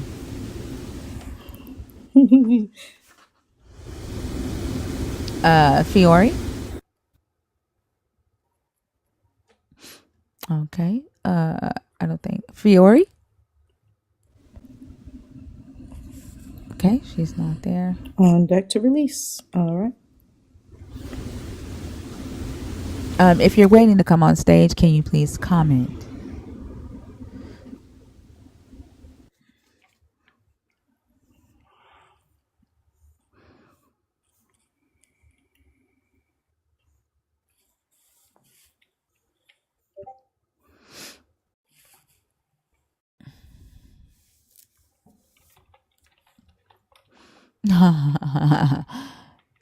It's ridiculous. Like it's got you got to wonder like what the fuck would make somebody crash out like that over somebody not believing what they believe. Like honestly, like you guys show almost every day that your belief is attached to other people believing this. And like you feel like if somebody says they don't believe it, it makes you question your own faith. But if it was true, right? And you knew it like you know, it wouldn't matter. Like, think about the fact that it does not matter to me that you believe it, right? Like, you telling me that you believe it does not shake my non-belief in it. It does not make me question my non-belief in it. Yeah. But for some odd reason, you guys will like lose your shit because somebody don't believe what you say is real. Yeah, I think you touched on this before, and correct me if I'm wrong, but I think it really is like you even questioning that, like it is their identity. It's not just a thing they believe, right? It's their whole identity. So anybody questioning that is questioning them as a person, right? They take it so personally, like right off the bat. Yeah, like persona right now, Yeah. persona, whatever his name is. Why are you saying you guy? Who the fuck else? What the fuck else would I say, persona?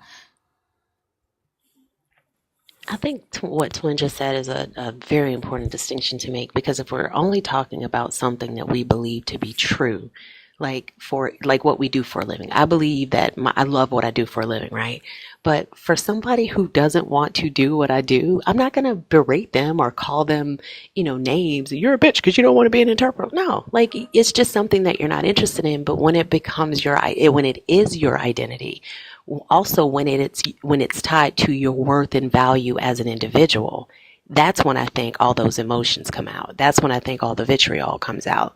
Because ultimately, by rejecting the belief system, you're telling them they're worthless because they've connected their worth and their value as a person with believing this way. And when you don't agree with them, then you're basically saying that you're worthless, you're nothing. And the worthless and nothingness comes from the belief system. So they don't realize, drop the belief system, then you have value. But they can't even get past that. And then it makes them even less valuable of a person in my eyes when they respond the way that they just did. Like, you Exactly. are on the fucking internet at 7 o'clock in the morning calling strangers bitches. Right. Because the bottom line is, disrespecting a person who holds a belief system that doesn't match yours, it does absolutely nothing to inspire interest in your belief system. As a And matter that's of the fact, crazy it part. Like, pushes it away. thank you. You're you're doing the thing that the person says the God does, and why that person doesn't believe in the God or would never follow the God. And you come up and you behave like the God because you're mad that the person doesn't believe in the God that does the thing that your ass just did. Exactly. Yeah, It's I like a guess. Sorry. no. Go ahead, Twin. I guess my thing today is just going to be pointing out ironies. But the fact that he was like, you better not be a woman of color. You're denigrating, women of color and that kind of stuff. It's like, dude, do you understand what you're doing right now? That's exactly He what I called the oxymoron earlier too. Yeah. It reminded me of the young man that was on stage and was like, "I am a nigger. I grew up a nigger. My Oh my boy. my whole family is a nigger." Like, saying, "Oh, I'm happy they called us niggers. I'm happy my ancestors were like." It reminded me of that when he was like, "You better not be a black woman. You better not. You're sending black people to hell." Like, it reminded me of that, right? Like, we was all slaves. We was all slaves. We got to believe in this God.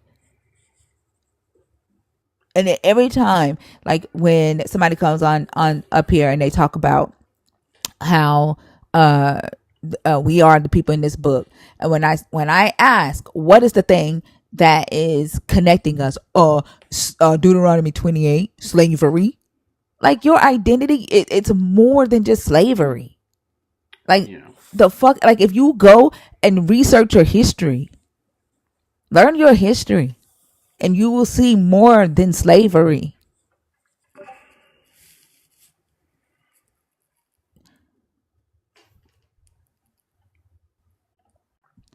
When your Jesus told the disciples to say to yourself, we are worthless slaves and we don't deserve a thank you, we don't deserve a seat at the table. That's what the fuck y'all sound like when y'all come up here saying this shit. I'm happy I was a nigger. Like that's what the fuck y'all sound like. And then do you think that I'm going to join you and be like, yep, we's all niggas? Like, do you think like I'm gonna join you and just start clapping and dancing and shit? Like, what the fuck? And the crazy part is when you don't join, that's a lack of humility in their mind. Oh, you need You're to humble arrogant. yourself. Yeah, like you're arrogant for not seeing yourself as subhuman. That is wild to me, and they don't even see the irony of that. That's and I think it has also a lot to do with why we see that whole stereotype of black people don't support other black people, right? Because it's a who does she think she is? Who does he think he is? Type thing. Like, oh, you need to humble yourself because you don't look at yourself.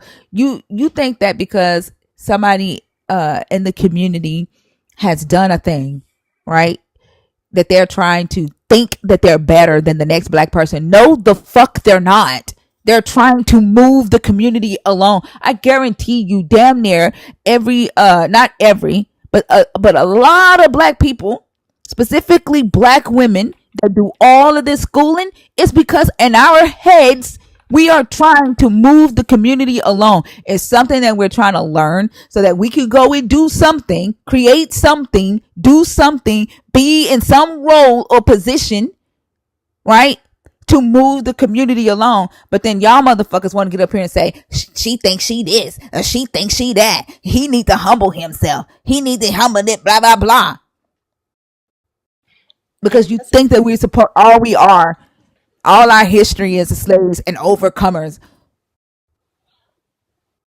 And it doesn't make any sense because it's almost like they're fine remixing the information that they have to try to raise the community or uplift black people. That's what they want to remix the story, remix the narrative. Oh, we are the Israelites spoken of in the Bible. Oh, black people were the original Hebrews. They're remixing the information while turning a blind eye to other historical data that will completely shift the narrative and show, no, we don't have to see ourselves this way. We didn't see our ancestors didn't see themselves that way before colonization. But when you say that, then you're arrogant. When you The, say that, you're not humble. look at this shit. Please, black women have destroyed the community. Fuck out of here. Your motherfucking ass will blame free will before you blame the God, but you ain't got no motherfucking problem putting your motherfucking issues on black women. What Also, the fuck happened to your free will? there wouldn't What be a happened to your free community. will? There wouldn't be a community without the womb of a black woman. So before you say we've destroyed it, we also built it. So don't come at us with that.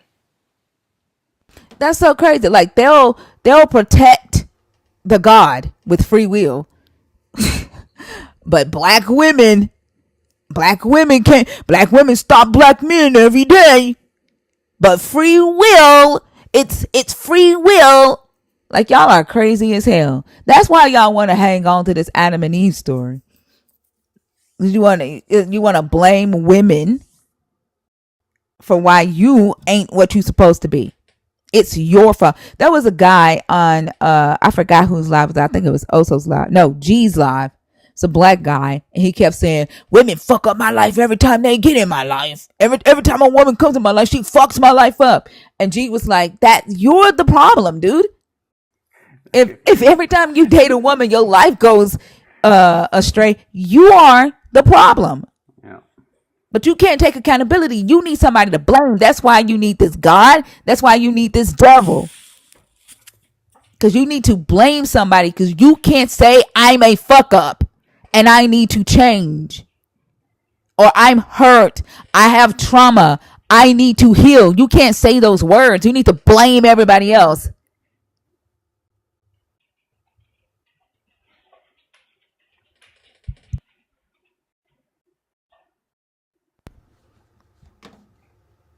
Y'all got the game fucked up if you think I'm about to take accountability for some bullshit you did in your life and I don't even fucking know you. You ain't about to blame me for your shit. I was telling my son yesterday. I guarantee you, like if my ex husband if I had not been his wife, he'd have been right where his friends are today.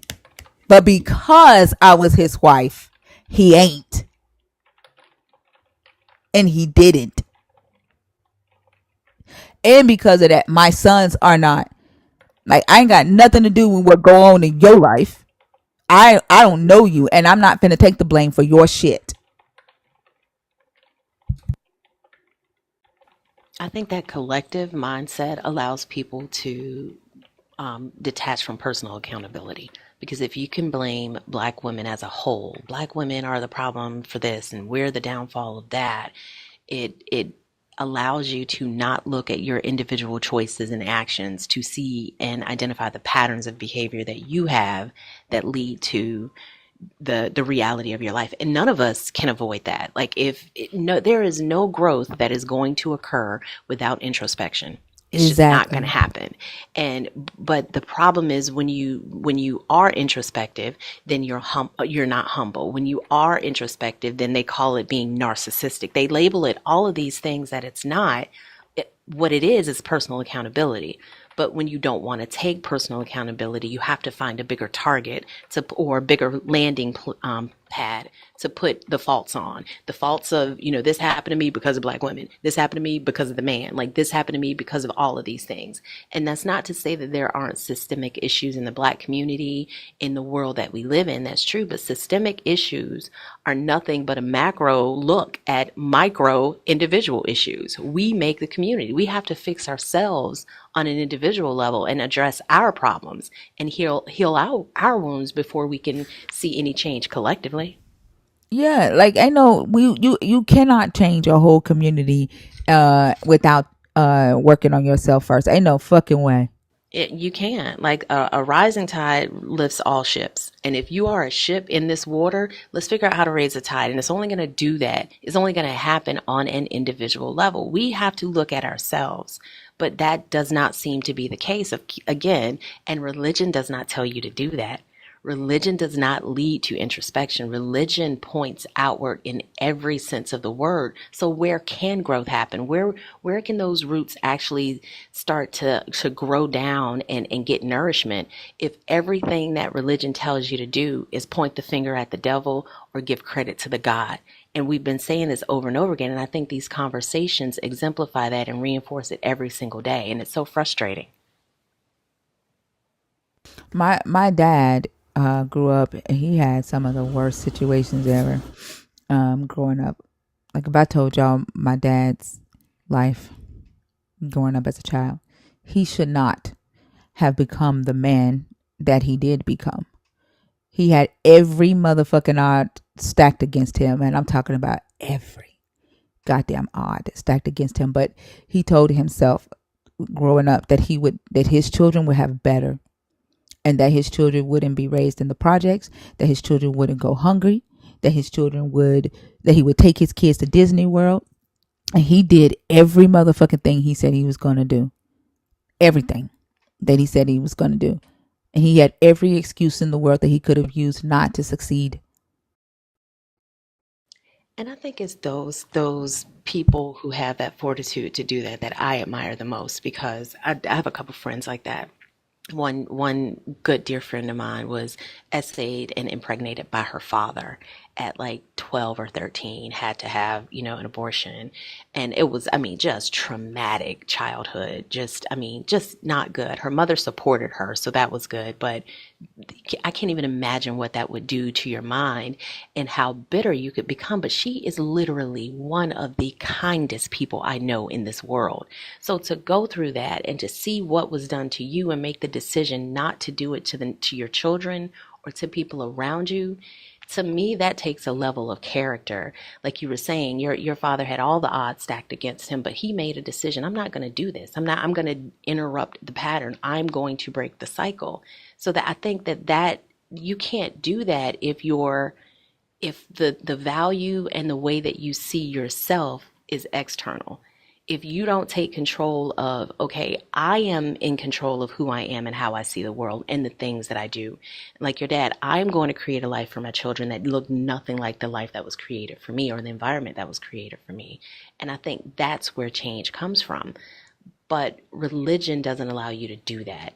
it forces you to stay in this lane of these are the only things that we can believe and think. So we got to move these around like chess pieces on the board to try to improve, but you're not improving anything if you're using the same material. It's like rebuilding a house with rotted wood. How long do you think it'll stand? How about you get some new wood in here? How about you identify the pieces that are broken, get that shit out of here, bring in some stuff that actually works, and then create the foundation to start building on.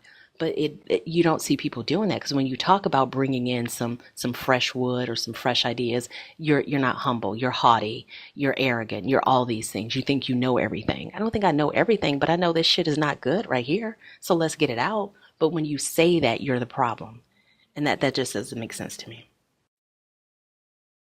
It's very sad, to say the least. And I cannot stop thinking about the young guy that came up here and was like, I'm glad that I am a nigger. Like that, I didn't hear that him. fucked me up. What is Yeah. that? Earlier tonight, I can't. probably Yeah. around 3 a.m. I don't know how, is it you stream? You're streaming right now, right? Mm-hmm. Okay, Yeah. I'll check it out on YouTube because I was asleep. I didn't hear that one. It fucked me up, and he was like, everybody in the culture, it would agree with me. I said, no, the fuck they wouldn't. No, they wouldn't. No, the culture would not agree that they're glad that they were called niggers. That they would say that they were raised as niggers. No, they wouldn't. But to hear somebody willing to say that, so that they can defend the God and their love for this God or their belief in this God, like that's, I don't know. Magnetic. Hi, how are you? I'm doing good. How are you? I'm good. Are you a Christian? Are you deconstructing, or are you an atheist? Deconstructing. Okay. And which topic did you want to discuss? Why should we ignore facts and believe in God? Okay, go ahead. Because I think I really believe that in certain aspects, I do see that in the Bible, it does, like in Revelation, like some of the things that are coming to pass. Like I said, I'm deconstructing, so I have a lot of questions. Like I do believe in contradicting. The Bible is contradicting, but in certain, just in certain scriptures, it does, like things does come to pass, like the whole world being flooded and things of that nature. Wait, what do you mean? Scriptures Um, coming to pass with the whole world being flooded? um, like just okay, so I'm gonna go to Revelations. I'm not deep in it, but like say like for like the prophecies of the returning of Jesus, Which prophecy? um, like the mark of the beast, and What does this say about the mark of the beast? I'm nervous, so hold on one second. It's okay. You don't Um, have to be nervous. about the chip and like 666 and So the um Bible says that there's going to be a chip. no, it doesn't. It just says like being taught that basically. So like how to um decipher. That's why I'm deconstructing, because I'm trying to get to the decipher of what somebody analyzed to you and teaching you that, or just knowing that it's false, or it's like things and like that.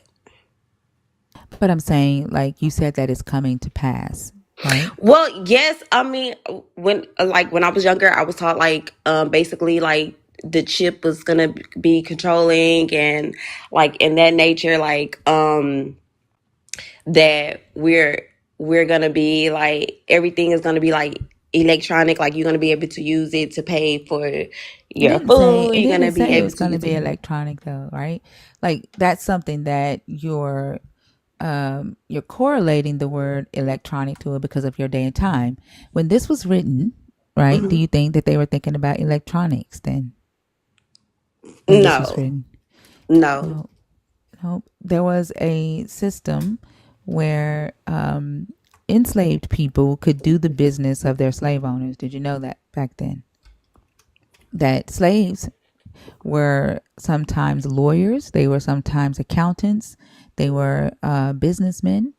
Um, so the slave owner, the landlord, or the sometimes the emperor would send them out during the day, and they would conduct the business of their slave owner, Hmm. and they would be marked in specific types of ways to let other people know who they belong to.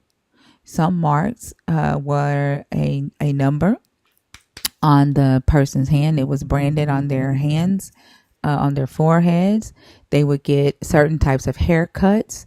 There would be brands on their heads would be shaved, and they would brand their head. There were different marks on an enslaved person to let other people know who that slave belonged to. But these slaves would be allowed to go out and conduct business on behalf of the slave master. And in order for them to do the business, they had to have these specific marks or coins to let them know who they were working for. Oh, okay. So in the context, like the historical context, right, or the cultural context, when this was written, the person that's writing this definitely wouldn't be thinking about chips or AI or electronics like we're thinking today. And what's happening is a process of reinterpretation, right? Because it's kind of vague. It says something like the number is going to be 666, which is the number of a man, right? It doesn't say that it's going to be the number of like a barcode or a product, right? It just says the number of a man, right? Hmm. To symbolize that that person has decided to follow the beast. The question is, who is the beast, right? And in those times, the beast that they were writing about was Nero, was Emperor Nero. Oh, And 666 is gematria for Emperor Nero. And okay. 616 is the Greek gematria for Emperor Nero. Hmm. Okay. And another thing is like, basically when I was like, as like deep inside Christianity and like just praying wise, it was like things would come to pass. Like if I prayed for something, I believed it and it came. So like that's part of this like believing wise. I'm sorry, say that again. Okay, like the question said, why should you ignore facts and believe? When I was strong into Christianity, like when I would pray and I would cry out to God, like things Give me would just a come to second. pass. NCS, please do not use caps in my comments. Y'all, caps are for mods and for those with vision impairment only. Okay. NCS has already been muted once for that. So, mods, if y'all need to go ahead and mute her for the Or entirety if of she's the already been live, muted, let's go ahead and do that. if she's already been muted, please block her. That means that she has no respect for the rules of the live. You didn't drop the facts of nothing. Like literally, it says that it is the name of a man. It's a name, 666. It says so that no one can buy or sell who does not have the brand. That is the name of the beast or the number for its name. It's a name. And Thinker, I think this is a perfect example of what we talk about all the time, how the vast majority of Christians hear these things said in church. And then this correlation is made to, oh yeah, they're talking about, the electronics. When I was growing up, they were talking about something completely different. There is a reinterpretation of what this means every single generation. You can just do a quick Google search to see what previous generations equated with the mark of the beast. Every single generation has one. And the bottom line is this scripture was not written at a time when it was talking about anything in the century that we live in. And I think it's the fear that's associated with the potential of it being true because of these scary images that are talked about in Revelation, when in actuality, it has nothing to do with the day and time in which we live. I absolutely do believe that it is the fear. That's what it's about, like putting fear inside of us. But like we are taught a lot of things in the church, and it's mostly just to put fear in us and to put accountability towards someone else. But in part of the Bible, it does say, like, to take accountability. I can't tell you the verse, but it does like speaks on accountability, like that. You are God, so within you, so like, I mean, representing yourself as a God and things of that nature. But my question was, when I was inside a Christian, like I was deep in Christianity, and like things like I would cry out to God and He would answer me. So like, what is that like? Me believing wise, like I mean, me believing, right? Can you give an example of something you cried out for that you got? I'll be right back. I gotta go to the bathroom. Okay. Basically, me and my kids were homeless, so like all I did was cry, like God, just get us out of this. Like I don't know what to do. Like I didn't have any money. I didn't have a job. I didn't have anything. And like when I prayed and I prayed and I prayed and I prayed, and then most of the times, like I'm in a position where I'm deconstructing, like I just said before. So a lot of times I'm like, he ain't listening. Like, what's going on? Like, he's not listening. Like, I'm praying, I'm crying out, I'm doing right, I'm giving, I'm a giving person, I'm sweet, I'm nice, and these things like that. But later on, like a lady came to me, was, told me what to do about, getting me and my kids a place. And they gave me a grant to Where'd you meet move the into an lady? apartment. Where'd you meet the lady, and how did she find out about your situation? Where did I meet the lady? Mm-hmm. Um, I was I was going up to like CPS, and I'm like, because CPS would like get in your life and just take your kids and whatever like that. And so I thought like maybe they can give me resources like Mm-hmm. if I was in a predicament. So Right. And I think that's I wasn't trying to get you to divulge anything that you didn't want to share. So I'm sorry if that seemed like an invasive question. But my point in asking that was that you did something. You made the effort to seek help. You went to CPS to ask for resources.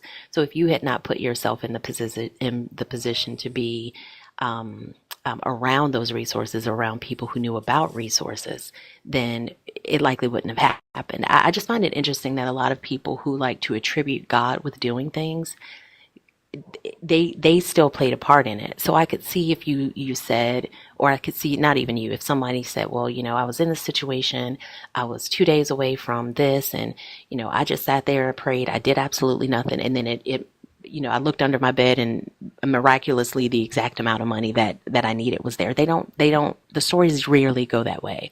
It's usually like I pray for something, then I do something, and the result or my work pays off, or I put myself in a position to be around people who know information that help me out of the situation that I'm in. And I'm not saying that God did not help you. I'm not trying to convince you of that. But I am saying that correlation doesn't equate to causation. So sometimes and I've done the same thing, right? As a Christian, I was a Christian for over 30 years of my life. And all because I had been taught to attribute all good things to coming from God, I completely ignored the efforts that I put in. Like my aunt told me one day, something about, oh, God blessed you with this and God blessed you with that, to be able to do the things that you do. No, he didn't. I went to school. Like, I'm the one who signed up for classes. I'm the one who learned how to do the things that I did. But we are taught as Christians to give that glory to God so as to not recognize the efforts that we put in. And like I've said, I know that there are so many people who need an external source to connect to or feel like there's something out there. And I'm not trying to take that away from anybody. But don't discount what you did for you and your kids. You went to the place where you thought help would be to seek help. That didn't come to you. That didn't drop out of the sky or miraculously appear to you, in a burning bush like God used to talk to people in the Old Testament. So that again, that connection that you have in your mind about when I ask for things, it comes to me because God takes care of me.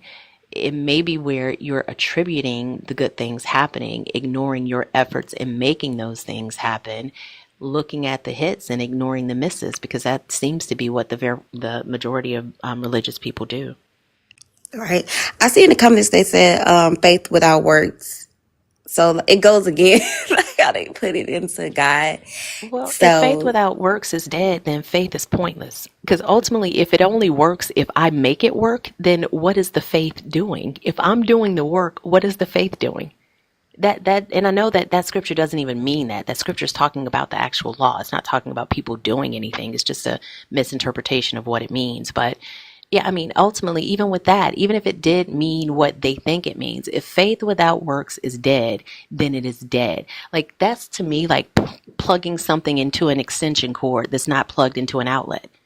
If it's dead until I plug it into the outlet, then it has no power. It could never power the thing that I need it to power unless I plug it into the outlet. So it is pointless and it is worthless and it's not going to help me. That's the way I see it.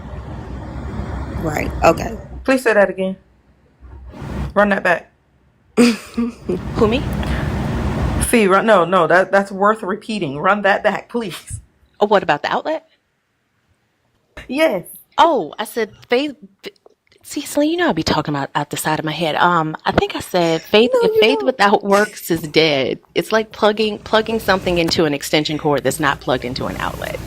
Because there's no power there. It doesn't give me anything unless it's connected to actual work or energy. And if I'm the source of the work, then what am I using it for? It just doesn't make any sense to me.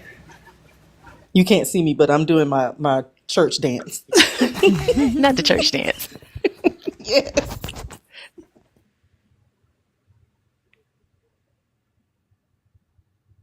Y'all, I'm being pulled into a meeting. I'm sorry, I gotta drop down. Selena or Twin, can y'all take it over until Thinker comes back?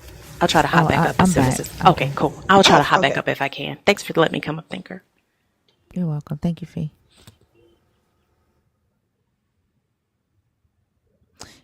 Magnetic, did you have anything else? No, I was just that's all.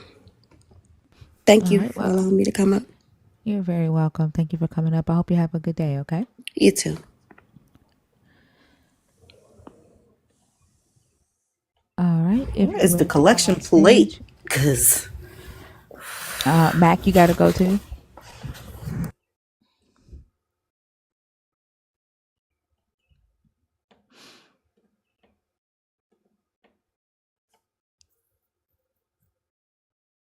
Lala's not on stage.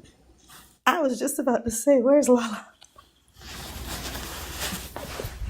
Jesus is Lord. No, only once per night. You were up here for quite a time. I think you were the one who said that about the nigger thing.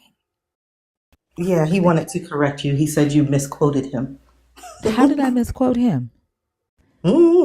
But he said you misquoted him. He tagged me earlier and said that. I mean, it's on YouTube. I mean, you said Yeah. it multiple times, friend. It's on YouTube. That like there's nothing to correct. Like it's on YouTube.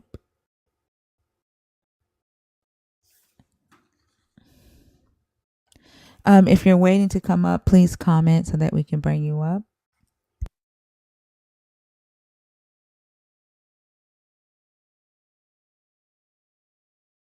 Somebody just joined the Discord. Oh.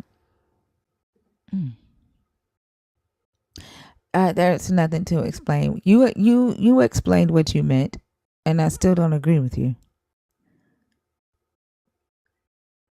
But again, it's on YouTube and people can watch it for themselves and hear what you meant.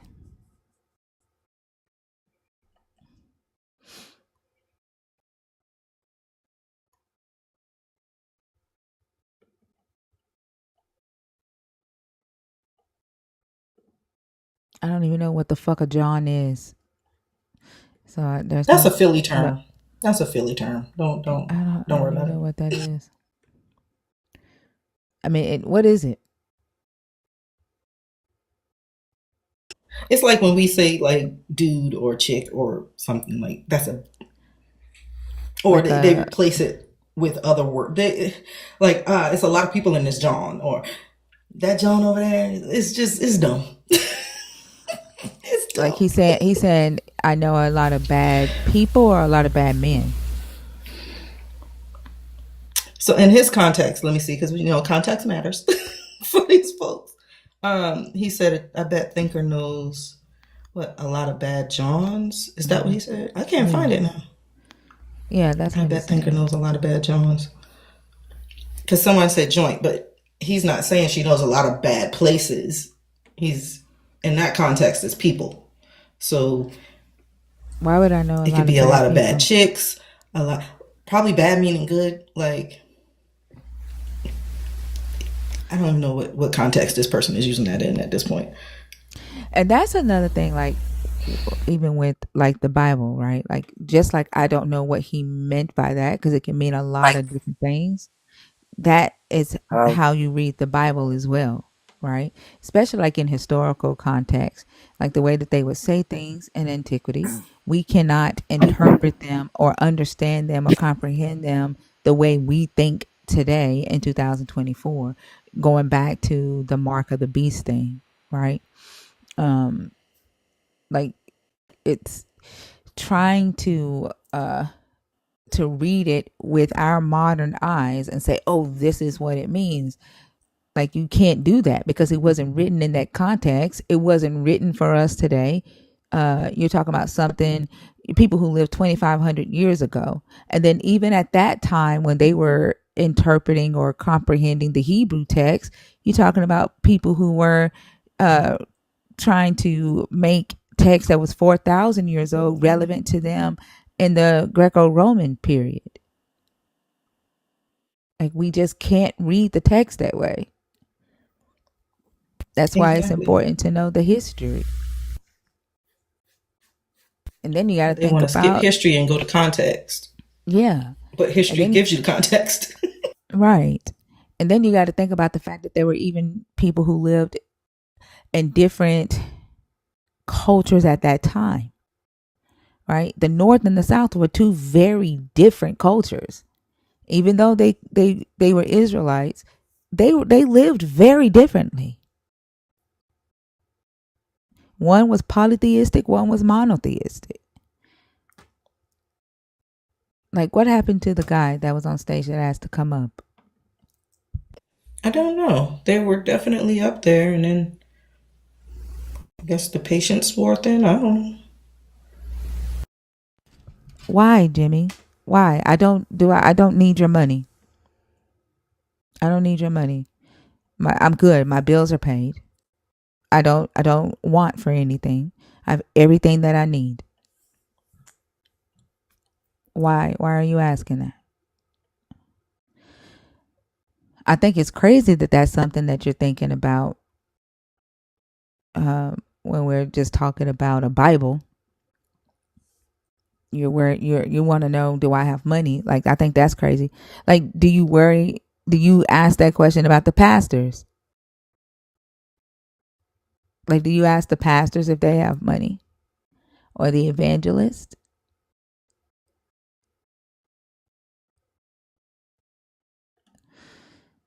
Dude, please go be thirsty elsewhere.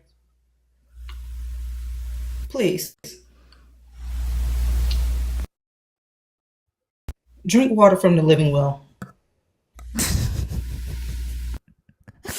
Oh my gosh. Um if you're waiting to come on stage, can you please comment? I don't know. I brought up somebody named Black. They were on stage and then they left.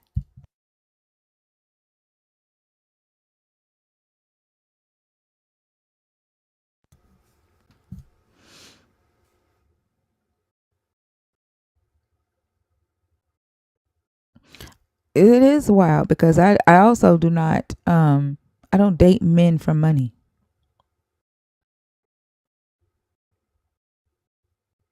I don't care how much money you have. And trust, I have dated men with money. Your money means shit to me.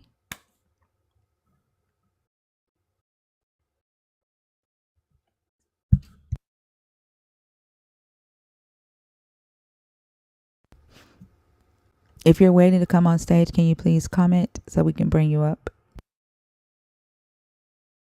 Someone named Iridium. Is that what that says? What does it look like? 2580. Iridium 2580.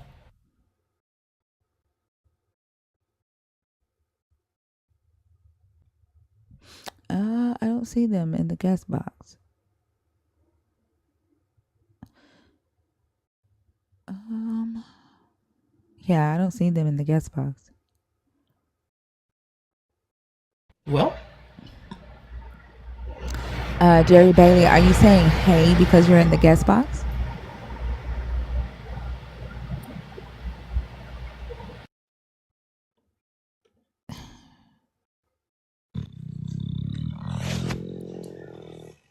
Good. I guess that's pressure. It's yeah.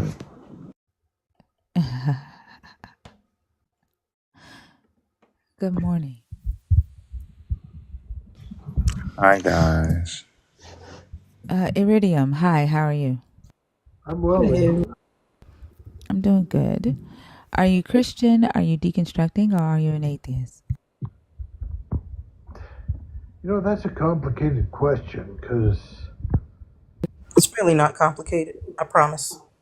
okay, No, I get what he's saying. Sometimes it can be complicated, like okay. especially if you're figuring things out. Like lots of folks, I was raised from the youngest age to be a Christian.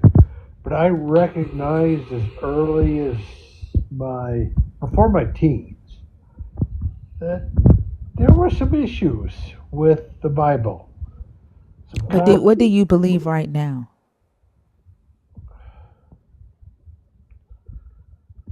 I can't believe the Bible's true, honestly. So you still believe in the God of the Bible? No, I said I cannot believe the Oh, you Bible. can't. Okay. Cannot. All right. How could it's like you said? Let's take your first statement. Well, give me just a second, Iridium. Hold on. Okay, because you don't get to come up here and just like talk. The reason why we ask those three statements because I need to know how you identify and make sure that you qualify for this conversation. Okay. Um. So, if you are a non-believer of this God, what I ask you to do is pick one topic, and then I ask that you are bringing some type of value to the conversation. Right? This is a research live. Uh, we're not. I'm not just looking for atheists to come on stage and just kind of like recite things that they hate about Christianity or they hate about the God. Okay, so I don't we hate look at it. these topics. We look at these top. What I'm saying is, I don't want non-believers to just come up here and do that. If you are a non-believer of the God of the Christian Bible, if when you pick one of these topics, what I would like for you to do is talk about it in a way that adds value to the conversation. Okay.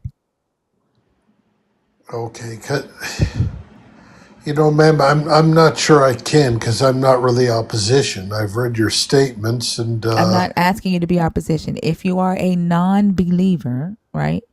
What I'm asking is that when you pick one of these topics, that you are enriching our thought, right? That you're not just coming up here to talk about how bad Christianity is or something like that. That's all I'm saying. Okay. I get it. Okay. Thank you. Which topic did you want to discuss? The Old Testament condones slavery. Okay. Go ahead. It does. You're absolutely right. It does. Several verses. I could not name them to you directly by a book, chapter, or verse, but you're absolutely right. It does condone slavery. Which is why maybe I don't think I'm a good person to be on your panel. Because, like I said, I'm not sure I could add much value beyond agreeing with your point. And this is coming from a person who is of a race that was not historically enslaved. Um, I'm not sure that What matters. do you mean by that? What do you mean by Well, maybe they were.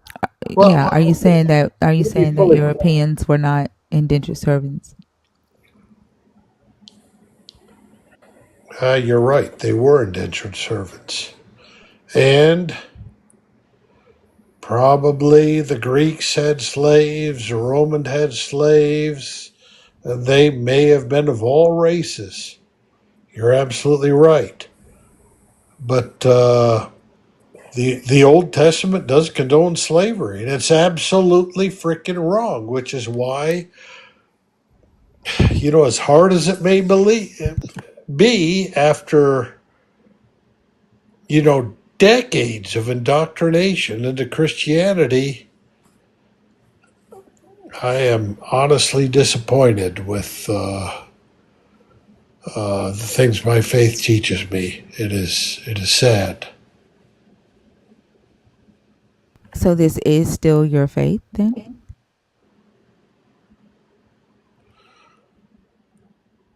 Uh, well, it can't be right. I mean, You, I you, don't you, know. That's a you, decision for you to make. I'm just trying to figure out. You're saying that you're disappointed in the things that your faith teaches you, so you're kind of making a declaration that this is your current faith.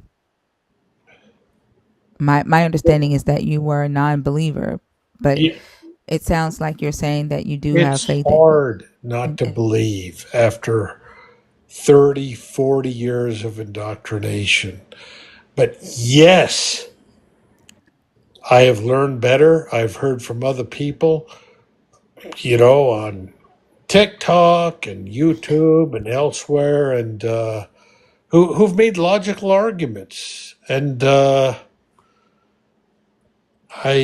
I can't adhere to a faith that would condone slavery. I just simply cannot. So no, it is no longer my faith. So I think like one of the it sounds like to me that you might be in the process of deconstructing or considering deconstructing. I think I am, but it's hard. It is really hard. right, which is why I'm saying like for you to make that statement, it is no longer my faith because it is a hard thing to do, right? Like being in a relationship with this God for 30 something years, it's like divorcing, right? It's not easy to walk away from a 30 something year marriage, right? Yeah, Um, right. Even if that marriage is pretty bad, when you do finally walk away and you finally get divorced, there are still feelings of grief, right? Yeah. Um, and thoughts. And so I think maybe sticking around the live, uh, maybe reading the book for yourself, studying for yourself, and researching the questions that you may have for yourself before you make that decision, right? And that Go and ahead. because like you're saying that is hard, right? Um, and so here on this stage, you've identified as a non-believer and then identified as a believer, but just like struggling with your belief. And so, like, the whole purpose of this live is where you can ask the hard questions that you have, learn the objective facts about the the text that you've been taught, the historical context of it. Um, Ask yourself, the logical questions and um, analyze your current belief uh, against those facts, right? And against the information that you find.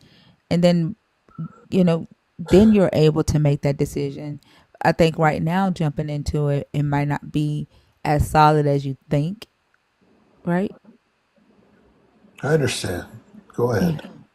Yeah. So like it takes time, right? It's not a I don't think it's a decision that a person should make at the drop of a hat. I think you owe it to yourself after being in it for 30 something years to explore and analyze it.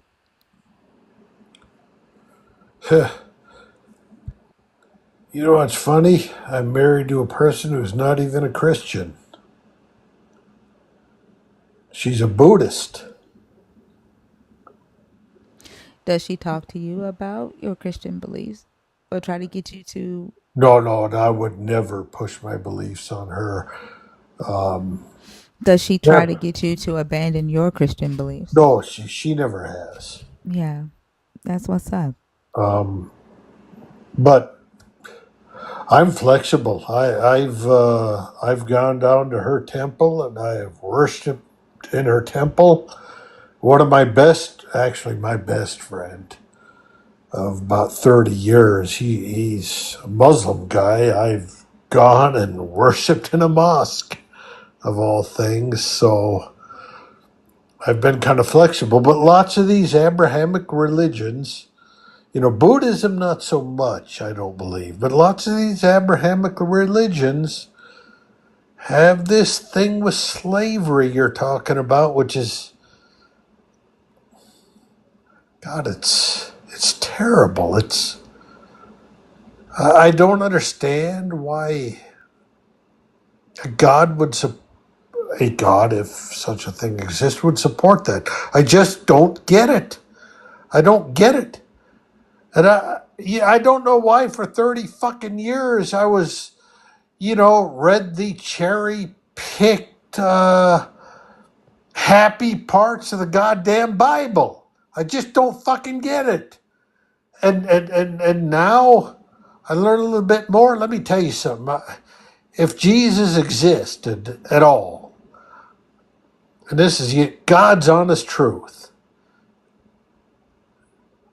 I started social studies class. We all have that throughout our education, and we started looking at Middle Eastern people.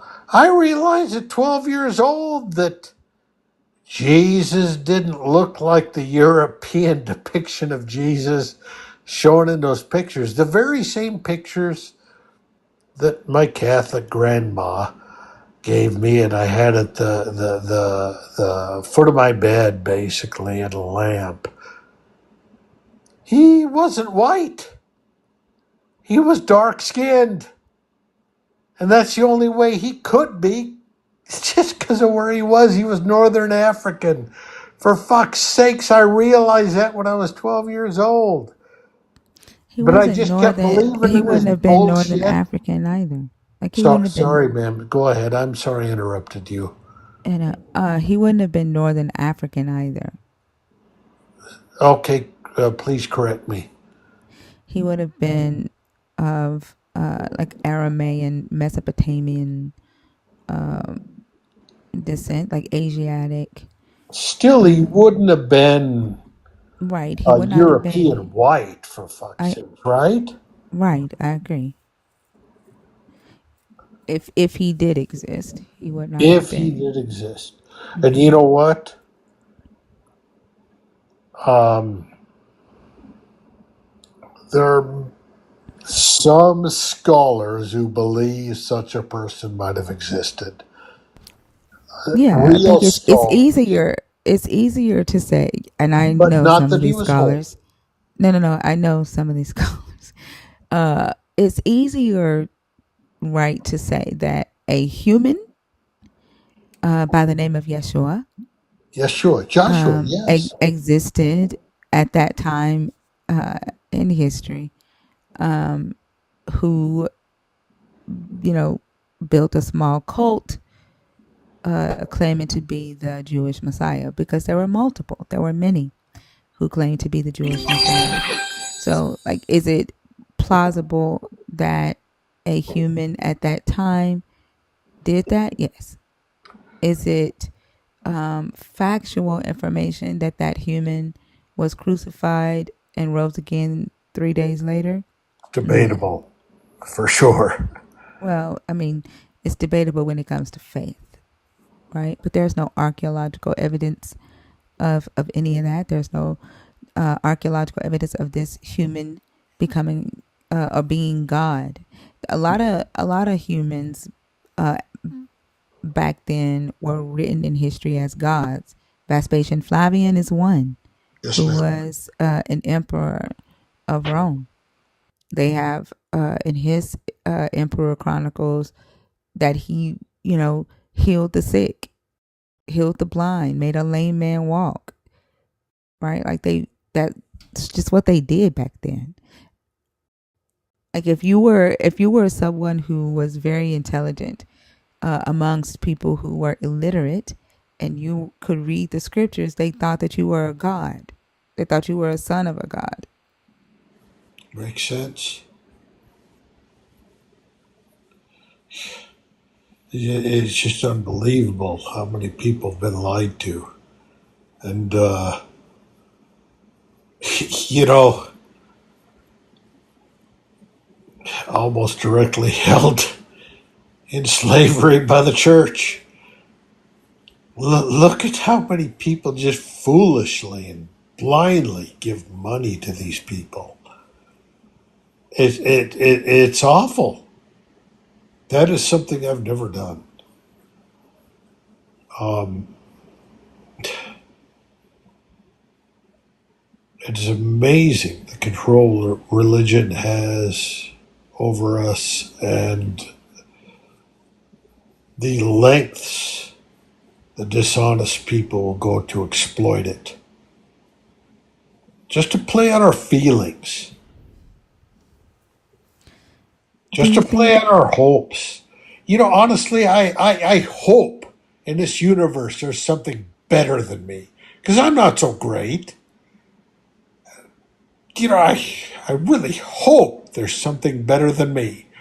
But God, it isn't. It isn't this person in the Bible. Let me ask you a question. When you say you hope there's somebody in the universe or something in the universe that's better than you, right? Like, and we're gonna put the focus on you right now. Okay. Are you out? Are you in the world harming other humans? Am I what? Please repeat that. Are you causing harm to other humans? Do you cause harm to other humans? I don't believe I have, but in the course of my life, which is 55 years, I suppose I've hurt someone's feelings a time or two.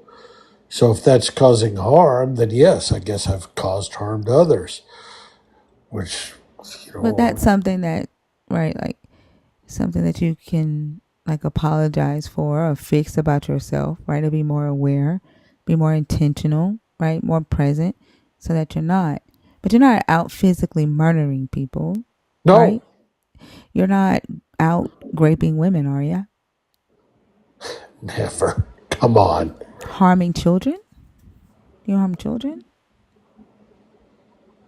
Why would you ask that?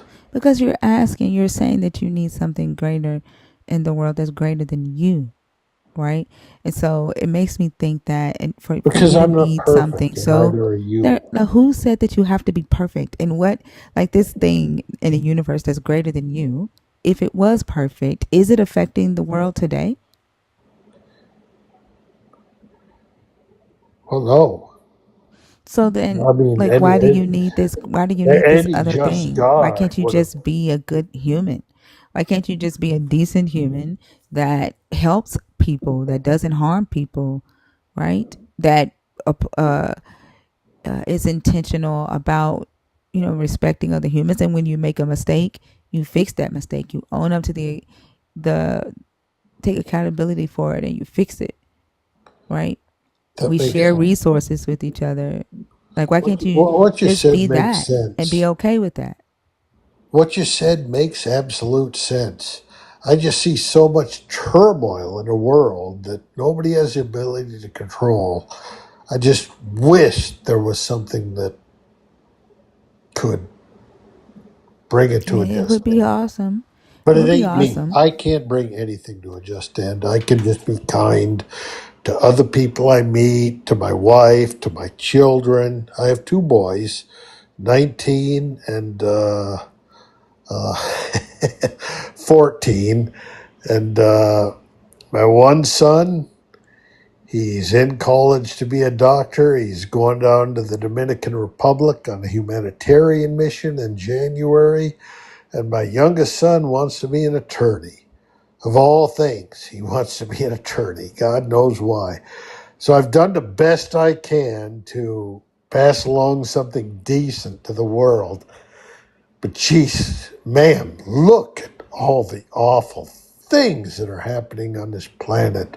Wouldn't it be great if there was something that could say stop? And it's not me. I'm not an abuser. I'm not a killer. I'm not an avenger. Nothing like that. But jeez, this world's awful, man. Yeah, and that just like honestly, it's what you're saying right now is basically what believers have been asking for forever, right? For there to be this God, right, in the sky that avenges the poor, that avenges the Yeah, downtrodden, the oppressed, right? you're right. But if the God is a God of the oppressor, right? If he's the God of that's telling people to oppress, then how can he also be the God of the oppressed? He cannot. Your logic is impeccable. It's absolutely right. He cannot. I agree with you. And logically in history, when things have changed, right? When those in power have decided that things need to be one specific way, humanity, maybe not all, and we may not ever reach the point to where all of humanity is on the same spectrum, on the same wavelength, but Yes, ma'am. we've gotten together, in history, and we've changed things that we did not like, right? In history, humans have done that. Whether they did it from a place of they did it because they believe in a God, or whether they did it because they believe in humanity. I'm just worried we're too far gone. Well, I mean, you're not wrong in worrying about that. You're I not mean, wrong to feel look that at way. what's happening around the world. I'm just worried we're too far gone. I've often said I think as a species we're going to go extinct, and we probably deserve it. I don't know about that, but I know that, like I said, humans have come together in the past. Um, we can and we have. We have, and the question is, will we do it again? And that's the question. Look at But how much we hurt each other. I mean, you have Israel. Well, they're Ashkenazi, Jew, I don't want to get into gay that. people. I don't want to get into that. Please No, don't. okay, Don't. I will Yeah. drop that. But you take any conflict around the world, we're going to go extinct. The 100 years I give us, we'll be gone, or at least knocked We back to the definitely not 100 ages, years. No. because we don't have the wisdom to say, hey, we need to get together, dismantle all of these WMDs, and try to find some way to agree on things. I don't think we're capable, honestly. And I feel terribly sad for my own boys and for anybody's children. I feel I terribly think I shallow. think I think maybe you might need to, like, and I get what you feel. I felt that way before, and I've some days I feel that way after having conversations on this live with the way that people think. But then, like, I'll have a conversation with a 21-year-old that just blows my mind. A young person who thinks outside of the box, right? Um, who allows themselves to use that critical thought. And I'll see something that Gen Z has done, right? Um, and It it just gives me hope.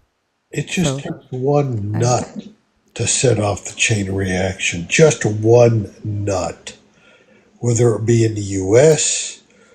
or China or the former Soviet Union or Russia. It just takes one nut to set the whole chain reaction off, and then it's done. It's done for all of us, and you know that. I don't. I, Well, I, I know you that. feel it. I mean, Mhm. I do know that there are some real bad people in the world. I do know that. I also know that fear tactics are used, right? And I know that pessimism is not always the best you're conflating mindset. pessimism with depression. I'm not. I didn't say anything about depression. Are you Huh? depressed? Are you Um, depressed? most days, yeah. Look at what's Have you going talked? on around. Have you went and talked? Like found a therapist to talk to about it? 5 years. Didn't do jack for me. Lexapro, 3 or 4 years. Didn't do jack for me. Uh, benzos, didn't do jack for Are me. Are you depressed about the state of the world or depressed Yes, about your yes, just life? the state of the world. And I realize that's natural. I But should what? be. But It's like, depressing. I mean, honestly though, like it sounds like think about it. Like it sounds like you're trying to pick up a house with your bare hands, like by yourself, right? You can't change everything in the world. Like you can't. And so you allowing yourself, right, to take it all in and worry about it. Like you can't change everything or everybody in the world. You know, And then you wake up every day, right? You're going to wake up every day. You can make a decision, right? You can choose to wake up and change what you have the power to change and then exist in the day that you have the power to exist in, or you can sit around. You can turn your mouth up at everything in the world. Keep looking at the news. Keep looking at all of the media, and just sit there and be mad about it. Like and continue to move into a wave of depression. Like it's completely up to you what you decide to do. But you have more power to change the world around you, whether that be in your neighborhood, whether that be in your house, whether that even be, like you said, with your children, raising them to be productive members in society. You have more power to do that than you do to sit back and look at the world at a micro level and be mad about it. Because that doesn't do anything. Putting yourself in depression, that does nothing to change the world at all. depression isn't a choice. No, it's not a choice. But you're the one saying that you're depressed about the state of the world, right? What you can do is decide to do the things that you need to do to heal that. I've been depressed. I've had anguish, mental anguish before. I've had the thoughts of unaliving myself. Yeah, That's what I'm saying. I get Like it. I know exactly what that feels like. Get it. I truly get it. I've had the fire department at my house twice. Um, for that very reason. Um,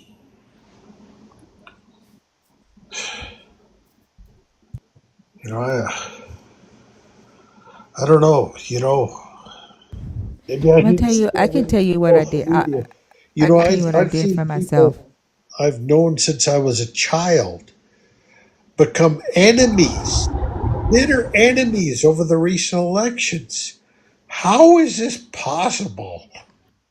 I mean, How? it happened, but are you trying to change that?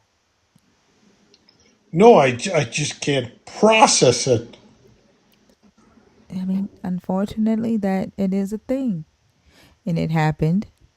You can't go into yesterday. You cannot go into November the 5th, right, and change what happened on that day. November the 5th is gone. It's gone. You are in December the 9th, a completely different day. But people And all still you can hating. do, you only have the power to live in today. Somebody reported you, unfortunately. I don't know why. Yeah, I don't know why either. Those jackasses. I spend so much money with this stupid company that I'll appeal it I later. have to, yeah, I have to take you down Okay, before it's they. okay. I understand. Thank you for talking to me. You're I just, welcome. Have a good day. Why did y'all report him? What did he say for him to get reported? Was it for D-Rods? Oh, maybe he listed the name of the medicine that he takes. He definitely Oh yeah, he mentioned the did. type. Like, can you not list the medicines that you take? Is that against TikTok guidelines? Um, maybe that's because I don't know. The ones that he was talking about, people don't normally. I've never heard anybody on TikTok say that. I'm the one who mentioned self extermination. I said that, not him. I'm thinking it was the B word that he used. That was it. The name of a medicine that you're talking about? It's a specific type of medicine.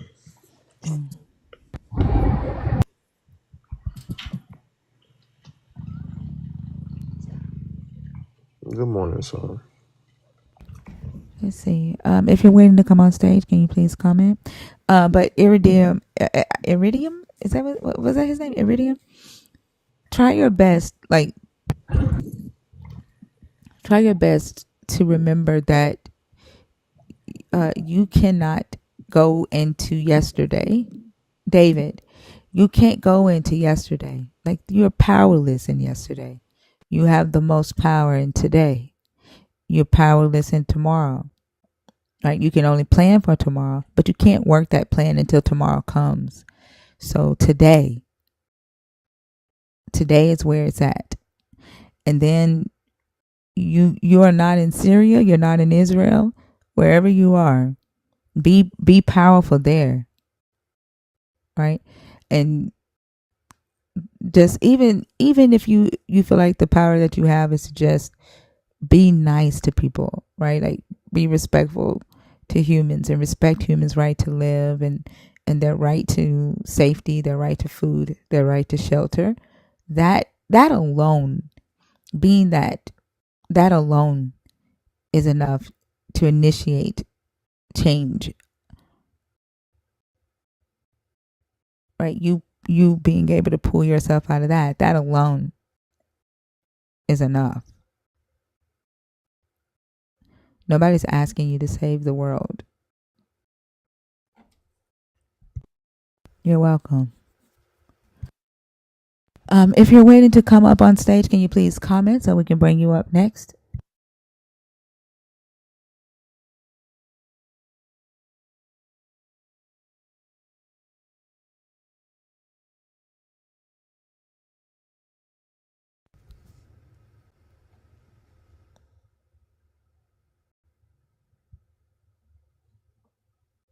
Exactly. That's a huge burden to carry.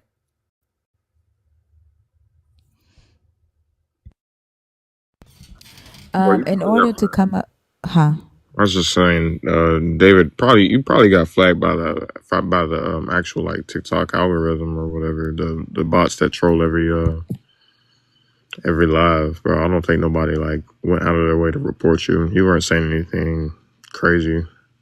in terms of like reportable or things that incite somebody to report you. It was probably just TikTok.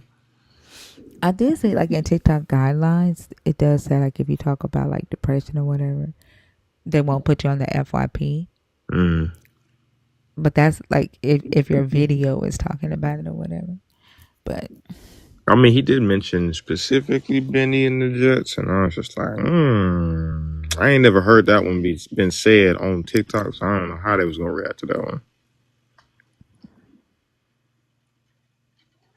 I don't know the names of these medicines, so I know that, I don't know. It's like school buses and stuff of that nature. School buses? Um,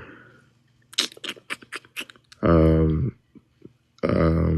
Syntax. Oh, okay. Does that make sense? Yeah, I know what you're Okay. talking Yeah. about. Is anybody waiting to come up on stage?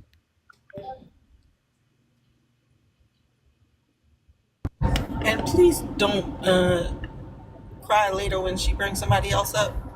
Say, oh, I was in the box. She's asking you now.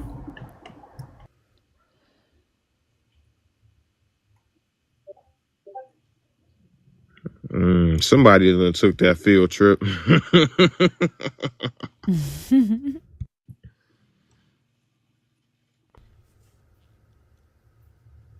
So if you come on stage and you don't have a nerd badge next to your name, you have to pick a topic. I don't allow people to come up and ask questions unless you are a nerd. And you'll know you're a nerd because you would be subscribing to the community.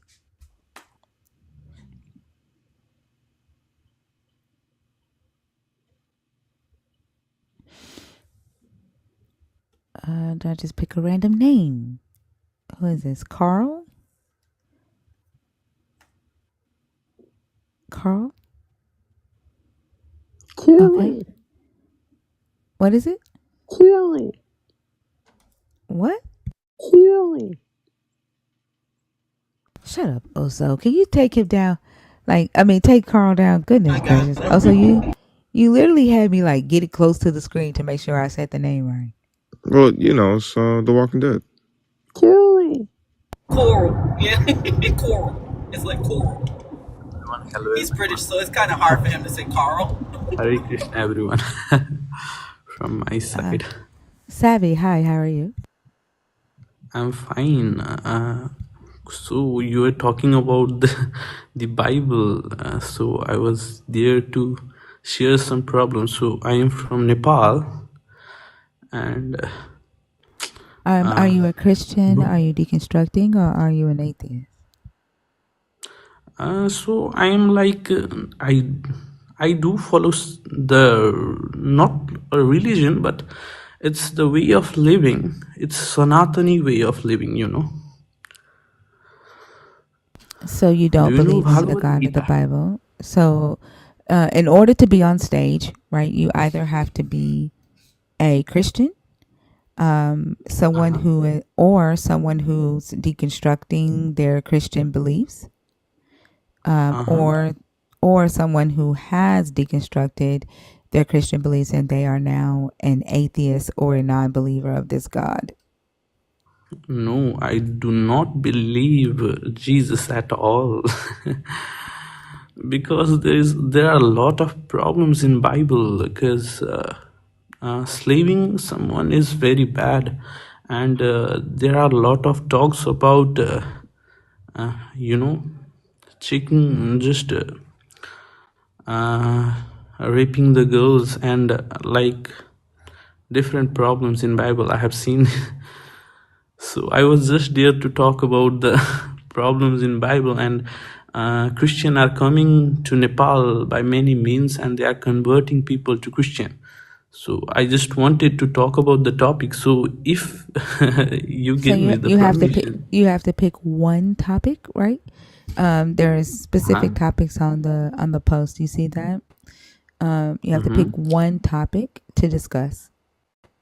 Which one did Oh, you want to so I discuss? have to pick a topic from the this picture you. Yes. Why should we ignore facts? I believe the God, Christian God nature is controversy. The great. So the Christian God's nature is controversial. Let's talk about it then. It says the Christian's God's nature is contradictory. Yes, contradictory. So, I thought we can share the problems. So I have to choose the topic. So I was a little bit confused for the topic. Okay, let's talk about the Christian's God's nature is contradictory. Okay, go ahead. So wait for once.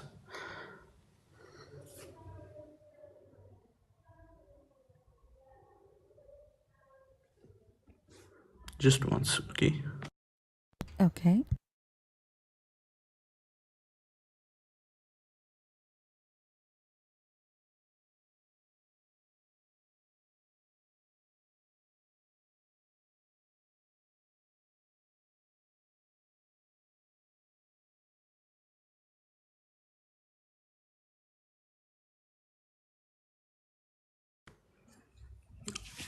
So let's talk about the contradiction that is in the Christian God. So what's written in the Bible is that the karma of a person, like a father does not means what we say, a father does not take any problems that what do we say that like just wait, I have to search some word. I'm not properly speaking English, so let me find some words, okay.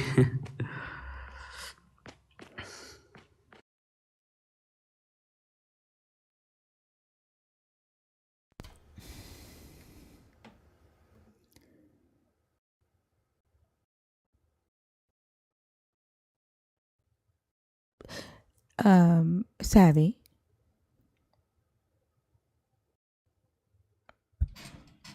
Hello, Savvy. Yes. What would be easier for you to discuss? I just want to discuss that, people, a lot of Christian peoples, like, are sugarcoating the problems in Bible and sharing the Nepali peoples, and they are converting Nepali peoples into Christian. So that was the problem that I was going to discuss about. So I didn't knew that You can go those ahead and topics. you can go ahead and discuss it. Okay, so uh, uh, I studied Bible. There was a lot of problems, and they converted the book into Nepali, and there was a lot of sugarcoating I found. There was like basically Jesus, basically the God dimension killed more than 50,000 peoples in the Bible, and in Nepali, it has written that he killed only 70 peoples. So in Nepal, what's happening is people from Christian religion are coming in Nepal and telling that the religions and faith we follow in Nepal is like Hinduism we follow, is like the god of Hindu and Sanatani are the demons. So people of Nepal are facing the not only the problems that not only that's the problem. The problem is that it's getting a quite political problem in Nepal. So so many peoples of Nepal are fighting over many things, like Christian are just telling that people in Nepal are getting into Christianity just like just like that, and they are saying that the problem is that there are I can't speak that much, but I think the God must be like The God must be not this or that, but the God should be someone who is just who is in the form of energy, as the Sanatani says. Do you think that the Christians are able to do this because there is already a belief in a higher power there? Like, do you No, no, think no, if Christian. No, there is a lot of contradiction in Bible. People are not getting that, and just they do not present the proper Bible to the Nepali people. They just shape the proper things that some sugar coated things in Nepal, and what they do is they give them money and they convert people, and what they do is they say or they order that you should mm, do like you should fight Hindus, and you should not follow them, or uh, you should remove the culture of them thorically and by the process. So more than 4 so million. they're starting religious wars in Nepal? Yes, like that. The political war is going to start because more than $4 million have arrived Nepal to just to convert the religion of Nepal. More than $4 million. So it's kind of a political problem, and also the problem of the Christian people. I don't know what they think, but I think there is a lot of political problem that the Nepal will be divided into Christian and Hindus people. So maybe that will be the cause. The Nepal will be divided. So that's a lot of problem, and there are a lot of problem in Nepali Christians. They are like telling the slangs for us, and also evoking people to follow their religion. But a lot of Nepali people like me and a lot of people from Nepal are just talking about and spreading about the Bhagavad Gita. As you know, have you written the Bhagavad Gita or not? I don't know. But I suggest people to read Bhagavatam so that they know how to live life. I'm not telling that follow Hinduism or follow any god, but just read Bhagavad Gita and you learn how to live. So don't follow a god, just follow someone, but follow a one person. So that let's not talk about the religion, we should talk about the But do eternity. you think that telling God. people to follow someone, right? Like when a person has already given away that No, I'm power not telling to that follow someone. hold I'm on, not telling to follow one second, God. savvy, hold on. When a person gives away that power to another individual or to another source, don't don't you Uh-huh. agree that that makes them vulnerable for someone else to come in and take the place of that thing? Like No, I'm if not they're talking able about to someone. convince, hold on, savvy, if they're able to convince, right, an individual that their current higher power isn't the highest or is corrupt, and that they need to replace it with something that is more pure or more powerful, then there's always room to manipulate that or to fight for the control of that, right? Because the person isn't their higher power. The person doesn't have control of that power. There's always someone that they've given that to, right? No, they are not like they are not just like teaching them about the Bible. They are just not telling about the superiority or something, but they are just influencing people by giving money or something they need, and they are just like hypnotizing the people Yeah, you said they that changed the the Bible. country is not mine. The country is Right. not yours. The people in the country is not yours, or like you do not belong to this country. they are manipulating the people like that. So this is a problem. They are not explaining about the superiority or something, but they are doing the bad thing. That's what I'm talking about. Yeah, it sounds like they're coming in and they're indoctrinating the people or colonizing Nepal. They're Like Christianizing. no, the Jesus. I because there was a lot of problem in the past. There was a that was the time of the colonization. So I think there was maybe there should be someone to follow and colonize people and make them one. So that's why I think the Jesus was created for that thing. And you find a lot of problems in Bible, like they are sharing the girls, they're saying sharing the women's, they are taking the girls like taxes, like they are giving the girls to uh, the God. They are presenting the girls to God. Oh, what kind of God is he Yeah. that he's taking the girls, the virgin girls, not only the girls, there he's taking virgin girls, and also saying that those girls who are not virgins should be killed. What kind of God is he? So, like, there are a lot of problems in Bible and quite disturbing things like killing the girl or taking the what we say taking the what girls can do, like their feel free willingness, taking the free willingness of girls, and a lot of things like taking the peace of someone is not that good, I think so. I That's the agree. thing. I agree, and I hate that this is happening.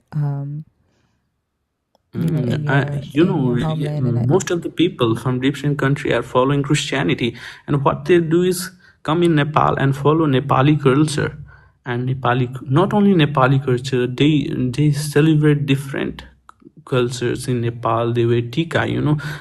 What tika means is that they put the rice and color and put it in the head, and most people from different country come to Nepal and celebrate many festivals like Holi.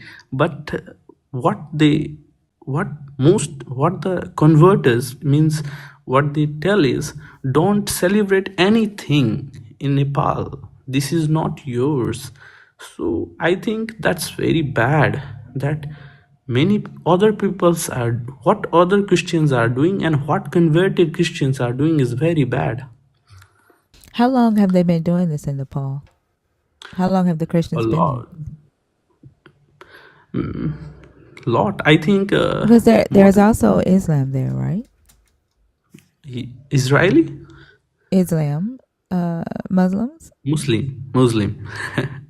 Yes, there is. Nepal is a very beautiful country, and there are a lot of like caste and religion in Nepal, but the most of the population is Hindu, and I think there are like 8 lakhs Christian, and in first census of Nepal, it was like Christian were only 500, and what they did is up to now, it's like 8 lakhs, more than 8 lakhs people are Christian,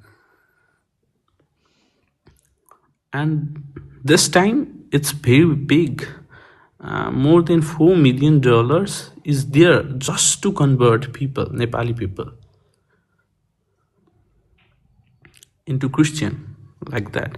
It's a big problem for us, and we are spreading a lot of things, like for our culture there is Bhagavad Gita and Purans, we say, for Purans, and we are just spreading love and telling people to learn about our religion and faith we have in God. And But Bhagavad is there a $50,000 fine, 378 rupees, to convert to Christianity in Nepal? what did you say? Is it 5 years imprisonment or 50,000 Nepal rupees Mm-hmm. for converting to Christianity in Nepal. Converting, it's a crime, but it's going on. I don't know what's happening, but it's going on. There is a fine for that. You may go to jail. Jail means like prison. You may go to prison if you convert people, but I don't know. It's going on. It's going more and more. The Christian are coming to be more and more in this religion, in Christianity, because what they do is they say that if you follow the Christian God, you'll directly go to heaven. You don't. Your every sins of your will be will will be forgiven, and you will directly go to heaven.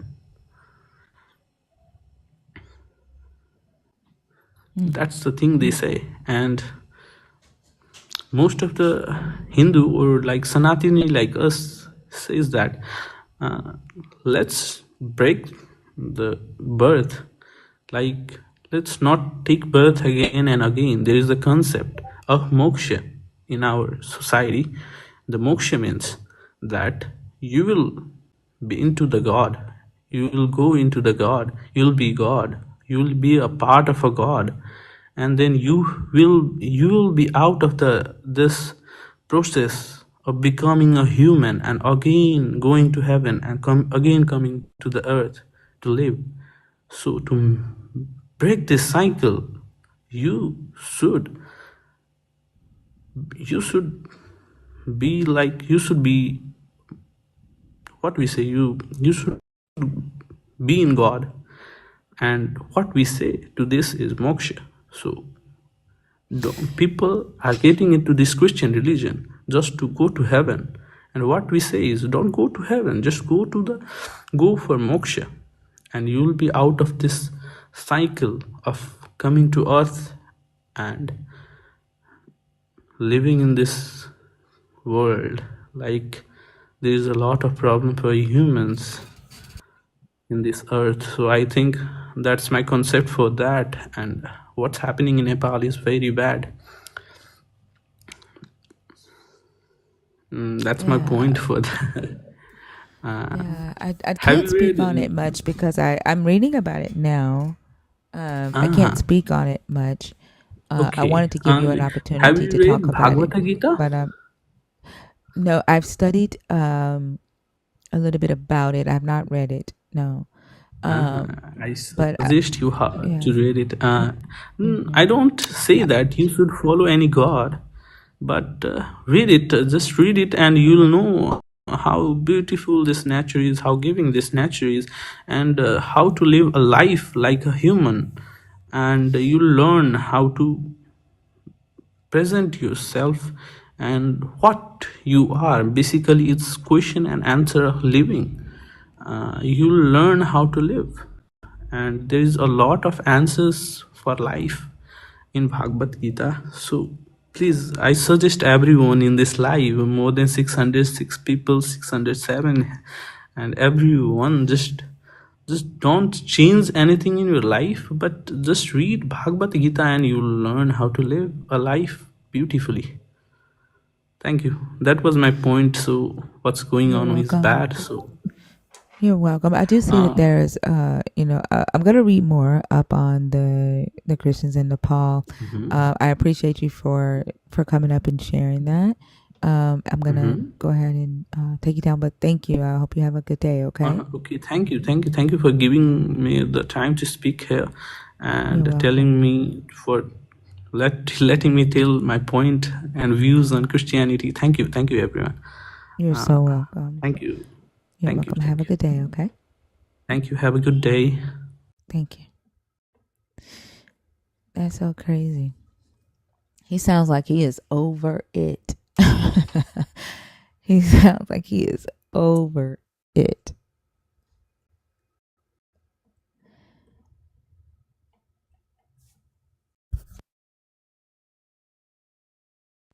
All right. If you're waiting to come on stage, can you please comment?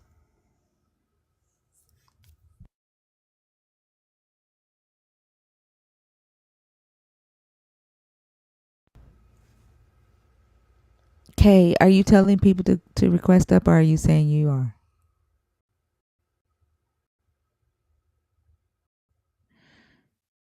Shandave. Okay.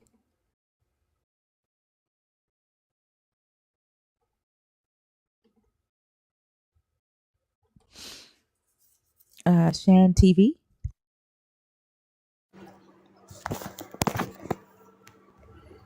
Is it Shan TV? Yes, it is.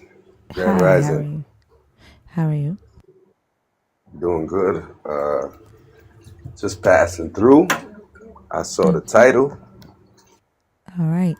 Let me ask a quick question. Are you Christian, or Sure. are you deconstructing, or are you an atheist? Ooh. What's deconstructing?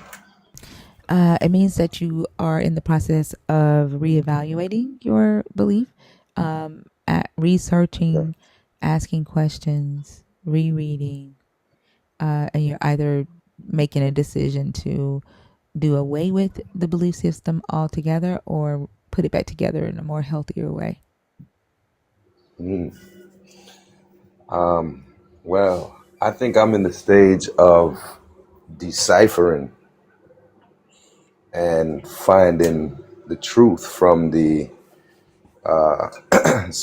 from the literatures that were left, and not doing it in a way that I'm actually siding with anything more than my perspective from the knowledge that I've been left with. So Okay. if you Do you if believe you in would the God allow, of the Bible? all right, well, I just so need to know this because is there's only three types of people that can be on stage, right? You can either be a current Christian, a current believer in this God, someone who is deconstructing or considering deconstructing that current belief, or someone who has deconstructed it, and you're either no longer a believer in the God. So one of those three. Which one do you fit in?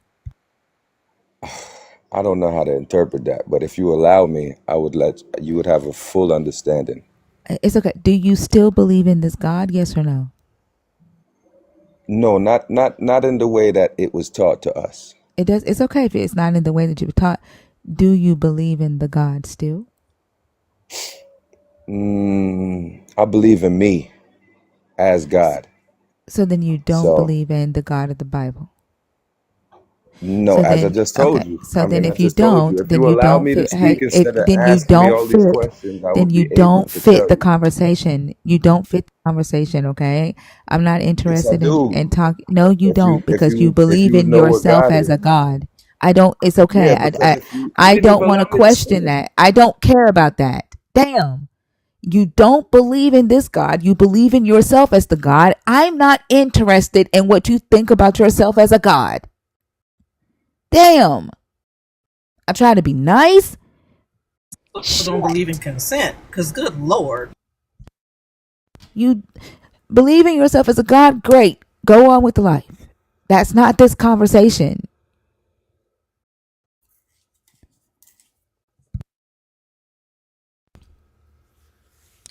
If you're waiting to come up on stage, like, yeah, if you want to talk about, if you want to know how Shan is a God, go to Shan's live, everybody. Go to Shan TV. If you want to talk about how Shan is a God, he's in the comments. You could go to his live. Put your hand up, Shan. Put your hand up, Shan TV. So everybody that wants to talk about how you are a God can come follow you on your live.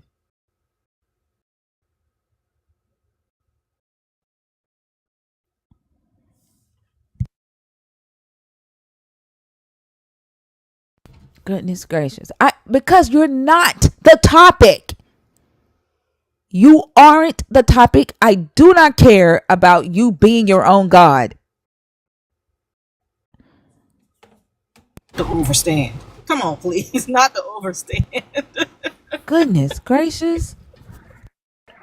He said you should overstand more.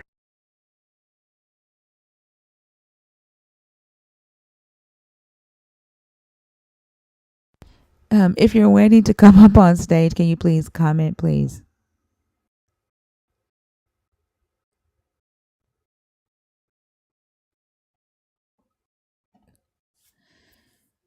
Redwood, thank you.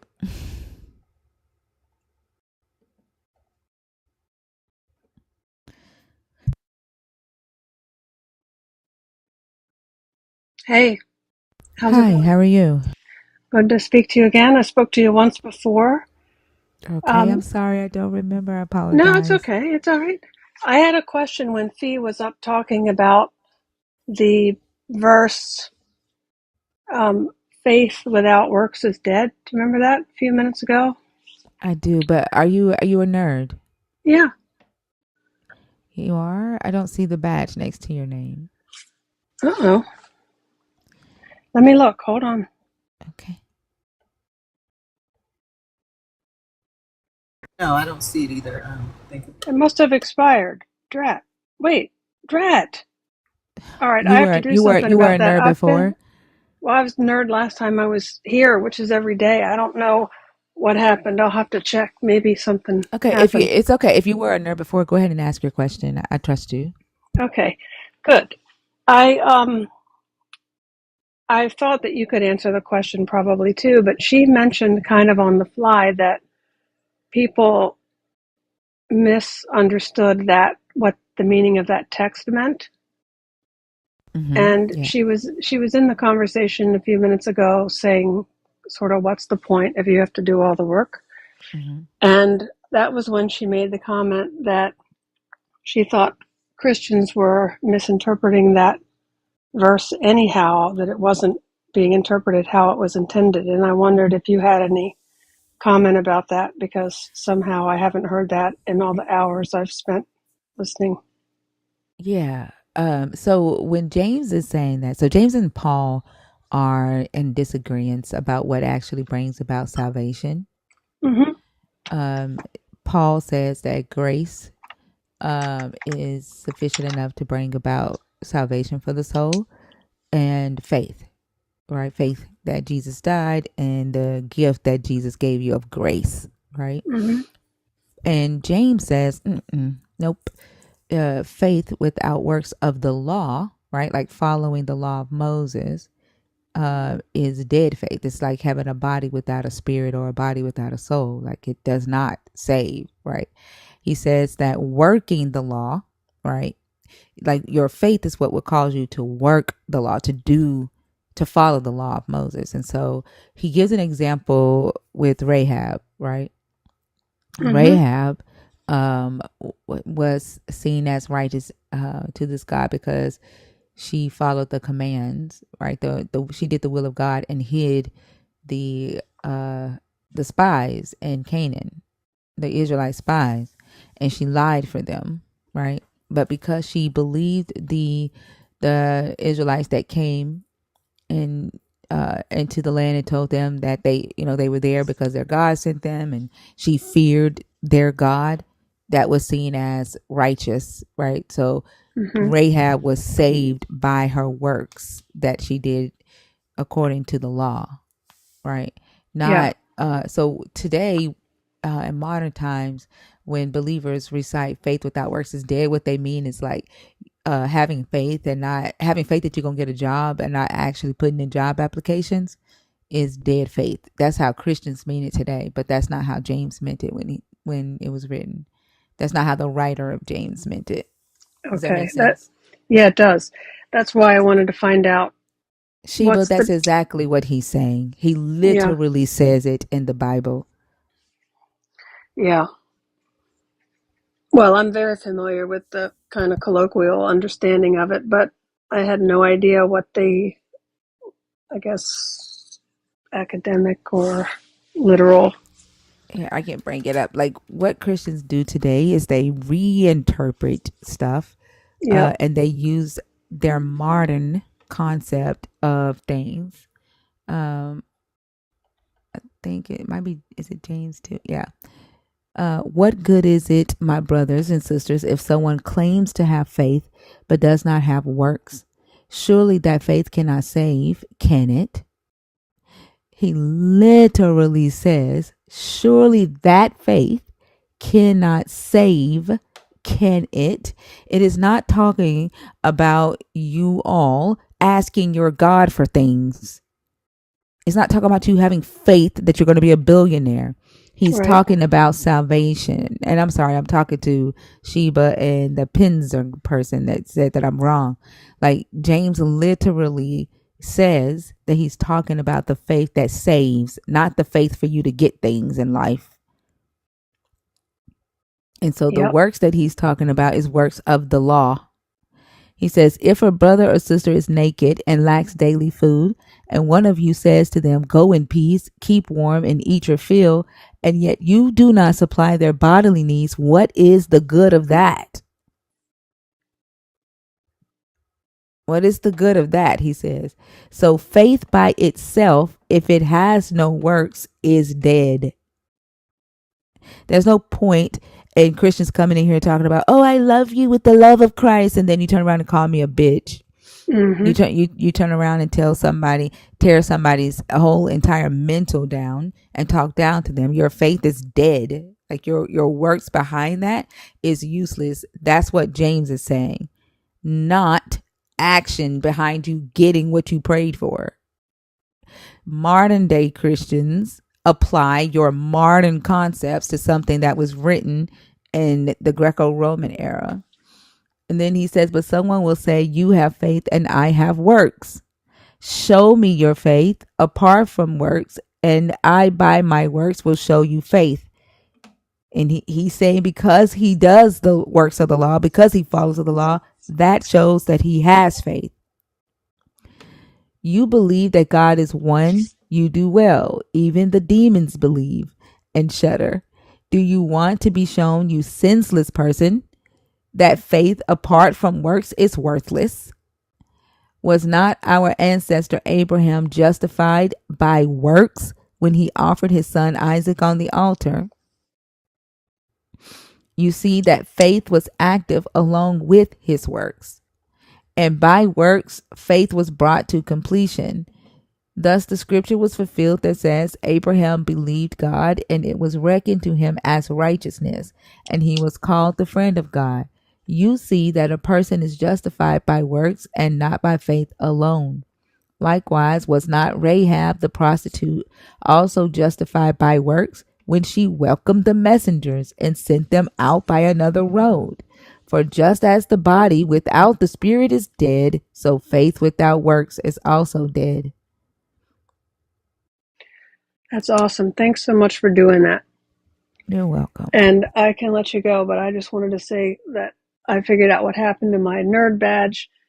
It's on auto renew, and when my balance drops down, it rejects things. So I'll be on that right away. Thank you so much. You're welcome. Thank you so Appreciate much. you. You're Okay. welcome. Have a great Bye. day. Bye. There's no need for y'all to be talking about he believed, he obeyed, not believed. That this is your fucking book. Like you wanting to correct me over some shit that I read? Go correct James. Go dig up James's body if he existed and fucking shake him really hard and say, James, Abraham obeyed in Genesis, not believed. Don't fucking say it to me. All I did was read your book. Go tell it to James.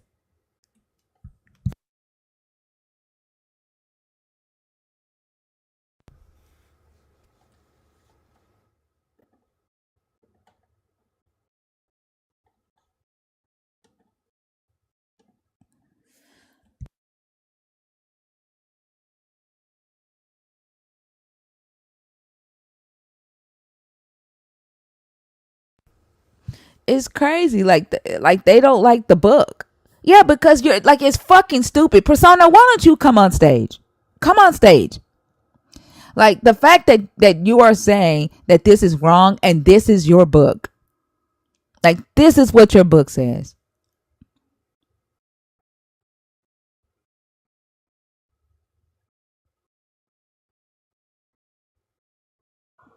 I don't get Come the on whole. stage. Huh? I don't get the whole being loud and wrong thing. Like pick a struggle, you know. Like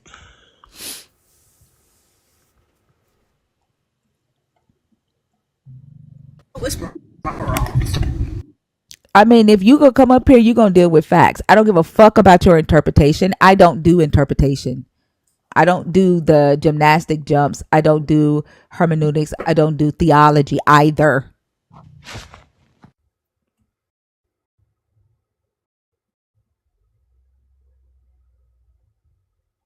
If you have to lie to yourself, you do that away from me. Do it in the privacy of your own life or your own home. But I'm not gonna let you lie to me, and I'm not gonna let you lie to the people in this live.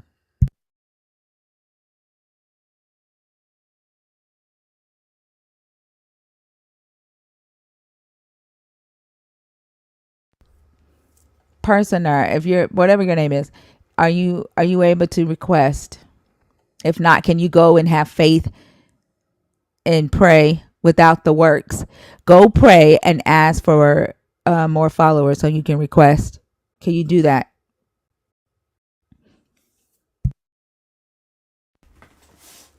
Can you, or either add your faith to it and put some action behind it, put a little power to it, and go get some followers so that you can come on stage?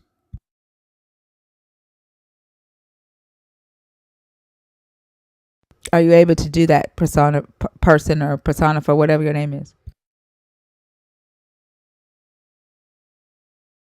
I don't know what you laughing at. Like, you're saying that I'm lying, right? Faith without works is dead. You're saying that it means just put action in it. Have faith, put some action into it, get enough followers to come on stage right quick. Shouldn't take you a lot. I think what you need, five followers. I'll even help you out. Can 5 people follow person, whatever your name is, right quick? I think you've been trying to get on stage all night. Like, you're the one that Selena was trying to bring up earlier, and you couldn't come up.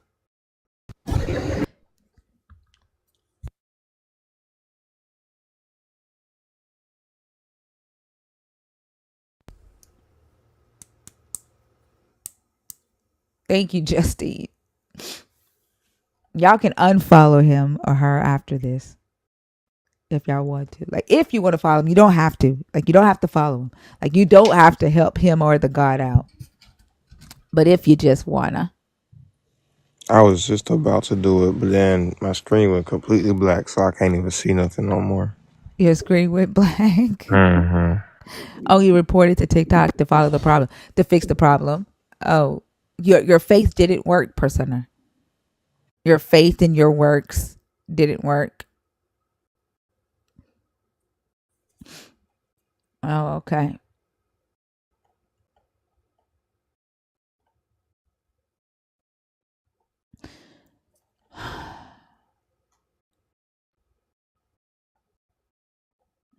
I don't see you in the guest request, so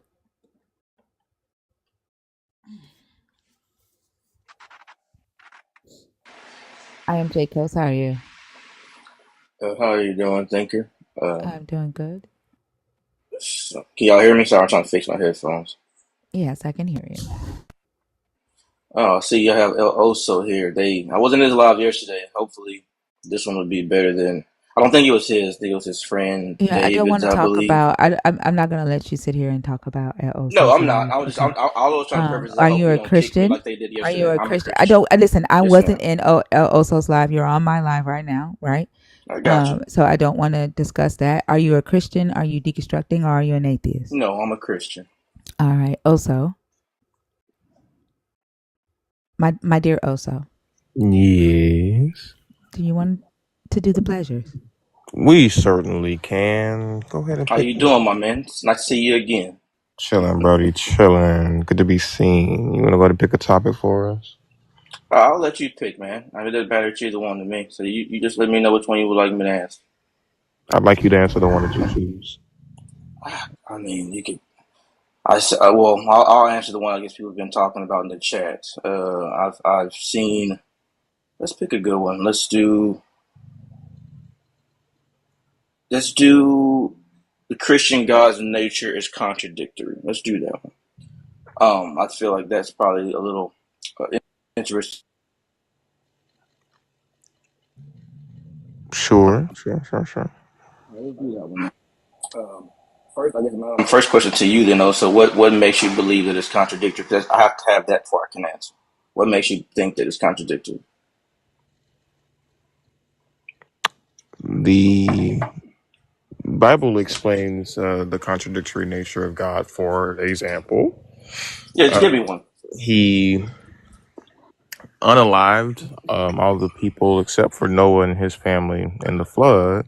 Mm-hmm. Then later on in the book, we read that the absence of sin means that you can't be held accountable for your actions. So either it's true that he can't condemn those people because there was no law for them to follow, or that's not true and that part of the Bible was lying. And it's further contradictory because it also says that when Jesus died, Mm-hmm. he went to the prison where the souls are being held that died in the flood to preach to them, and he only managed to save 8 of them. So that doesn't seem like that's That last part, I'm not so fair. sure about. It's in First Peter. No. I know what you're referring to. I'm saying that I'm not sure. Our interpretation may be different, but just keep going. I can. Or do you want me to go ahead and answer based upon that? All you had to say. That would be contradictory. That would be one That I'm saying. specific part that's contradictory. Okay. Can I answer? Or you still need to go? That I that's mean, the that's the no. I'm one saying like example. that's what I'm saying. Like, can I answer now, or are you still? I don't want to cut you off. Sure. That's all I'm asking. Go ahead. Okay. So let's start with. I'll start like point by point and start with your first thing. You said that God got rid of everyone with Noah, and I know you didn't state scripture, but I know what scripture you're referring to, which stated it's a little bit further in where it states that that before there was no law, the people technically at this point in time are not aware of their sinfulness against the holiness of God. Therefore, that's why the law entered post Noah with Moses. Um, I mean, I guess I would say I don't see how that's unfair because sin is still sin. Would you agree? Yes or no? I mean, What is sin? whether or not with or without the Bible, right? Because a lot of people don't follow the Bible. With or But what without is the sin? Bible, we would agree that we as human beings know innately that certain actions are wrong. Would you agree, yes or no, with that? But what is sin? What is sin? Like sin to me, compared to like for how the Bible explains it, is sin is anything that goes against the holy nature of God. But what I'm saying is I that thought it was like even transgression of the law.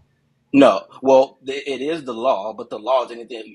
The law is what is holy, right? So that's why I stated it that way. You can state it however way you want. You can say law, holiness of God, same thing. Is that Because what it there's says in the Bible, or is that what you think? no, that's what the Bible says. I Like thought the the Bible law, said that it was go ahead. transgression of the law. Transgressions of the law. The law is what makes up. Does the law not state in the Bible that the law is holy? Right. The law is. Or have you not read that? Because that's in the Bible as well. That the law is holy. The law is what allows us as human beings to understand that we do not measure up to the holiness to this holiness standard that God has set out for us to do. So we're I'm talking. What I'm saying is we're saying the same thing. I'm We're glad playing that you said the wordplay here. word It's standard semantics. because without a standard, there is nothing to compare yourself to. There would be no holy or unholy without a standard. They didn't have a standard Okay, to I live have up. I have a thing to. Do you know where it says in the Bible where it was? Who was my man? My son's coming up to me just a second. Hold on just a second, buddy. Give me 1 second, I'll come help you. Do you also see where it says in the Bible that even the Gentiles who have never heard of the law, because the law is already secretly written on everyone's hearts, they follow the law, unlike the Jews, and they've never heard it. So innately, the law is in every person. So that's what was about to be my point. Even though the law had never physically entered his presence before Moses, even in Noah's time, though, everyone already knew. We know this because of what he stated later, that even though the Gentiles had never heard of the law, They follow the law because the law is written on everyone's hearts. I think you are misquoting that. No, I'm not. You I'm are. quoting it. I'm quoting it, You're but not. you get You're what I'm saying. misquoting No, I'm it. not. Let's pull it You up so we are. can get it Which exactly. scripture is it, Coach? That Yeah. is, Y'all should see my it is. face. Thinker, can we pull up Romans 5:13? Yeah. Yeah, pull that up because I do not have my logos up right now, and then I'm trying to work in simultask. I'm new to TikTok, so I just start hopping on these lives. But if y'all can pull it up, I would trust that you guys will read it appropriately. This isn't what you're talking. You're gonna have to figure out what you're talking about. I'm Yeah, talking I'll about. pull up. But well, give me just 1 second. Let me go get my logos pulled up, and then I will read it for you guys. All who have And sinned while he's apart doing that, from the let's get law these on. Oh, sorry.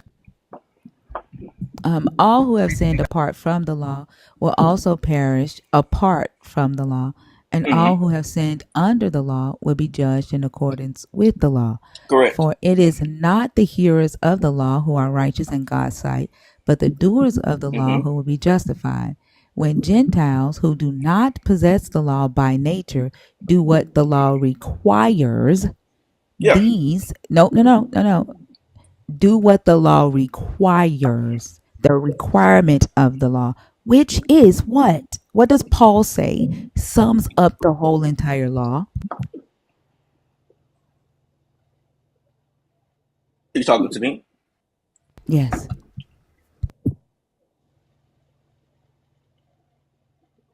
Say it, man. I do apologize, but he's with me right now while What? I'm working. You said who's with you? My son, my 2-year-old son, he don't understand, like, he's not an adult. So I'm trying to see what he wants. Oh, we don't mind the babies.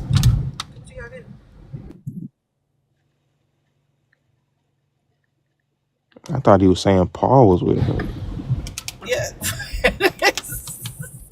Level up. Oh, a baby. Thinker, what is We the? not God. We not gonna smite the baby for not doing what he don't know what he not supposed to do.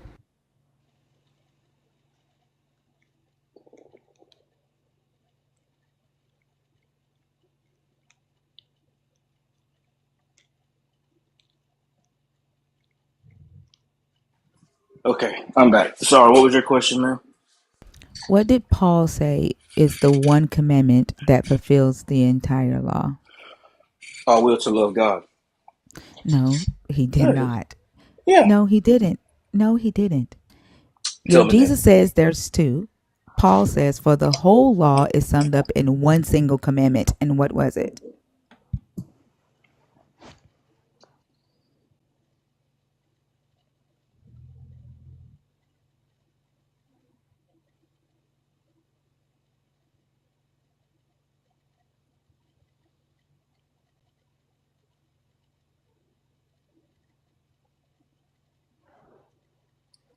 Oh, just to say the whole thing. You mean when he says you will to love God with all our heart and love our neighbor as thyself? Nope.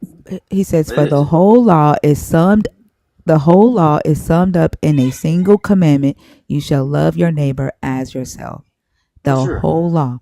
When he says that the Gentiles who do not possess But the law to do that, by nature, do what the law requires, which is what?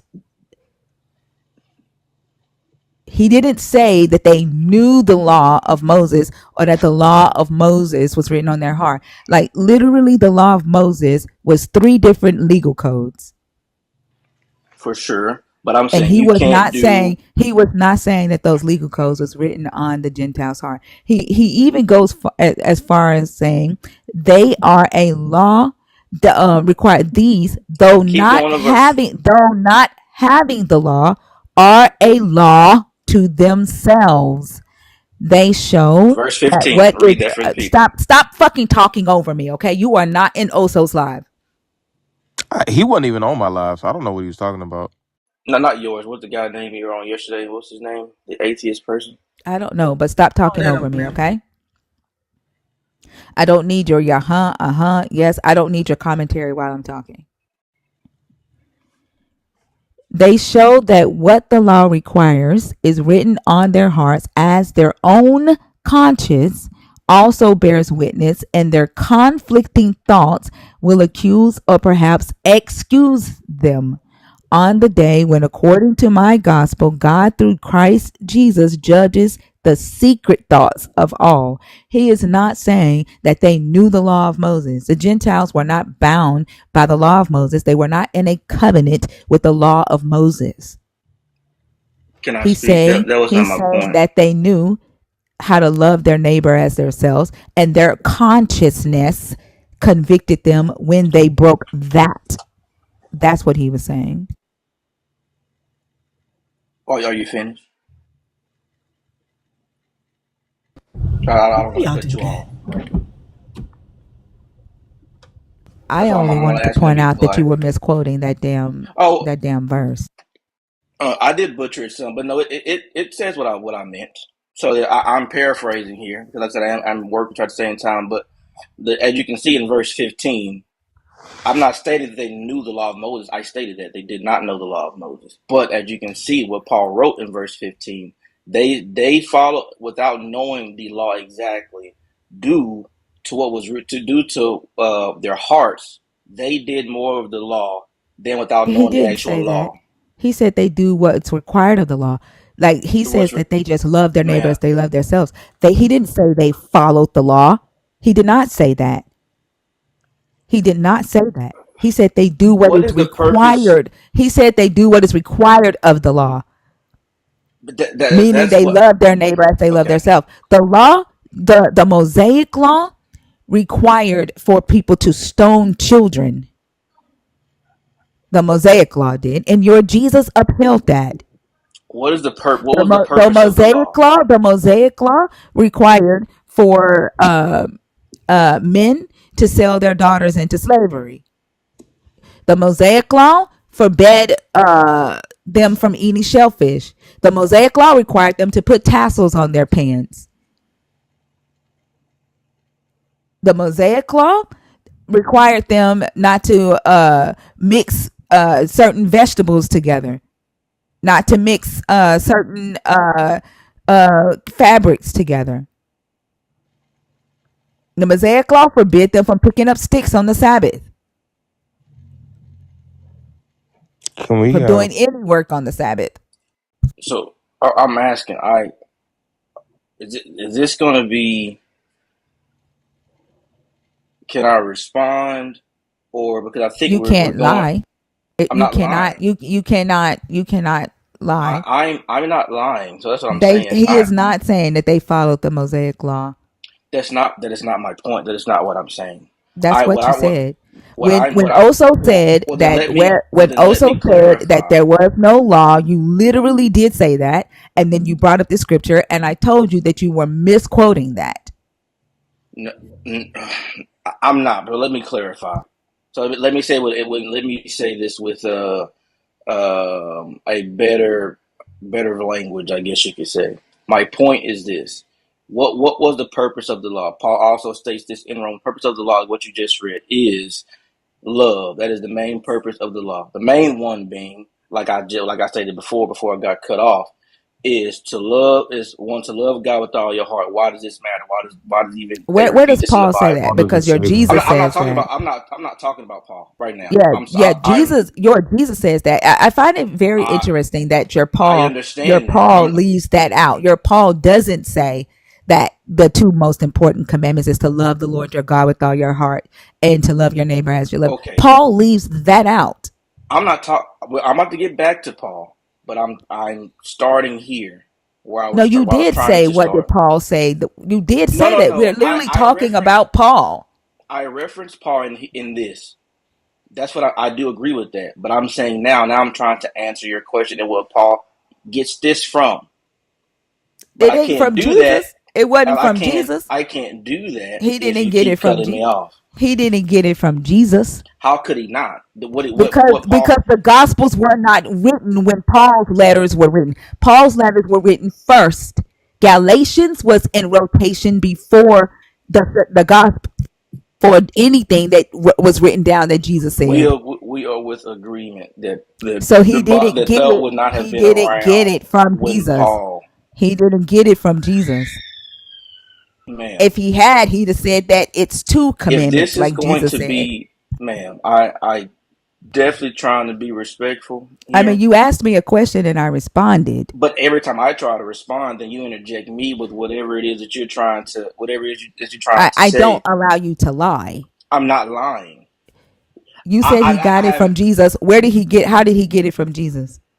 Jesus is Where did God. Do you Jesus say not? that? Where did Jesus say? No, he did. He did this. Paul, the Paul in Galatians did not even believe that the Jesus that he was talking about was the Father, was the Son of the Hebrew God. So there is no way that Whoa, whoa, whoa, Paul, whoa, whoa, that whoa, there is whoa. no way That is not true. Paul, Now, ma'am, there you're is lying. no way, You're lying.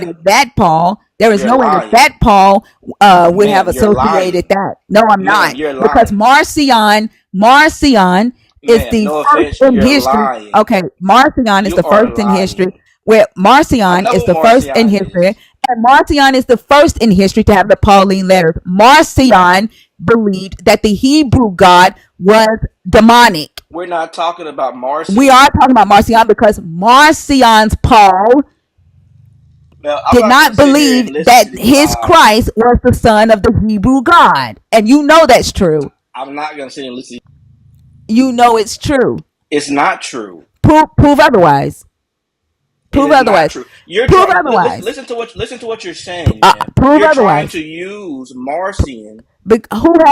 Who had the You're Pauline trying letters? to use Who had Marcion who had the Pauline to letters? prove to then say Who had that the Pauline by letters? default Paul Who had the Pauline letters? did not believe that Jesus was I the said Son of I God. That's said not that true, Paul. I said that Paul. Who had the Marcion? Who had the Pauline letters? ma'am. I'm not sure why that matters because I know where It you're trying to go matters. with it. No, It it doesn't. matters. Yes, Not it from the does. context of where you're trying to lead. It does You not. know what? It doesn't matter to you because later traditions, right, that married these two texts, right, and made Jesus the son of the Hebrew God, right. It doesn't matter to you, No, these but texts didn't make Jesus.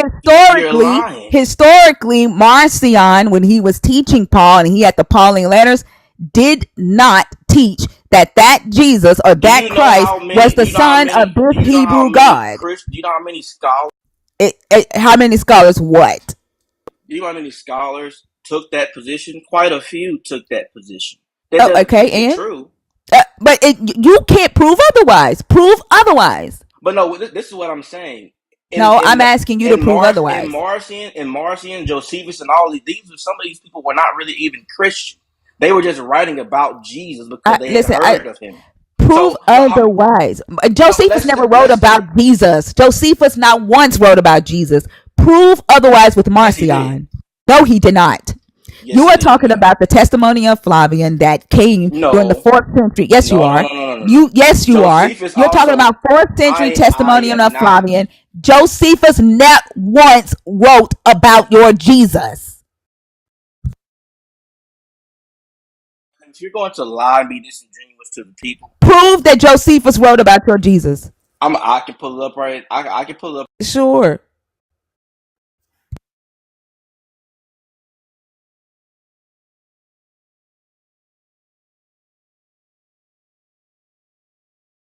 While Thinker is looking for that, please tap the screen. We should be well over 400,000 by now. Also, we want you to go over to YouTube and subscribe to Arc Thinker. That's her YouTube channel where you can get all these lives streamed and playback at your leisure.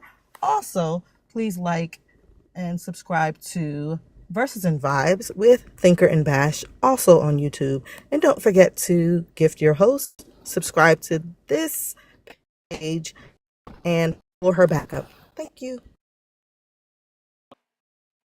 Okay, we're talking about the Flavius. You're talking about Flavius Josephus, I'm right? talking about Flavius Josephus, and I'm talking about the testimonium of Flavian. Yeah. Yeah, that was when was the first time that it was ever spoken of? When was the first time in history that the testimonium of Flavian was ever spoken of? What century?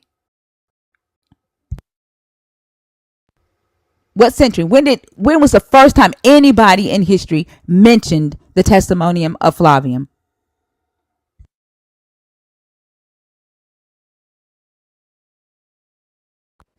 We can't hear you, Buki, if you're off the app.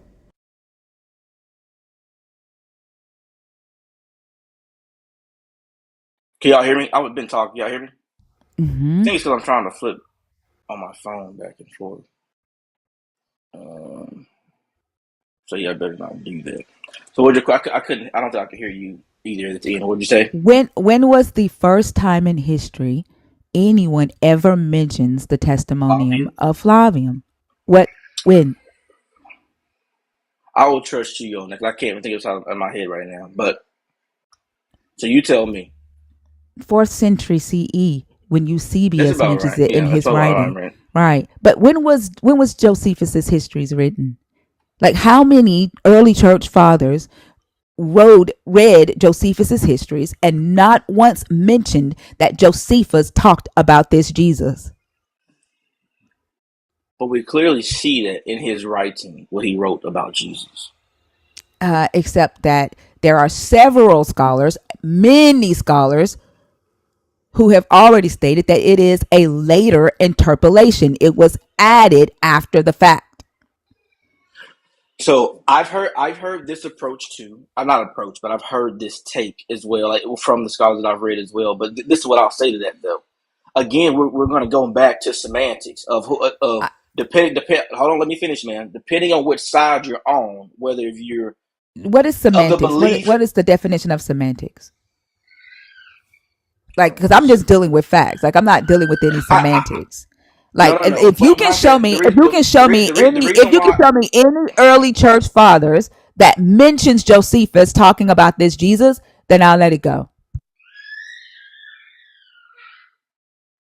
Are we gonna turn this into a? Are we gonna turn this into a history lesson? But I'm I saying told you I only deal with facts in here. I don't deal with no, in and I your interpretation. understand that. But So what I'm saying is, show me any early church fathers who mentions the testimonium of Flavium, and I'll let it go.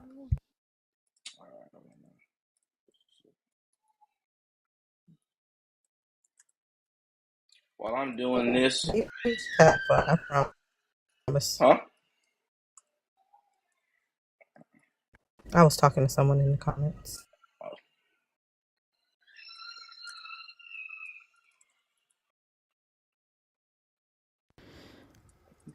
Give me a I second. can tell you. I'm gonna tell you where to look. Prior to No, Josephus is around 37 AD to 100 no, AD. I know You Josephus. got Ignatius of Antioch, Polycarp of Smyrna, Yes, sir. um, Papias of Hierapolis, Justin Martyr, Irenaeus, uh, Titan. Um, let's see, Clement of Alexandria, Tertullian, Origen. Yeah, I know All most of before these names. Eusebius, right? All before Yeah, Eusebius. I know So these names. I guess I guess hold on, my any of them, if you can show me that any of them mentions Josephus's history talking about Jesus, then I will let it go. Because like the logic behind, right? These church fathers reading and studying Josephus's writing, and not one time says Josephus mentions Jesus the Christ before the 4th century, before Eusebius. The likelihood of that is very, very low.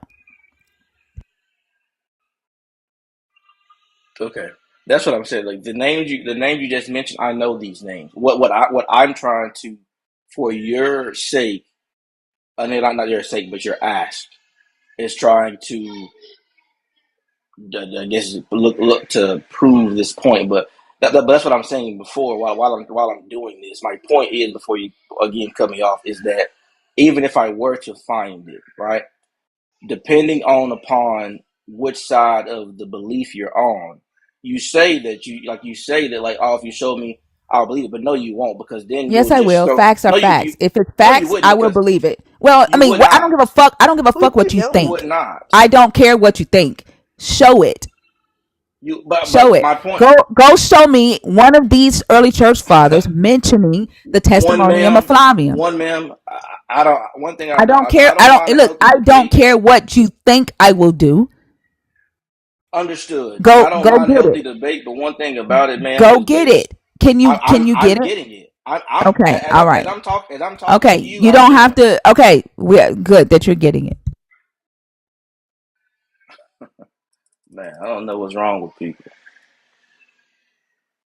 You need to find out for yourself. Check the mirror. No, I do check the mirror every day. I don't. Yeah, I don't think so. It might be broken because you cracked. I have not correct.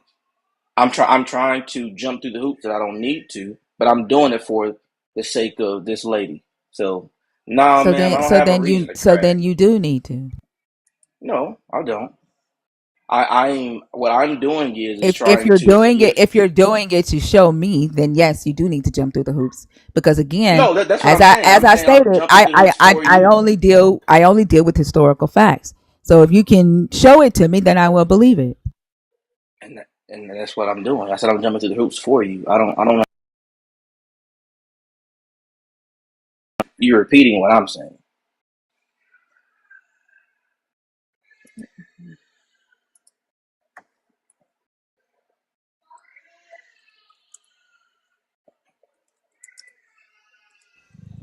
This could have been a nice, easy conversation, but you had to go and lie about No, some. I don't. No, I did not lie, and I don't like. I don't care for easy conversations. It's not something I care about. Now you might want to check on the baby because they're crying really loud. No, My apologies. I meant to mute myself and I muted you. Mistakes happened. my wife has my other baby son. He's not being consoled very well right now, so Okay. apologize about that.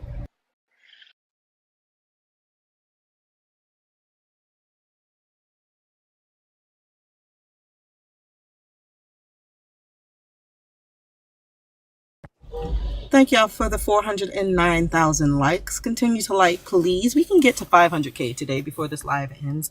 Thinker is at it all night. And she also does research so that we can have stuff as a community. So, nerds, your fingers should be numb by now. Thanks.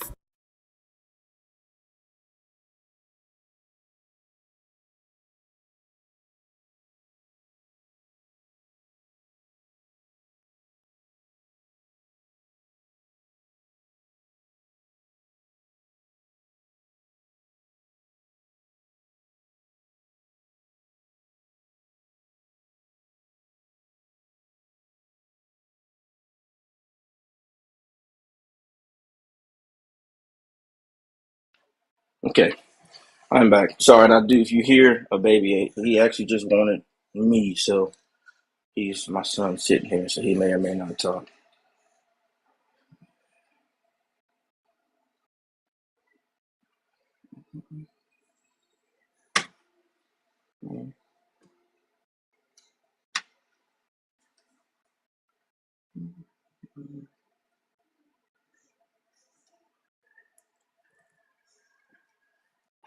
Just to make sure, again, what was your question? I'll make sure I'm researching the right thing. You just want to make sure other you wanting to make sure or get proof that the other authors mention his writings, correct? Prior to the 4th century. Oh, and so that's what I'm just trying to tell prior to the 4th century. So I'm looking up the right thing.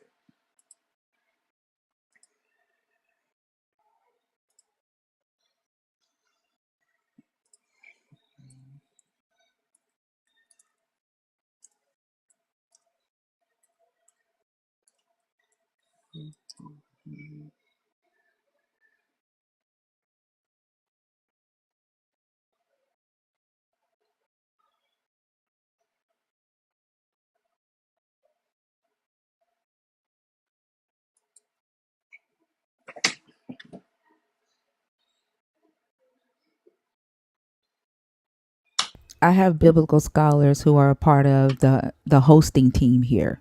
So Yeah, there's no I'm problem. not talking to you. There are biblical scholars who are co-host here.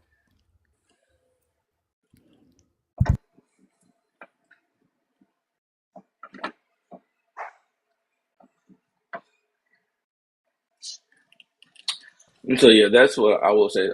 I not finding. I found writings, but not. When I'm looking prior to the fourth century. That's where I guess my Google is, or good this would be. In general, I'm not finding posts prior to fourth century. Give me just a second, buddy.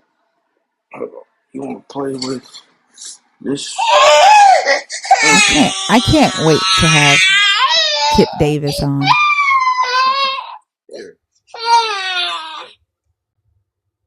That's gonna be cool. He's coming on. Yeah, Dr. Bowen said he was in the live. He watched the I live. know He he told said Dr. he was Bowen. in the live. I didn't know he's Yeah, extra Dr. Bowen sharp. said he's gonna get him Yes. on. Yeah. Yeah. Oh, I'm sorry. I'm having this fangirl, schoolgirl. I know. Okay.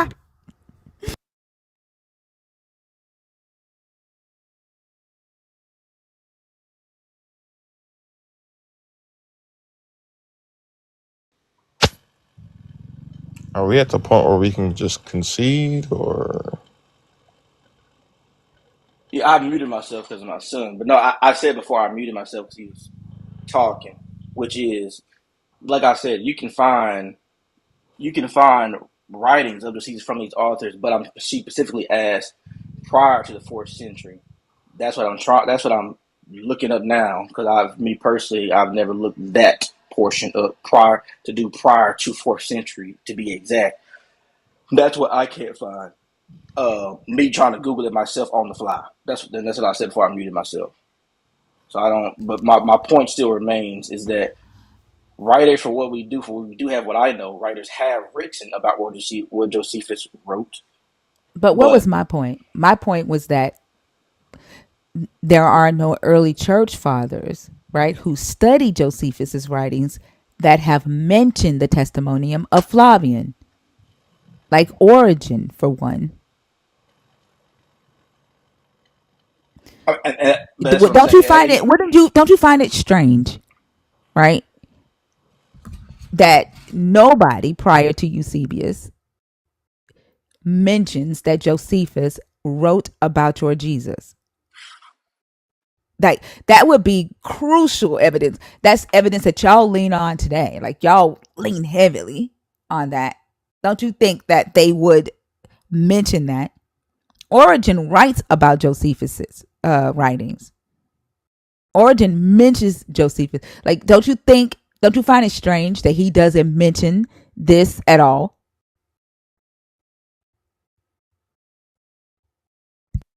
I wouldn't say that because there are many other writers outside of Josephus who've written about Jesus. No, but we're talking Like about Josephus. We're talking I know about that I this. know that, but I'm What you saying brought up. I'm We're saying that I specifically don't talking about find it. Josephus. The other writers that write about Jesus ain't got nothing to do with what we're talking about right now.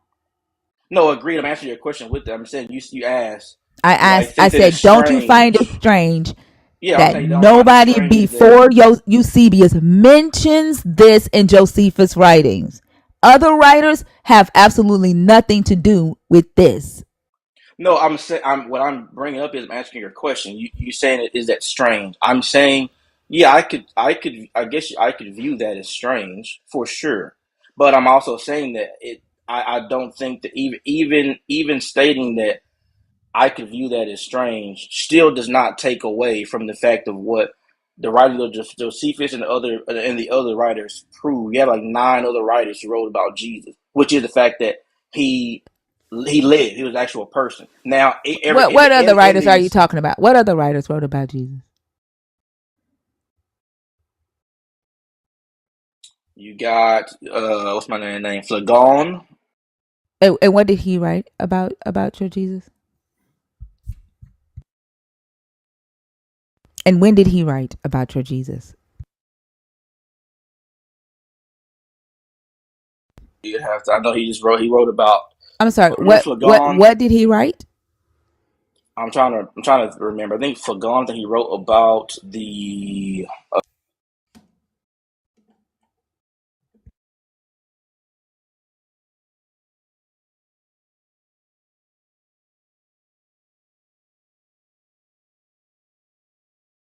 Y'all have to come prepared in here, please.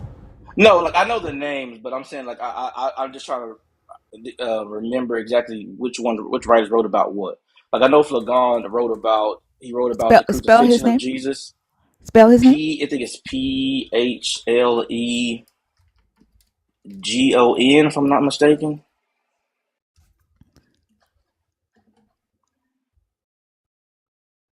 You're talking about a character in the Bible. He's a Christian in Rome. He's mentioned in Romans 16:14. He's a pseudo Hippolytus also claims that Phlegon was a bishop of Marathon and one of the 70 disciples. Phlegon may also refer to Phlegon of Tralles, a historian who wrote Olympiads in 16 books. His works include description of Sicily, a long-lived and let me see, Arsens, one of the Christian Rome who Paul sent his salutations. The legend makes him to have been one of the 70 disciples. So there's a legend about him, right? Give me just a second. What's the name of his book? Are you talking about the one in the Bible?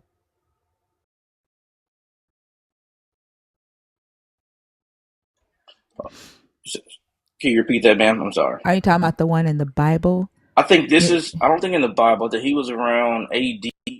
Oh, let me pull it. I have it in my notes somewhere. Give me just 1 second.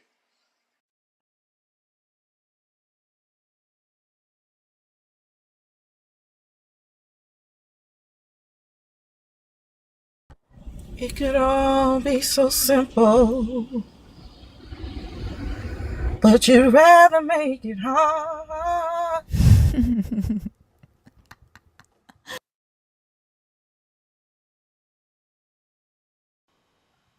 I swear to God. I mean, we could have stuck to Romans 5:13, but now he want to talk about comic book characters and shit. I don't know.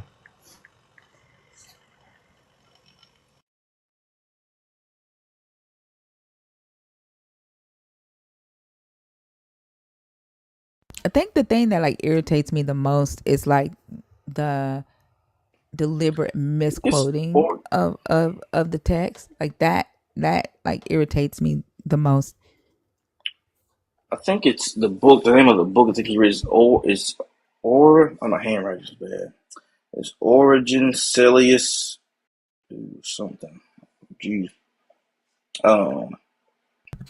Yeah, that's all I can't read. Whatever I think that what I have it. I can read is Origin So Celius. Origin cited his work, right? And said that he believed that this was about Jesus, which again, like, like Origin cited this person and said, "Oh, this must be about Jesus." Again, Origin did not say that about anything in Josephus's writing, right? But Origin cites it's Phlegon, however you say his name, of Tralles, right? A second century Greek historian. He's referenced by Christian writers, right? Against Celsus, book chapter 2, chapter 14, verse 33. Let's see what he says.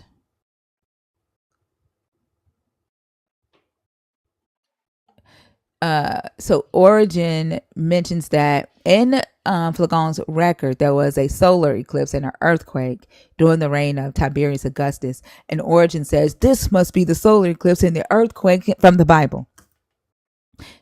He doesn't mention your Jesus.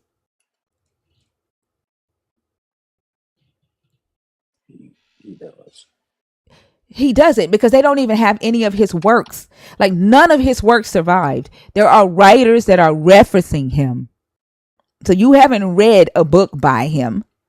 No. I'm not claiming it. I'm talking about from the writings that are available. What I've looked at. I'm not claiming. What You are writings are correct. available? Like there are writers, there are Christian writers quoting him or citing his works. And what Origen says is that he writes about a solar eclipse and an earthquake during the reign of Tiberius Augustus. And Origen says this must be the earthquake and the solar eclipse that happened during Jesus' crucifixion. Phlegon doesn't say this is what happened during the crucifixion of Jesus the Christ. That's not the same as writing about Jesus.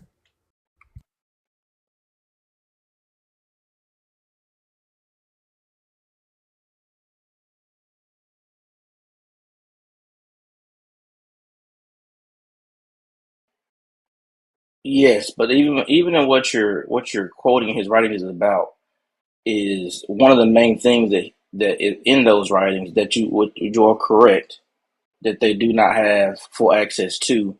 It wasn't just about a solar eclipse. The thing about the solar eclipse that they were found important from his writings was the fact that these were things that Jesus talked about and predicted. That was a point of his writing in his book. That's why the Christian writers referenced him and wrote these down because he found an interest in the things that Jesus had said and to what he believed and deemed were in the connection that had come true.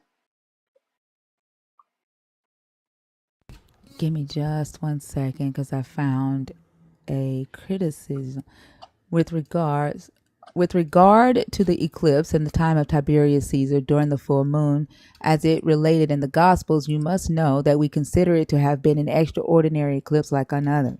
That's Origen. That's Origen. And he says, now Phlegon in the 13th or 14th book, I think of his chronicles, not only ascribed to Jesus a knowledge of future events, although he was not deriving this from the Gospels, but also testified the result corresponded to his predictions. He says, with regard to the eclipse in the time of Tiberius Caesar during the full moon, as is related in the Gospels, you must know that we consider it to have been an extraordinary eclipse, unlike others.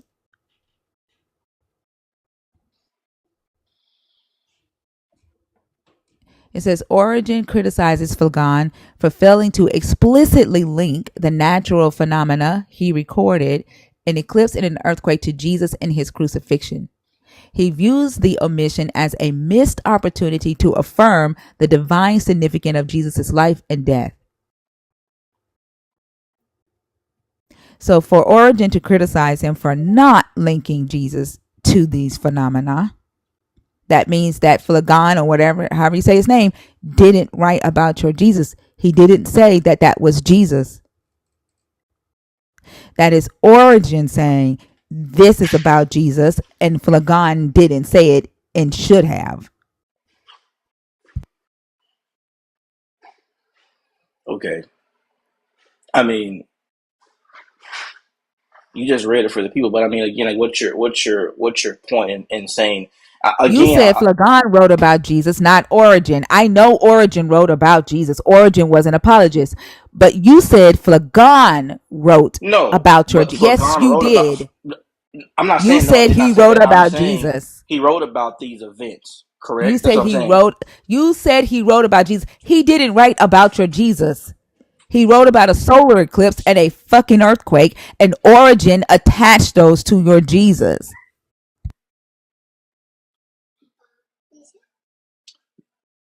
No, no Bumblebee song.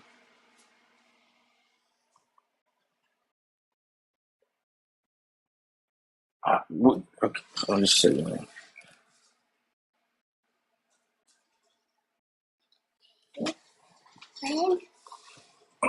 Here, you sit right here.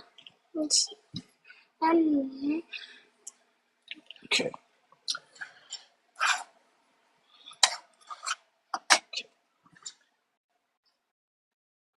I wanted to go back and take a second and look at these writings because I mean, even though again, even still, whether it be ABC song,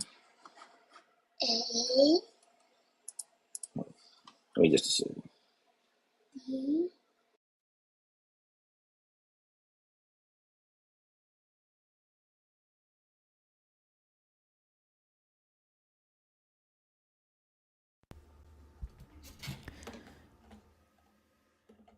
If you want to go back to the conversation that you had with Oso, you can do so. I just wanted to correct your misquote of that scripture, and you took it all the way here. No, And I'm where yes, you are. and yes, Yeah. and yes, Marcion was the first in history to ever have Paul's letters. Marcion would not have been teaching that the Christ that Paul was talking about was the son of the Hebrew God.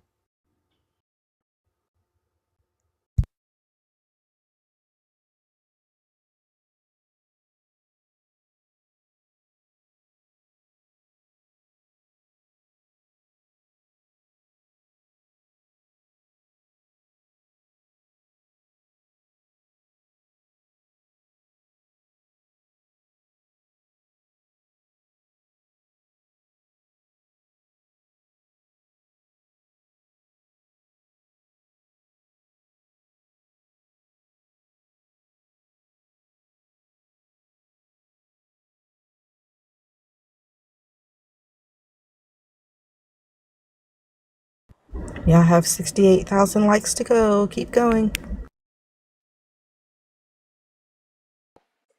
So, no, I'm fine. Also, hold I on. like this. Also, I want to make sure that I did not offend you when I said this ain't also live when he was talking over me. I wasn't saying that he would be able to talk over you in your live, so I hope that that didn't come off that way. But I did want to clear that up and make sure that that did not come out that way. Also, over there typing out the Dead Sea Scrolls, the Red Sea Scrolls. You ain't worrying about us. Oh, so are you on stage? Yes. I'm Okay. sorry. All right. Did you hear me? Yeah, I did. I'm sorry. Yeah, that's no problem. I wasn't taking it no way. Okay. All right. I just want to make sure because I was like, oh, shit, like it came out like that. So I just want to make sure that that you knew I didn't mean it like that. Yeah, hello? But if you want to continue the conversation with Oso, go ahead. Oh, it doesn't matter. Like I said, it doesn't bother me. This type of things, ma'am, I enjoy this. So it doesn't matter to me, whichever way y'all guys want to go. Like I said, I'm not the best prepared today because I'm working. I just happened to hop on here and I wanted to hop on. But, no, I enjoy this. So it doesn't matter to me. And I'm, like I said, dealing with my son. He's not feeling well, so that's why I'm having to go back and forth. No, yeah, you can go ahead and continue the if Oso wants to. That's up to Oso. But you go ahead and continue the conversation. I just be honest with the text. No, so and to answer that, I do not believe I was being honest with the text. Here's why. My main point was with that is that despite because Oso's point, what he was trying to point out that it's not fair that before that there was a law for people to be punished. My point is like you see what Paul was referring to. I don't think that that holds true because even without knowing the law, it clearly states you had a group of people. The point of the law in itself, you see throughout the entire Bible, is not Hold on. necessarily about just following these rules. Romans It's Romans 5:13 wasn't true. That's what you're saying. No, that's not what. Hold on, let me finish. Not what I'm saying. I'm saying as far as for the uh about it not matter. You said as far as in Noah, the people should not be punished because they did not have the law. And I was pointing out to go to Romans 5:13 to say that okay, hey, Paul clearly states you have a group of people. They might not have had the law, but as far as the requirements behind the law, what the law was actually supposed to bring about within humanity, these people knew within their hearts without knowing the law. So that's why I asked the question. So to say that it's not fair that God destroyed people before Noah because they may not have had the written law, my point is I don't think that that matters because clearly that we see with the law or without the law, there you within each and every person there is this innate knowing of of how to love people right from wrong. We do know that. Like there's clear you even see that in humanity today. That like despite the people who never have read the Bible, who don't even believe in the Bible, believe. Matter of fact, you hear it all the time from people who use this claim of well, love is just love, and we should love everybody. Where do you think that comes from? Like they haven't read about a law being good or nice to people. That's just something that people So did innately they know believe that should be true. slavery was bad? Did they know that slavery was bad? That Who, slavery was immoral? like, People that had the law of God written on their yes, heart, did they know that slavery was immoral? yes. Oh, I, really? So your Jesus didn't know? Your Jesus Jesus did know didn't that. know? Where did he say slavery was immoral?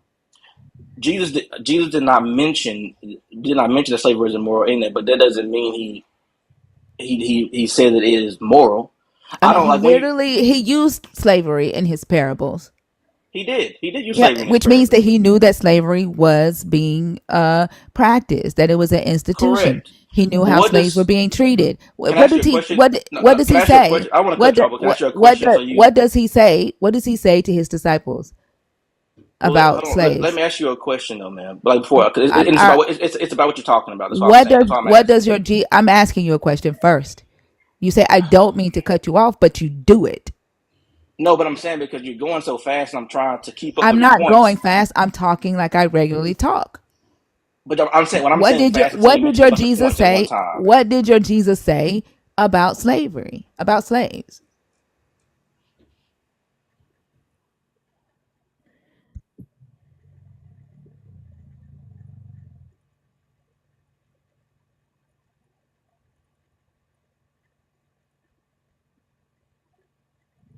Can you hear me? I'm No. When sitting. you I leave thought I the was app, on we mute. cannot hear you. I don't think I left that. I'm working, Yeah, when but you I'm go trying on to talk at the teacup, same time. we can't hear you. That's just how I, the app I'm works. I'm not off the app. I'm sitting here If working on you my computer. switch to a different app, if you check a text message, if you check a notification, we can't hear you. Oh well, If I had a your teacup notification comes, come I don't through. care what So you do. If your teacup comes up, we can't hear anything you say.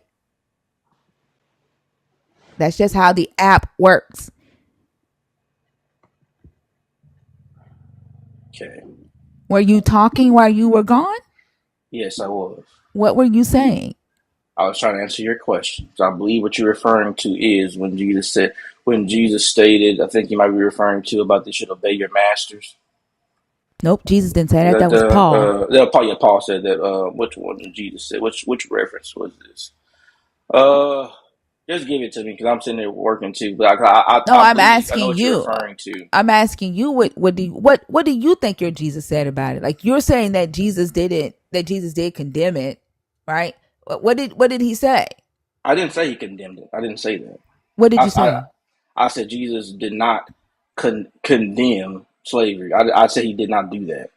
You say he didn't condemn it. So then when I say your Jesus didn't know that it was immoral, right? but that was my So question to you. I said just because Jesus did not condemn slavery, what makes you then say that Jesus then believed that slavery was moral? That's my question. I answered that already. No, you didn't. Yes, I did. Your Jesus knew that slavery was happening, right? He Okay, knew what's your how slaves point? were being treated. If you would allow me to finish, he knew how slaves were being treated. He knew how slave masters were treating slaves. He used the institution of slavery in his parables multiple times.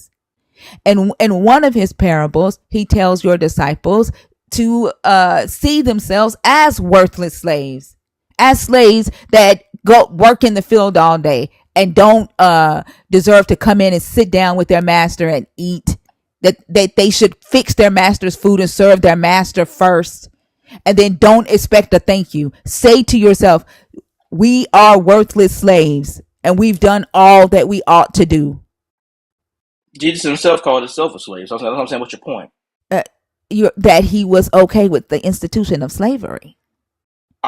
I don't think that's what that says at all. I mean, if he That's where we wasn't, differ. if he wasn't, he would have said so.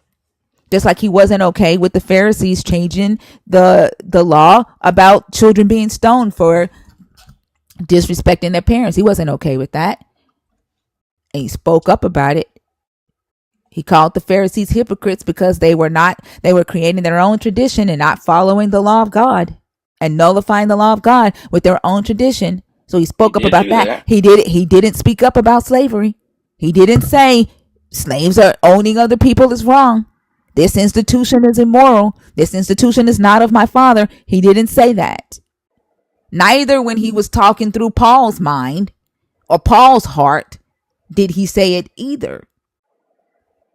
But that's my question, because you keep trying to say what you're inferring is because Jesus, and a lot of people like you and others do this. You try to infer that because he didn't come out, I call you guys social justice warriors. You come out and say, oh, because he the power that be the main supposedly power that be, because he didn't come out and say, oh no, you should not own people, that he somehow condoned it. Well, then what do you do with I the mean, law if do you you know the understand? definition of condone? I do know I do know What is the definition of condone? condone means that you agree or affirm to let this No, it happen. doesn't. Yes, it does. No, it doesn't. It means to accept or allow something to continue. And most of the time in a moral Same. act, to accept or allow does not mean to agree. It means to accept Okay, or allow. He but that's accepted it what I'm and saying he is that's what you're allowed it to inferring, continue. though. When you don't speak out against it, when you don't abolish it, especially if you are the God of all the earth, and you do not say, don't do this thing, you are accepting it, you are allowing it, you are condoning it. And by your standards, I stand by what I said. By your standards, and people like you, what you really mean is, and therefore, I because meant you what I accept, said. I don't speak in you circles. I said agree, exactly what I said. I don't and speak I in said exactly circles. what I said. I So don't give a again, fuck what you said. You're trying to tell me what I mean. I'm not trying to tell you what you mean. Don't tell me what I mean. I said you are exactly trying to what tell me what I I mean. said. So I okay, speak I speak exactly what I want to say. me too. So fine. Okay, Okay, so let's don't try to keep going. change what I said. I said what I said. I apologize if I did that. I'm not. Let's keep going. So like I said again, what would you like for him to have done? Because here's my thing. It's funny to me that people make all these kind of assumptions about, like, oh, what Jesus, if you believe, what Jesus should or should not have done about certain things that are going on in society. But then at the same time, and with the same breath, you then scream that you want to be able to make your own choices. Well, which one is it? I Do don't what you? the fuck do you mean? I make my own choices every damn day. No, no, Like no. What I'm saying. I don't No, no, expect shit no. from no God. What are I'm you not talking. talking No, about? no. Let me finish. I'm not talking I about don't you. need permission to make my own choices. Talking That's about you. you. Hold on just a second. I do not. I don't need. I make my own choices. Then don't include me in those people. But When that's you but that's said what I'm. people like you or you people, Man, like, and let's then just you let's decide, don't continue. include me in those people. You're talking to me. I don't know what other people do. You're Again, talking to me. let's. I want to keep this conversation going, so apologize. So let's just keep going. Let's keep going. 'Cause I think we keep getting inside. We keep every time I say something you don't like, we going on. We going on a If tangent you're here. Let's gonna keep talk to going. me, if you're gonna talk to me about me, talk to me about me. I'm Okay. not those Oh, okay. people. Okay. Let's just keep going. I'm going somewhere here. Let's keep going. So what I'm saying is that if we're going to say that we believe that God, in this case, when me and you discussing about is Jesus, should have somehow said, "Hey, you know what? Let's just abolish this." That then would be taking away the very thing that people in general on Earth say that we value, which is the ability to be able to make decisions or choices, even if it may go against the will of God. So, so, So so your point is that if Jesus or God had come out and said, "Don't own other humans," that would be going against people's right or their privilege to make their own choices. Is that what you're saying? I'm not saying it in that sense, but I guess you could. I guess you could. Can I'm you not say saying it in the sense that you're actually saying it in so that I understand it?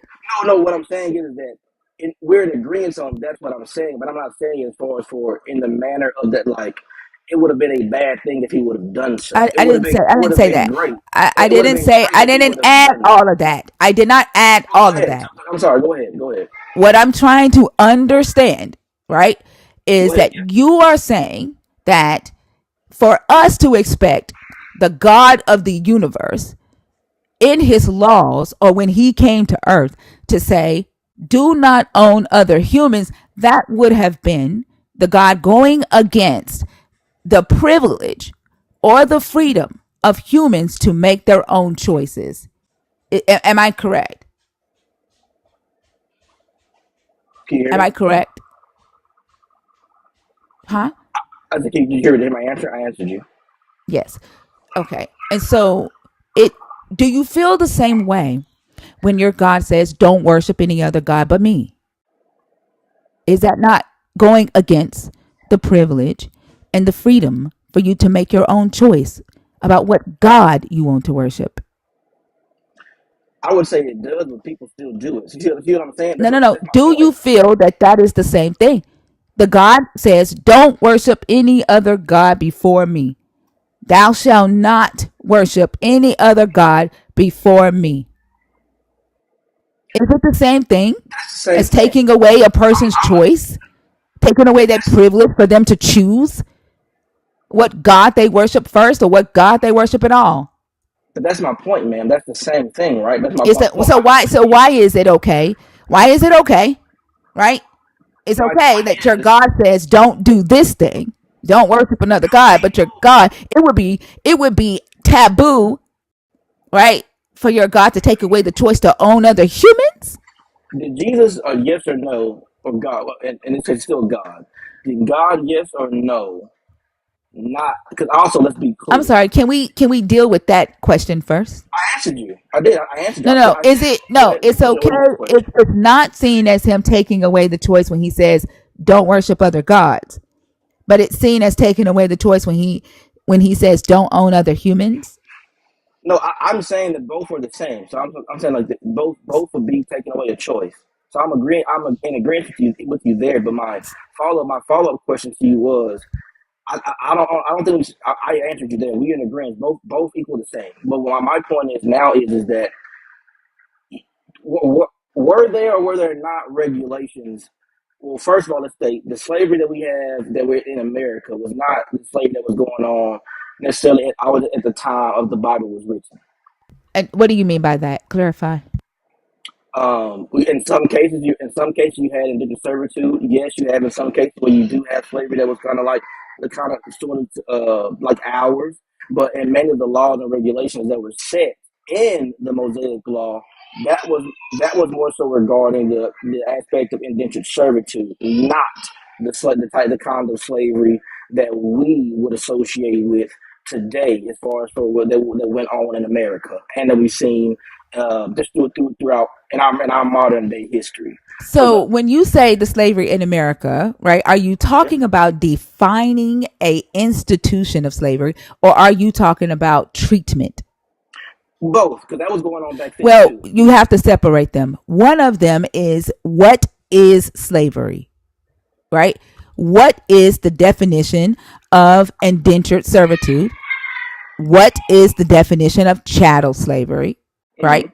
What is the definition of sex slavery? Then you can say, how are indentured service treated in the antebellum South versus ancient Israel? How were chattel slaves treated in the antebellum South and ancient Israel, right? And how were women slaves treated in the antebellum South and in Israel, right? But first, you have to identify whether those institutions of slavery existed in the Bible and in the antebellum South. Yeah, they both Now, what I need to understand is, all those are times. you saying, let me finish and then you can respond to me. What I need to understand is, are you saying that the only institution of slavery that existed in this Bible in ancient Israel is indentured servitude? No, that's not what I said. No, no. Okay, that's why I asked you to clarify. Can you clarify? I said that you will see the same types of slavery that you see today, all kinds the same in the Bible. I was referring to the laws that were made, the laws in the Mosaic law that were made. A lot of those were just towards the indentured. The regulations that you see were toward the indentured servitude of slavery, especially within the Israelites, right? Because you see in a lot of cases to where you had the law to where I'm if an sorry. Israelite What's your was point? What's your point right now? my Like, are you point, saying that none of the laws? Hold on. Are you saying that none of the laws in the Bible have to do with chattel slavery? no, they do. I just said the majority of them are in the service. I was going to go down the list, but we don't have to. My main point is, let me use my main point. My main point is this: there are even laws and rules and regulations about slavery, right? They're there. You can't deny that they're there. About like the treatment of them, and etc. We can all disagree or not agree on if we agree upon.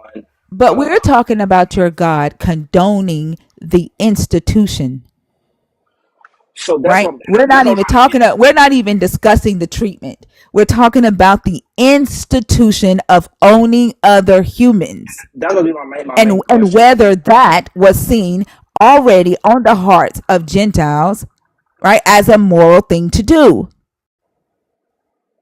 Did God? Oh, so are you saying that? Are we in agreement though? Before I answer, are we in agreement though? This is not God who put slavery on earth. We did that as people. Well, who the fuck is even talking about who put slavery on the earth? I'm No, talking no. about your God condoning it. Your God, whoever, regardless of whoever initiated, your God condoned that practice. Did he not? I no, he did not. So when he tells the ancient Israelites, you can sell yourselves into slavery for a period of 6 Yes, years he did or say that. 49 years, is he not allowing indentured servitude? He is allowing it. That is condoning it, is it not? He's regulating it. That's condoning it. I What is the know. definition of condone? Let me What give. is the definition of condone? No, we agree to accept. But let me give you my What? perspective on this. I just No, answered no, you. no, because you I just trying to answered say you. that it doesn't mean that he condoned it because he gave laws pertaining to that I'm institution, standing by that. the to accept and allow behavior that is considered morally wrong or offensive to continue. Okay, now that you've stated your piece, let me give mine because I'm not No, I about. told you I don't like to be bullshitted and I don't like to be gaslit. I'm not bull and I'm not Did he gaslighting you, condone indentured servitude? ma'am. Did he No, he did. condone indentured We're servitude? seeing it from he did not because I'm saying we're seeing it from a different two different So you perspectives. getting ready to bullshit me? I'm not. If you Yes, you let me are. talk, You getting ready to I'm try not. to word salad the fuck out of I'm not this. gonna word Did salad. your If you God let if accept you and allow? Did your God accept if I say and yes, allow? can I give a chance to talk my perspective? Did your God accept and allow indentured servitude to continue? Yes or no? I say yes, can I give my perspective? No, I don't want you to. I don't like bullshitters. I'm not gonna bullcrap you. I don't either. You're already doing I feel that. like you bullcrapping me though because you keep You're interrupting. already doing that.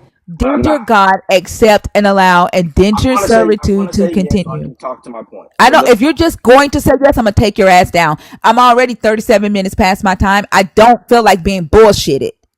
I'm not bullying you. Yes, If you you come on, are. man, listen. Yes, you are. This is gonna get What? points if you're not gonna Yes, be you are. Like you're I'm not trying to dance bullcrapping. around the word condone to say, "Oh, he just regulated it." You think I don't know what you're doing? No, I don't believe you do. Like literally, Think that you you're do. afraid. Like for some odd reason, your loyalty to this God, your belief in this God, prevents you from being honest. It causes you to be dishonest. And then No, it doesn't. you gotta I don't have to finesse be words. dishonest. You have to finesse words and you have to do gymnastics, right? To I don't make have it to do gymnastics. sound like it's something different. The reality is that yes, Did I your not God agree? Did I not accepted and agree? allowed indentured servitude to continue in Did I ancient not Israel. agree? And I did not agree with that though. Now I you don't think that. bullshitted with the No, I agreements. did not. Like I'm just No, gonna I did say not. yes. Like please stop. No, I did not. I Stop with the agree. fucking gaslighting. Like Oh my I lord, told you, like if you're gonna stay on stage, at least be honest. man! I'm being honest with you, but You know this you is what haven't. this is the problem I have. This is the You're problem that I see not. with these You're one of spaces. those. You're one of those thin line honest people. Like nobody people like you'll lie to people and they won't be. You're like a Abraham honest. Like I mean, she is my I'm sister, very, but I'm not I'm gonna tell very, nobody she's my wife. well, Like there you're you go. that type of I'm a very honest. honest guy. So no, I don't believe No, in you're lying not. to people. I am. I do not believe in No, lying to you're people. not. I just I don't believe in lying to you. No, you're not. You I finesse just words, and you're like, "Well, I didn't actually lie.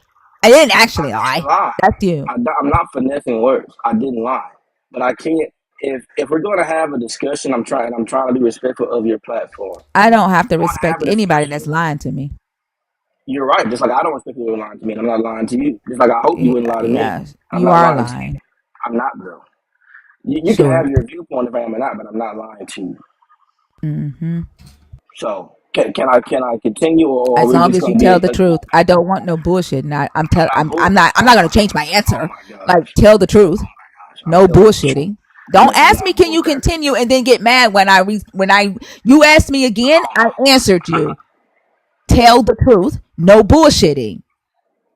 Come on. Okay. I'm not. I'm not bull crapping you or whatever you wanna. You keep claiming. Um, can I speak, or are you still? Don't ask me again because I'm just gonna repeat myself. As long as you tell the truth and no bullshitting. Okay. I'm gonna continue.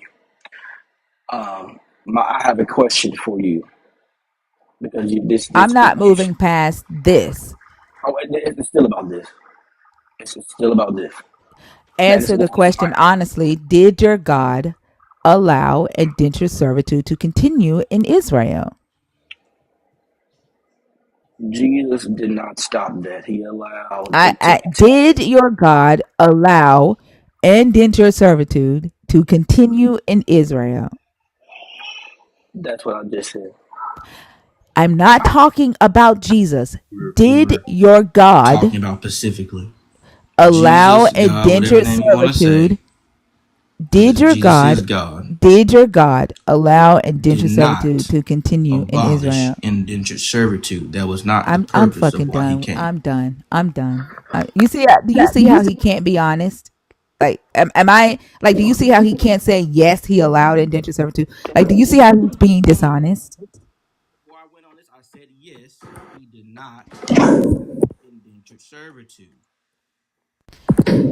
Did he allow it to continue? Yes, he allowed it. If he didn't stop it, he allowed it to continue. That what was so hard about you saying that? It wasn't. I just like giving you a hard time now. It was not. Yeah, sure. And then those of you in the comments talking about he said yes. No, the fuck he didn't, and he just admitted that he didn't. I just added all the extra words at the end. But I did that to, I'm not gonna lie. Being honest, I did that to. So you were lying before. Got it. No, I did not lie. I just said I used extra words. And his Christian friends in the comments who lied for him. He made them liars, backing him up. And he's sitting here admitting, like the way they backed him up, he made them liars. Like do you see this shit? Yes, but like But I'm the one I'm that's watching it wrong with all because I don't four allow eyes. I'm the one that's wrong because I don't allow myself to be lied to. And they're in the comments. Oh, she's circular. He said yes. Like y'all are full of shit and he just made you a liar. That's what's crazy. the only thing that I did was add all those extra words at the end. And I did that because you said that's what I was doing. So my apology. I did that because. Are you 12? Like for real? Are you 12? She keeps doing all. She claims that it's me doing all this stuff, but it's not. It's you, man. And I can barely. You're no different than the other guy. That's what I'm saying. If we're gonna have a conversation, let's have a conversation. I don't mind. I don't mind controversy. I don't mind different beliefs. Maybe you come across the same people because you are the same person who's doing the same things that you did to them.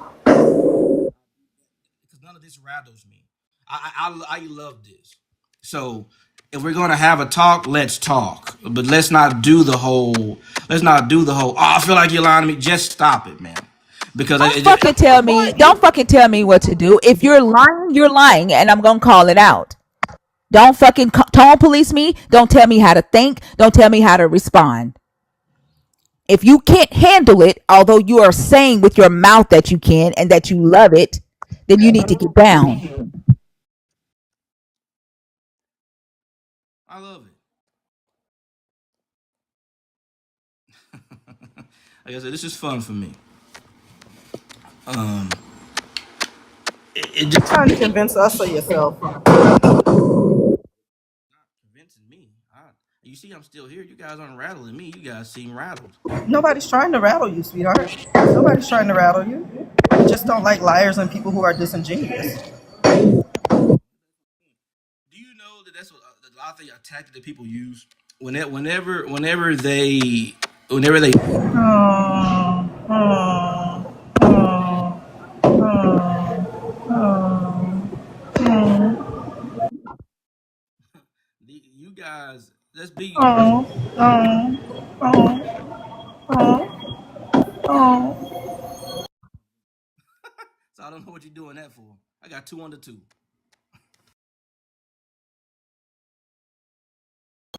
And I have a button. Yay. That was ridiculous. But the way he made his supporters liars is fucking hilarious to me. That was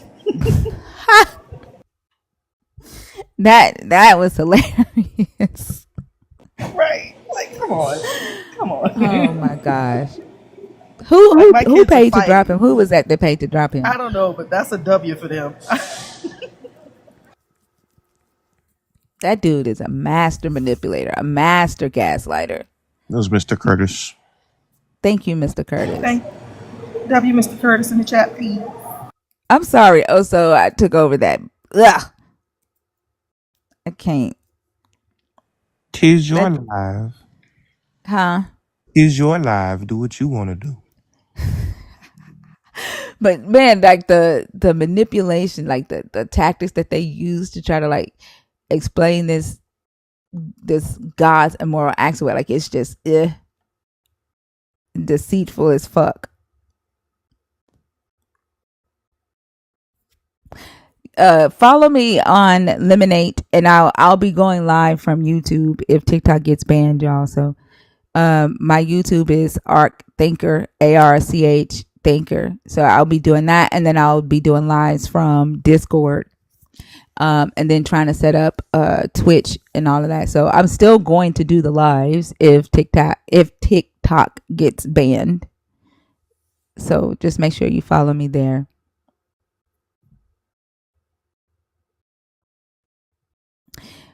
But yeah.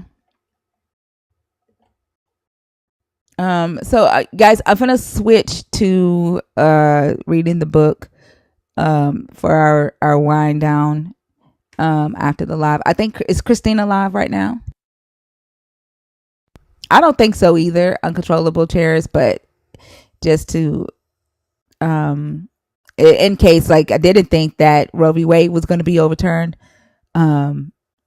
Just don't know, right? So it's better to be prepared. If you want more deconstruction conversations, Christina Carroll is live right now. I'm about to switch to reading how to read the Bible.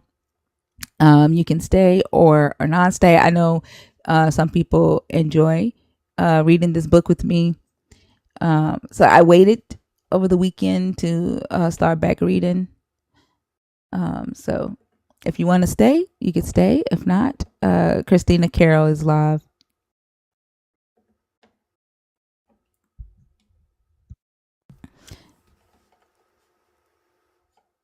Let me get the book up.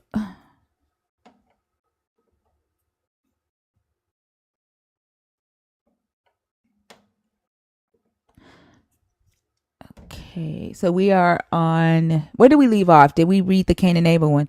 I think we did. Oh, we paused. I thought we paused on Candy. Oh, wait, I no, think you didn't. Because you asked, yeah. yeah. You I did think we read had Cain and Abel. I'm sorry. we on the Great Flood. Yeah. Okay.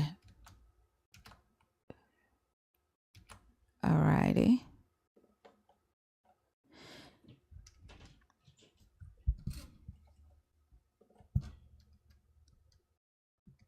All right. The lustful angels. Noah has a moral exemplar. The ancient Near Eastern flood. After the time of Cain and Abel, the Bible relates that Adam and Eve had another son. Seth, and that humanity continued to grow in subsequent generations. But God eventually became displeased with human beings and resolved to bring a great flood on the earth to destroy what he had made. Only Noah and his family survived. The story of Noah and the great flood is one of those biblical narratives that have caused many modern readers to denounce the God of the Hebrew Bible as wrathful. This description is actually a leftover from an old Christian argument against Judaism. The Old Testament God is wrathful, the New Testament God is loving. Here is not the place for religious polemics, but it ought to be observed that any view of God as only loving, a view which hardly does justice to either testament, evenly was aground of reality. After all, we are just emerging from 5 or 6 decades of unprecedented world tragedies. Not only wars and slaughter and industrial scale genocide, but also several natural catastrophes, including at least one great flood, the tsunami of 2004, whose victims in the Pacific and Southeast Asia numbered more than 100,000. It is fine to speak of God's love for humanity as both testaments do, but if that is all there is to God, then who is responsible for all the suffering in the world? The biblical story of the great flood presents a God who kills as well as keeps alive. See Deuteronomy 32:39. Who is, as the Bible says elsewhere, both the maker of good and the creator of ill. Isaiah 45:7. And such a description must, alas, have some resonance for our own times. But there is also the positive element that total disaster was ultimately averted, a remnant. Noah and his family survived. For ancient readers of the Bible, the story of the flood thus stood out first as a model of God's power to destroy as well as to save. But the story itself was not without difficulty. What concerned ancient interpreters in particular was the reason for the flood. What was it that human beings had done that caused God to wish to wipe them out? True, Cain had murdered his brother, but later humanity seemed to have included a number of righteous individuals. In the generation after Cain, for example, the Bible notes that people began to call on the name of the Lord, Genesis 4:26, which certainly sounded like a good thing to do. Somewhat later on came Enoch, who walked with God, Genesis 5:22 and 24. In fact, Cain seemed to be the only true bad person to have lived in those ancient days. Why destroy all of humanity because of one rotten egg? And even if one evil person was sufficient cause, why had God waited so many generations after Cain before actually bringing the flood? For answers, the attention of ancient interpreters came to focus on the sentences that just preceded the flood account. When people began to multiply on the face of the earth, the daughters were born to them. The sons of God saw that they were fair, and they took wives for themselves of all that they chose. Then the Lord said, My spirit shall not abide in humanity forever, since they are flesh. Their days shall be 120 years. The Nephilim were on the earth in those days, and also afterward, when the sons of God went in to the daughters of humans, who bore children to them. These were the heroes who were of old, men of renown. The Lord saw that the wickedness of humankind was great on the earth, and that every inclination of the thoughts of their hearts was only evil continually. And the Lord was sorry that he had made humankind on the earth. Genesis 6:1-6. The passage was certainly puzzling. The phrase sons of God was generally understood to refer to the angels, and according to this passage, their mating with human females apparently produced a race of superhumans, the Nephilim. The Hebrew term is obscure. The heroes who were of old, men of renown. Was not this the proximate cause of the great catastrophe? The idea of angels mating with humans certainly looked fishy. Crossing divine lines for immoral purposes must indeed have been a serious offense. What is more, the angels seem to have done so for no more noble a reason than that they were attracted by the women's bodies. The sons of God saw that they were fair. Surely angels ought to be above such tawdry lust. For these reasons, ancient interpreters saw a direct connection between this paragraph and the flood that followed. The wicked angels were responsible. Enoch said, "In the generation of my father Jared, some from the height of heaven transgress the word of the Lord. And behold, they commit sin and transgress the law, and have been promiscuous with women and commit sin with them, and have married some of them, and have begotten children by them.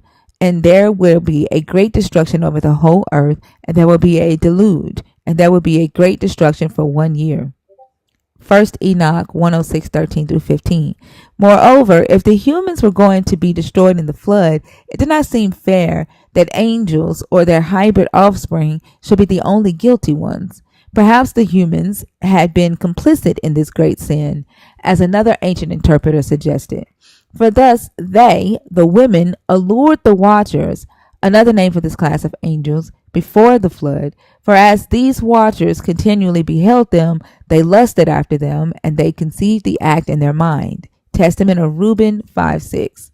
This same tradition of the alluring women was known to the English poet John Milton, who describes a bevy of fair women, richly gay, in gems and wanton dress. To the harp they sung soft amorous deities, and in dance came on. Paradise Lost. At the same time, interpreters wondered about the figure of Noah. Why had he been saved? Although the Bible asserted that he was a righteous man, blameless in his generation, it did not mention a single righteous act that he had performed before the flood. Even after the flood, as a matter of fact, Noah does not appear to be particularly virtuous. At one point, he becomes intoxicated and lies naked in his tent. Genesis 9:21. Still, there was one little detail that seemed to argue in his favor. In the passage cited earlier, the text reads, "Then the Lord said, My spirit shall not abide in humanity forever. Since they are flesh, their days shall be 120 years." Interpreters felt that God could not have meant by this that from now on people would live only to the age of 120. After all, Noah himself went on to reach his 950th birthday, while his son Shem lived to the age of 600. His grandson Arphaxad to 438, and so forth. It would not be until many centuries later that the righteous Moses would be limited to 120 years of life. On the other hand, how many humans now even come close to that age? If in Genesis 6:3 God was determining the lifespan of all humans henceforth, then logically each of us ought to live for exactly 120 years.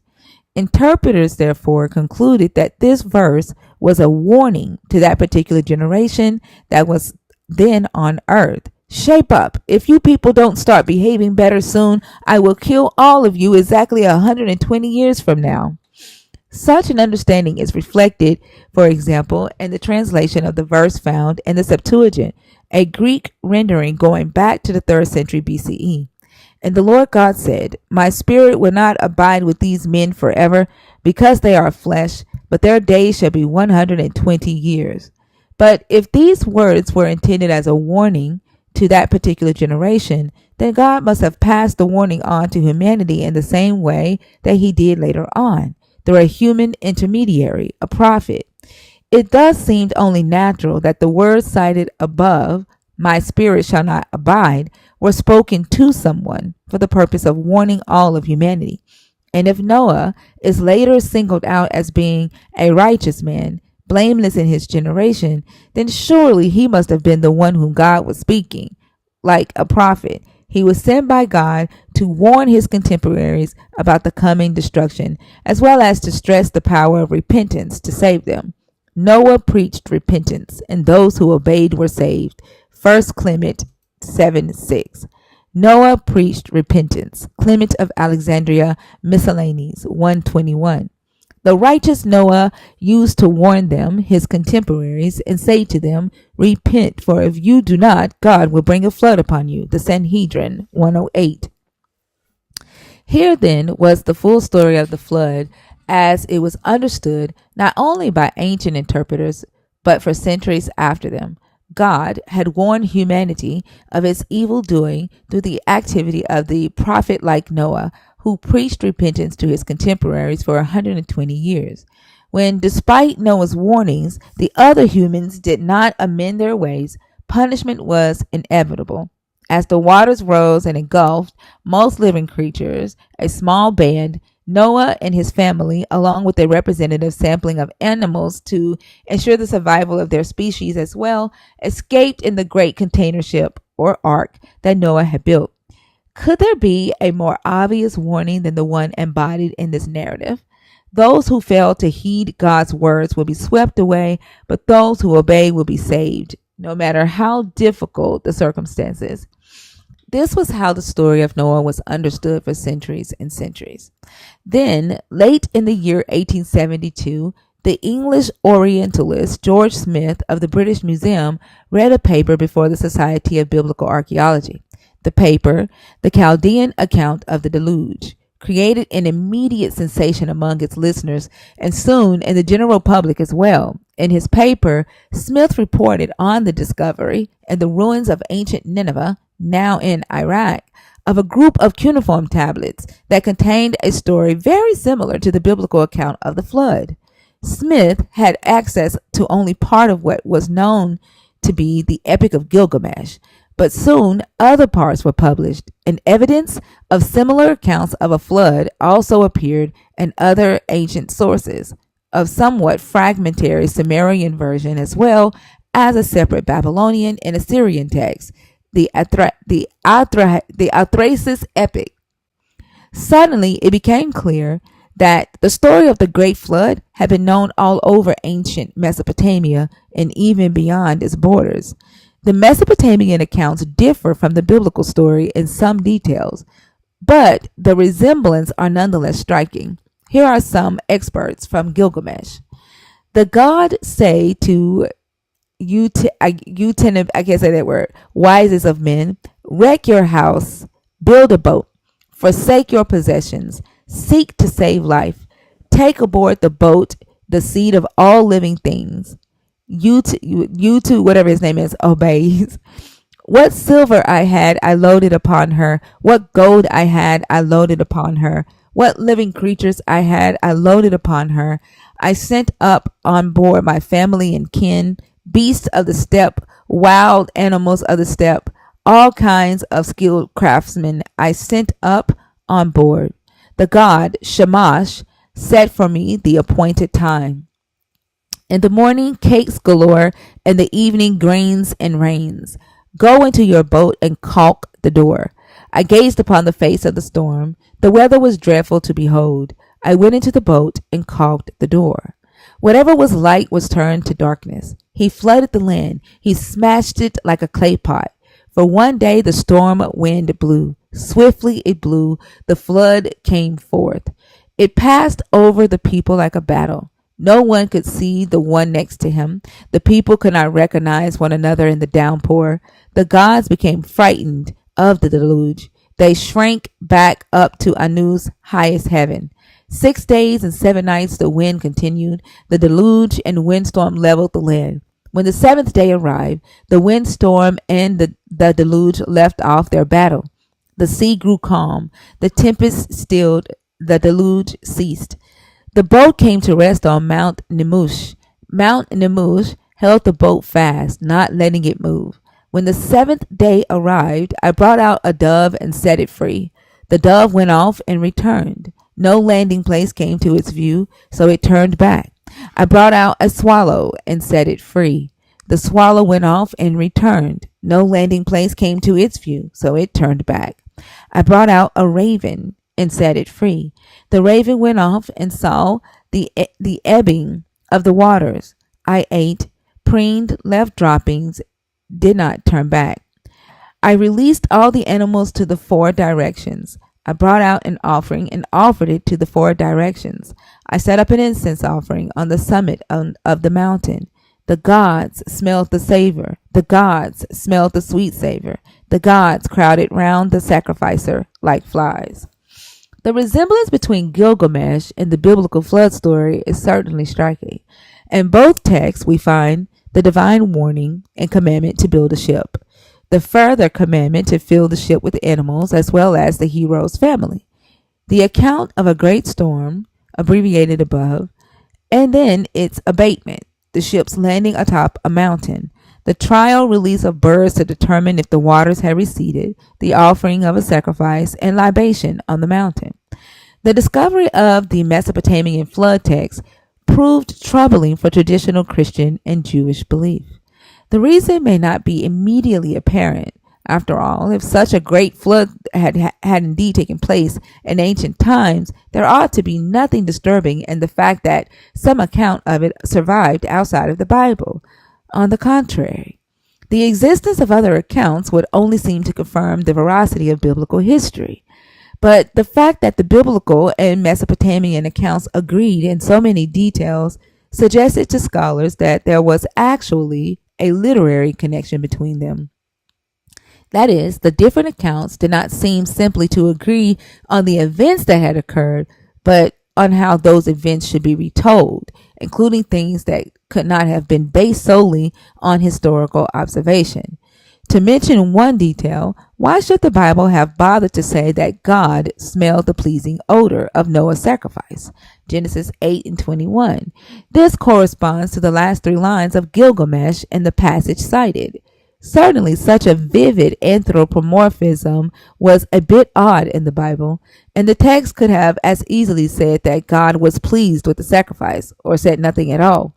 More to the point, however, how could any on-site observer of the flood and its aftermath know that God, the gods, had smelt anything, short of seeing them breathe in simply just above the altar's flames?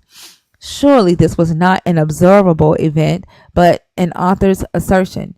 And the fact that the same assertion, indeed the very same expression, is found in both Gilgamesh and the Bible seem to suggest that one text was dependent on the other, or that both derived from a still earlier source. The problem was that even the friendliest dating eliminates any possibility that the Mesopotamian accounts derived from the biblical story. The oldest fragments go back to early in the 2nd millennium BCE, perhaps even earlier, long before the time of Moses, in the traditional setting for the giving of the Torah and its account of the flood.